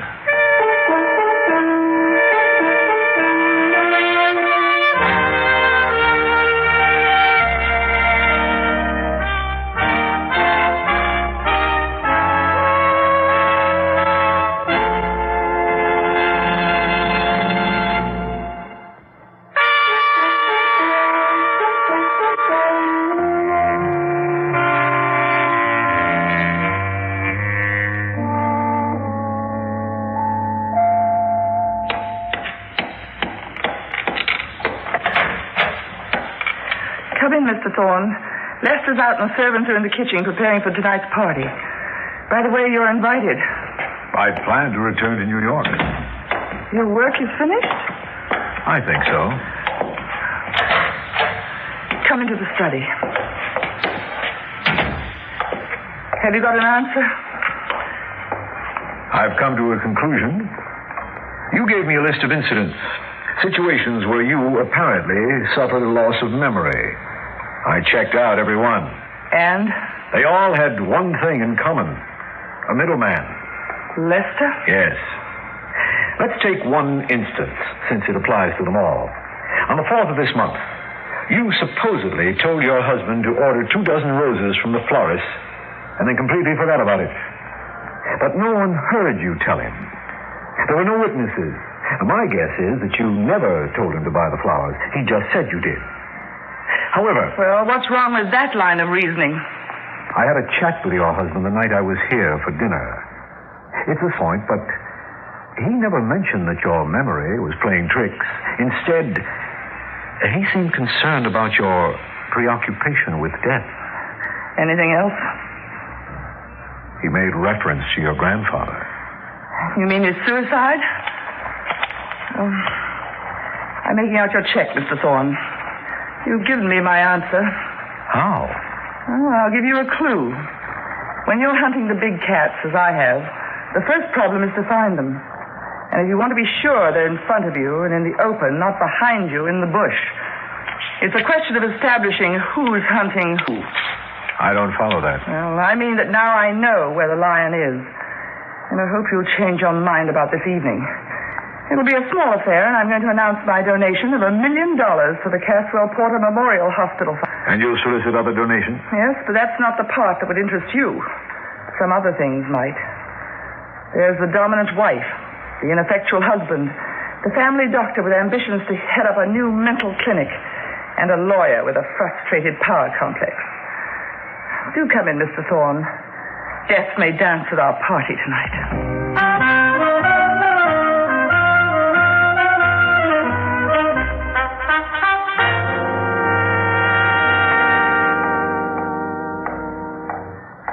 No, I didn't forget my little beauties. Dinner's on time as usual. Oh, Liz. I couldn't find you, so I figured you'd come up here to feed those little monsters. That's not all you figured, is it, Lester? What? Isn't this the 0 hour for you? What's that mean? Lester, pretense is tiresome and you're so obvious. Inching your way to the mantel. It was a clever scheme. What scheme? The rumors, dear. Whispers about my faulty memory, my morbid moods and preoccupation with death. But you weren't trying to prove I was mentally unstable. You were laying the foundation for my death. You told somebody. What? And spoil the hunt? Of course not. Well, then it will work. Elizabeth hasn't been quite right lately. Seems definitely unbalanced. She just went into the study and, like her grandfather, shot herself with the same gun. A good speech. But to make it effective, I have to be dead. Well, go ahead, Lester. From where you're standing, you can almost reach the mantelpiece. The gun is loaded there, waiting, but the other gun is right here in the drawer of the desk. And it's loaded, too. What? Oh, don't lose your nerve now, Lester, because I know. And I can't let you off the hook to try again.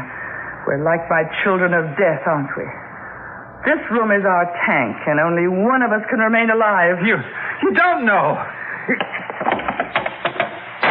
Oh.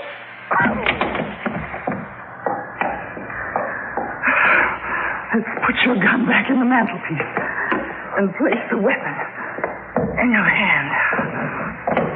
There. The stage is set. And it's set for your suicide, Lester. Not mine.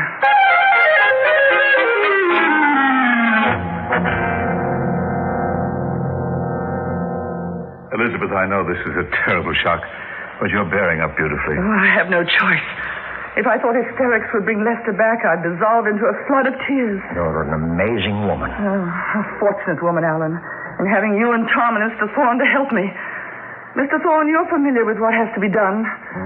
And perhaps you could call the police, and with your influence, maybe we can keep this from the other guests. I'm sure the three of us can take care of everything. Of course. Why don't you go upstairs and lie down, Elizabeth? I'll get you a sedative. I wouldn't advise that right now. Pardon? I have had a lot of experience in matters of this kind.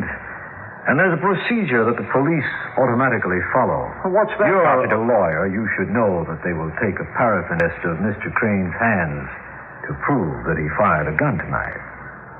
And if the test is negative, they'll run the same check on Mrs. Crane. I think her test will prove positive. What are you suggesting? Oh, shut up, Tom. You mean the police will know that I fired the Derringer? Definitely. Death did dance at your party tonight. And it was murder. All right. Call the police, Thorne. I killed him. My dear, you are hysterical. Don't admit anything. Quiet, both of you. There's a lot to be done. Alan, I want all the money allocated for the Caswell Porter Memorial Mental Hospital to be transferred to the fund immediately. Tom, I want your promise that you will push through the fund drive and start construction on the hospital as quickly as possible. But Elizabeth... Oh, think, will you? Think. Obviously, I'm going on trial for murder.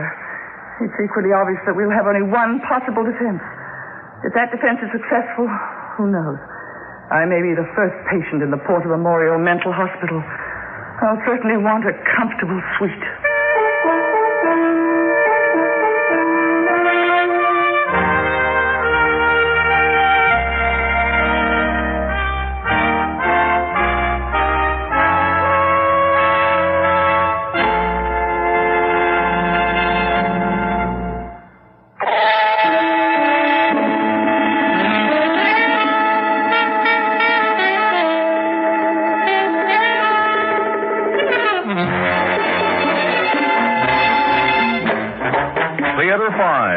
Presented Children of Death, starring Miss Wendy Berry.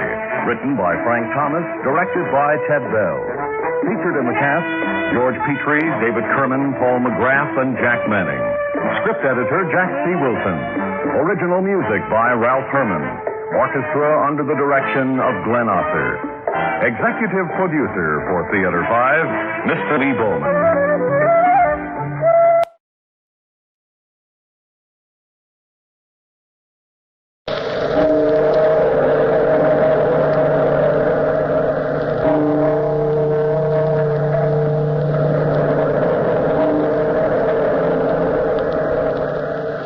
Out of the past, phantoms of a world gone by, speak again the immortal tale, The Ghost's Touch.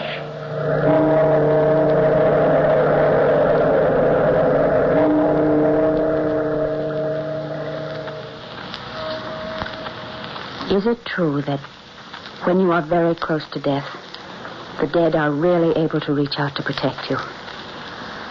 I don't know, but Ralph Zant and I had been married only a few months when he died. We had been so completely and deeply in love that the memory of the happiness we had found is a thing which will always dominate my life. Well, John Stevens, one of Ralph's best friends, had invited me to spend some time with him on the coast where he had a large house. It was in the town where I had first met Ralph. Mrs. Stewart, my housekeeper and companion, went with me, and Paul Weston, another of Ralph's closest friends, was also there. But he lived in his own house nearby. I had been enjoying my stay there immensely. John had not been with us much, but Mrs. Stewart and I enjoyed the park and the beach. John had been particularly careful about my food, a fact which greatly pleased me. One morning, Mrs. Stewart and I had just returned from the beach. We were standing in the great front hall of the house when she brought up something I know had been on both our minds ever since we'd arrived. My, it's quiet in this big old house. Hasn't it been quiet, Mrs. Stewart? You know, I can remember when this was one of the liveliest houses in St. Anne's. And John was one of the jolliest men alive. Sort of gives me the willies, Mrs. Zant. Something kind of brooding here. No one ever around this part of the house. The servants are all way off in the back there. Does that seem strange to you? You know, I thought that maybe I was just disappointed, comparing it with the way I remembered it when Ralph and I were here together. Oh, no, ma'am. There's something funny here. You mark my words. I didn't want to say nothing, hoping not to worry you. But Mr. John has acted so strange, too. He's a lot more thoughtful than he ever was before. And then there's that funny smell. Yes, I've smelled that, too. But I thought it was just my imagination. And the strange way Mr. John looks at you after breakfast, when he gets up so solemn-like and goes up into that room at the head of the stairs. He never comes out again till dinner. So what's in that room anyway, Mrs. Zant? Oh, I don't know. It's a study of some sort, I guess, where John's doing some work. You know, yesterday I got hunting for that smell, and I traced it right to that door. I sniffed all around there and tried to decide what it was. I heard something in there, too. What? Mr. John was in there. I could hear him muttering to himself. No words, mind you, just muttering. And every once in a while, it sounded as though he was stirring something in the glass. Finally, guess what he said? Oh, Mrs. Stewart, I think you've been imagining things. We're letting ourselves get nervous over something that's probably nothing at all. Well, he said, at last. Now I'm certain this'll work. And just then he came toward the door, so I ran back to my room and shut the door. Well, I don't think he'd mind if we went and paid him a visit. Then we can see what he's doing. I wonder if he's up there now. Oh, my goodness, that startled me. It's just the front door. Why, it's Mr. Paul. I can see him through the glass in the door. I'll just let him in. It takes these servants here so long to get from way back where they are. Oh, hello, Mrs. Stewart. Is Mrs. Zant here? Hello, Paul. Come on in. Oh, why, Dorothy. What are you standing there like that for? You look worried, and as though you're just about to do something about it. Well, Paul, as a matter of fact, we were just going up to pay John a visit in his study. There at the head of the stairs. Study? Why, Dorothy, didn't he tell you what that is? No. That's a laboratory, and he's forbidden everyone to come in there, practically on pain of death. Well, he hasn't forbidden me, and I'm going to find out what goes on in there. I think that was a little mean of him. Oh, Mrs. Zant, do you think you'd better? Certainly I do. And I'm going up now. Well, I might as well get hung for a sheep as a lamb. I'll come along, too. Come on, Mrs. Stewart. Well, you aren't frightened, are you, Mrs. Stewart? There's no telling what we may find. Well, it can't be too awful. John's no demon, anyway. No answer. Maybe he's gone out. I'm going to look and see. Be careful, Mrs. Zant. Get out. I told you. Oh, Dorothy, come in. I didn't realize it was you. Well, we're all here, John. We came up to pay you a little visit. Fine. Come on in, but shut the door. Hello, Paul. When did you arrive? Just came in. Dorothy said she wanted to come up here. I told her we'd all been forbidden, but she insisted, so my curiosity got the better of me, too. Well, that's fine. I'm really glad you did. This is a good day for me. This is really magnificent. Yes, Dorothy. What do you think of my private domain? Well, it's big enough, I'll say that for it. It's a little frightening. Yeah, don't smell so good to me either. Mrs. Stewart doesn't understand experiments the way we do, does she, Dorothy? No, I don't, Mr. John. And after seeing Mrs. Zant fooling with them dangerous chemicals, I don't know as I want to either. Oh. What's that, Dorothy? You? Why, yes, Paul. I've been doing some experiments. Just for fun, mostly, but it does take up my time since I'm alone so much. That's why I think it was so unfair of John not to tell me he had such a wonderful laboratory here. Well, Dorothy, I've been saving that for later, until this experiment is well underway. I've been hoping we might work together very soon. John, what are those tables over there? They look like... They're dissecting tables? Yes, that's what they are. Well, of course, if you're going in for anatomy on the side, I'm afraid you'll leave me way behind. Why, no, my dear, quite the contrary. I had hoped you'd follow right along. I'm sure you will with this new experiment. Well, you've got to tell us now what this experiment is. You've certainly got our curiosity aroused. Now, I'll tell you, of course. I have finally developed a new formula. This is the chemical part, which will eventually make a subject absolutely impervious to pain. That is, I will be able to operate without the use of anesthetics. Perform any sort of operation I wish. How does it work? I feed small doses of a certain formula, a very dangerous one, by the way, to the patient in his food. Dangerous because while he's taking them, the patient occasionally falls into semi-conscious states in which he is very close to death. Then, when a certain stage is reached, there is one more dose which the patient must drink straight, without any other food. Then the subject becomes unconscious of any pain whatever. But what's the purpose of that? Surely the development of anesthetics. But this, you see, leaves the scientists free to operate on conscious living animals without the stopping of some functions brought on by anesthetics. And this never wears off. Have you ever tried it? Several times, my dear, and with success. I am just waiting now to try my greatest experiment of the lot. To use my formula on the most complicated of living organisms, the human. But, John, you're not going to go on with this, are you? Well, certainly. Why should I stop now? Especially when I'm so near the final experiment. Do you mind, John, if Mrs. Stewart and I go down to the beach? I'm afraid the air in here has made me a little dizzy. That's a good idea, Dorothy. We'll come right along to walk with you. By all means, go ahead. Do get plenty of fresh air, my dear. I hope you'll see more of the laboratory later. Much more. I wondered then what it was in John's look that startled me. Or was it something in his voice? A chill of apprehension made me turn and hurry ahead of Mrs. Stewart out into the cool seashore air. I was sure that John was telling me something, saying something to me alone. And I was afraid even then to let myself believe what I thought it was. Mrs. Stewart and I walked through a little park that lay between the house and the beach. It was a place of many wonderful memories to me, the place where Ralph had first kissed me. We passed the tree where Ralph and I had stood that day, and Mrs. Stewart, bless her, knew what I felt as we came to the spot. She looked at me. These memories aren't going to spoil your visit now, are they, Mrs. Zant? You know, there's a lot of things a person has to live with all her life. Oh, no, Mrs. Stewart. My memories of him wouldn't spoil anything. They're too beautiful. Well, I just thought from the way you were looking over at that tree, the one... You know, I'm going over and touch that tree. Just for luck. I feel as though I need some luck right now. Mrs. Zant. Mrs. Zant. Mrs. Zant. What's wrong? What are you looking like that for? As though you'd seen a ghost. Oh, Mrs. Stewart, Where are you? Mrs. Zant, can't you see me here? Well, you're looking at me as though you've gone blind. Mrs. Zant. Mrs. Zant. Mrs. Zant. No, I'm not blind. I can see everything. The tree, the grass, the whole park. But you've gone. I can't hear you anymore. I can't see you. Mrs. Stewart! Mrs. Stewart! You remembered, didn't you, Dorothy? You're not afraid. Oh, Ralph.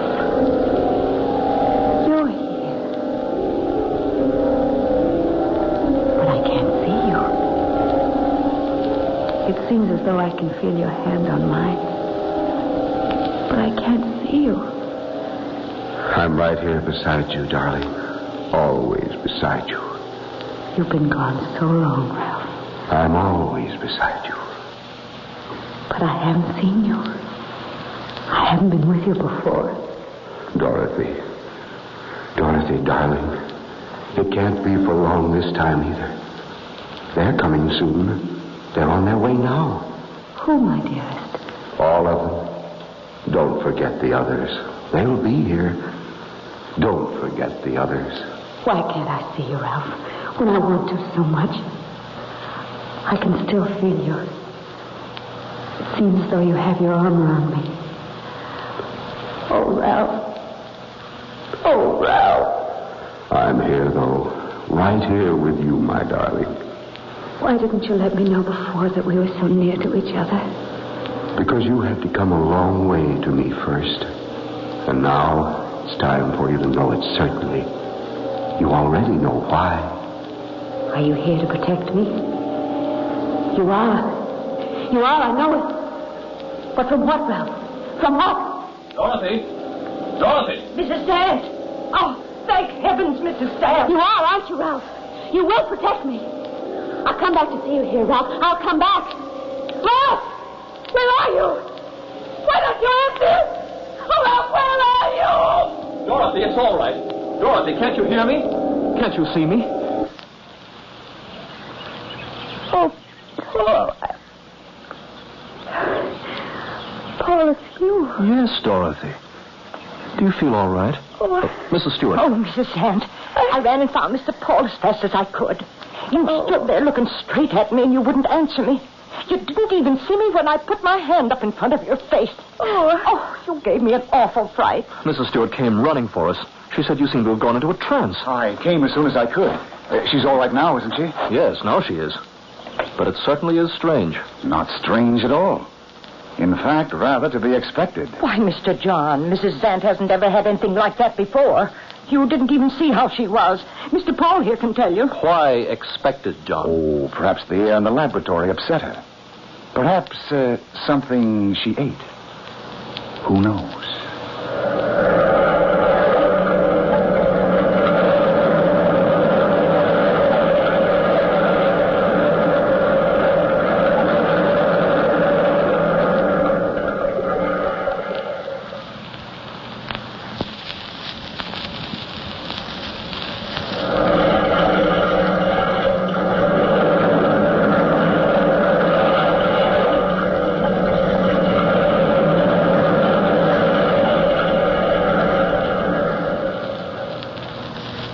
The shock of Ralph's passing away hasn't really left her yet, has it, my dear? I think we're imagining things. I'm afraid that perhaps the food my cook has been serving has been a bit rich these past few days. I spoke to her about it this morning. You all right now, Mrs. Zant? Oh, quite all right, thank you. I think we'd better go down to the beach. I'll come along with you, Dorothy. If you'll excuse me, I must get back to the laboratory. My dog has been acting rather strangely in the last few minutes.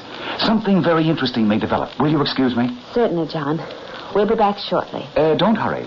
Dinner won't be ready for a while, and that's all you need to be back for. I'll see you later. Dorothy, I don't like this at all. Are you afraid of something, Paul? Mr. Paul needs this funny spell you just had, and I agree with him. It was very strange, but it was very wonderful. Tell me, Dorothy, you know something about chemistry.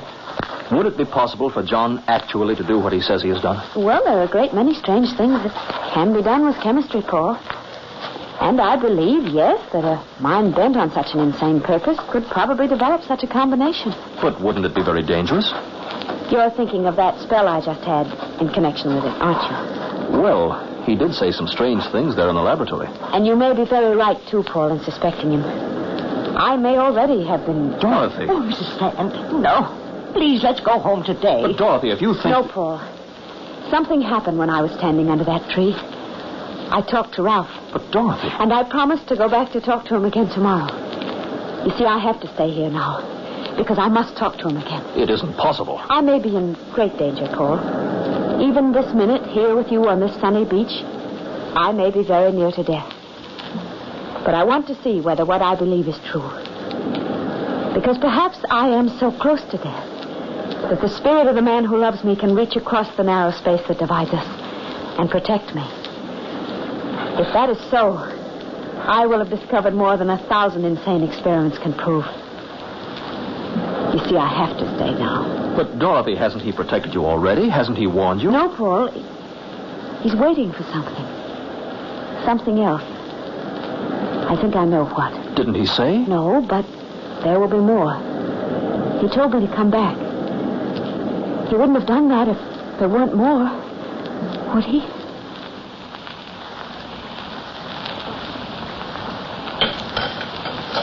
Shall I have the main dish brought in? Are you both ready? I think you'll find the dinner very good tonight. Since I spoke to the cook this morning, she... Oh, here it is now. Are you sure you feel well enough to eat, Dorothy? Yes, thank you, Paul. I feel very well now. The afternoon must... Oh, Rogers, I believe you've mixed the plates. That one is for Mrs. Zant. That's all right, John. I don't believe I'll have much dinner anyway. I'm not very hungry. Give Dorothy mine. But I insist. Dorothy's is really quite special. Listen. Oh, listen. Is something wrong, my dear? Oh, No, it was nothing. But, John, does it really matter that much? Perhaps John has had something special prepared for me, Paul. That's very nice of him, and it will be quite all right. Thank you, Dorothy. We scientists seem to understand each other, don't we? Dorothy. It's all right, Paul. This dinner and going to bed early tonight will fix Dorothy up splendidly, Paul. Wait and see. Suddenly I had felt Ralph close to me again. He gave me a new confidence, a knowledge that whatever happened now, I was protected. I tasted nothing strange about the food, but I hadn't noticed anything in the meals before either. Ralph was waiting, I was sure now, until John became bold enough to spell his own destruction. The next afternoon, nothing could have kept me in the house. John had been in the laboratory all morning. And when I looked in, I noticed with a shudder that one of the operating tables was covered with clean white sheets. I went quickly out to the tree where I had been with Ralph the day before. It seemed a long time before I again felt that strange, numb feeling, as though my life had almost left my body. But... Dorothy, my darling, you are here, under our tree. How could I help coming, Ralph, when you promised that we'd be together again today? I didn't promise, my dear. I couldn't promise that much. But remember, my darling, I am always near you.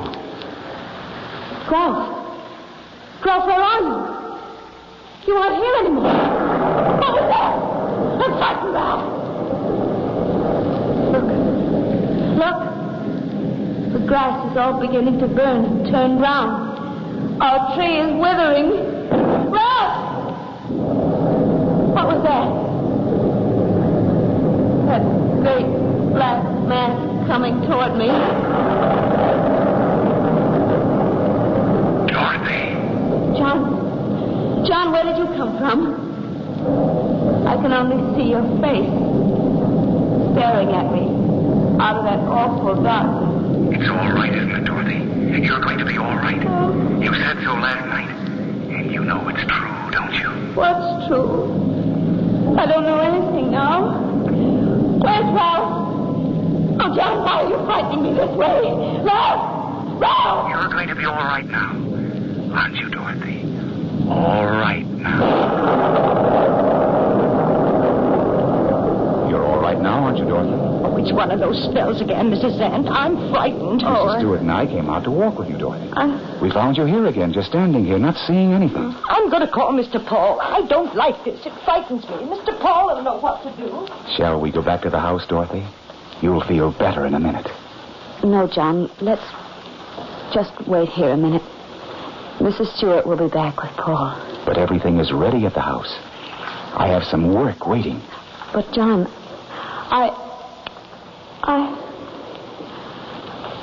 that darkness all around you. I can't see anything but your face again. You will follow me back to the house, won't you, Dorothy? it. Of course you will. Yes, John. Of course. I'll come with you. Everything here is brown and burnt. Park has grown so withered. It's horrible here now. Come on, Dorothy. We'll go slowly. Come along with me. One step. One step. That's it. Come along with me. Look at those birds over there.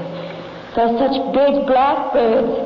And they're falling, dropping right into the sea. What's the matter with them, John? Why don't they come up again? Don't be afraid of them, Dorothy. Just come with me. One step. One step. And look, those awful things.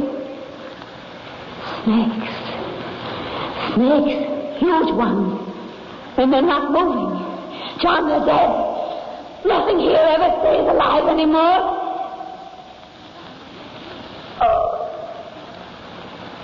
Oh, it's hard. It's hard. It's burning hot. It doesn't matter now, Dorothy. Nothing will hurt anymore. One step. One step. Here's the door. The door to the house. Wait. Wait while I open it. But John, it's open. It's open and it's all dark in there. So dark I can't even see your face anymore. John, where are you? Right here, Dorothy. Come up the stairs. One step. One step. But everything is so confused. I can't find the stairs. I can't find anything. It isn't real. Everything is mixed up. I've lost something. I've lost something I can't remember. We're almost there, Dorothy. One step. One step. I can't remember. It was... Ralph! Ralph! Ralph, where are you? I'm afraid. I'm alone here in the darkness. There's no one here. Even John has gone away now, and there isn't any light. Ralph! Oh, Ralph. Oh, Ralph, you are near me. I can feel you here now. I'm not alone. It's near now. It's almost time, my darling. Here, let me hold your hand. I can feel your hand on mine, Ralph, but I still can't see you. It's so dark in here. Come on, Dorothy. The stairs are there. One step. One step. Oh, Ralph, your hand is helping me along. Hold me tight. In here, Dorothy. Right in here. This is where we'll work, isn't it? It's the laboratory, Ralph. This horrible, evil-smelling laboratory. Ralph, I'm afraid. Why don't you speak to me? Now we're all right, Dorothy. Now we'll work together, won't we? I'm thirsty. I'm so terribly thirsty. That heat. The park is so hot. It's all burned up. I'm thirsty. Here, drink this, Dorothy. Oh. This will cure your thirst. You'll be all right. Nothing will hurt anymore. I'm not afraid now, Ralph. I'm thirsty. Why can't I have a drink? It'll be all right. That's right, Dorothy. Drink this. Let me hold it up to your lips. I'm so thirsty. I'm going to... Don't let go of me, Ralph!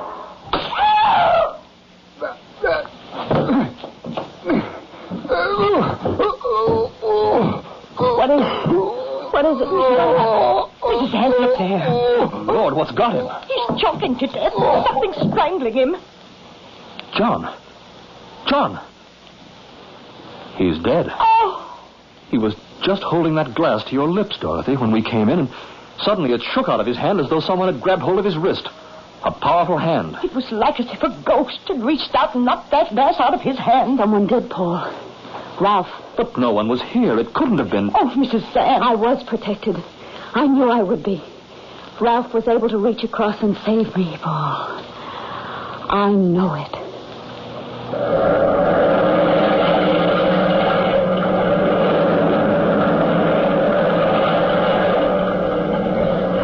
From the time-worn pages of the past, we have brought you The Ghost's Touch. bellkeeper, toll the bell.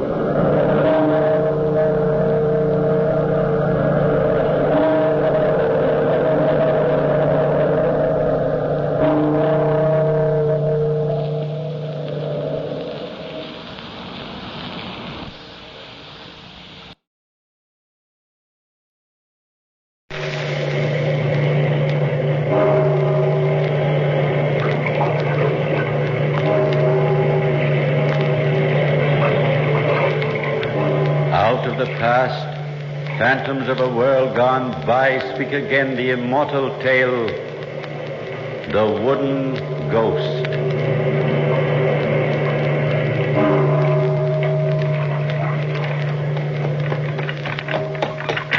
Head down. Look yonder on the road. Well, what is it, Fandril? A man hailing us to stop. What shall I do? Where? I don't see a thing but darkness. He may be a highwayman. Do you have your pistol? Oh, yes, I see him now. Stop the carriage, Fandril. The man may need help. Now, where did he go? Fandril, can you see him from your box up there? No, Mainherr. He disappeared. Oh, look, Mainherr, now. There in the shadows beside the road. A tall man in a cape and wide-brimmed hat.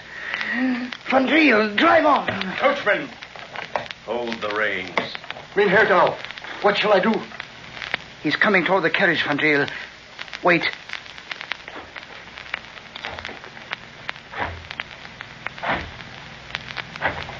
Are you Mainherr Gerard Dow? I am. What do you want? I have been waiting until your return from Rotterdam. You are the uncle and guardian of Rose Falderkaust, I believe. Yes, I am. Tonight, by the clock of the Stadthuis, I will call at your studio in Leiden to see you on an urgent matter. Yes, but what urgent matter is it, Mainherr? I will tell you of it then. Here is my card.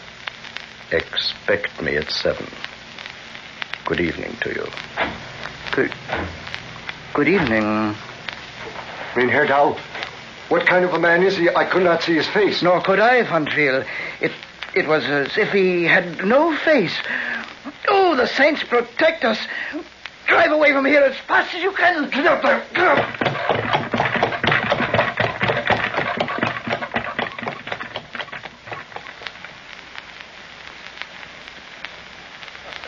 And I'll admit your good uncle's the best teacher in Holland, that without a shadow of doubt I'm his most promising student.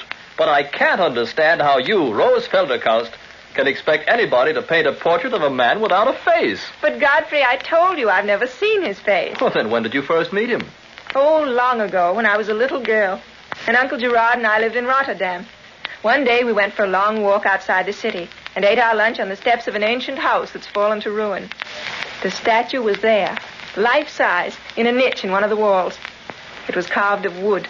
Since that time, I've dreamed of him every birthday. You mean all this is a dream? Of course, you didn't think he was real, did you? Oh, the saints preserve us, he's a dream. Of course I thought he was real from the way you spoke of him. Well, perhaps he is after all. How else do the gold coins appear so mysteriously on my dresser every birthday? Why, Rose, my darling, I really think you believe in this dream ghost or whatever you call him. He wishes me well. He looks over me, brings good luck. Why shouldn't I believe in him? Of course you should if you want to.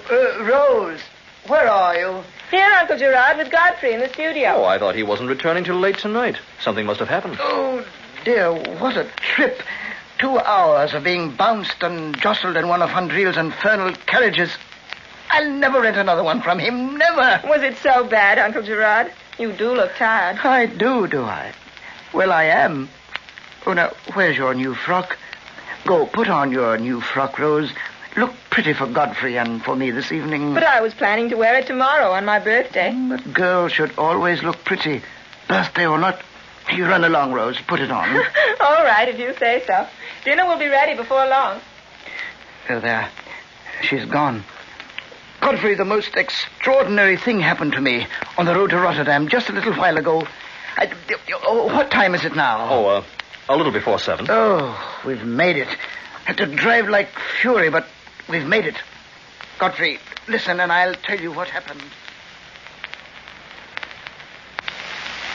Then he walked away quickly into the darkness. I tell you, my boy, the hairs on my head. Oh, there's the Studhurst clock. Godfrey, don't leave me. You stay here. Face him with me. Of course I will, sir. Oh, but the card. What does the card say? Here, read for yourself. You'd better turn up the lamp a little. Yes, sir. Well, how strange. Russell van der Huysen. Rotterdam, Manor House of the Boom Key. Gentlemen. Godfrey! How do you do? Did I startle you? I'm sorry. My appointment was for 7, I believe. Yes, of course, it was for 7. Come in, sir. Welcome to my house. Thank you, but I can stay only a few minutes. This young man... Oh, forgive me. He is Godfrey Shulkin, a student of mine. Is he to be trusted? Trusted? Oh, indeed. He's a friend as well as a pupil. Then perhaps he will do an errand for us. A matter of fetching a box from my carriage. If Herr Dow wishes me to. Indeed I do, Godfrey. Our visitor's wish is mine. It's a small box, resting on the carriage floor. Will you bring it to us? Why, I'll be happy to do so, sir. Now, what can I do for you, sir? You are the guardian of Rose Felderkaust, I believe. She is your ward? Yes, that's right. I am prepared to offer her 5 times the future she has a right to expect from her husband. You are asking for the hand of my niece. I don't believe she's acquainted with you. But it is a tempting offer from so fine a gentleman as you. Then it is only necessary to sign the engagement. I have the paper with me. But under the circumstances, well, I think it best to consult with my niece about such unexpected business. As you wish. After the engagement is signed. Here. There's ink and quill on the table.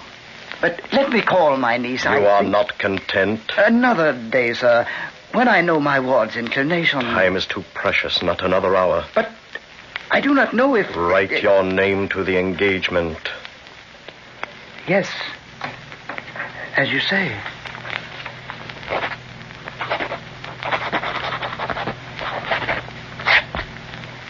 There.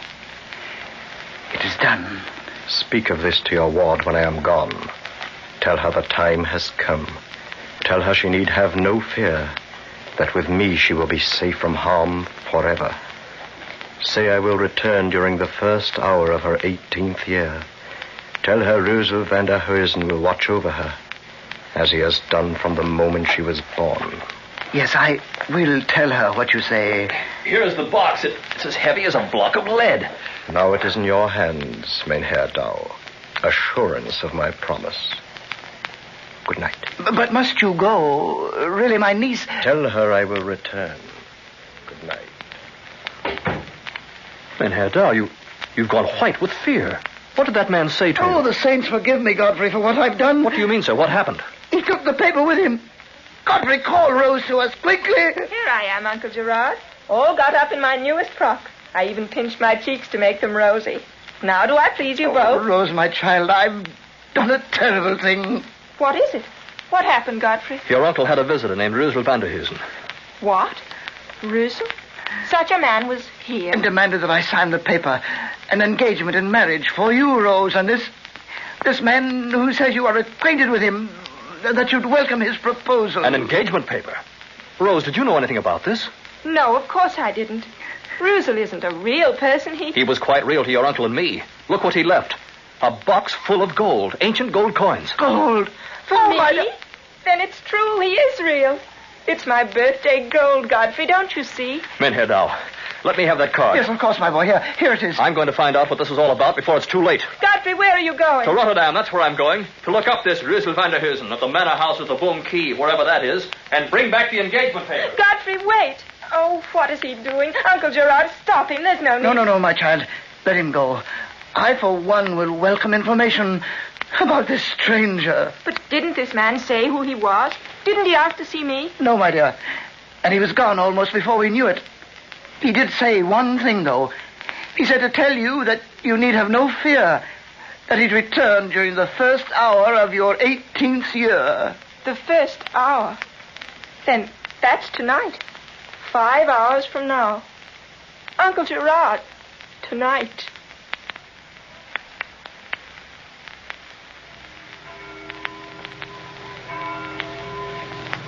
Rose Felderkaust?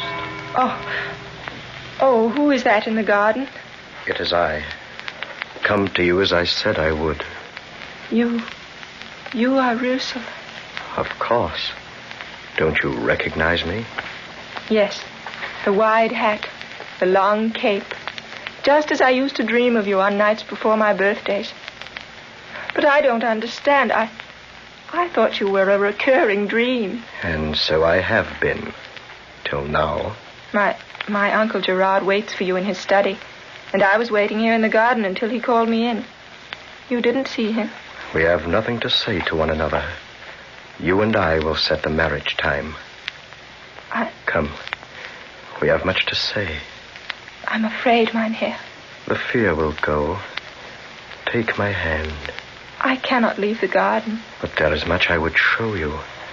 And at last the time is now. It has been too long. My carriage waits on the street. Will you take me away? Only to show you wonders. To have you say you love me. With an understanding heart. Come. Here is the garden gate.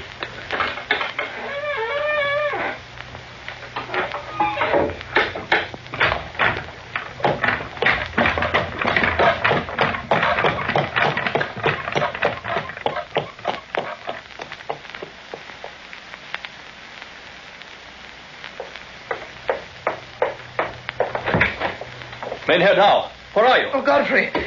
Oh, it's you. Oh, thank heaven you've come. The saints preserve us, my boy.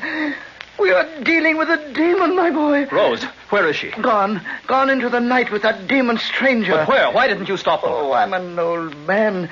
I cannot stand this harrowing business. He returned a short while ago, just after midnight, and then I thought I took precaution. Rose was in the garden, and I waited here for his knock on the door. But he didn't come, and when I chanced to look out, he was helping Rose into a carriage. And in a moment they were gone. Which road did they take? Toward Rotterdam. Oh, you must have passed them, surely. Yes, it was one of Van Driel's rented carriages speeding along the road. What'll we do? Where has he taken her? To Rotterdam, no doubt, to one of his luxurious houses. Mynheer Dow, this man has no houses. In Rotterdam, there is no such place as the Boom Key. What do you... Why, there must be... It doesn't exist, I tell you.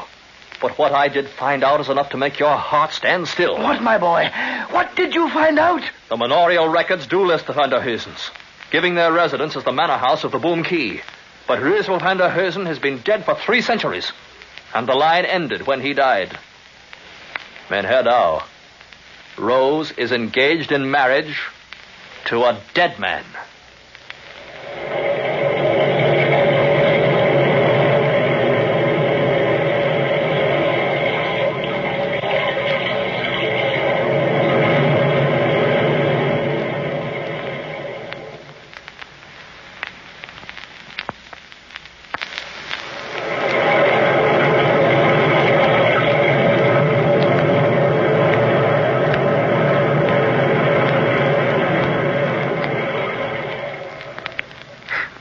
My boy, what did you find out? The manorial records do list the Van der Heusens, giving their residence as the manor house of the Boom Key.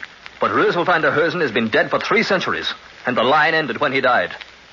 Mynheer Dow, Rose is engaged in marriage to a dead man. A dead man? But, Godfrey, he was real. He was no ghost. How can you know that, Mynheer Dow? To us, he appeared to be nothing more than a large hat and a flowing black cape. What is underneath them? A man or an invisible being? Well, and the gold, Godfrey. The coins are ancient ones, antiques. Even the dates, you see, more than 3 centuries back. His apparel, too. He wore a costume out of the past. But what shall we do? How do you look for a ghost? I don't know. But we must find them. And Rose, what can this dreadful sympathy be? There's bound to be more to this than we could possibly know. Mynheer Dow, the carriage. It was one of Van Driel's. I know it was. And this stranger must have rented it. Put on your coat. We're going to find Rose. But how, my boy? What do you intend to do? Van Driel will tell us where he was directed to go. If somewhere there exists a ghost world belonging to this dead man, we'll find it even if it's beyond the common strength of man to do so.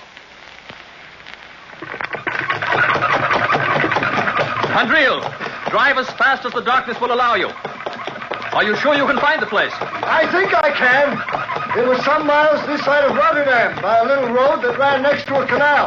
And Patril, did they just disembark in this deserted place on the road? That's right. He said drive until I saw two men standing to one side of the highway. But, Patril, when did this stranger hire your carriage? Well, a little before midnight. I heard a loud knock on my door, and when I opened it, there he stood. What did he say?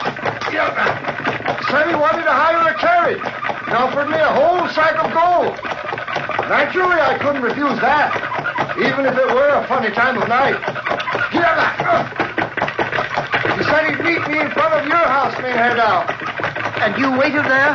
Until he came out of your garden gate with your niece. So he told you then to drive toward Rotterdam until you saw these men waiting on the side of the road. What were they like? I really couldn't say, sir. I mean, it was very dark. I could only catch a glimpse now and then of their clothes. Looked very old-fashioned, they did, though. I think one was a footman and the other a coachman. Yeah. I saw a very ancient and dilapidated-looking buggy standing on the narrow road that branched off from the highway. But they took this second carriage to where? Oh, don't see, it is hopeless, my boy. How can we ever trace them? Did he mention where he was going, Van Driel?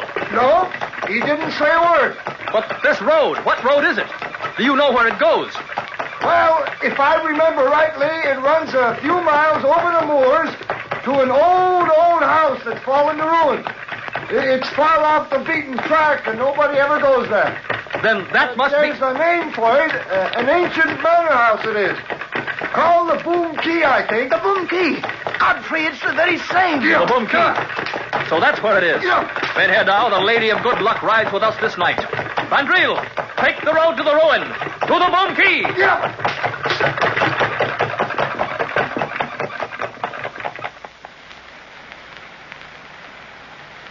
You see, there is nothing to be afraid of, my Rose. We are at home. But let us come another time, Mynheer. It's so dark here, and there's lightning in the western sky. I will protect you, even from the lightning. Look, is the manor house of Boom Key to your liking? Boom Key? Is that where you brought me, Mynheer? It is our home, and you will be a lady here, with beautiful gowns and servants. Anything you desire.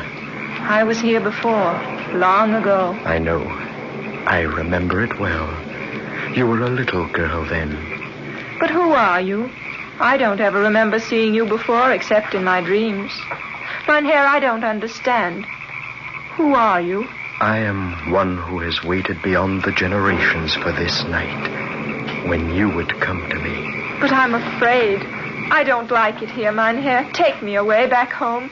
Please take me away. I cannot now, my Rose. The risk is too great. Come. There is nothing to fear. Take my hand. No. But we have much to say.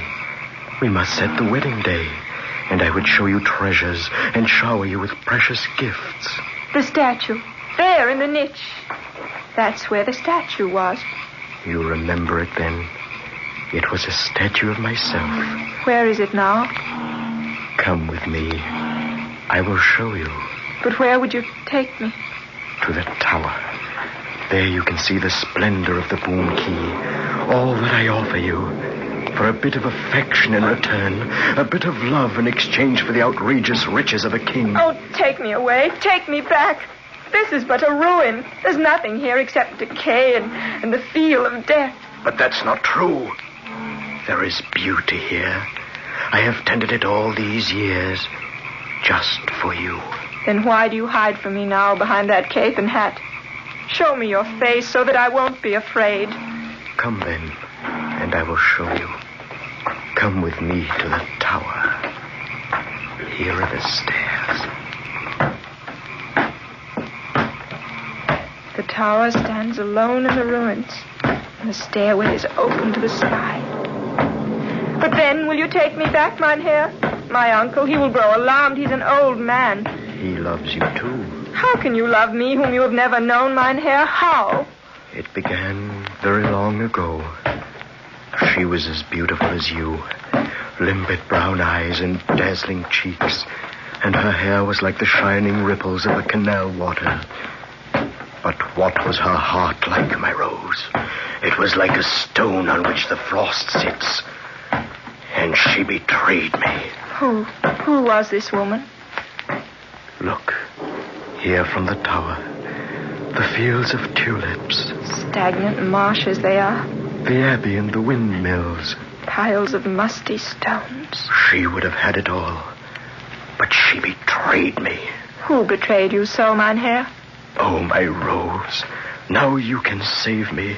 A man who has never loved, who can never die till he feels the warmth of a woman's heart. Say you love me now. Say you do. No, Mynheer, take me away. Please take me away. But she was your grandmother, 4 times removed, and I loved her more than I loved my own life. And even as you, her name was Rose. My namesake? She's been dead 3 centuries, Mynheer. Even as I.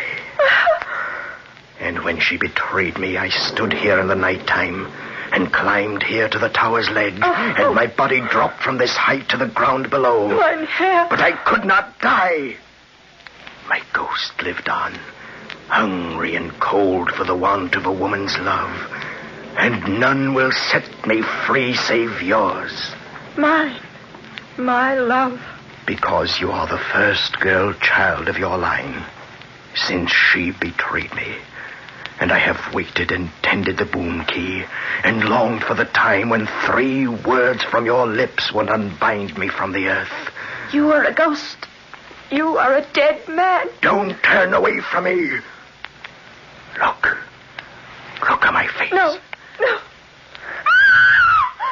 The statue, the wooden statue. It is the only physical being I know. Stand back from me. Is it such a frightful thing? Rose, say the words that'll send me on my way. Is your heart so empty of a gift of kindness, even as hers? Godfrey! Below in the cellars of Boom Key are coffers of precious gold, and I offer it all to you for 3 small words. Help me! Rose! Look! There she is in the tower! They have come to take you away. Godfrey, the stairway to the tower. You see, it's open to the sky. I have waited 3 centuries for this night and for you.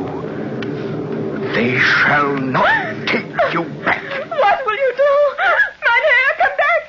Come back!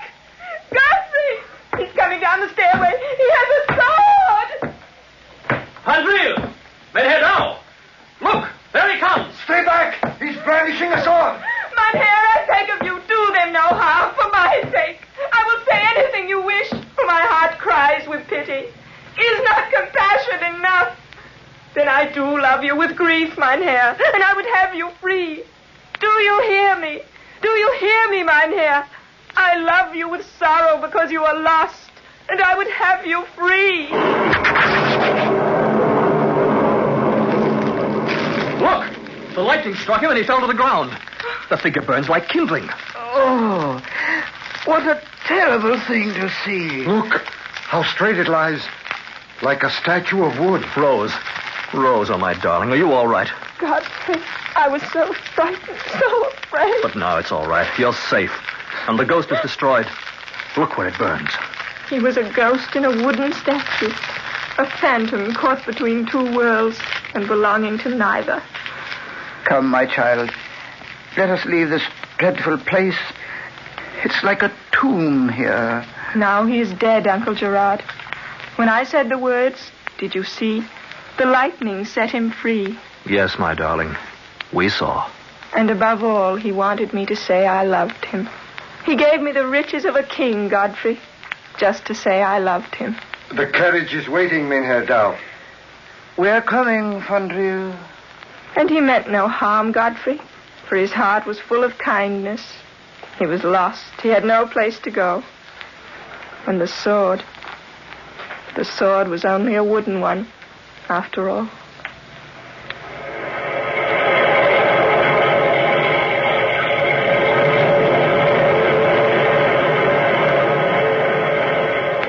From the time-worn pages of the past, we have brought you the story The Wooden Ghost. Bellkeeper, toll the bell.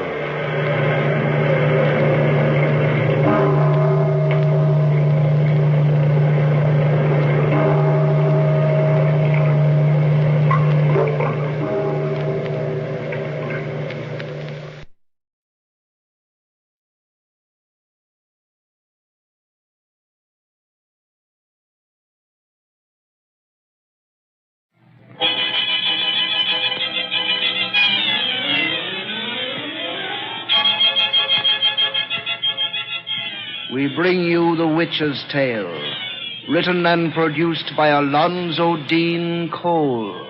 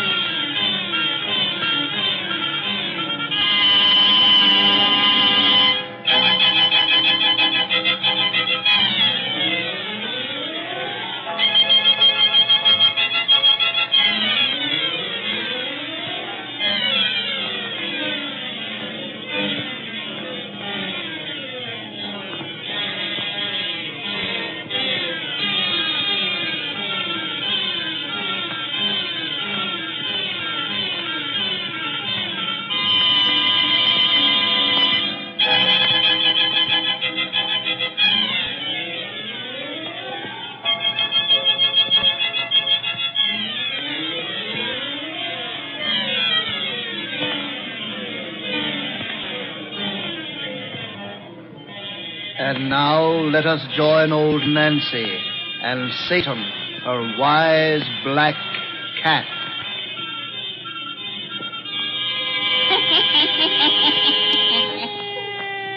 Hannah and 17-year-old I be today. Yes, sir. Hannah and 17-year-old. Well, Satan, if these folks will just douse out their lights, we'll spin another of our little bedtime stories to ruin their night's rest.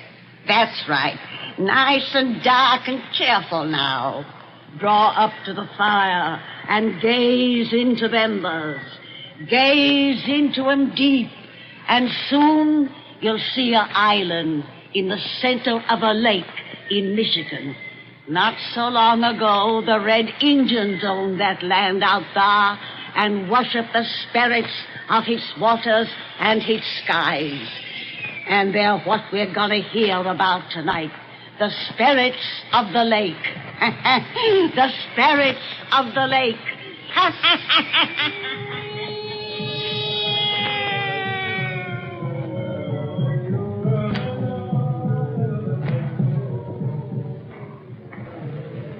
Those filthy Indians intend to keep that racket going all night? Surely their chanting doesn't annoy you, dear. I was just thinking how weirdly beautiful it sounded coming across the water. Beautiful. Oh, I'm sorry you don't like it. You'll hear it every evening, as long as the new moon casts its reflection on the lake. That's a pleasant prospect. You're terribly bored here, aren't you? Oh, naturally I'm bored. I'm not accustomed to living in a wilderness where I see no one but stupid savages all day. Now you say I'll have to listen to them all night. The reason I purchased this island so close to the Indian reservation was because I thought you'd find their customs interesting and picturesque. Roger, why don't you take a trip east? Then come back to me when you're over your restlessness. Fine idea that would be. My friends would crucify me for leaving you alone. Is that the only reason you stay here with me? You do love me, don't you? I'm married to you. Husbands are supposed to love their wives. I'm in no mood for romance this evening. I don't suppose an invalid can expect her husband to be in a mood for romance, ever. But I won't be an invalid much longer, dear. I'm getting better every day. It's really very seldom that I cough anymore like that, but in a little while I'll be completely well, and we can return to New York together or travel in Europe, anything you want to do. Oh, I mean to give you such a good time, to make up for the dreary months you've spent out here because of me. Thanks for reminding me that to have a good time, I'm dependent on your money. I didn't mean that. You know I didn't. Oh, all right. Let's not talk anymore about you and me. No. We don't seem able to talk of you and me. God. If I have to listen to that savage caterwauling much longer, I'll go stark raving mad. Perhaps if you know the reason for the chanting, it might interest you a little. Two horses told me all about it this afternoon. You know, he's the old Indian who comes to see our housekeeper. She's his cousin, I think. And, Roger, it's the funniest thing, but they call me White Goose. Well, what about the chanting? Oh, yes. Well, it's a ceremony the tribes hold each year at this time to appease the spirits of the lake. The Nibanor-Begs, they call them. This is a holy lake to the Indians, you know. And they say that if anyone affronts it or harms its friends, the Nibanor-Begs take terrible vengeance. Two horses spoke so convincingly of its terrors, I made a peace offering. Peace offering? What do you mean? I cast a bouquet of flowers on its waters and said a prayer. Two horses told me. No wonder he calls you White Goose. Another month in this wilderness, and you'll be going about clothed in a blanket. Roger. Oh, I'm going out. I'll prowl around in the canoe and try to work my nerves off. Nama can sit with you. You'll enjoy her Indian grunting more than you would my conversation anyway. Now, Nama! Huh? Come in here with Mrs. Benton. I'm going out. Huh? Me come. Roger, why not take me with you in the canoe? Oh. We haven't been together on the lake in a week. Some other time, not now. Don't wait up for me. I may be late. Good night. Roger, wait. Well? You're not going to the Johansson's farm again? What do you mean again? Why, I know it's quite all right, dear, but, well, there's been a little talk about you and that girl there. Oh, there has, eh? I'm having an affair with Hilda Johansson, I suppose. Oh, no, dear, no. Oh, so that's what you have in your mind. It isn't bad enough that I have to be cooped up with you among these dirty Indians, but now I mustn't even look at a decent-looking white woman. Roger. Oh, how I hate it all. This beastly island, these stupid savages, this slimy lake. How I hate... Oh, I didn't say I hated you. I'll see you later. Good night. Oh, no. Oh, White Goose. My husband doesn't mean anything when he speaks angrily to me, Nama. He's really a very good man underneath. He'd better be good if he go out on lake. What do you mean? You give flower to lake today. You say Indian prayer. Nibanor begs now your friend. If your man not good to you, Nibanor begs punish. Nibanor begs punish.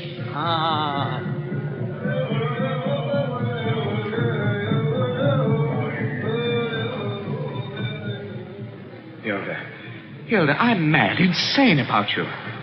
Why do you hold me off like this? Because you haven't any right to be insane about me.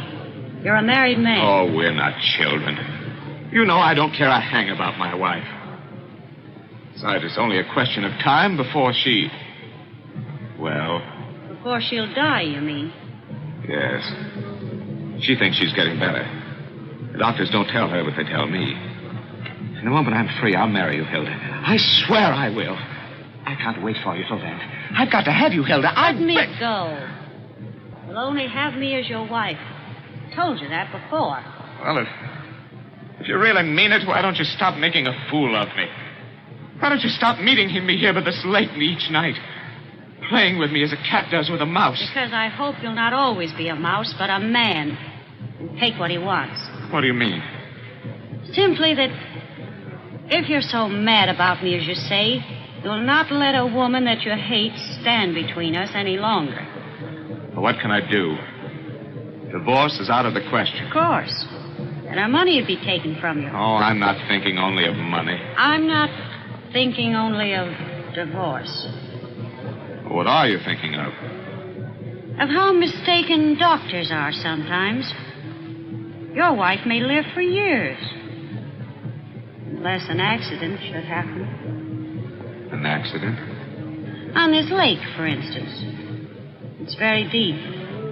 And there are sharp rocks near the surface that can rip a canoe to pieces. You might be paddling with her in the moonlight, not knowing those rocks were near. You've told me your wife don't swim. She might drown before you could save her. You're suggesting...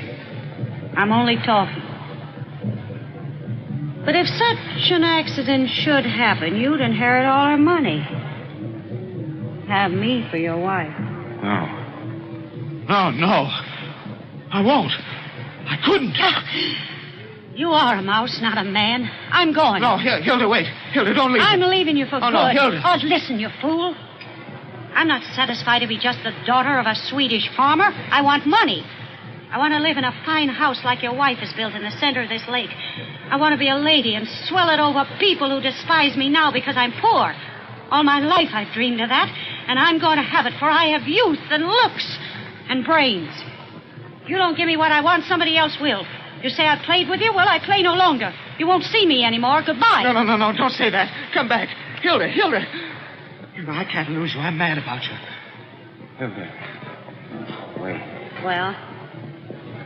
As you say, an accident might happen. Accidents are common. You will marry me if my wife should die. I'll marry you when your wife is dead.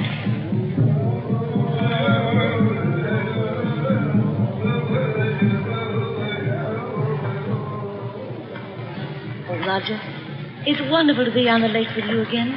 It's been so long since we've been in the canoe together. I feel as though we were on a second honeymoon. Aren't you enjoying it too, dear? Yes. Oh, the world has never seemed so lovely as it does tonight. Isn't that distant chanting restful? You haven't complained about it this evening, so it must make you feel as I do. It sounds the prayer it really is. A prayer for the dying. Yes. Is that what they're singing?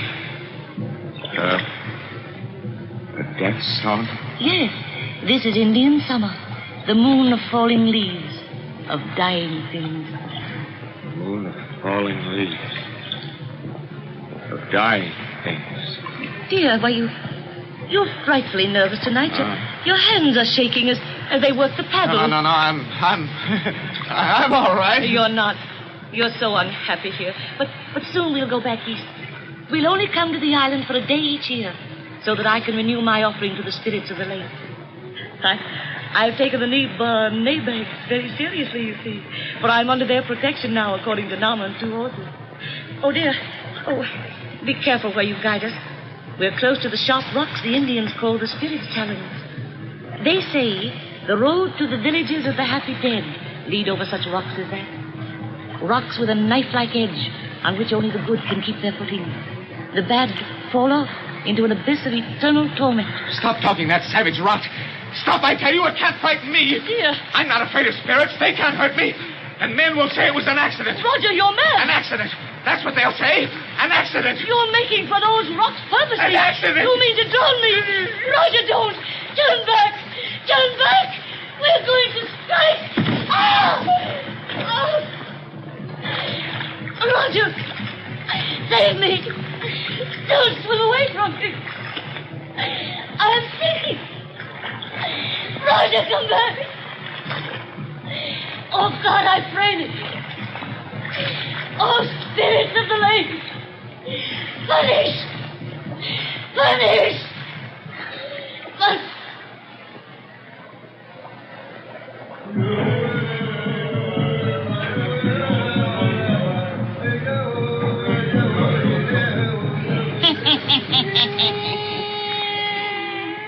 Spirits of the lake is gonna punish that fellow, all right.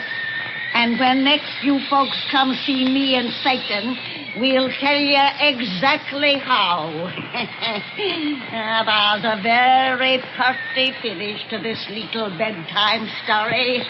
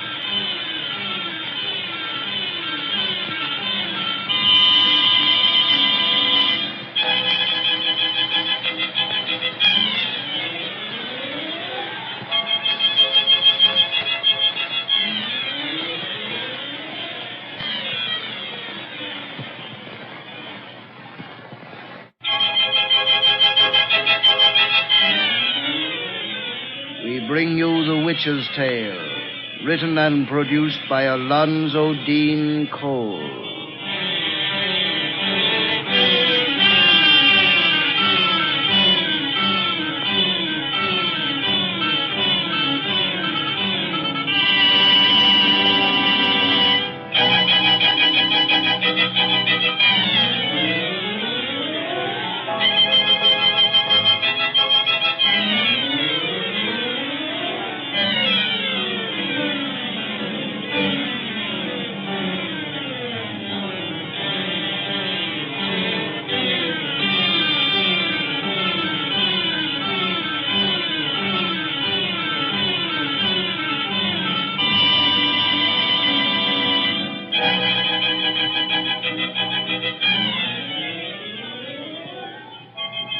And now let us join old Nancy and Satan, her wise black cat.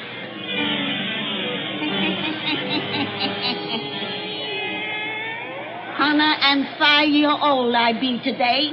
Yes, sir, Hannah and 5-year-old. Well, Satan, suppose we get right down to business and finish that cheerful little story we begun when last these folks was here.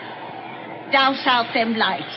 Old Nancy's yarn sound best when heard in gloom and shadow. Let's see, Satan, what'd we leave off? Oh, yes. We told about that married couple who was living on an island in a spirit-haunted lake, a tribe of Indians worshipped. The wife, who was an invalid, was pretty friendly with the Indians, and they taught her to make friends with the Neva Norvegs, which is their name for their water spirit. Well, sir, her husband went northwards and fell in love with a girl named Hilda, and this Hilda gave him the idea of drowning his wife so he'd inherit her money and be free to marry again. And as we left off our story, that's just what this no-good fella went and done, making it look as if her death was accidental.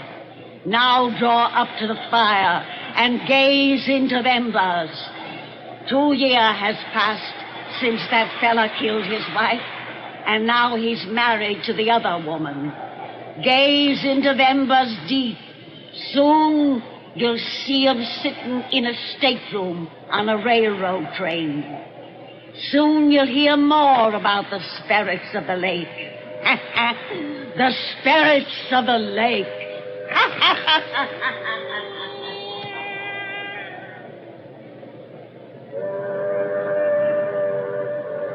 It's the next station. Only a few miles now. Anyone would think something was going to happen to you on the island the way you're whining about going back there. Oh, I don't want to go back there, Hilda. If you were anything but a human cake of ice, you'd understand my feelings about the place. What a durable conscience you have. After 2 long years, the accidental death of your former wife bothers you as much as ever. Hilda, for God's sake, don't talk like that. Don't worry. I hardly think anyone is listening at our stateroom door.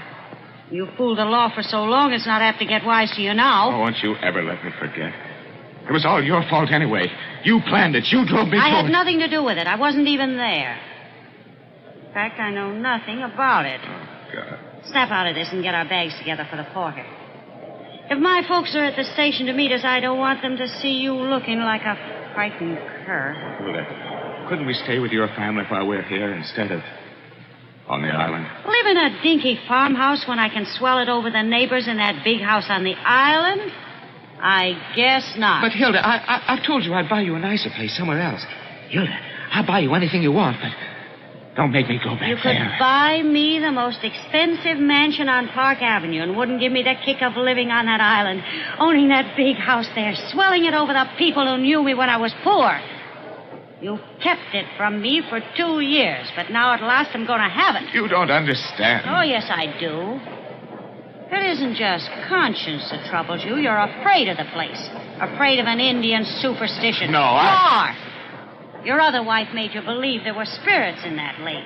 Some sort of Indian goblins who'd make you pay for what you did to her. You said she called upon them as she sank beneath the water. Yeah. her last breath, she called on them to punish. I'll go with you, Hilda. Just let's not talk any more about it. All right. We're coming in. If my family are waiting here, they can drive us to Two Horses' place, and he can row us to the island. Get those bags together. Coming back in Indian summer. This is the moon falling leaves. What about it? Time. 2 years. Oh, quiet. Who's there? Hold him, ma'am. We've come to your station. We're ready. Open the door and help him get the bags. Yes. The moon of falling leaves. The time of the dying things.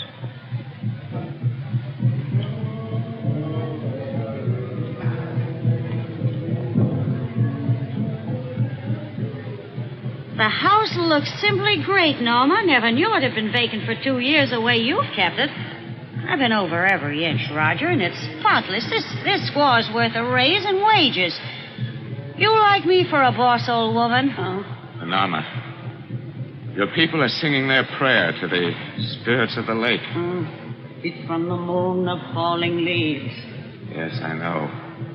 And of dying things. Me go now. Oh, run along. Two Horses is waiting for you in his rowboat. Mind you bring back everything I'm sending you for, too. Oh, Norma, wait a minute.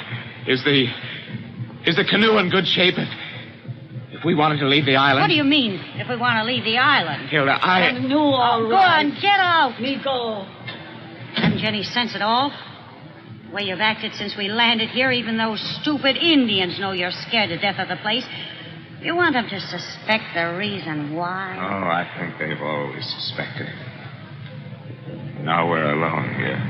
You and me. Now, what of it? Let's get out of this kitchen. You better lay down a while and see if you can pull yourself together. I'll try.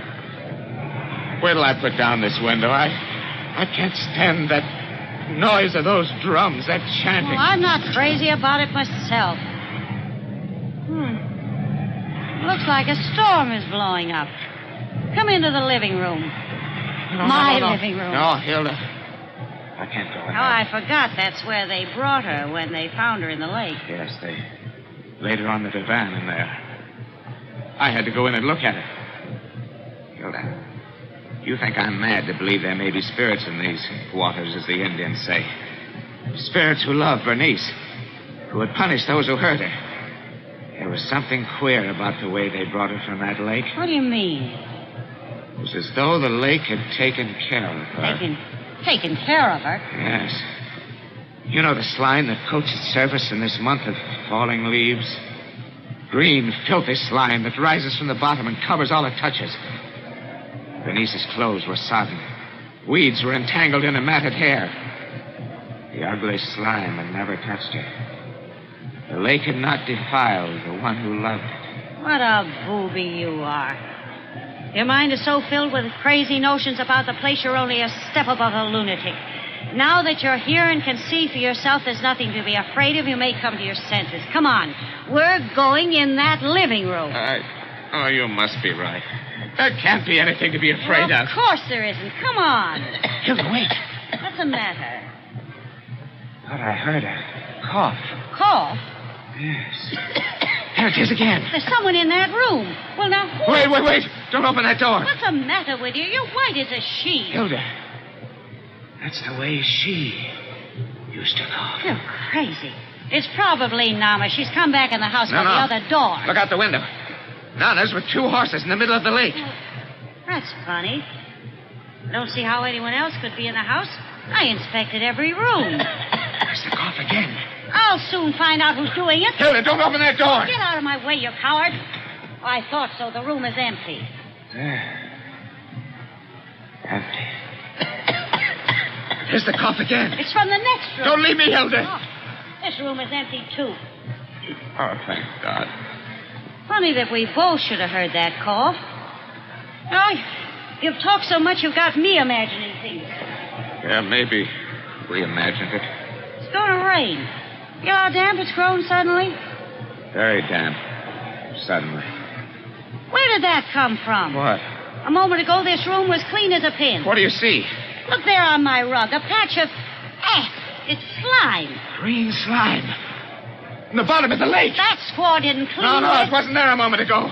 You just said yourself. Oh, I must have overlooked it. Hilda, look, there's more. That spot wasn't there before. And there's another patch on the divan. Slime. Green slime from the bottom of the lake. Hilda, the spot on the divan is growing larger. It is spreading. What's causing it? That divan is where they laid her when... Stop that! There's a natural explanation for this. We gotta find it. Patch of slime fell on my hand. From where? I don't know. It's falling all around us. Hilda, spot on the divan. It's still growing. Water soaked all over. It's on the day she lay there. Well, she's dead and buried. It's from something else. That cough again. She's here, though. We can't see her. Oh, no, I won't believe that. Water's oozing from the walls. And slime. Slime. Green slime. It's coming from the plumbing. Rain from something natural. No, it's from the lake. The lake is going to punish us. I knew it would if we came back. I had nothing to do with it. It was you who killed her. It was you who made me. On the couch. A woman's body. Hers. As I saw it when they brought her in. Let me out of here. Let me out. Yes. Run. To the canoe. Get me off this island. This way. Oh, God, but if we leave the land, the lake will get us. It has nothing against me. I didn't do anything. More slime fell on me. It's dripping from the tree. Yes. It's falling all against us. It's falling on both of us. On you as well as me. Slime, ugly slime from the bottom of the lake. The canoe at last. Shove off. No, not on that lake. That's what it wants. To get me on the water. Wait, don't stand here. I won't go on that lake. Look behind us. Bernice! The woman that we killed. Shove off. Get away. She's coming toward us. Yes. Her cold, wet arms are reaching out for me. Paddle. Yes. She's reached the water's edge. For the hair all matted, dripping from the lake. The slime that covers us has not defiled her. Get me away. Use all your strength. Paddle. Paddle. Snapped in two. Was eaten through by worms. Worms from the lake. Oh, we're drifting. No, we're going too fast. Something is pulling us through the water. Something we can't see. We're going toward the rock. Yes. The spirit's talons. The road to death leads over rocks like that, she told me. Only the good can keep their footing on them. The bad fall off into eternal torment. I'm not going to be dashed against them. I'm going to save myself. I'm going to swim. You can't save yourself. She prayed the lake to punish us. It will never let us go. Help! Something's dragging me down. Spirits of the lake. The Neva-Nobes. Help! The rocks. The road to death. Eternal torment. Cold hands. Pulling me down to the slime at the bottom. Bernice, you prayed the lake to punish. Slime. The slime that spared her will cover me forevermore.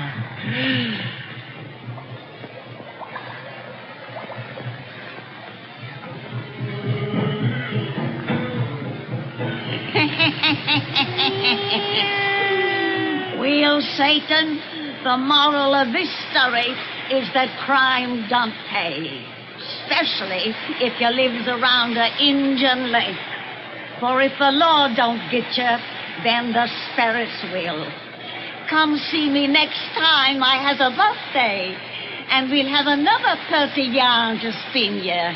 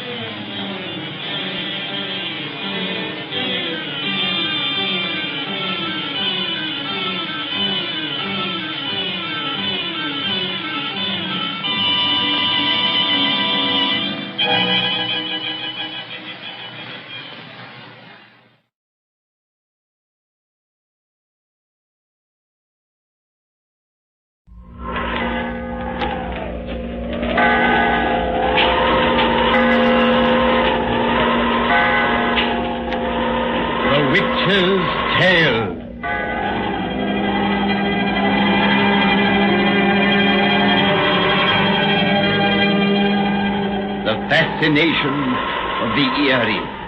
Weird, blood-chilling tales told by old Nancy, the witch of Salem, and Satan, her wise black cat.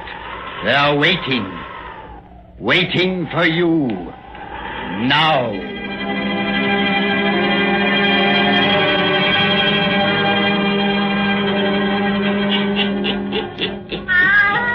$113-year-old I be today. Yes, sir. 113-year-old. Well, Satan, we'll be getting down to our yarn spinning if you'll tell folks to douse all lights. That's it. We want things nice and cheerful for our purty little tales. Now draw up to the fire and gaze into the embers. Gaze into 'em deep, and soon you'll be across the seas in the jungle land of Africa. British Africa, in what's called Tanganyika territory. Hear that chanting and them savage drums? With them begins our story of the Devil Mask. The Devil Mask.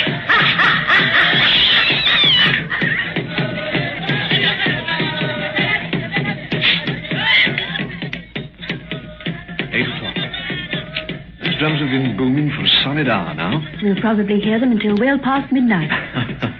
I'll wager the drummer Johnnies will have aching wrists tomorrow, and the singers won't be able to speak above a whisper. On the contrary, they'll all feel wonderfully refreshed. Such a ceremony to these tribesmen is, well, like going to St. Paul's on Easter morning or cantering through Hyde Park on a bright spring day would be to us. Oh, you mustn't speak of London here. It's only a reminder that we're over a month away from there. But we're leaving for England tomorrow, Harlan. You and Alec and I. And when we reach there, we'll find it no more pleasant than Africa. You're right. For one finds contentment within himself, not in his surroundings. Well, one thing's certain. The foggy old London moon's never so beautiful as the one above us now. It is beautiful, isn't it? Gorgeous. It's like those we used to sit and watch so long ago in Surrey, as we... Please, Harlan. Because you're now married to another man, can't I indulge in spoken memories? I wish you wouldn't. All right. Rather a nice compliment those blacks out there are paying you and Alec, with their chanting and their drumming. Yes. Gadeo, the witch doctor's son, told me all about it, in his funny pidgin English. I had already told you. Oh, you simply said they were holding a religious ceremony to pray that you and Alec have a safe journey back to civilization. Gadeo's version was far more dramatic. He said this jamboree was to propitiate the devils, so they wouldn't harm. That's why Monpo, his father, came here to the bungalow a while ago and muttered magic words about each piece of our baggage to drive away the devils. Well, that mask he had on certainly ought to frighten them away. It's a sacred devil mask, worn especially for this sort of ritual. Rum-looking object. Yes. Instead of taking measures to protect us, they think they're doing, they should pray to all their gods that we never leave the jungle alive. Oh, why, Phyllis? They owe you gratitude. Gadeo tells me that you... Oh, I've tried to treat them decently. You mean that Alec... No, he's treated them well, too. Except when he's been drinking. Then he isn't responsible. In the 7 days I've been here, Alec's never drawn a sober breath. He's inside that bungalow now, sleeping off a quart of whiskey. And he'll begin on another the moment he awakes. It isn't his fault. It's just the effect that Africa has upon some white men. When Alec gets back to England, he'll become himself again. I hope so. No, hang it all, I don't. I hope the rotter drinks himself to death as fast as he can. I hope he... Forgive me, Phyllis. I'm going inside. Good night, Harlan. No, please. Let go of my hand. No, I won't. Now I've begun, I won't let you go till I've finished. Phyllis, when your father brought you to Africa, my regiment was sent to India 3 years ago. You were engaged to marry me. For 6 months after that, I received your letters. Love letters, just as I wrote every day to you. Suddenly, I heard no more from you. And months later, I heard you'd married Alec. I didn't mean to speak, but now... Why? Why? Hasn't it occurred to you that I may have married Alec because I loved him and had fallen out of love with you? Was that the reason? Yes. I see. Phyllis! Alec's awake. Phyllis, where the devil are you? I'm coming, Alec. Oh, you're outside. Stay where you are, I'll come to you. Well, you and Lieutenant Lawrence being romantic in the moonlight? We've been talking, Alec, and listening to the chanting. It was that blasted noise woke me up. Where's my whip? I'll soon make that beggar stop. No, you can't interfere with them. Alex, that ceremony is for us. Huh? Oh, yeah, so you told me. Old Montpo is driving devils out of the way, so I'll get to England safely. Nice of him after all the kicks I've landed on where he should wear pants. He's got a first-class Christian spirit. Don't you think so, Holland? Yes. He finds it easier to return good for evil than I ever shall. Oh, I wouldn't say that. You've got a first-class Christian spirit, too. Why, you even come and pay me a visit after I married a woman you was once engaged to. Alec. Don't worry, Phyllis. I ain't gonna quarrel with your ex-lover. See here, Anson. I don't propose to... Hey, don't get mad. I ain't mad. I like to have you around, Lieutenant. So you can enjoy watching my happy married life. Alec, go back to bed, please. All right. I'll leave you two alone again. Please. Here, I'll help you. I don't need any help. What I need's another bottle of whiskey. No. Yeah. You don't want me to stop those black monkeys in the village from making a noise, so I gotta drink enough not to hear them. I got a bottle in the cupboard here. All right. Get it if you must. Of course I'll get it. Hey, What's the matter? the bottle I had in here is gone. You must have taken it then. No, I put an extra bottle here special, so as I'd have it when I'm in a hurry. Who's stolen it? No one, Alec.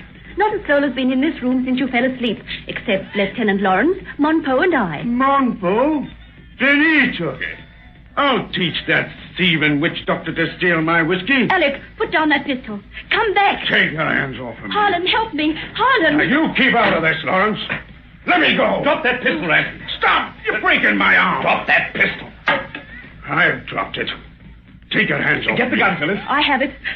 Lead him to bed. He doesn't know what he's doing. Oh, yes, I do. I'm going to kill that thief, Montpo. He's not a thief. He was never near that cupboard. He only came into the house to perform his magic on our luggage, to do us a favor, as he thinks. That rotten blighter has my whiskey. Montpo stole my whiskey. I think we'd better go away, and he'll soon go back to sleep. Yes, he's falling asleep now. Come on. All right. I'll kill the thieving blighter. Here, you keep his pistol. I don't want him to have it handy if he wakes up again. He's liable to do anything. Oh, God. To think you're married to that swine. To think you love him. Harlan, I'm going to tell you the truth. Truth? About Alec and me. What do you mean? Let's go outside again. Please open the door. Certainly. When I said I married Alec because I loved him, I lied. Phyllis. I meant to go on lying.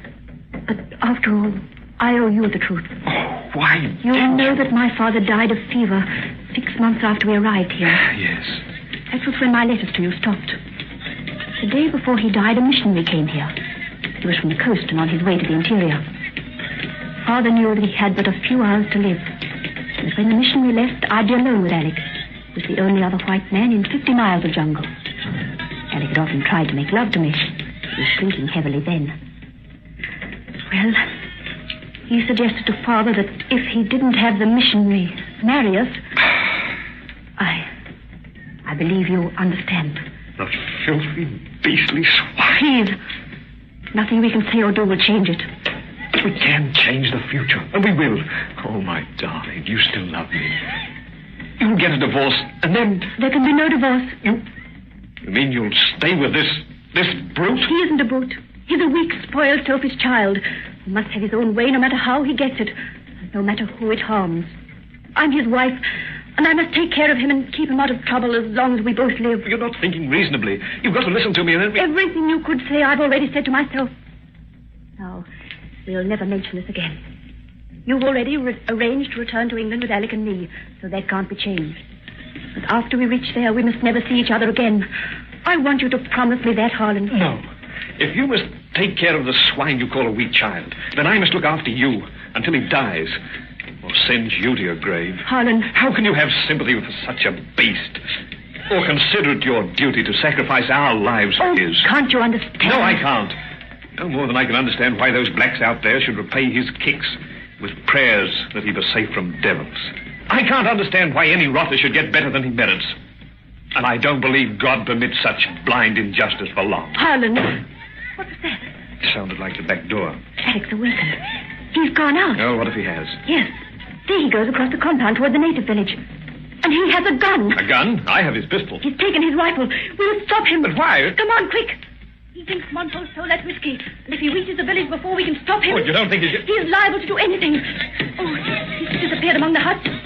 Harlan, if he attacks the witch doctor when he's wearing the sacred devil mask, the other blacks will... Oh! A rifle. The drums have stopped. I'll teach you blacks to steal my liquor. Alec! Look! By that fire. Monpo, lying on the ground. I said I'd kill that dirty thief. Gadeo, your father isn't badly hurt. He isn't... Look for yourself, I'd miss you. There's a hole in his mask that's spattered with blood. Shot between the eyes. Yes. My father, Monpo, die as you have on the sacred mask. Oh, Gadeo, Gadeo know that you do not wish him die, right, missy. But for both who did... How about it, clone? Come now! Gadeo, my husband didn't know what he was doing. Phyllis, get behind me. They're closing in around us. Keep away from me, you blacks. I'll shoot the first who takes another step. You keep back, Gadeo, or I'll kill you like I did your thieving father. Another of you. Now will my father people.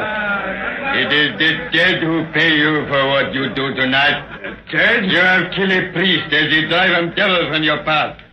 Now his soul will drive those devils on you. That's funny. When the sun rises in the morning, you will laugh no more.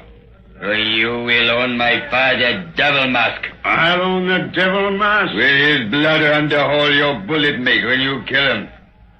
If you take his life, he gives to you his mask.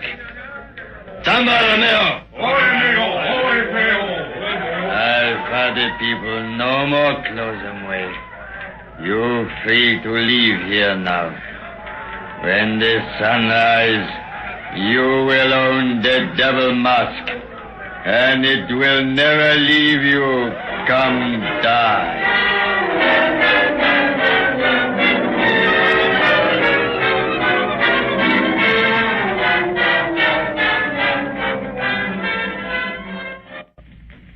Phyllis, it's nearly morning. Won't you lie down now and get a little rest? Don't ask me again. You know I can't. In a few hours, we'll be starting through the jungle for the coast. You can't stand the trip without rest. Here I can watch that village. Oh, if the blacks meant to attack this bungalow, they'd have done it hours ago. I'm convinced that Gadeo wasn't attempting any trick. The poor Negro really means to leave his vengeance to the dead. His people believe the dead have much more power than the living. But I still can't understand the things he said about that devil mask. Some other savage superstition, I suppose. I've been in Africa too long to despise what whites call just savage superstition. But you don't think that dead man's mask's going to harm him, do you? I don't know. Gadeo said Alec would own the mask by sunrise. Since we left the village, those drums have never ceased. They're making magic there. If the mask or anything else gets into this bungalow, it'll have to come by magic. Every door and window in the place is locked but this one, and we've sat behind a screen all night. I'm sorry I can't believe anything will pay that rotter his just deserts. Harlan. He's even safe here from the law.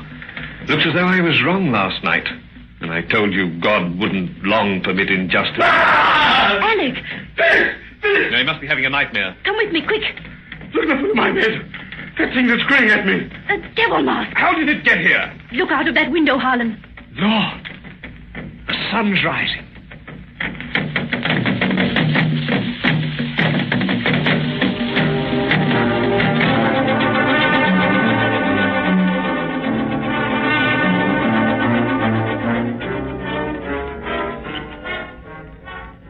After tramping through this rotten jungle all day, I'd like to sit quiet in my tent tonight and have a drink in peace. Will you two please stop talking about this crazy mask? Not until you do as your wife asks, Ransom, and get rid of the thing. Why in heaven's name did you bring it with you? When you first saw it on your bed this morning, you were more afraid of it than Phyllis is. I was merely startled. When I saw how frightened you two were, I made up my mind to keep it and prove what fools you are. There's no use arguing with him further, Harlan. It only makes him more stubborn. I'm stubborn because I won't give in to savage superstition. And I let Gadeo and the rest of those blacks know they weren't going to scare me with their mumbo-jumbo. You heard me when they all came sneaking around to watch us leave. I thanked them for their funny devil mask and said I'd keep it to remember them by. Yes. And Gadeo repeated that you'd keep it until the day you die. Then I'll have it for a long while, and it won't hurt me in the meantime. I wouldn't be too sure of that.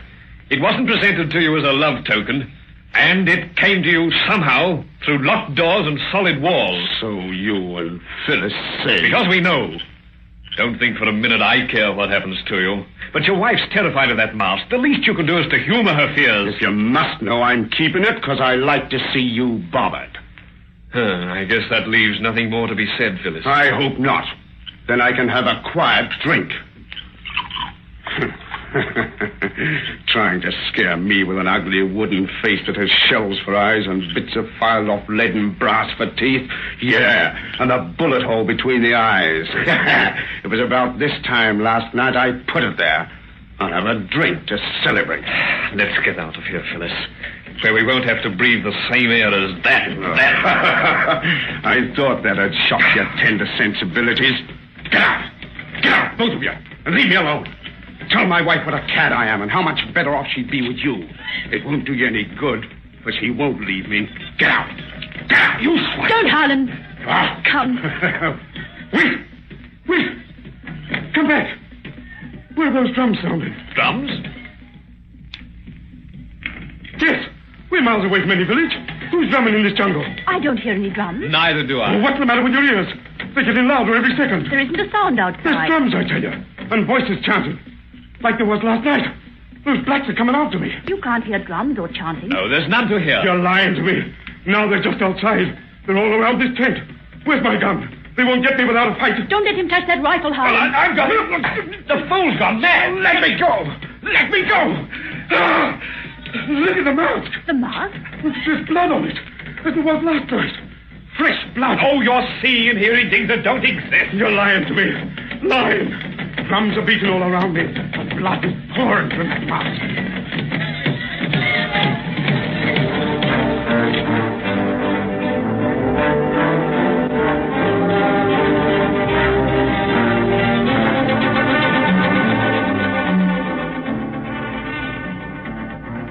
Drums keep beating all around me, and they never stop.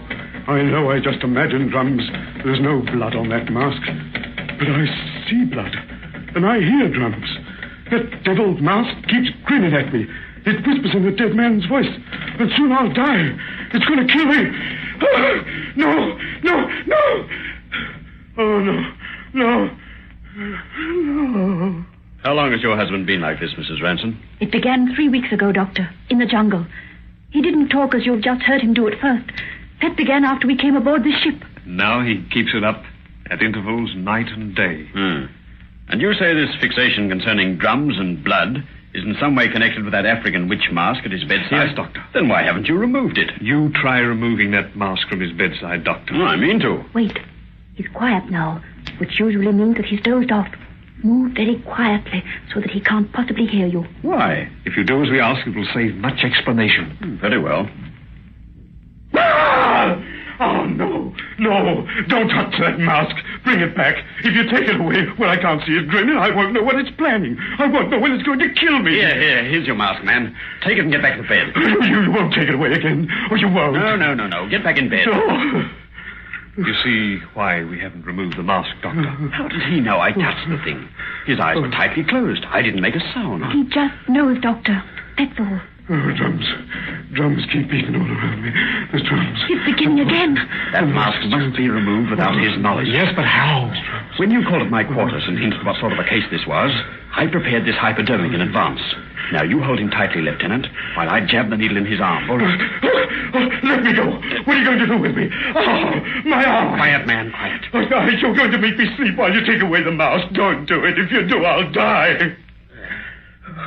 No, please, no. I gave him a double dose. It's hitting him quick. Don't. Drums. The drums are big. Now, take that ugly witch mask and throw it through the porthole. There. It's in the sea. He should sleep for 48 hours and wake up cured. Harlan, the mask has bobbed up to the surface. It seems to be grinning at us. Phyllis! The ship should be leaving it behind. But it seems to be traveling along at our side. As though it was following. You don't think... The Deo said Alec would own it until the day he died.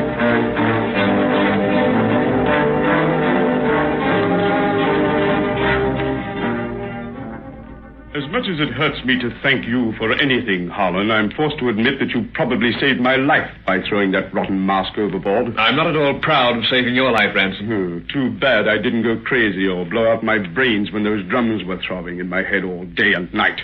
Then you'd have won my wife, perhaps. Suppose we don't discuss that. I've called at your hotel tonight to bid Phyllis goodbye. May I see her now? Did you say goodbye? She made me promise that after we reached England, I'd never see her again. Our ship docked this morning and you rushed her away. I'm keeping my promise after tonight. Well, that's simply fine. She'll be here in a moment. Knowing I won't see you anymore adds extra delight to being home again. England. After 3 years in the bush, first-class whiskey instead of African trade slush, and feast your eyes on that roaring fire in the grate, no open fireplaces in Tanganyika. And here there are no savage superstitions that a clever chap like you can use to drive another mad. What do you mean? I've got that masked business figured out. You seized upon Gadeo's crazy threat that night as a means to drive me mad or kill me.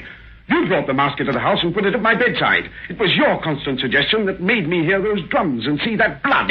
You're talking like a lunatic. Oh, no. I'm talking like a sane man now because I'm safe in sober England, where nothing in the world can frighten me. My wife can get along without your goodbye, Lieutenant. You're getting out of here now. No, I'm not. Get out, I say. Get out. Alec! Phyllis, you're just in time, my dear, to see your lover leave here. I'm putting him out. No. You can't put this pistol can. You're looking at my wife for the last time until the day I die. And that will be for a long, long time. Now, there's the door. Get out. You have me at a disadvantage. Goodbye, Phyllis. That's enough. Get out. What? Drums. Drums. What? I hear drums again. Drums coming closer. Drums in England. No, the mask is gone. At the bottom of the sea. The mask can't find me here. What's that? Who's at that door? Oh, look at Mr. Ransom, sir. What? Who are you? I was your room steward on the ship, sir. I think the lady there recognised me. Yes, but why... What do you want me here? I've come to return some property of yours, what was fished up from the dock this afternoon. I remember seeing it in your cabin when you were so terrible sick about 2 weeks back, sir, and I... What's wrapped in that paper you carry? What do you bring to me? Why, it's just this, sir. Oh, the mask! It's swallowed. I knew it when I heard those drums. And now they're throbbing my head once more. But it's not going to turn my mind again. I'll destroy it now for good and all. Ah, you're thundering the fire. Yes. Water brought it back to me, but nothing can return from fire. It's flame from which all devils come, and back to flames they go. I'll beat your rotten witchcraft now, That shot! It come from that mask, in the fire. There's a bullet hole in Alec's head. Between his eyes.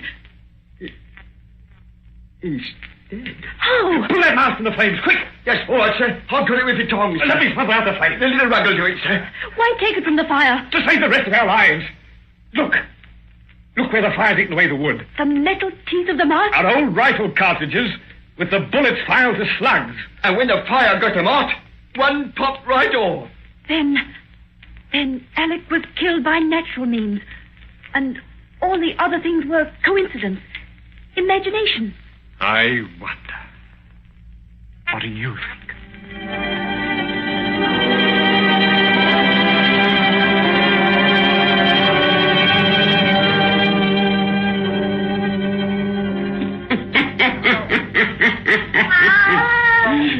Satan, what do you think? You're right about that. After the husband's funeral, them lovers went right out and got a marriage license. Good old devil mask.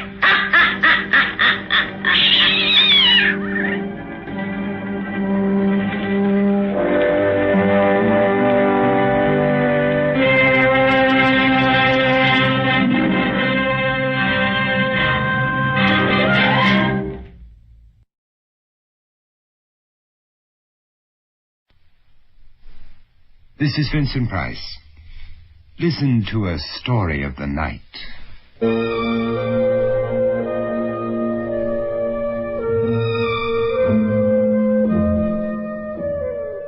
We bring you stories of the night. This night. Today's night. A night which covers and uncovers. A night which brings sleep. But before that rest is full of small adventures, small laughters, small mysteries, and the tears. The salt tears. From the waters from which the shadowed gods made all things and us and you. We bring you small stories of the night. This is Vincent Price again. You're about to hear a very unusual story. And yet it is more than unusual, because you may find some of the events as close to you as your own blood. We're about to seize an hour out of time in these United States of ours, happenings from coast to coast, in Peabody Award-winning Arch Obler's story that is titled with one simple word: night.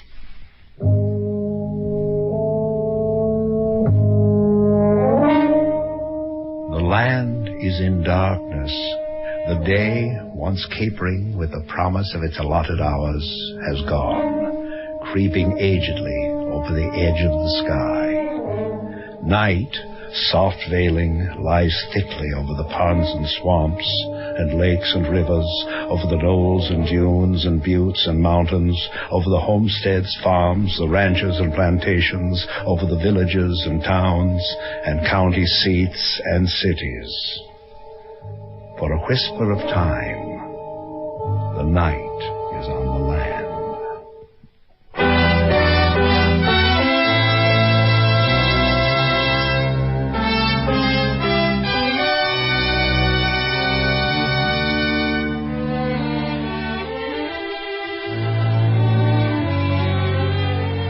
Mutual Radio Theater, a new adventure in radio listening. 5 nights of exceptional entertainment every week. Brought to you in Elliot Lewis's production of the Mutual Radio Theater. Our story, Night, by Arch Obler, with an all-star cast. And now the first act of Night.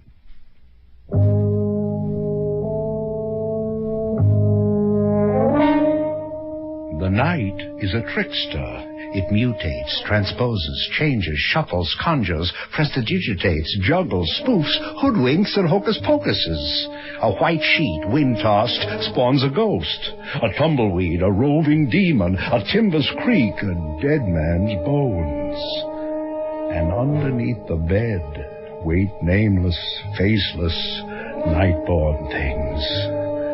The night moves on and whispers behind the joke of the dark beyond the dark. You mean he cut them up in little pieces and stuck them in the boiler? That's what I mean. Gosh. Hey, Ryan, cut that out, will you? What's the matter? Nothing's the matter with me. Can't you play nothing else? Sure. Ryan, cut it out, will you? What's the matter with you guys? Nothing. We don't want to hear you play, so there's something wrong with us? Yeah. This the music center or a fire station? How would you characters like to... Hold it. Oh, that's over in Brooklyn. Yeah. It's a hoodoo, all right. Hoodoo what? What are you guys up to? Listen to Hank. He'll tell you. Okay, I'm listening. It's Thursday, isn't it? Yeah, it's Thursday. There hasn't been a night run in this station on Thursday night for 25 years. 25 years? Yeah.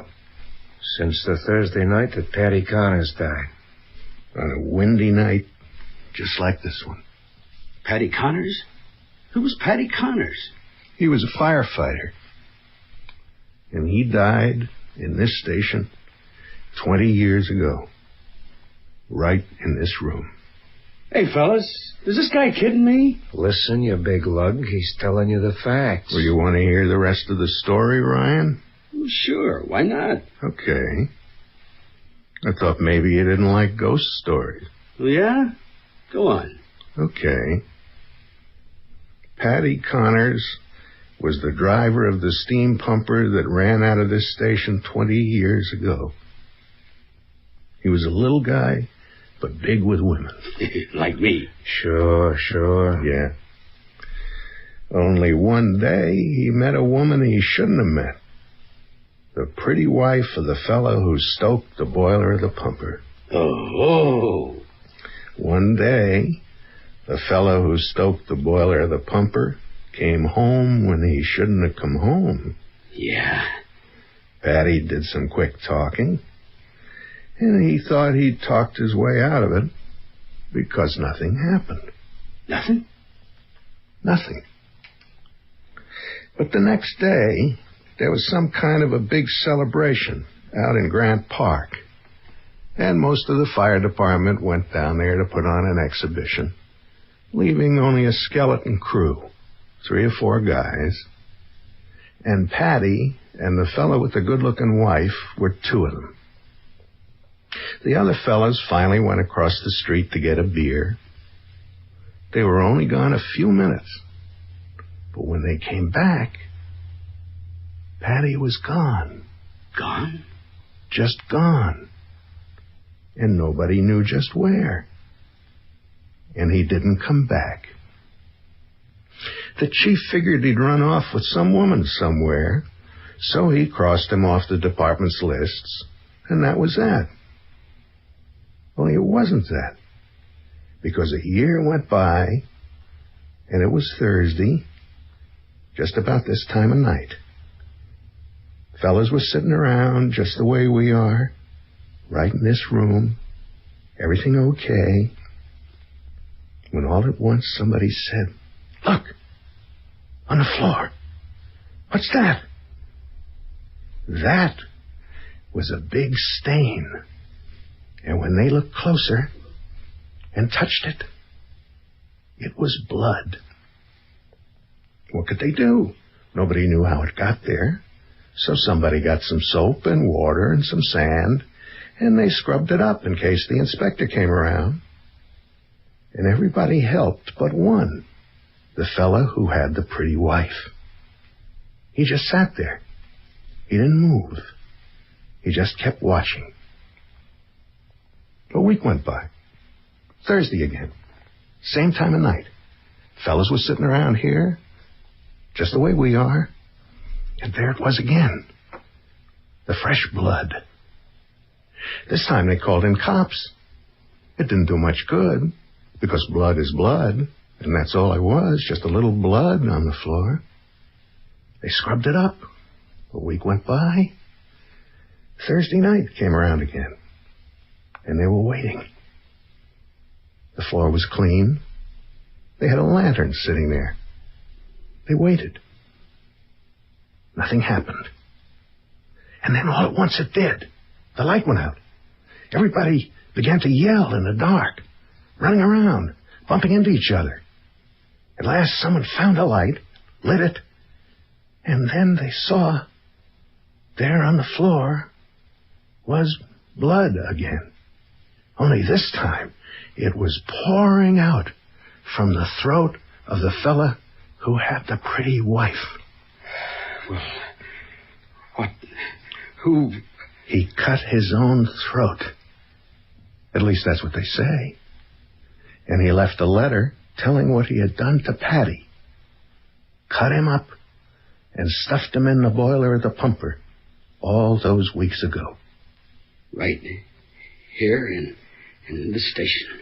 That's right. Right here in this station. And there hasn't been a night run out of this place for 25 years. What do you know? There was something else you fellas don't know about. Huh? His confession. The murderer said that he had cut Paddy up right in there. In there?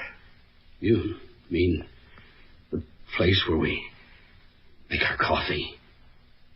That's it? Oh. Well, how do you like it? I don't like it. Well, that's all there is to it.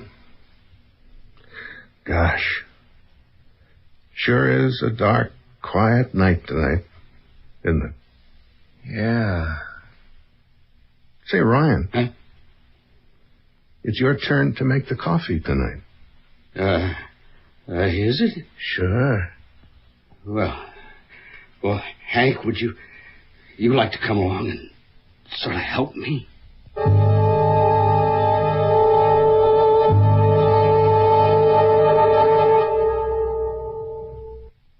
We return to Arch Obler's story of night drifting across America, a very extraordinary night, full of wonder and amazement and horror.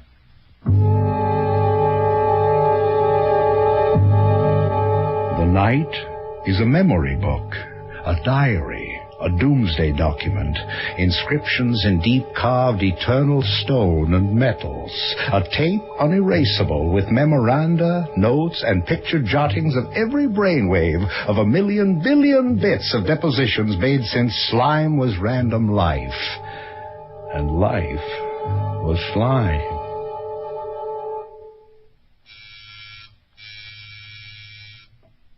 Yes? What is it? It's Keith Linden, Mr. McGronick. May I come in? Of course. Come in, my young friend. Here, let me have your coat. Oh, thank you very much. Forgive me for not phoning first, but... Oh, it's all right. I'm charmed to see you. Now then, sit down, please. What would you like to drink? A little spritzer with some nice imported red wine, maybe? No, thank you. I must get back to the office rather quickly. Oh, the office. You Americans, always the office. Please, you sit down. You will tell your news, huh? It is good news, yes? Well, how did you know? I can see it on your face. So tell me. Victory. Complete victory. The ruling just came through. You cannot be deported. Now we're in the foreseeable future, and your citizenship is completely validated. Oh, my friend, wonderful. Wonderful. I shake your hand. I embrace you. It's all right. It's my pleasure. Oh, you're embarrassed. I embrace you. Oh, I forgot you Native Americans are not so, how shall I say it, free in emotions. All these years in America, I keep forgetting this. Oh, no, it's perfectly all right. I can understand what a load this is off your mind. Off my mind? Off my back? How can you know what this freedom is? Oh, bless you, Mr. Attorney. Well, I really must go. I have a late meeting. You'll excuse me, the telephone. Of course. I'll let myself out. You will thank your confreres, please. Tell them I'm overjoyed with gratitude. I'll tell them. Just one moment, please, and I will speak with you. Mr. Linden, you will also tell them I will write them letters of appreciation. Yes, thank you.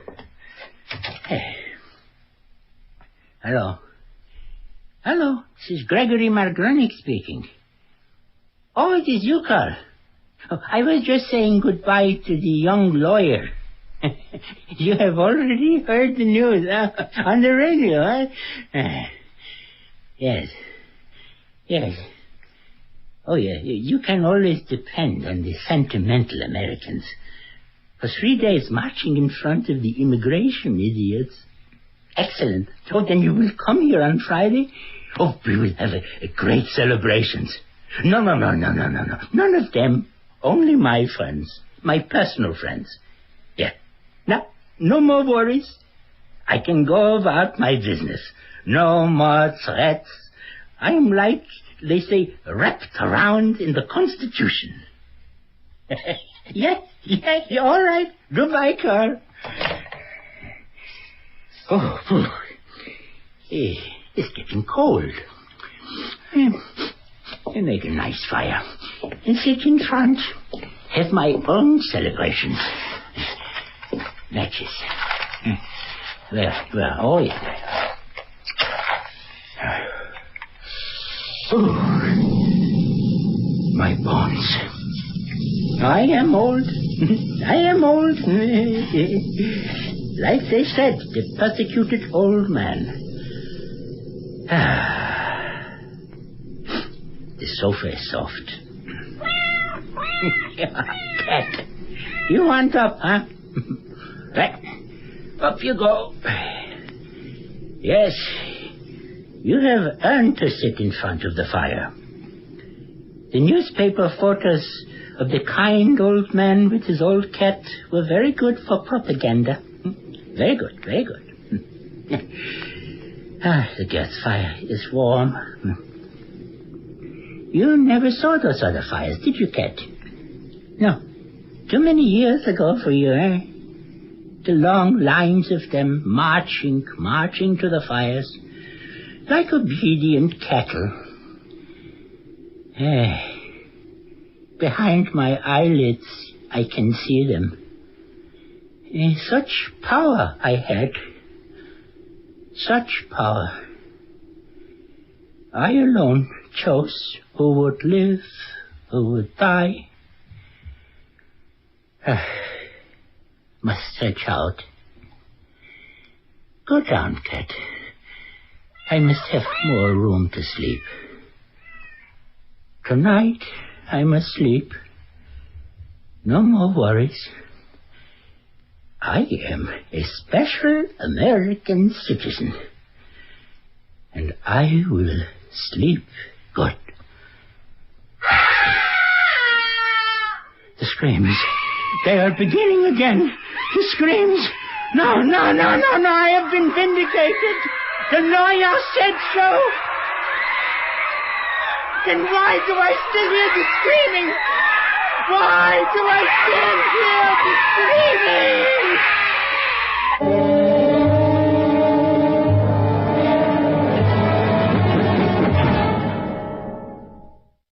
We return to our story of night happenings as time inexorably moves across the face of our country.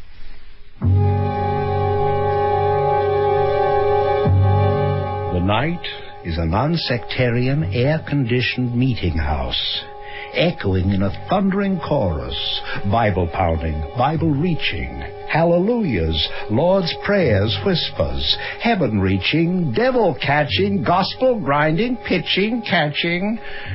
The night is a meeting house.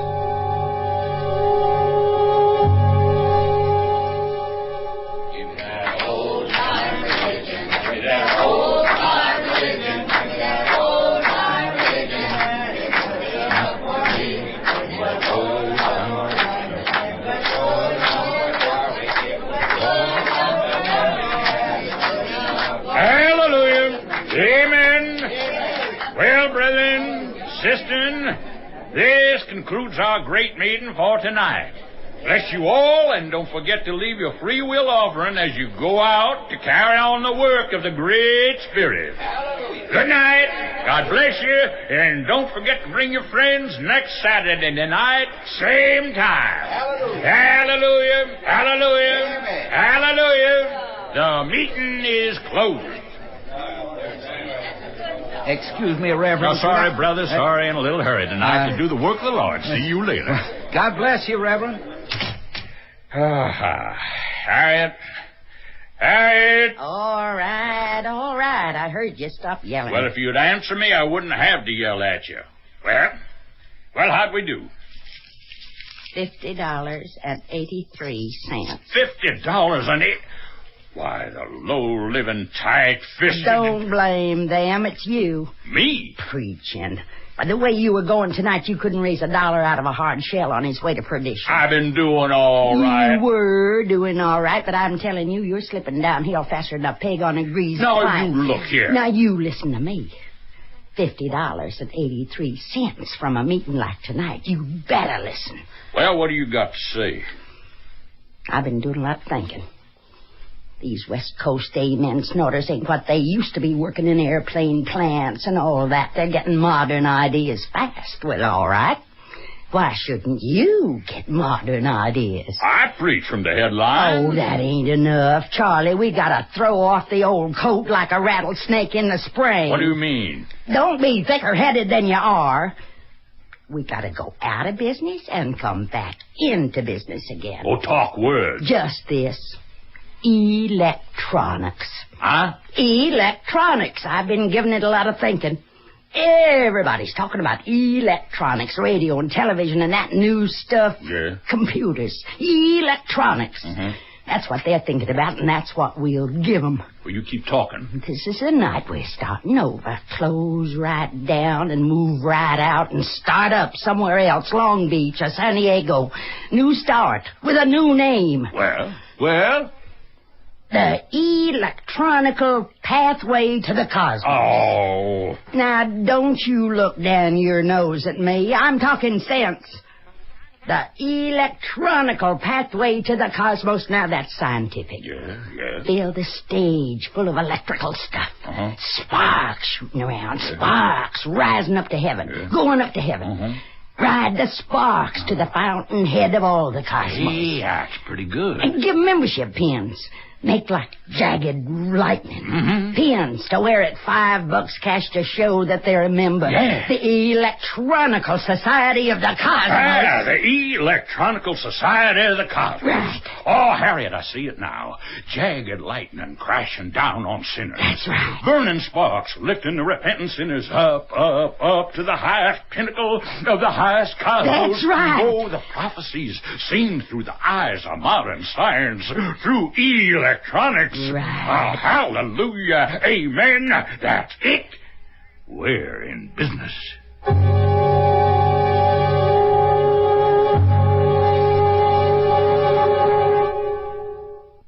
We return to our story of 1 hour of night as the tick of the clock deepens the darkness across our country.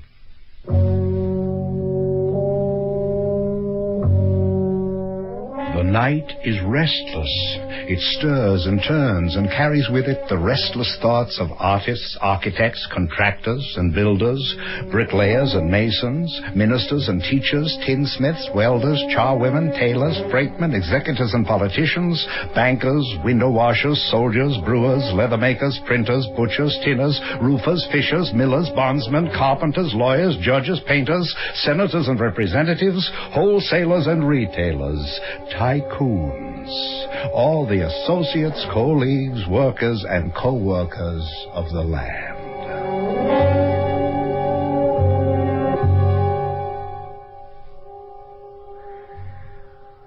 Lawrence, close that window. What? What did you say, Philip? I said close the window. One thing I don't need is to catch a blasted cold. Oh, sorry. I like to look down at the street this time of night. Wall Street. Might as well be Hootersville, Indiana. Not a car, not a pedestrian. The window. Okay. The window.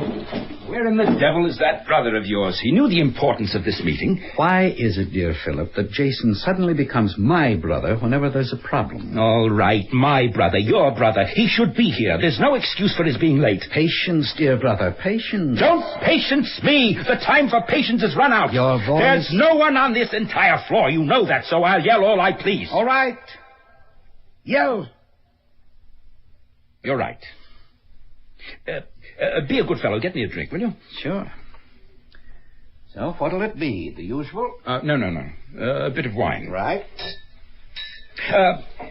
Is there any of the Cabernet Sauvignon I brought back with me from France last year? No. What do you mean, no? There was a full case. Call security. If I ever catch anyone sneaking up here... Don't blame the hired help. Have you forgotten your daughter's sub-deb party last month? Well, who in the hell authorized anyone to take that prime stock out of here? You did? Oh. Well, tell me, Lawrence, did the rains last month do any flooding at your place? If you mean my wine cellar, no, of course not. When Eileen added that new greenhouse, I had the contractor extend the drains to take care of all that. Well, at least you got something out of her. Passion for orchids. Me, I wasn't so fortunate. I mean, in those infernal rains. Water got into my garages. 6 of my classics have been sent off for refinishing. Insurance? Oh, naturally. But the Ferrari will have to go back to Modena. Who in this jungle could do justice to the coachwork? Well, our prodigal brother arrives. Who is there? It's a night watchman. Who in the devil told you to come in here? I'm sorry, sir, but I heard... I don't give a damn what you heard. I gave strict orders. No one was to disturb us. Some heads are going to roll as soon as I find out who... Security? Who is this? Well, Mr. Whatever your name is, this is Philip Terrell. Yes, you do know the name, don't you? It appears on the plaque at the entrance to this building and on your paycheck, if you ever see another one. How dare you send a watchman up to the executive floor contrary to my express orders?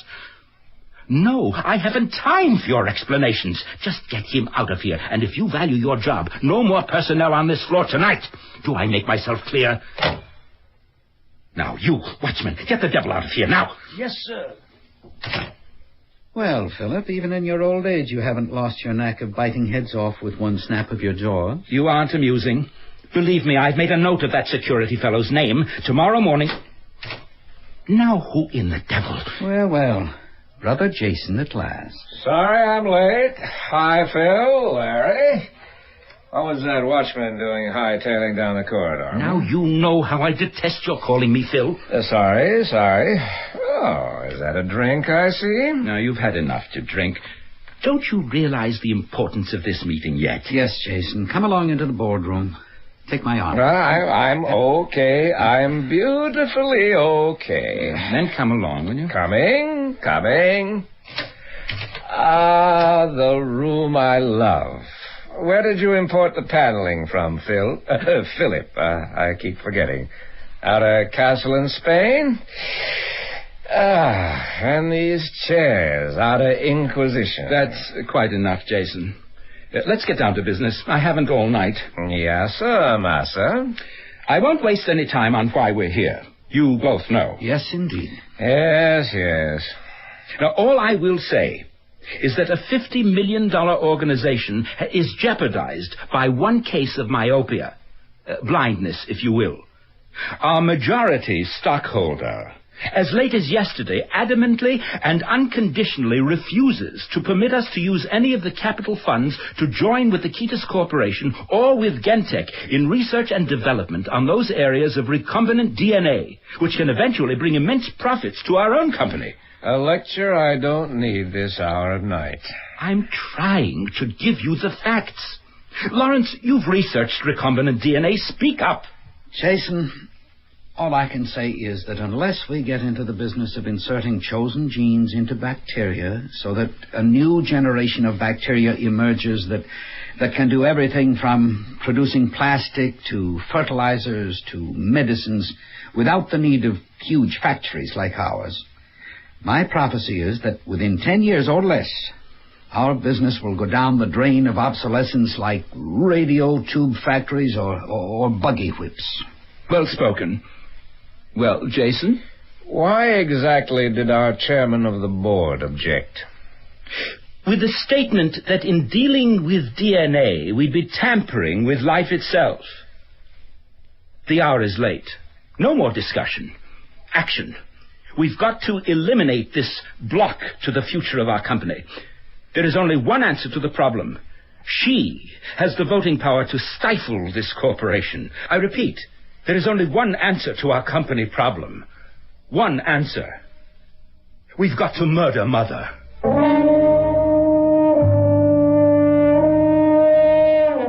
The night is a sedative, prescribed by the rhythm of life's molecules, wearying in their sundance. The night is an old medicine man, mixing a dark brew of tremblings and laughter and fury and past ecstasy, terror and hurt, and the wordless murmurs of a woman talking in memory. The night is an old medicine man.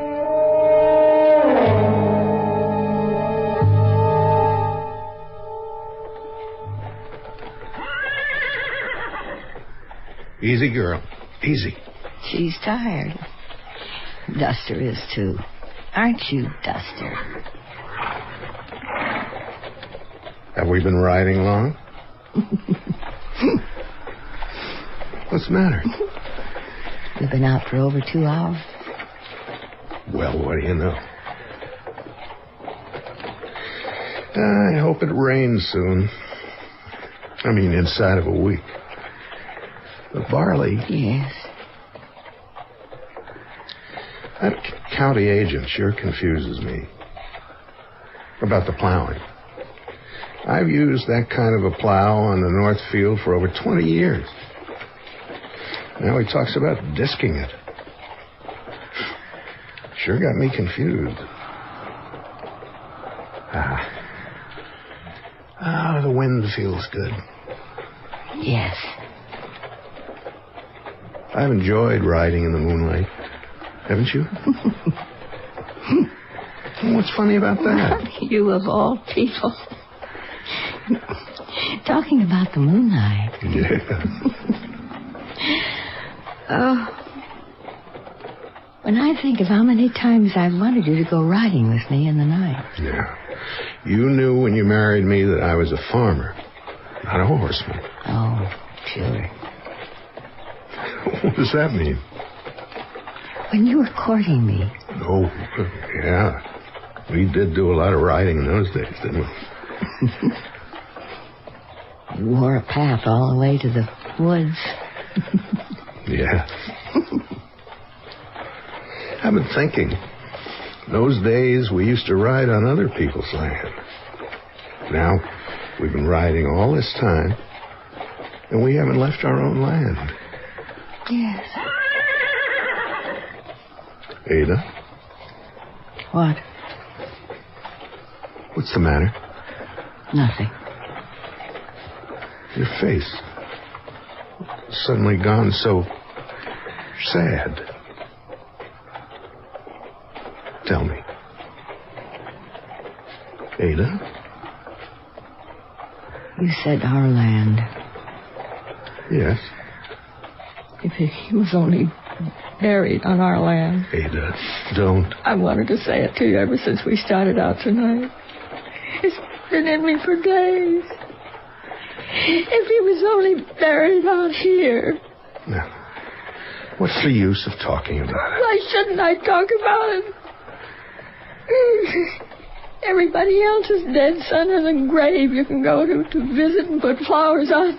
Bathurst. Talk to him and cry. Why can't I cry over my son? Well, when there's a war... Oh, don't talk to me about war. Talk to me about my son. Where is he? Where is his grave? Why haven't they found him and brought him to me?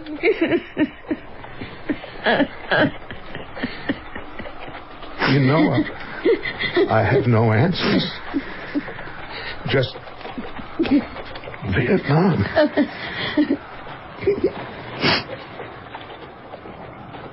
Oh. Forgive me, Dave. I shouldn't have done this to you. Not on such a beautiful night. It's all right. You had to talk about it sometime. Our son lies among strangers. No. When you're dead, there are no strangers.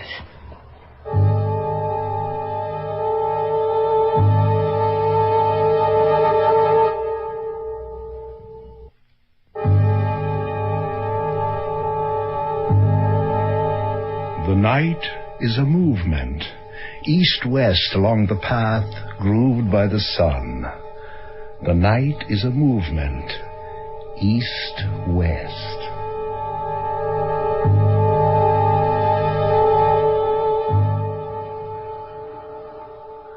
What time is it? Almost 1:30. Maybe we ought to start for the launching pad. They'll let us know when. What's the matter, fella? Haven't you learned how to wait yet? Yeah. Do we get to talk to our wives again? Yeah, sure. From inside. Oh, yeah. Strange. What? I thought about this waiting for months. First trip to the space station. Hallelujah. Now it's here. Doesn't seem real. thought about it so much. Imagination gets mixed up with reality. What was the last word? Are they going to televise us to the public or keep it private? We beam in on NASA. Nowhere else. That's good. Yeah. With this new propellant, if we blow, I guess they don't want the taxpayers to get turned off. You know what I used to do on a night like this when I was a kid? What? I used to take rowboat rides in the park. Same deal tonight. Bigger boat. Yeah. Only then it was with a girl. Florence? No. Long before her. Look.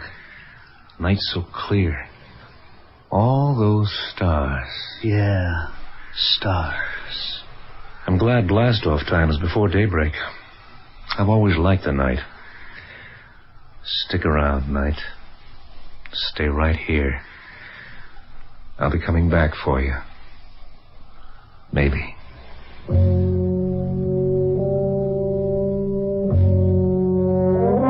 land is in darkness. The day, once capering with the promise of its allotted hours, has gone, creeping agedly over the edge of the sky. Night, soft veiling, lies thickly over the cities, county seats, towns and villages, over the plantations, ranches, farms, and homesteads, over the mountains, buttes, dunes, knolls, over the rivers, lakes, the bays, and harbors. For a whisper of time, the night is on the land.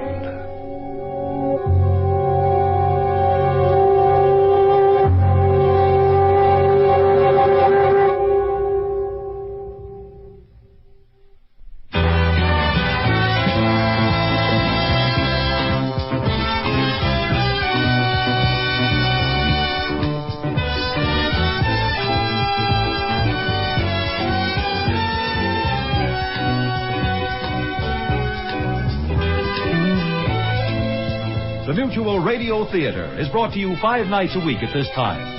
Tonight's original radio play, Night, was written, produced, and directed by Arch Obler.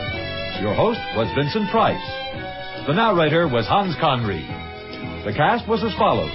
The screaming sketch starred Shepard Menken with William Phipps. The Firehouse sketch starred Elliot Lewis with Byron Kane and William Phipps. Let's Murder Mama starred Shepard Menken, Vic Perrin, and Byron Kane. Revival Meeting starred Virginia Gregg and Barney Phillips. Our Land starred Lorene Tuttle and Elliot Lewis. The astronauts were Frank Brzee and Byron Kane. The Mutual Radio Theater theme was composed by Nelson Riddle. John Harlan speaking. The Elliot Lewis production of Mutual Radio Theater is a presentation of CBI.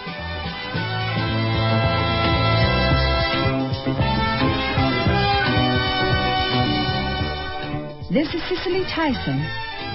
Join us tomorrow when I'll have another story that illustrates one of love's many faces.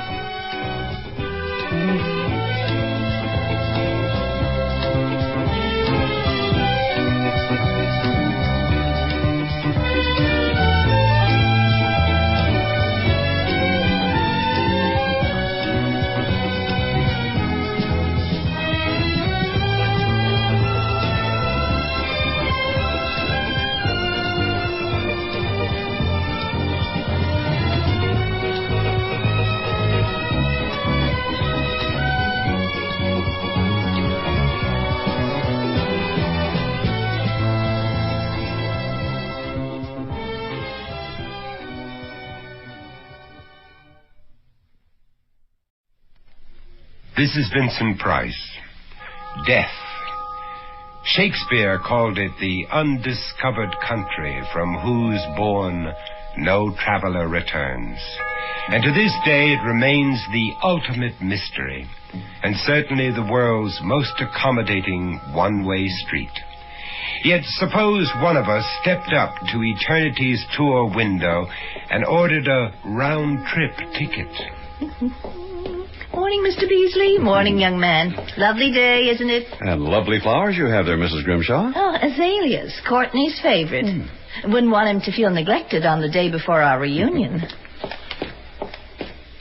You know, Mr. Beasley, I've been working at this mausoleum for almost 3 weeks now, and that's the first happy customer I've seen. What's she so cheerful about? You heard her, Tommy. Oh, you mean about a reunion or something? Or something. She doesn't look that sick. Well, what's that got to do with it? Well, she's over there placing those flowers at that crypt, and unless I'm mistaken, that would be this Courtney fella inside that crypt. Courtney Grimshaw, her late husband. Okay.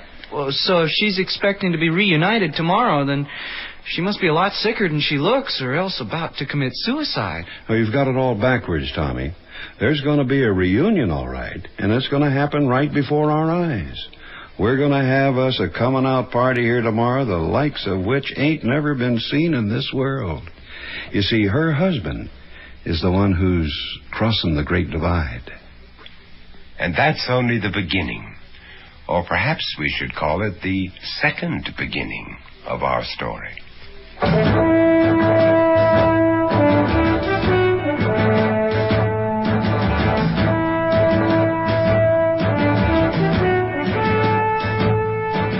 Mutual Radio Theater, a new adventure in radio listening. 5 nights of exceptional entertainment every week, brought to you in Elliott Lewis's production of the Mutual Radio Theater. Our story, Death Warmed Over, by Larry Tubell. Our stars, Mary Jane Croft, Keith Andes, and Elliott Reed.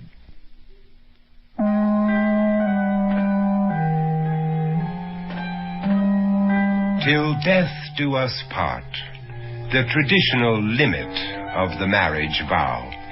Yet it doesn't apply in the strange case of Mary Grimshaw, a woman anxious to resume what may well be an unholy matrimony with a husband who's about to return from the limbo of death. To understand their unique relationship, we must turn back the clock 30 years to the day of their wedding.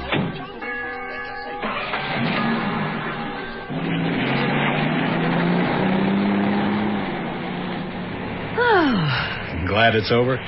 Glad to be alone. With you. Mary, don't. Don't what? Don't sit so close. You're blocking the rear view mirror. All I can see is your head. I thought you liked my head. I love your head. But not in the rear view mirror. Yes, Dr. Grimshaw. Whatever you say, Dr. Grimshaw. I love you, Dr. Grimshaw. Even if you prefer the scenery to my head. What's that? My new watch. What's it trying to tell us? That it's time for my pill.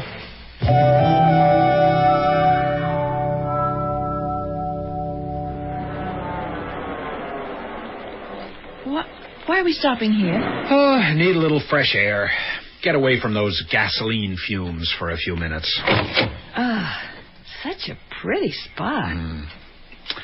Do you miss Boston? Not with you here. Time for another pill? No. Time for a kiss.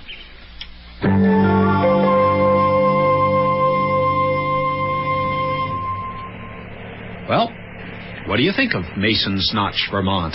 Is this it? Are we there? Well, don't blink or you might miss it. I love it, Cord. It's like a picture postcard. The main drag is down that way. General store, post office, graveyard, everything a person needs. Why, there's even a diner for special occasions. Why are we stopping? Behold the Grimshaw Estate. A fitting domicile for the town's new general practitioner. What do you think of your new home, Mrs. Grimshaw? Oh, Cord. It's beautiful. Oh, but it's so big it must have cost a fortune. Didn't cost me a penny. This was the family's vacation home when I was a boy. We spent our summers up here before my folks died. It was a happy time. I dreamed of living here someday, for good. I guess some dreams do come true. How come you never told me about this house? Well, you never asked. Besides, I've only known you for 3 weeks. There are a lot of things I haven't told you. Time for a kiss. Yeah, but you can't fool me. It must be time for another pill, too.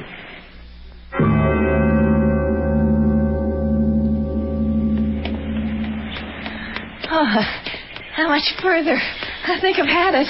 We're almost home. Just round the next bend. Now, we got to get you in better shape. This is the short course. Tomorrow we jog 5 miles. Tomorrow you jog 5 miles. I read the morning paper and eat my bacon and eggs. You can see the house now. We're almost there. Oh, can't jog another step. You go on. I'll walk the rest of the way.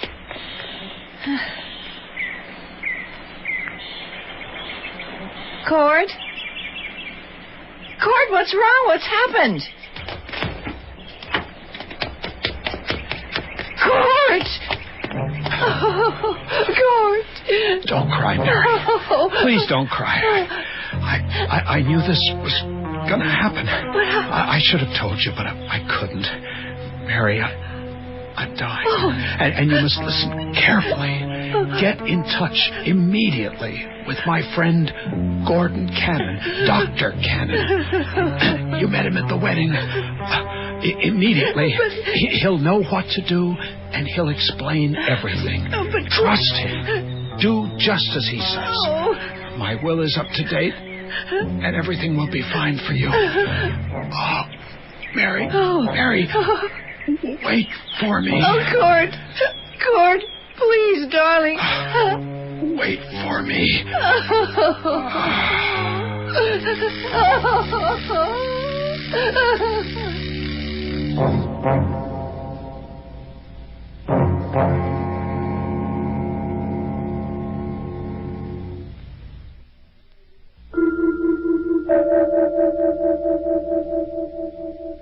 Wait for me. A rather odd instruction from a dying man to his young bride. But then Dr. Courtney Grimshaw is not exactly your run-of-the-mill cadaver. As for poor, sweet, dutiful Mary, her ordeal has only just begun. Gordon, oh, thank God you're here. How'd you make it so fast? I had no choice. There isn't a moment to spare. Follow me. Where are we going? Downstairs to the basement. Well, why are we going into the wine cellar? Have you seen the wine cellar? No. You've never seen a wine cellar like this one. I can't see a thing. Yeah. Where is that light switch? Oh, Gordon, what is it? Oh, it's nothing, Mary. It's only a mannequin. But why? What are all these tubes and machines for? To bring Court back to life. Gordon, please be serious. This is no time for jokes. I assure you I'm not joking. It was Court's idea. You know about his parents, how young they died. Well, so did their parents. Congenital heart condition. Court knew he was going to die young, but he couldn't settle for such a short life, so he designed his own resurrection.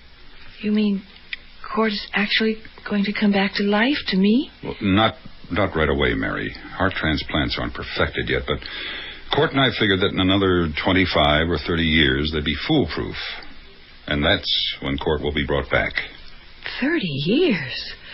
I won't be a young woman in 30 years. Young or old, the question is, do you want to be with your husband again? Of course I do. Then we've got a lot of work to do. And we've got to do it fast. Now, it's going to be very difficult and very unpleasant. Are you up to it? Well, I don't know. What do I have to do? Well, to begin with, while I prepare this equipment, I want you to go upstairs and get Court's body ready for transfer down here. I want you to massage his chest and to breathe deeply into his mouth. We've got to get his heart and his lungs working again. This machine will take over once we get him down here. Oh, Gordon, I can't. It's too horrible. You can't ask me to do that. It's not me that's asking. It's Court.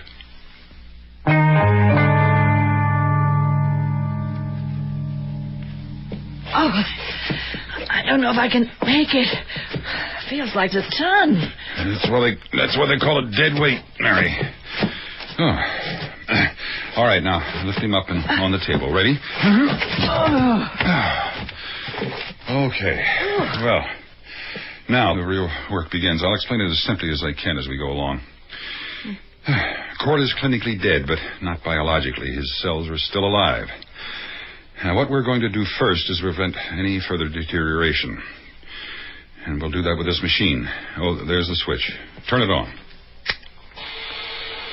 Now, this is called a heart-lung resuscitator. What it does is push that piston down on Court's chest so that his heart is squeezed and starts pumping blood again. There. Yeah, good.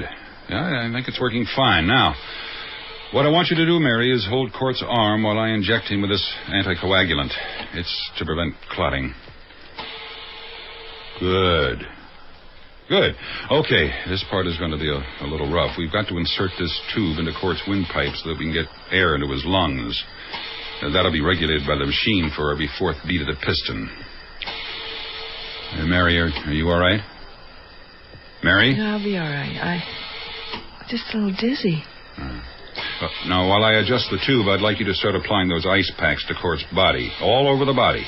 We've got to start cooling him off. What? Who the hell are you? Ambrose is the name. Christian Ambrose of Venable Mortuary and Cemetery. I'm sorry to interrupt you, but I heard there was an accident here. I've been pounding on the door. What makes you think you can walk into someone's house? What do you want anyway? Can't you see we're busy? Yeah, as I can, and this is fantastic. I came here to make funeral arrangements, but if you're doing what I think you're doing... This is none of your business. We've made arrangements, so please leave. Well, you're actually attempting suspended animation, aren't you? This is incredible. You know, I've heard of the Cannon freezing theory, but I never dreamed anyone would attempt it under these primitive conditions. I'd be grateful if you'd let me help. We don't need your help. Please go before I throw you out. Oh, well, I'd be of enormous value to your team. You see, I'm a whiz at handling the deceased. You need a professional. Why would you possibly want to get involved in this? Oh, well, because ever since I read of the freezing process, I've dreamed of the day to become a reality. Oh, but just put yourself in my shoes for a minute. We mortuary people are treated as if we were parasites, feeding on other people's tragedy and misery. I see this innovation as our last great hope. It makes us the architects of immortality instead of the agents of oblivion. It gives us respectability, prestige. It's nice to have your endorsement of our project, but we don't need you. Oh, I think you do. If you look on the floor over there, you'll find the other 50% of your team. She's just collapsed. Mary. You tend to her. I'll begin icing our friend here. After all, we wouldn't want him running a fever now, would we?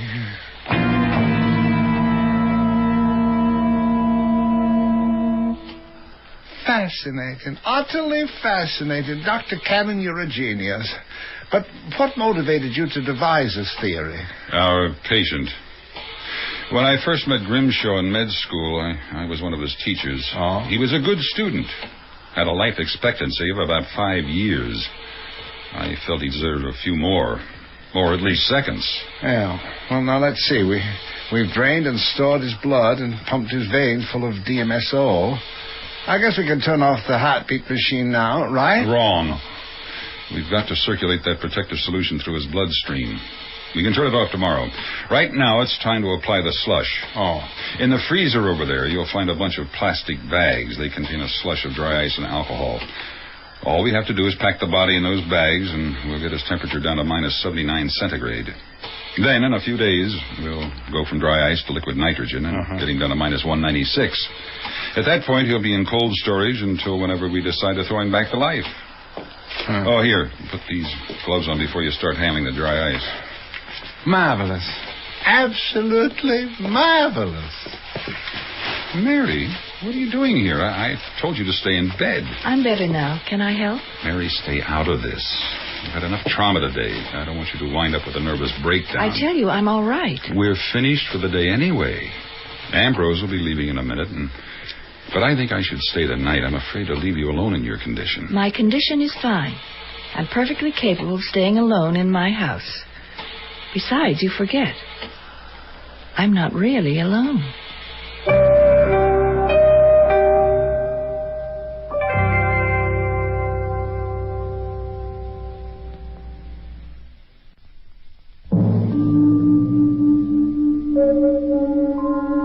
Consider the plight of Mary Grimshaw.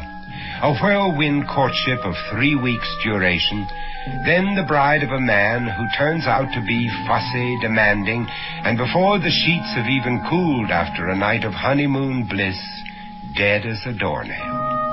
As if that weren't enough excitement, she is then asked to participate in a chilling debate with death, a process that includes such delights as mouth-to-mouth resuscitation with the corpse of her loved one. Is it any wonder that she's cracking under the emotional strain? Against his better judgment, Gordon Cannon has decided to leave Mary alone in her house for the night, even though she seems to regard Courtney's cadaver as company. As the night wears on in this environment ripe with terror, Mary slumbers fitfully between two sets of worlds, the worlds of life and death, of dreams and reality. Only the morbid, maddening rhythm of the heart-lung resuscitator in the basement penetrates the eerie stillness of the house. On the brink of nightmare, the beat of the machine seems to convey a message. Wait for me. Wait for me. Lost in this realm of macabre fantasy, Mary is caught up in a chase through a kind of limbo eternity. Her pursuer is a jagged creature of ice that emits a vapor of frost in the manner of a dragon breathing fire. Cornered, she produces a match, strikes it, and holds it up towards the oncoming creature as if holding up a cross to ward off a vampire. Reacting to the flame, the cadaverous creature begins to melt away like so much ice. To Mary's horror, she realizes the creature is Courtney.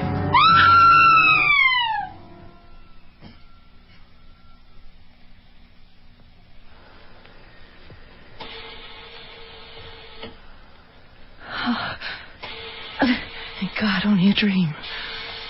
Oh, maybe this is all a dream. Maybe I've only been dreaming about the past 24 hours. Court? Court, tell me you're not dead. Come back to me, my darling. Is that you, Court? Are you calling me? Oh, come to me, my darling. Return to me, Court. Please, don't leave me alone. Don't leave me alone.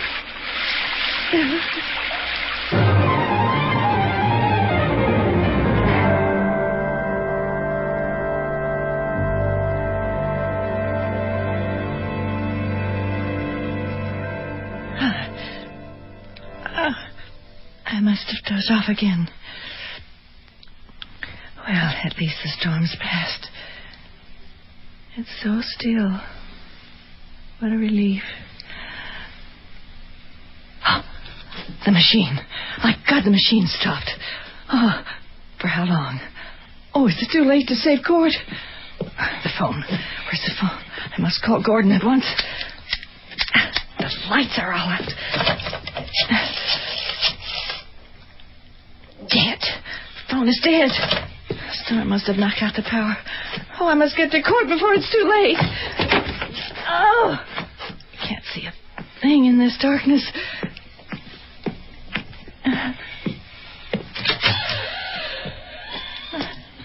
Can't see a thing in here.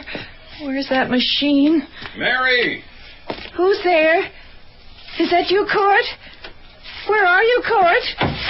Oh!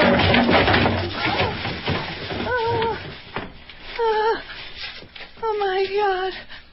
What have I done?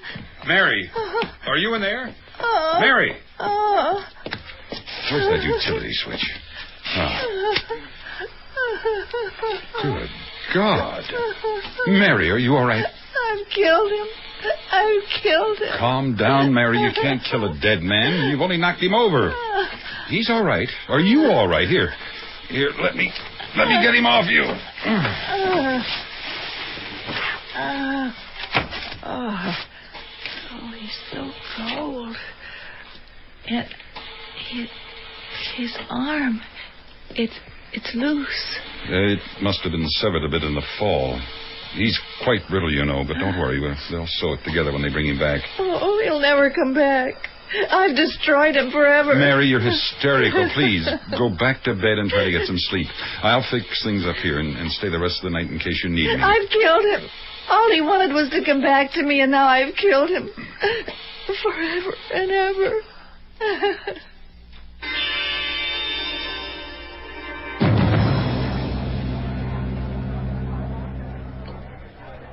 Well, here's to a job well done. And here's to Grimshaw.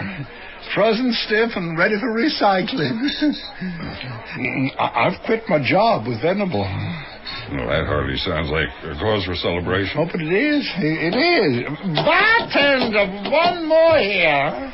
Oh, Venable was too scared he'd offend people by taking in Grimshaw. He simply refused to see the business potential of suspended animation. I talked myself blue in the face, but he'd only respond with, "You can't tamper with the master plan."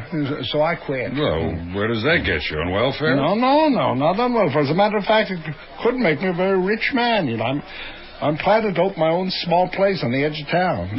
That's just what Mason's Notch needs, another mausoleum. Oh, no, mine's going to be different. It'll have a freezer wing, and the court. And court's going to be my first customer. You know, I can see it now. I'm going to call it the Rip Van Winkle Freezoleum. And the ads will say, "Play it cool. Die now, 4 later." Oh, I've got a better one. How about immortality on the easy layaway plan, huh? I like it. The county mortuary board will call me an opportunist, of course. They'll pick up the story in Boston. I might even make 60 minutes. They'll come from all over the country to be frozen to death. And you, Cannon, you will be hailed as the founding father of eternal life. You know what, Ambrose? Why? I think you're daffy. Yeah, but you got to be a little daffy to become a millionaire.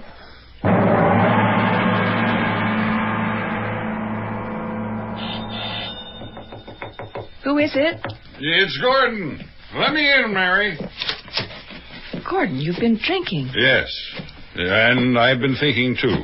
Thinking about what? Well, about you. Mary, it's time to give up the ghost. Let's have Court buried and forget this whole ugly business. What are you saying? Mary, life is for the living. Court has gone far enough. He's asking too much of you. He's slowly killing you, too. I want you to forget Court and come away with me. Let go of me. Mary, this is madness. You can't stay faithful to a dead man. I was wrong. I was crazy to think a thing like this could work. You've got to listen to me before it's too late. Gordon, you're hurting me. Let go. Mary, I want you to listen, and listen carefully. I love you, Mary. I won't stand by and let you destroy your life. I won't let you be sentenced to life imprisonment. Come away with me, Mary. I want you to be my wife. Oh, Gordon. Say you will. Gordon, hold me. Hold me tight. Say you come with me, Mary. I can't. I can't leave with you. But why? You must. Gordon, I'm going to have a child. Courtney's child.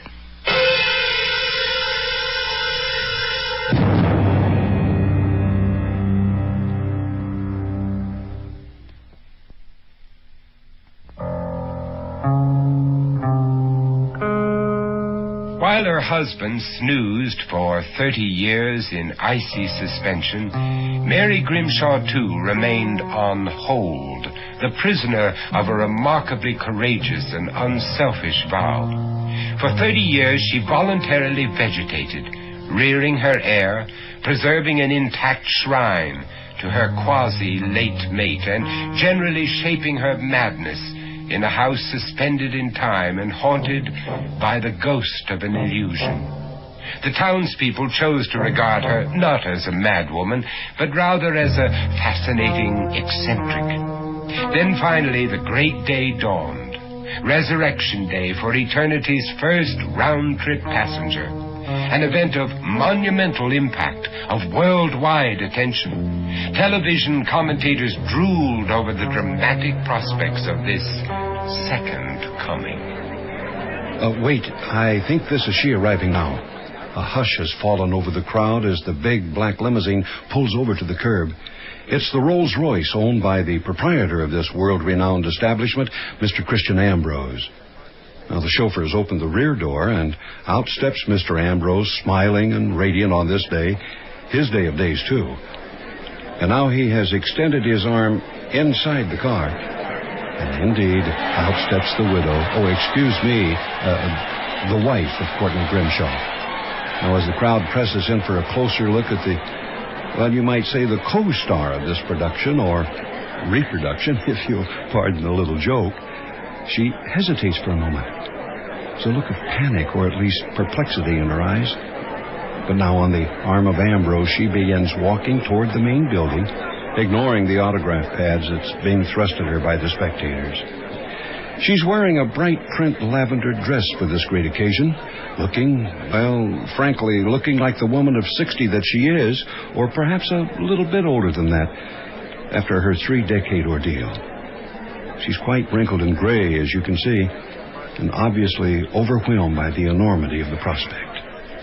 And now, as Mary Grimshaw disappears into the entrance of the building, our cameras will switch inside to the recovery room, where we understand that Grimshaw is still slumbering after the grueling test of this morning's 3-hour heart transplant surgery. The thaw has also been completed, of course, and we hear that Grimshaw's temperature is up to a perfect 98.6. And now, there you see Grimshaw in his bed as his beloved Mary enters the room. Oops. Her knees seem to buckle as she sees her spouse, but she's caught just in time by one of the nurses in attendance. And now a chair is being placed at the side of the bed for her. And all that remains is for the man in the bed to discard his 30-year-old coma, or whatever you wish to call it, and re-enter the realm of consciousness. And so she waits. She who alone knows what true waiting is. Ladies and gentlemen, did you see that? A faint flutter of the eyelids. The great moment might be at hand. Mary Grimshaw, as you can see, is leaning forward expectantly. His eyes have opened. He's staring directly into the eyes of his wife. But he looks frightened. And now his eyes have closed. Mary's looking at the doctor. The doctor's looking at Mary. The doctor is shrugging. Oh, but wait, Grimshaw's eyes have opened again, and his lips seem to be quivering. Let's pick up the audio. Ladies and gentlemen, we may be about to hear a man's first words after a trip through the frozen eternity of death. What?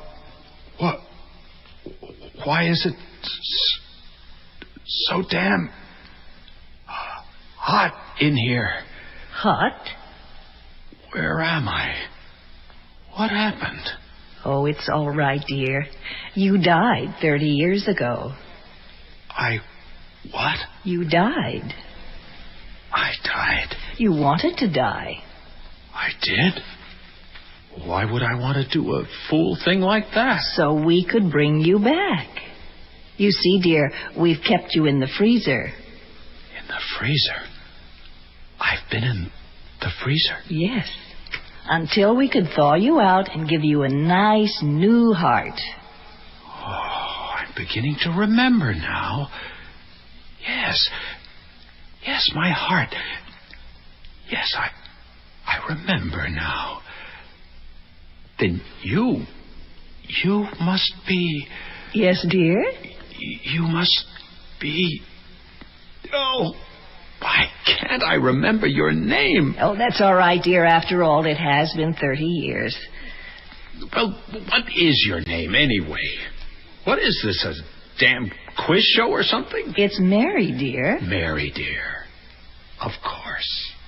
Mary, dear. It's you. I'm back, then. I've made it. Mary, dear, come to me. Let me hold you. And so, as you can see, it is a very intimate moment as our two lovers, separated by an unimaginable gulf for 30 long years, embrace tenderly. Ow! Ow! An embrace punctuated by Grimshaw's curious cry of pain. Evidently, there's something wrong with his left shoulder. He seems to be clutching it now. And his wife seems quite upset over the ailment, whatever it is. Perhaps a failure of the socket to thaw properly. Well, at any rate, this is Phelps Mancuso in Mason's Notch, Vermont, returning you now to our studios in New York.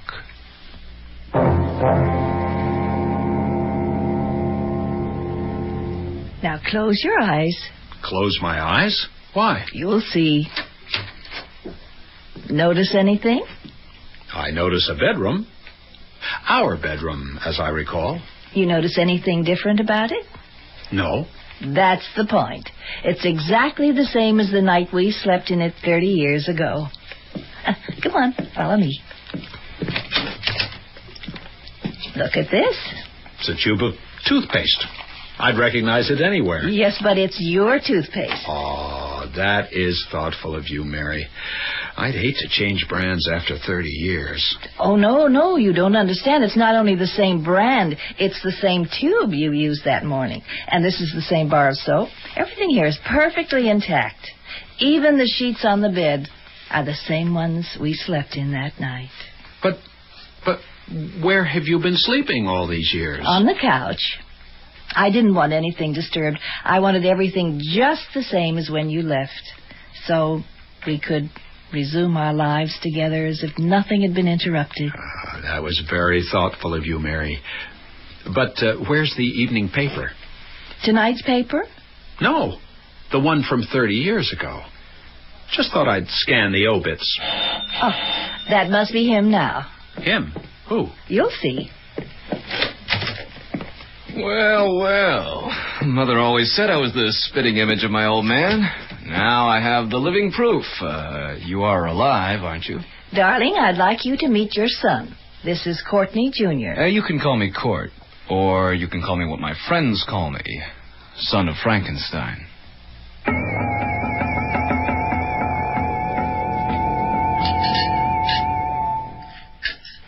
You're not eating.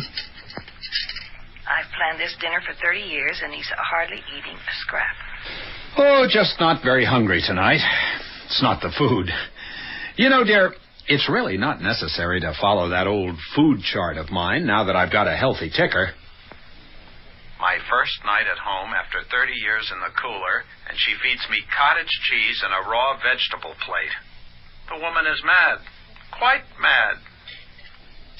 Let's just leave the dishes and go to bed, darling. I'm going to slip into something comfortable for the night. All right, go ahead. I'll be right up. God, if only they'd left me in that tank for another 10 or 15 years.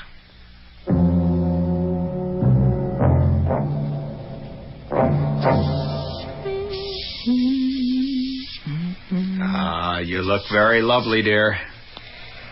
Poor thing. Primping like a schoolgirl. Can't she see what the mirror is telling her? You haven't lost your charm. Or your taste for necks. You know, you don't look bad yourself, Dr. Grimshaw. Bad? He looks marvelous in the mirror. And look at that old hag next to him. My God, I hadn't realized. What a fool I've been to think it could work. I look twice his age. Well, that's not surprising. I am twice his age. It must be that 30-year beauty rest I've had.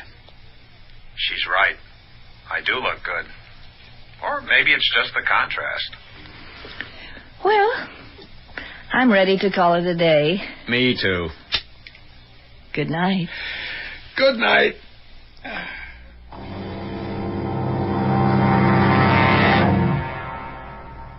Mary, you can't just pack up and leave a house you've lived in for 30 years. This is terrible. Think of what you're doing. I have thought about it. I know what I'm doing. But nothing has really changed. We can pretend it's like, 30 years ago. Everything in the house is just like it was then. You've seen to that. Everything in the house with one exception. Your 60-year-old bride. Well, maybe we can work something out. Maybe there's a way. If you really mean it, there is a way. There is? Yes. And it's the only way. Well, what is it? Could you love me if I was your age? Well, of course. Didn't I? 30 years ago? Well, since it's impossible for me to be your age again, could you love me if you were my age? Well, yes, of course I could. Well, suppose I were to die today, say from an overdose of sleeping pills. Would you be willing to wait 30 years for me, like I waited for you? But, Mary, that would be insane. Yes, it would. As it was for me. But would you? Mary, of course I would. Oh, Court. It's so much to ask, but I knew you would. I knew our love could never really die. As soon as you're gone, I'll contact Ambrose. He has new techniques that are foolproof. We'll bring you back as good as new. But, Mary, are you sure?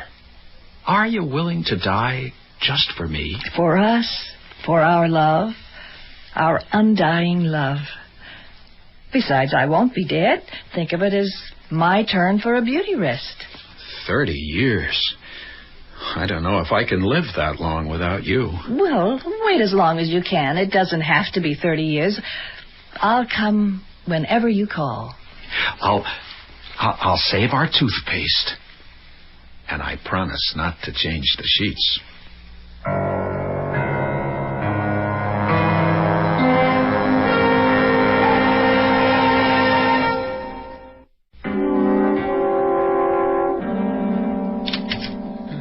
As fast as I could, Court. How long's she been dead? Couldn't be more than a few minutes. I talked with her less than an hour ago. She seemed despondent, but I never suspected she'd do a thing like this. Oh, there's still time. We can freeze her and bring her back, just like we did to you. I'm sure that whatever was bothering her will seem insignificant, but she's brought back to you for another chance at life. You know, Grimshaw, there's something beautiful about this. Sort of like, Romeo and Juliet. So let's get her ready. We haven't a moment to spare. No, Ambrose. Huh? We must let the poor woman rest in peace. She was old and wretched and miserable. She'd lost her will to live. What good would it do to bring her back?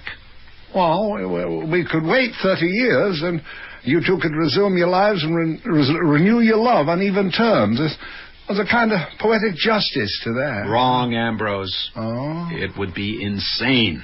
She said so herself. She knew what 30 years of separation could do to a relationship. It was my mistake in the first place, and she paid a terrible price. We can't make her pay that price twice, can we? No, I suppose you're right, Grimshaw. You certainly can't force someone back to life when they'd rather be dead. I guess it's a new twist to an old story. Live and let live. Die and let die.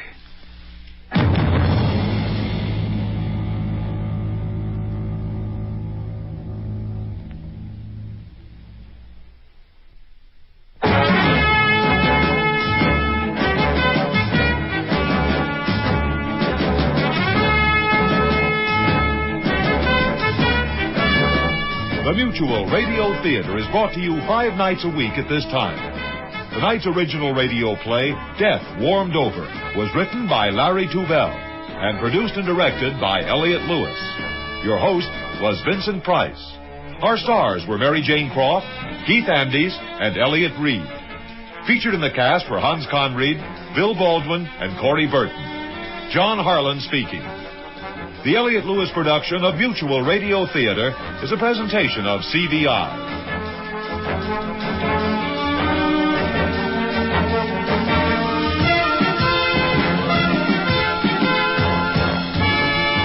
Mutual Radio Theater has been brought to you in part by Serta, perfect sleeper mattresses and foundations, with the top comfort and deep support for firmness that feels good. And that's a healthy investment in yourself. This is Cicely Tyson.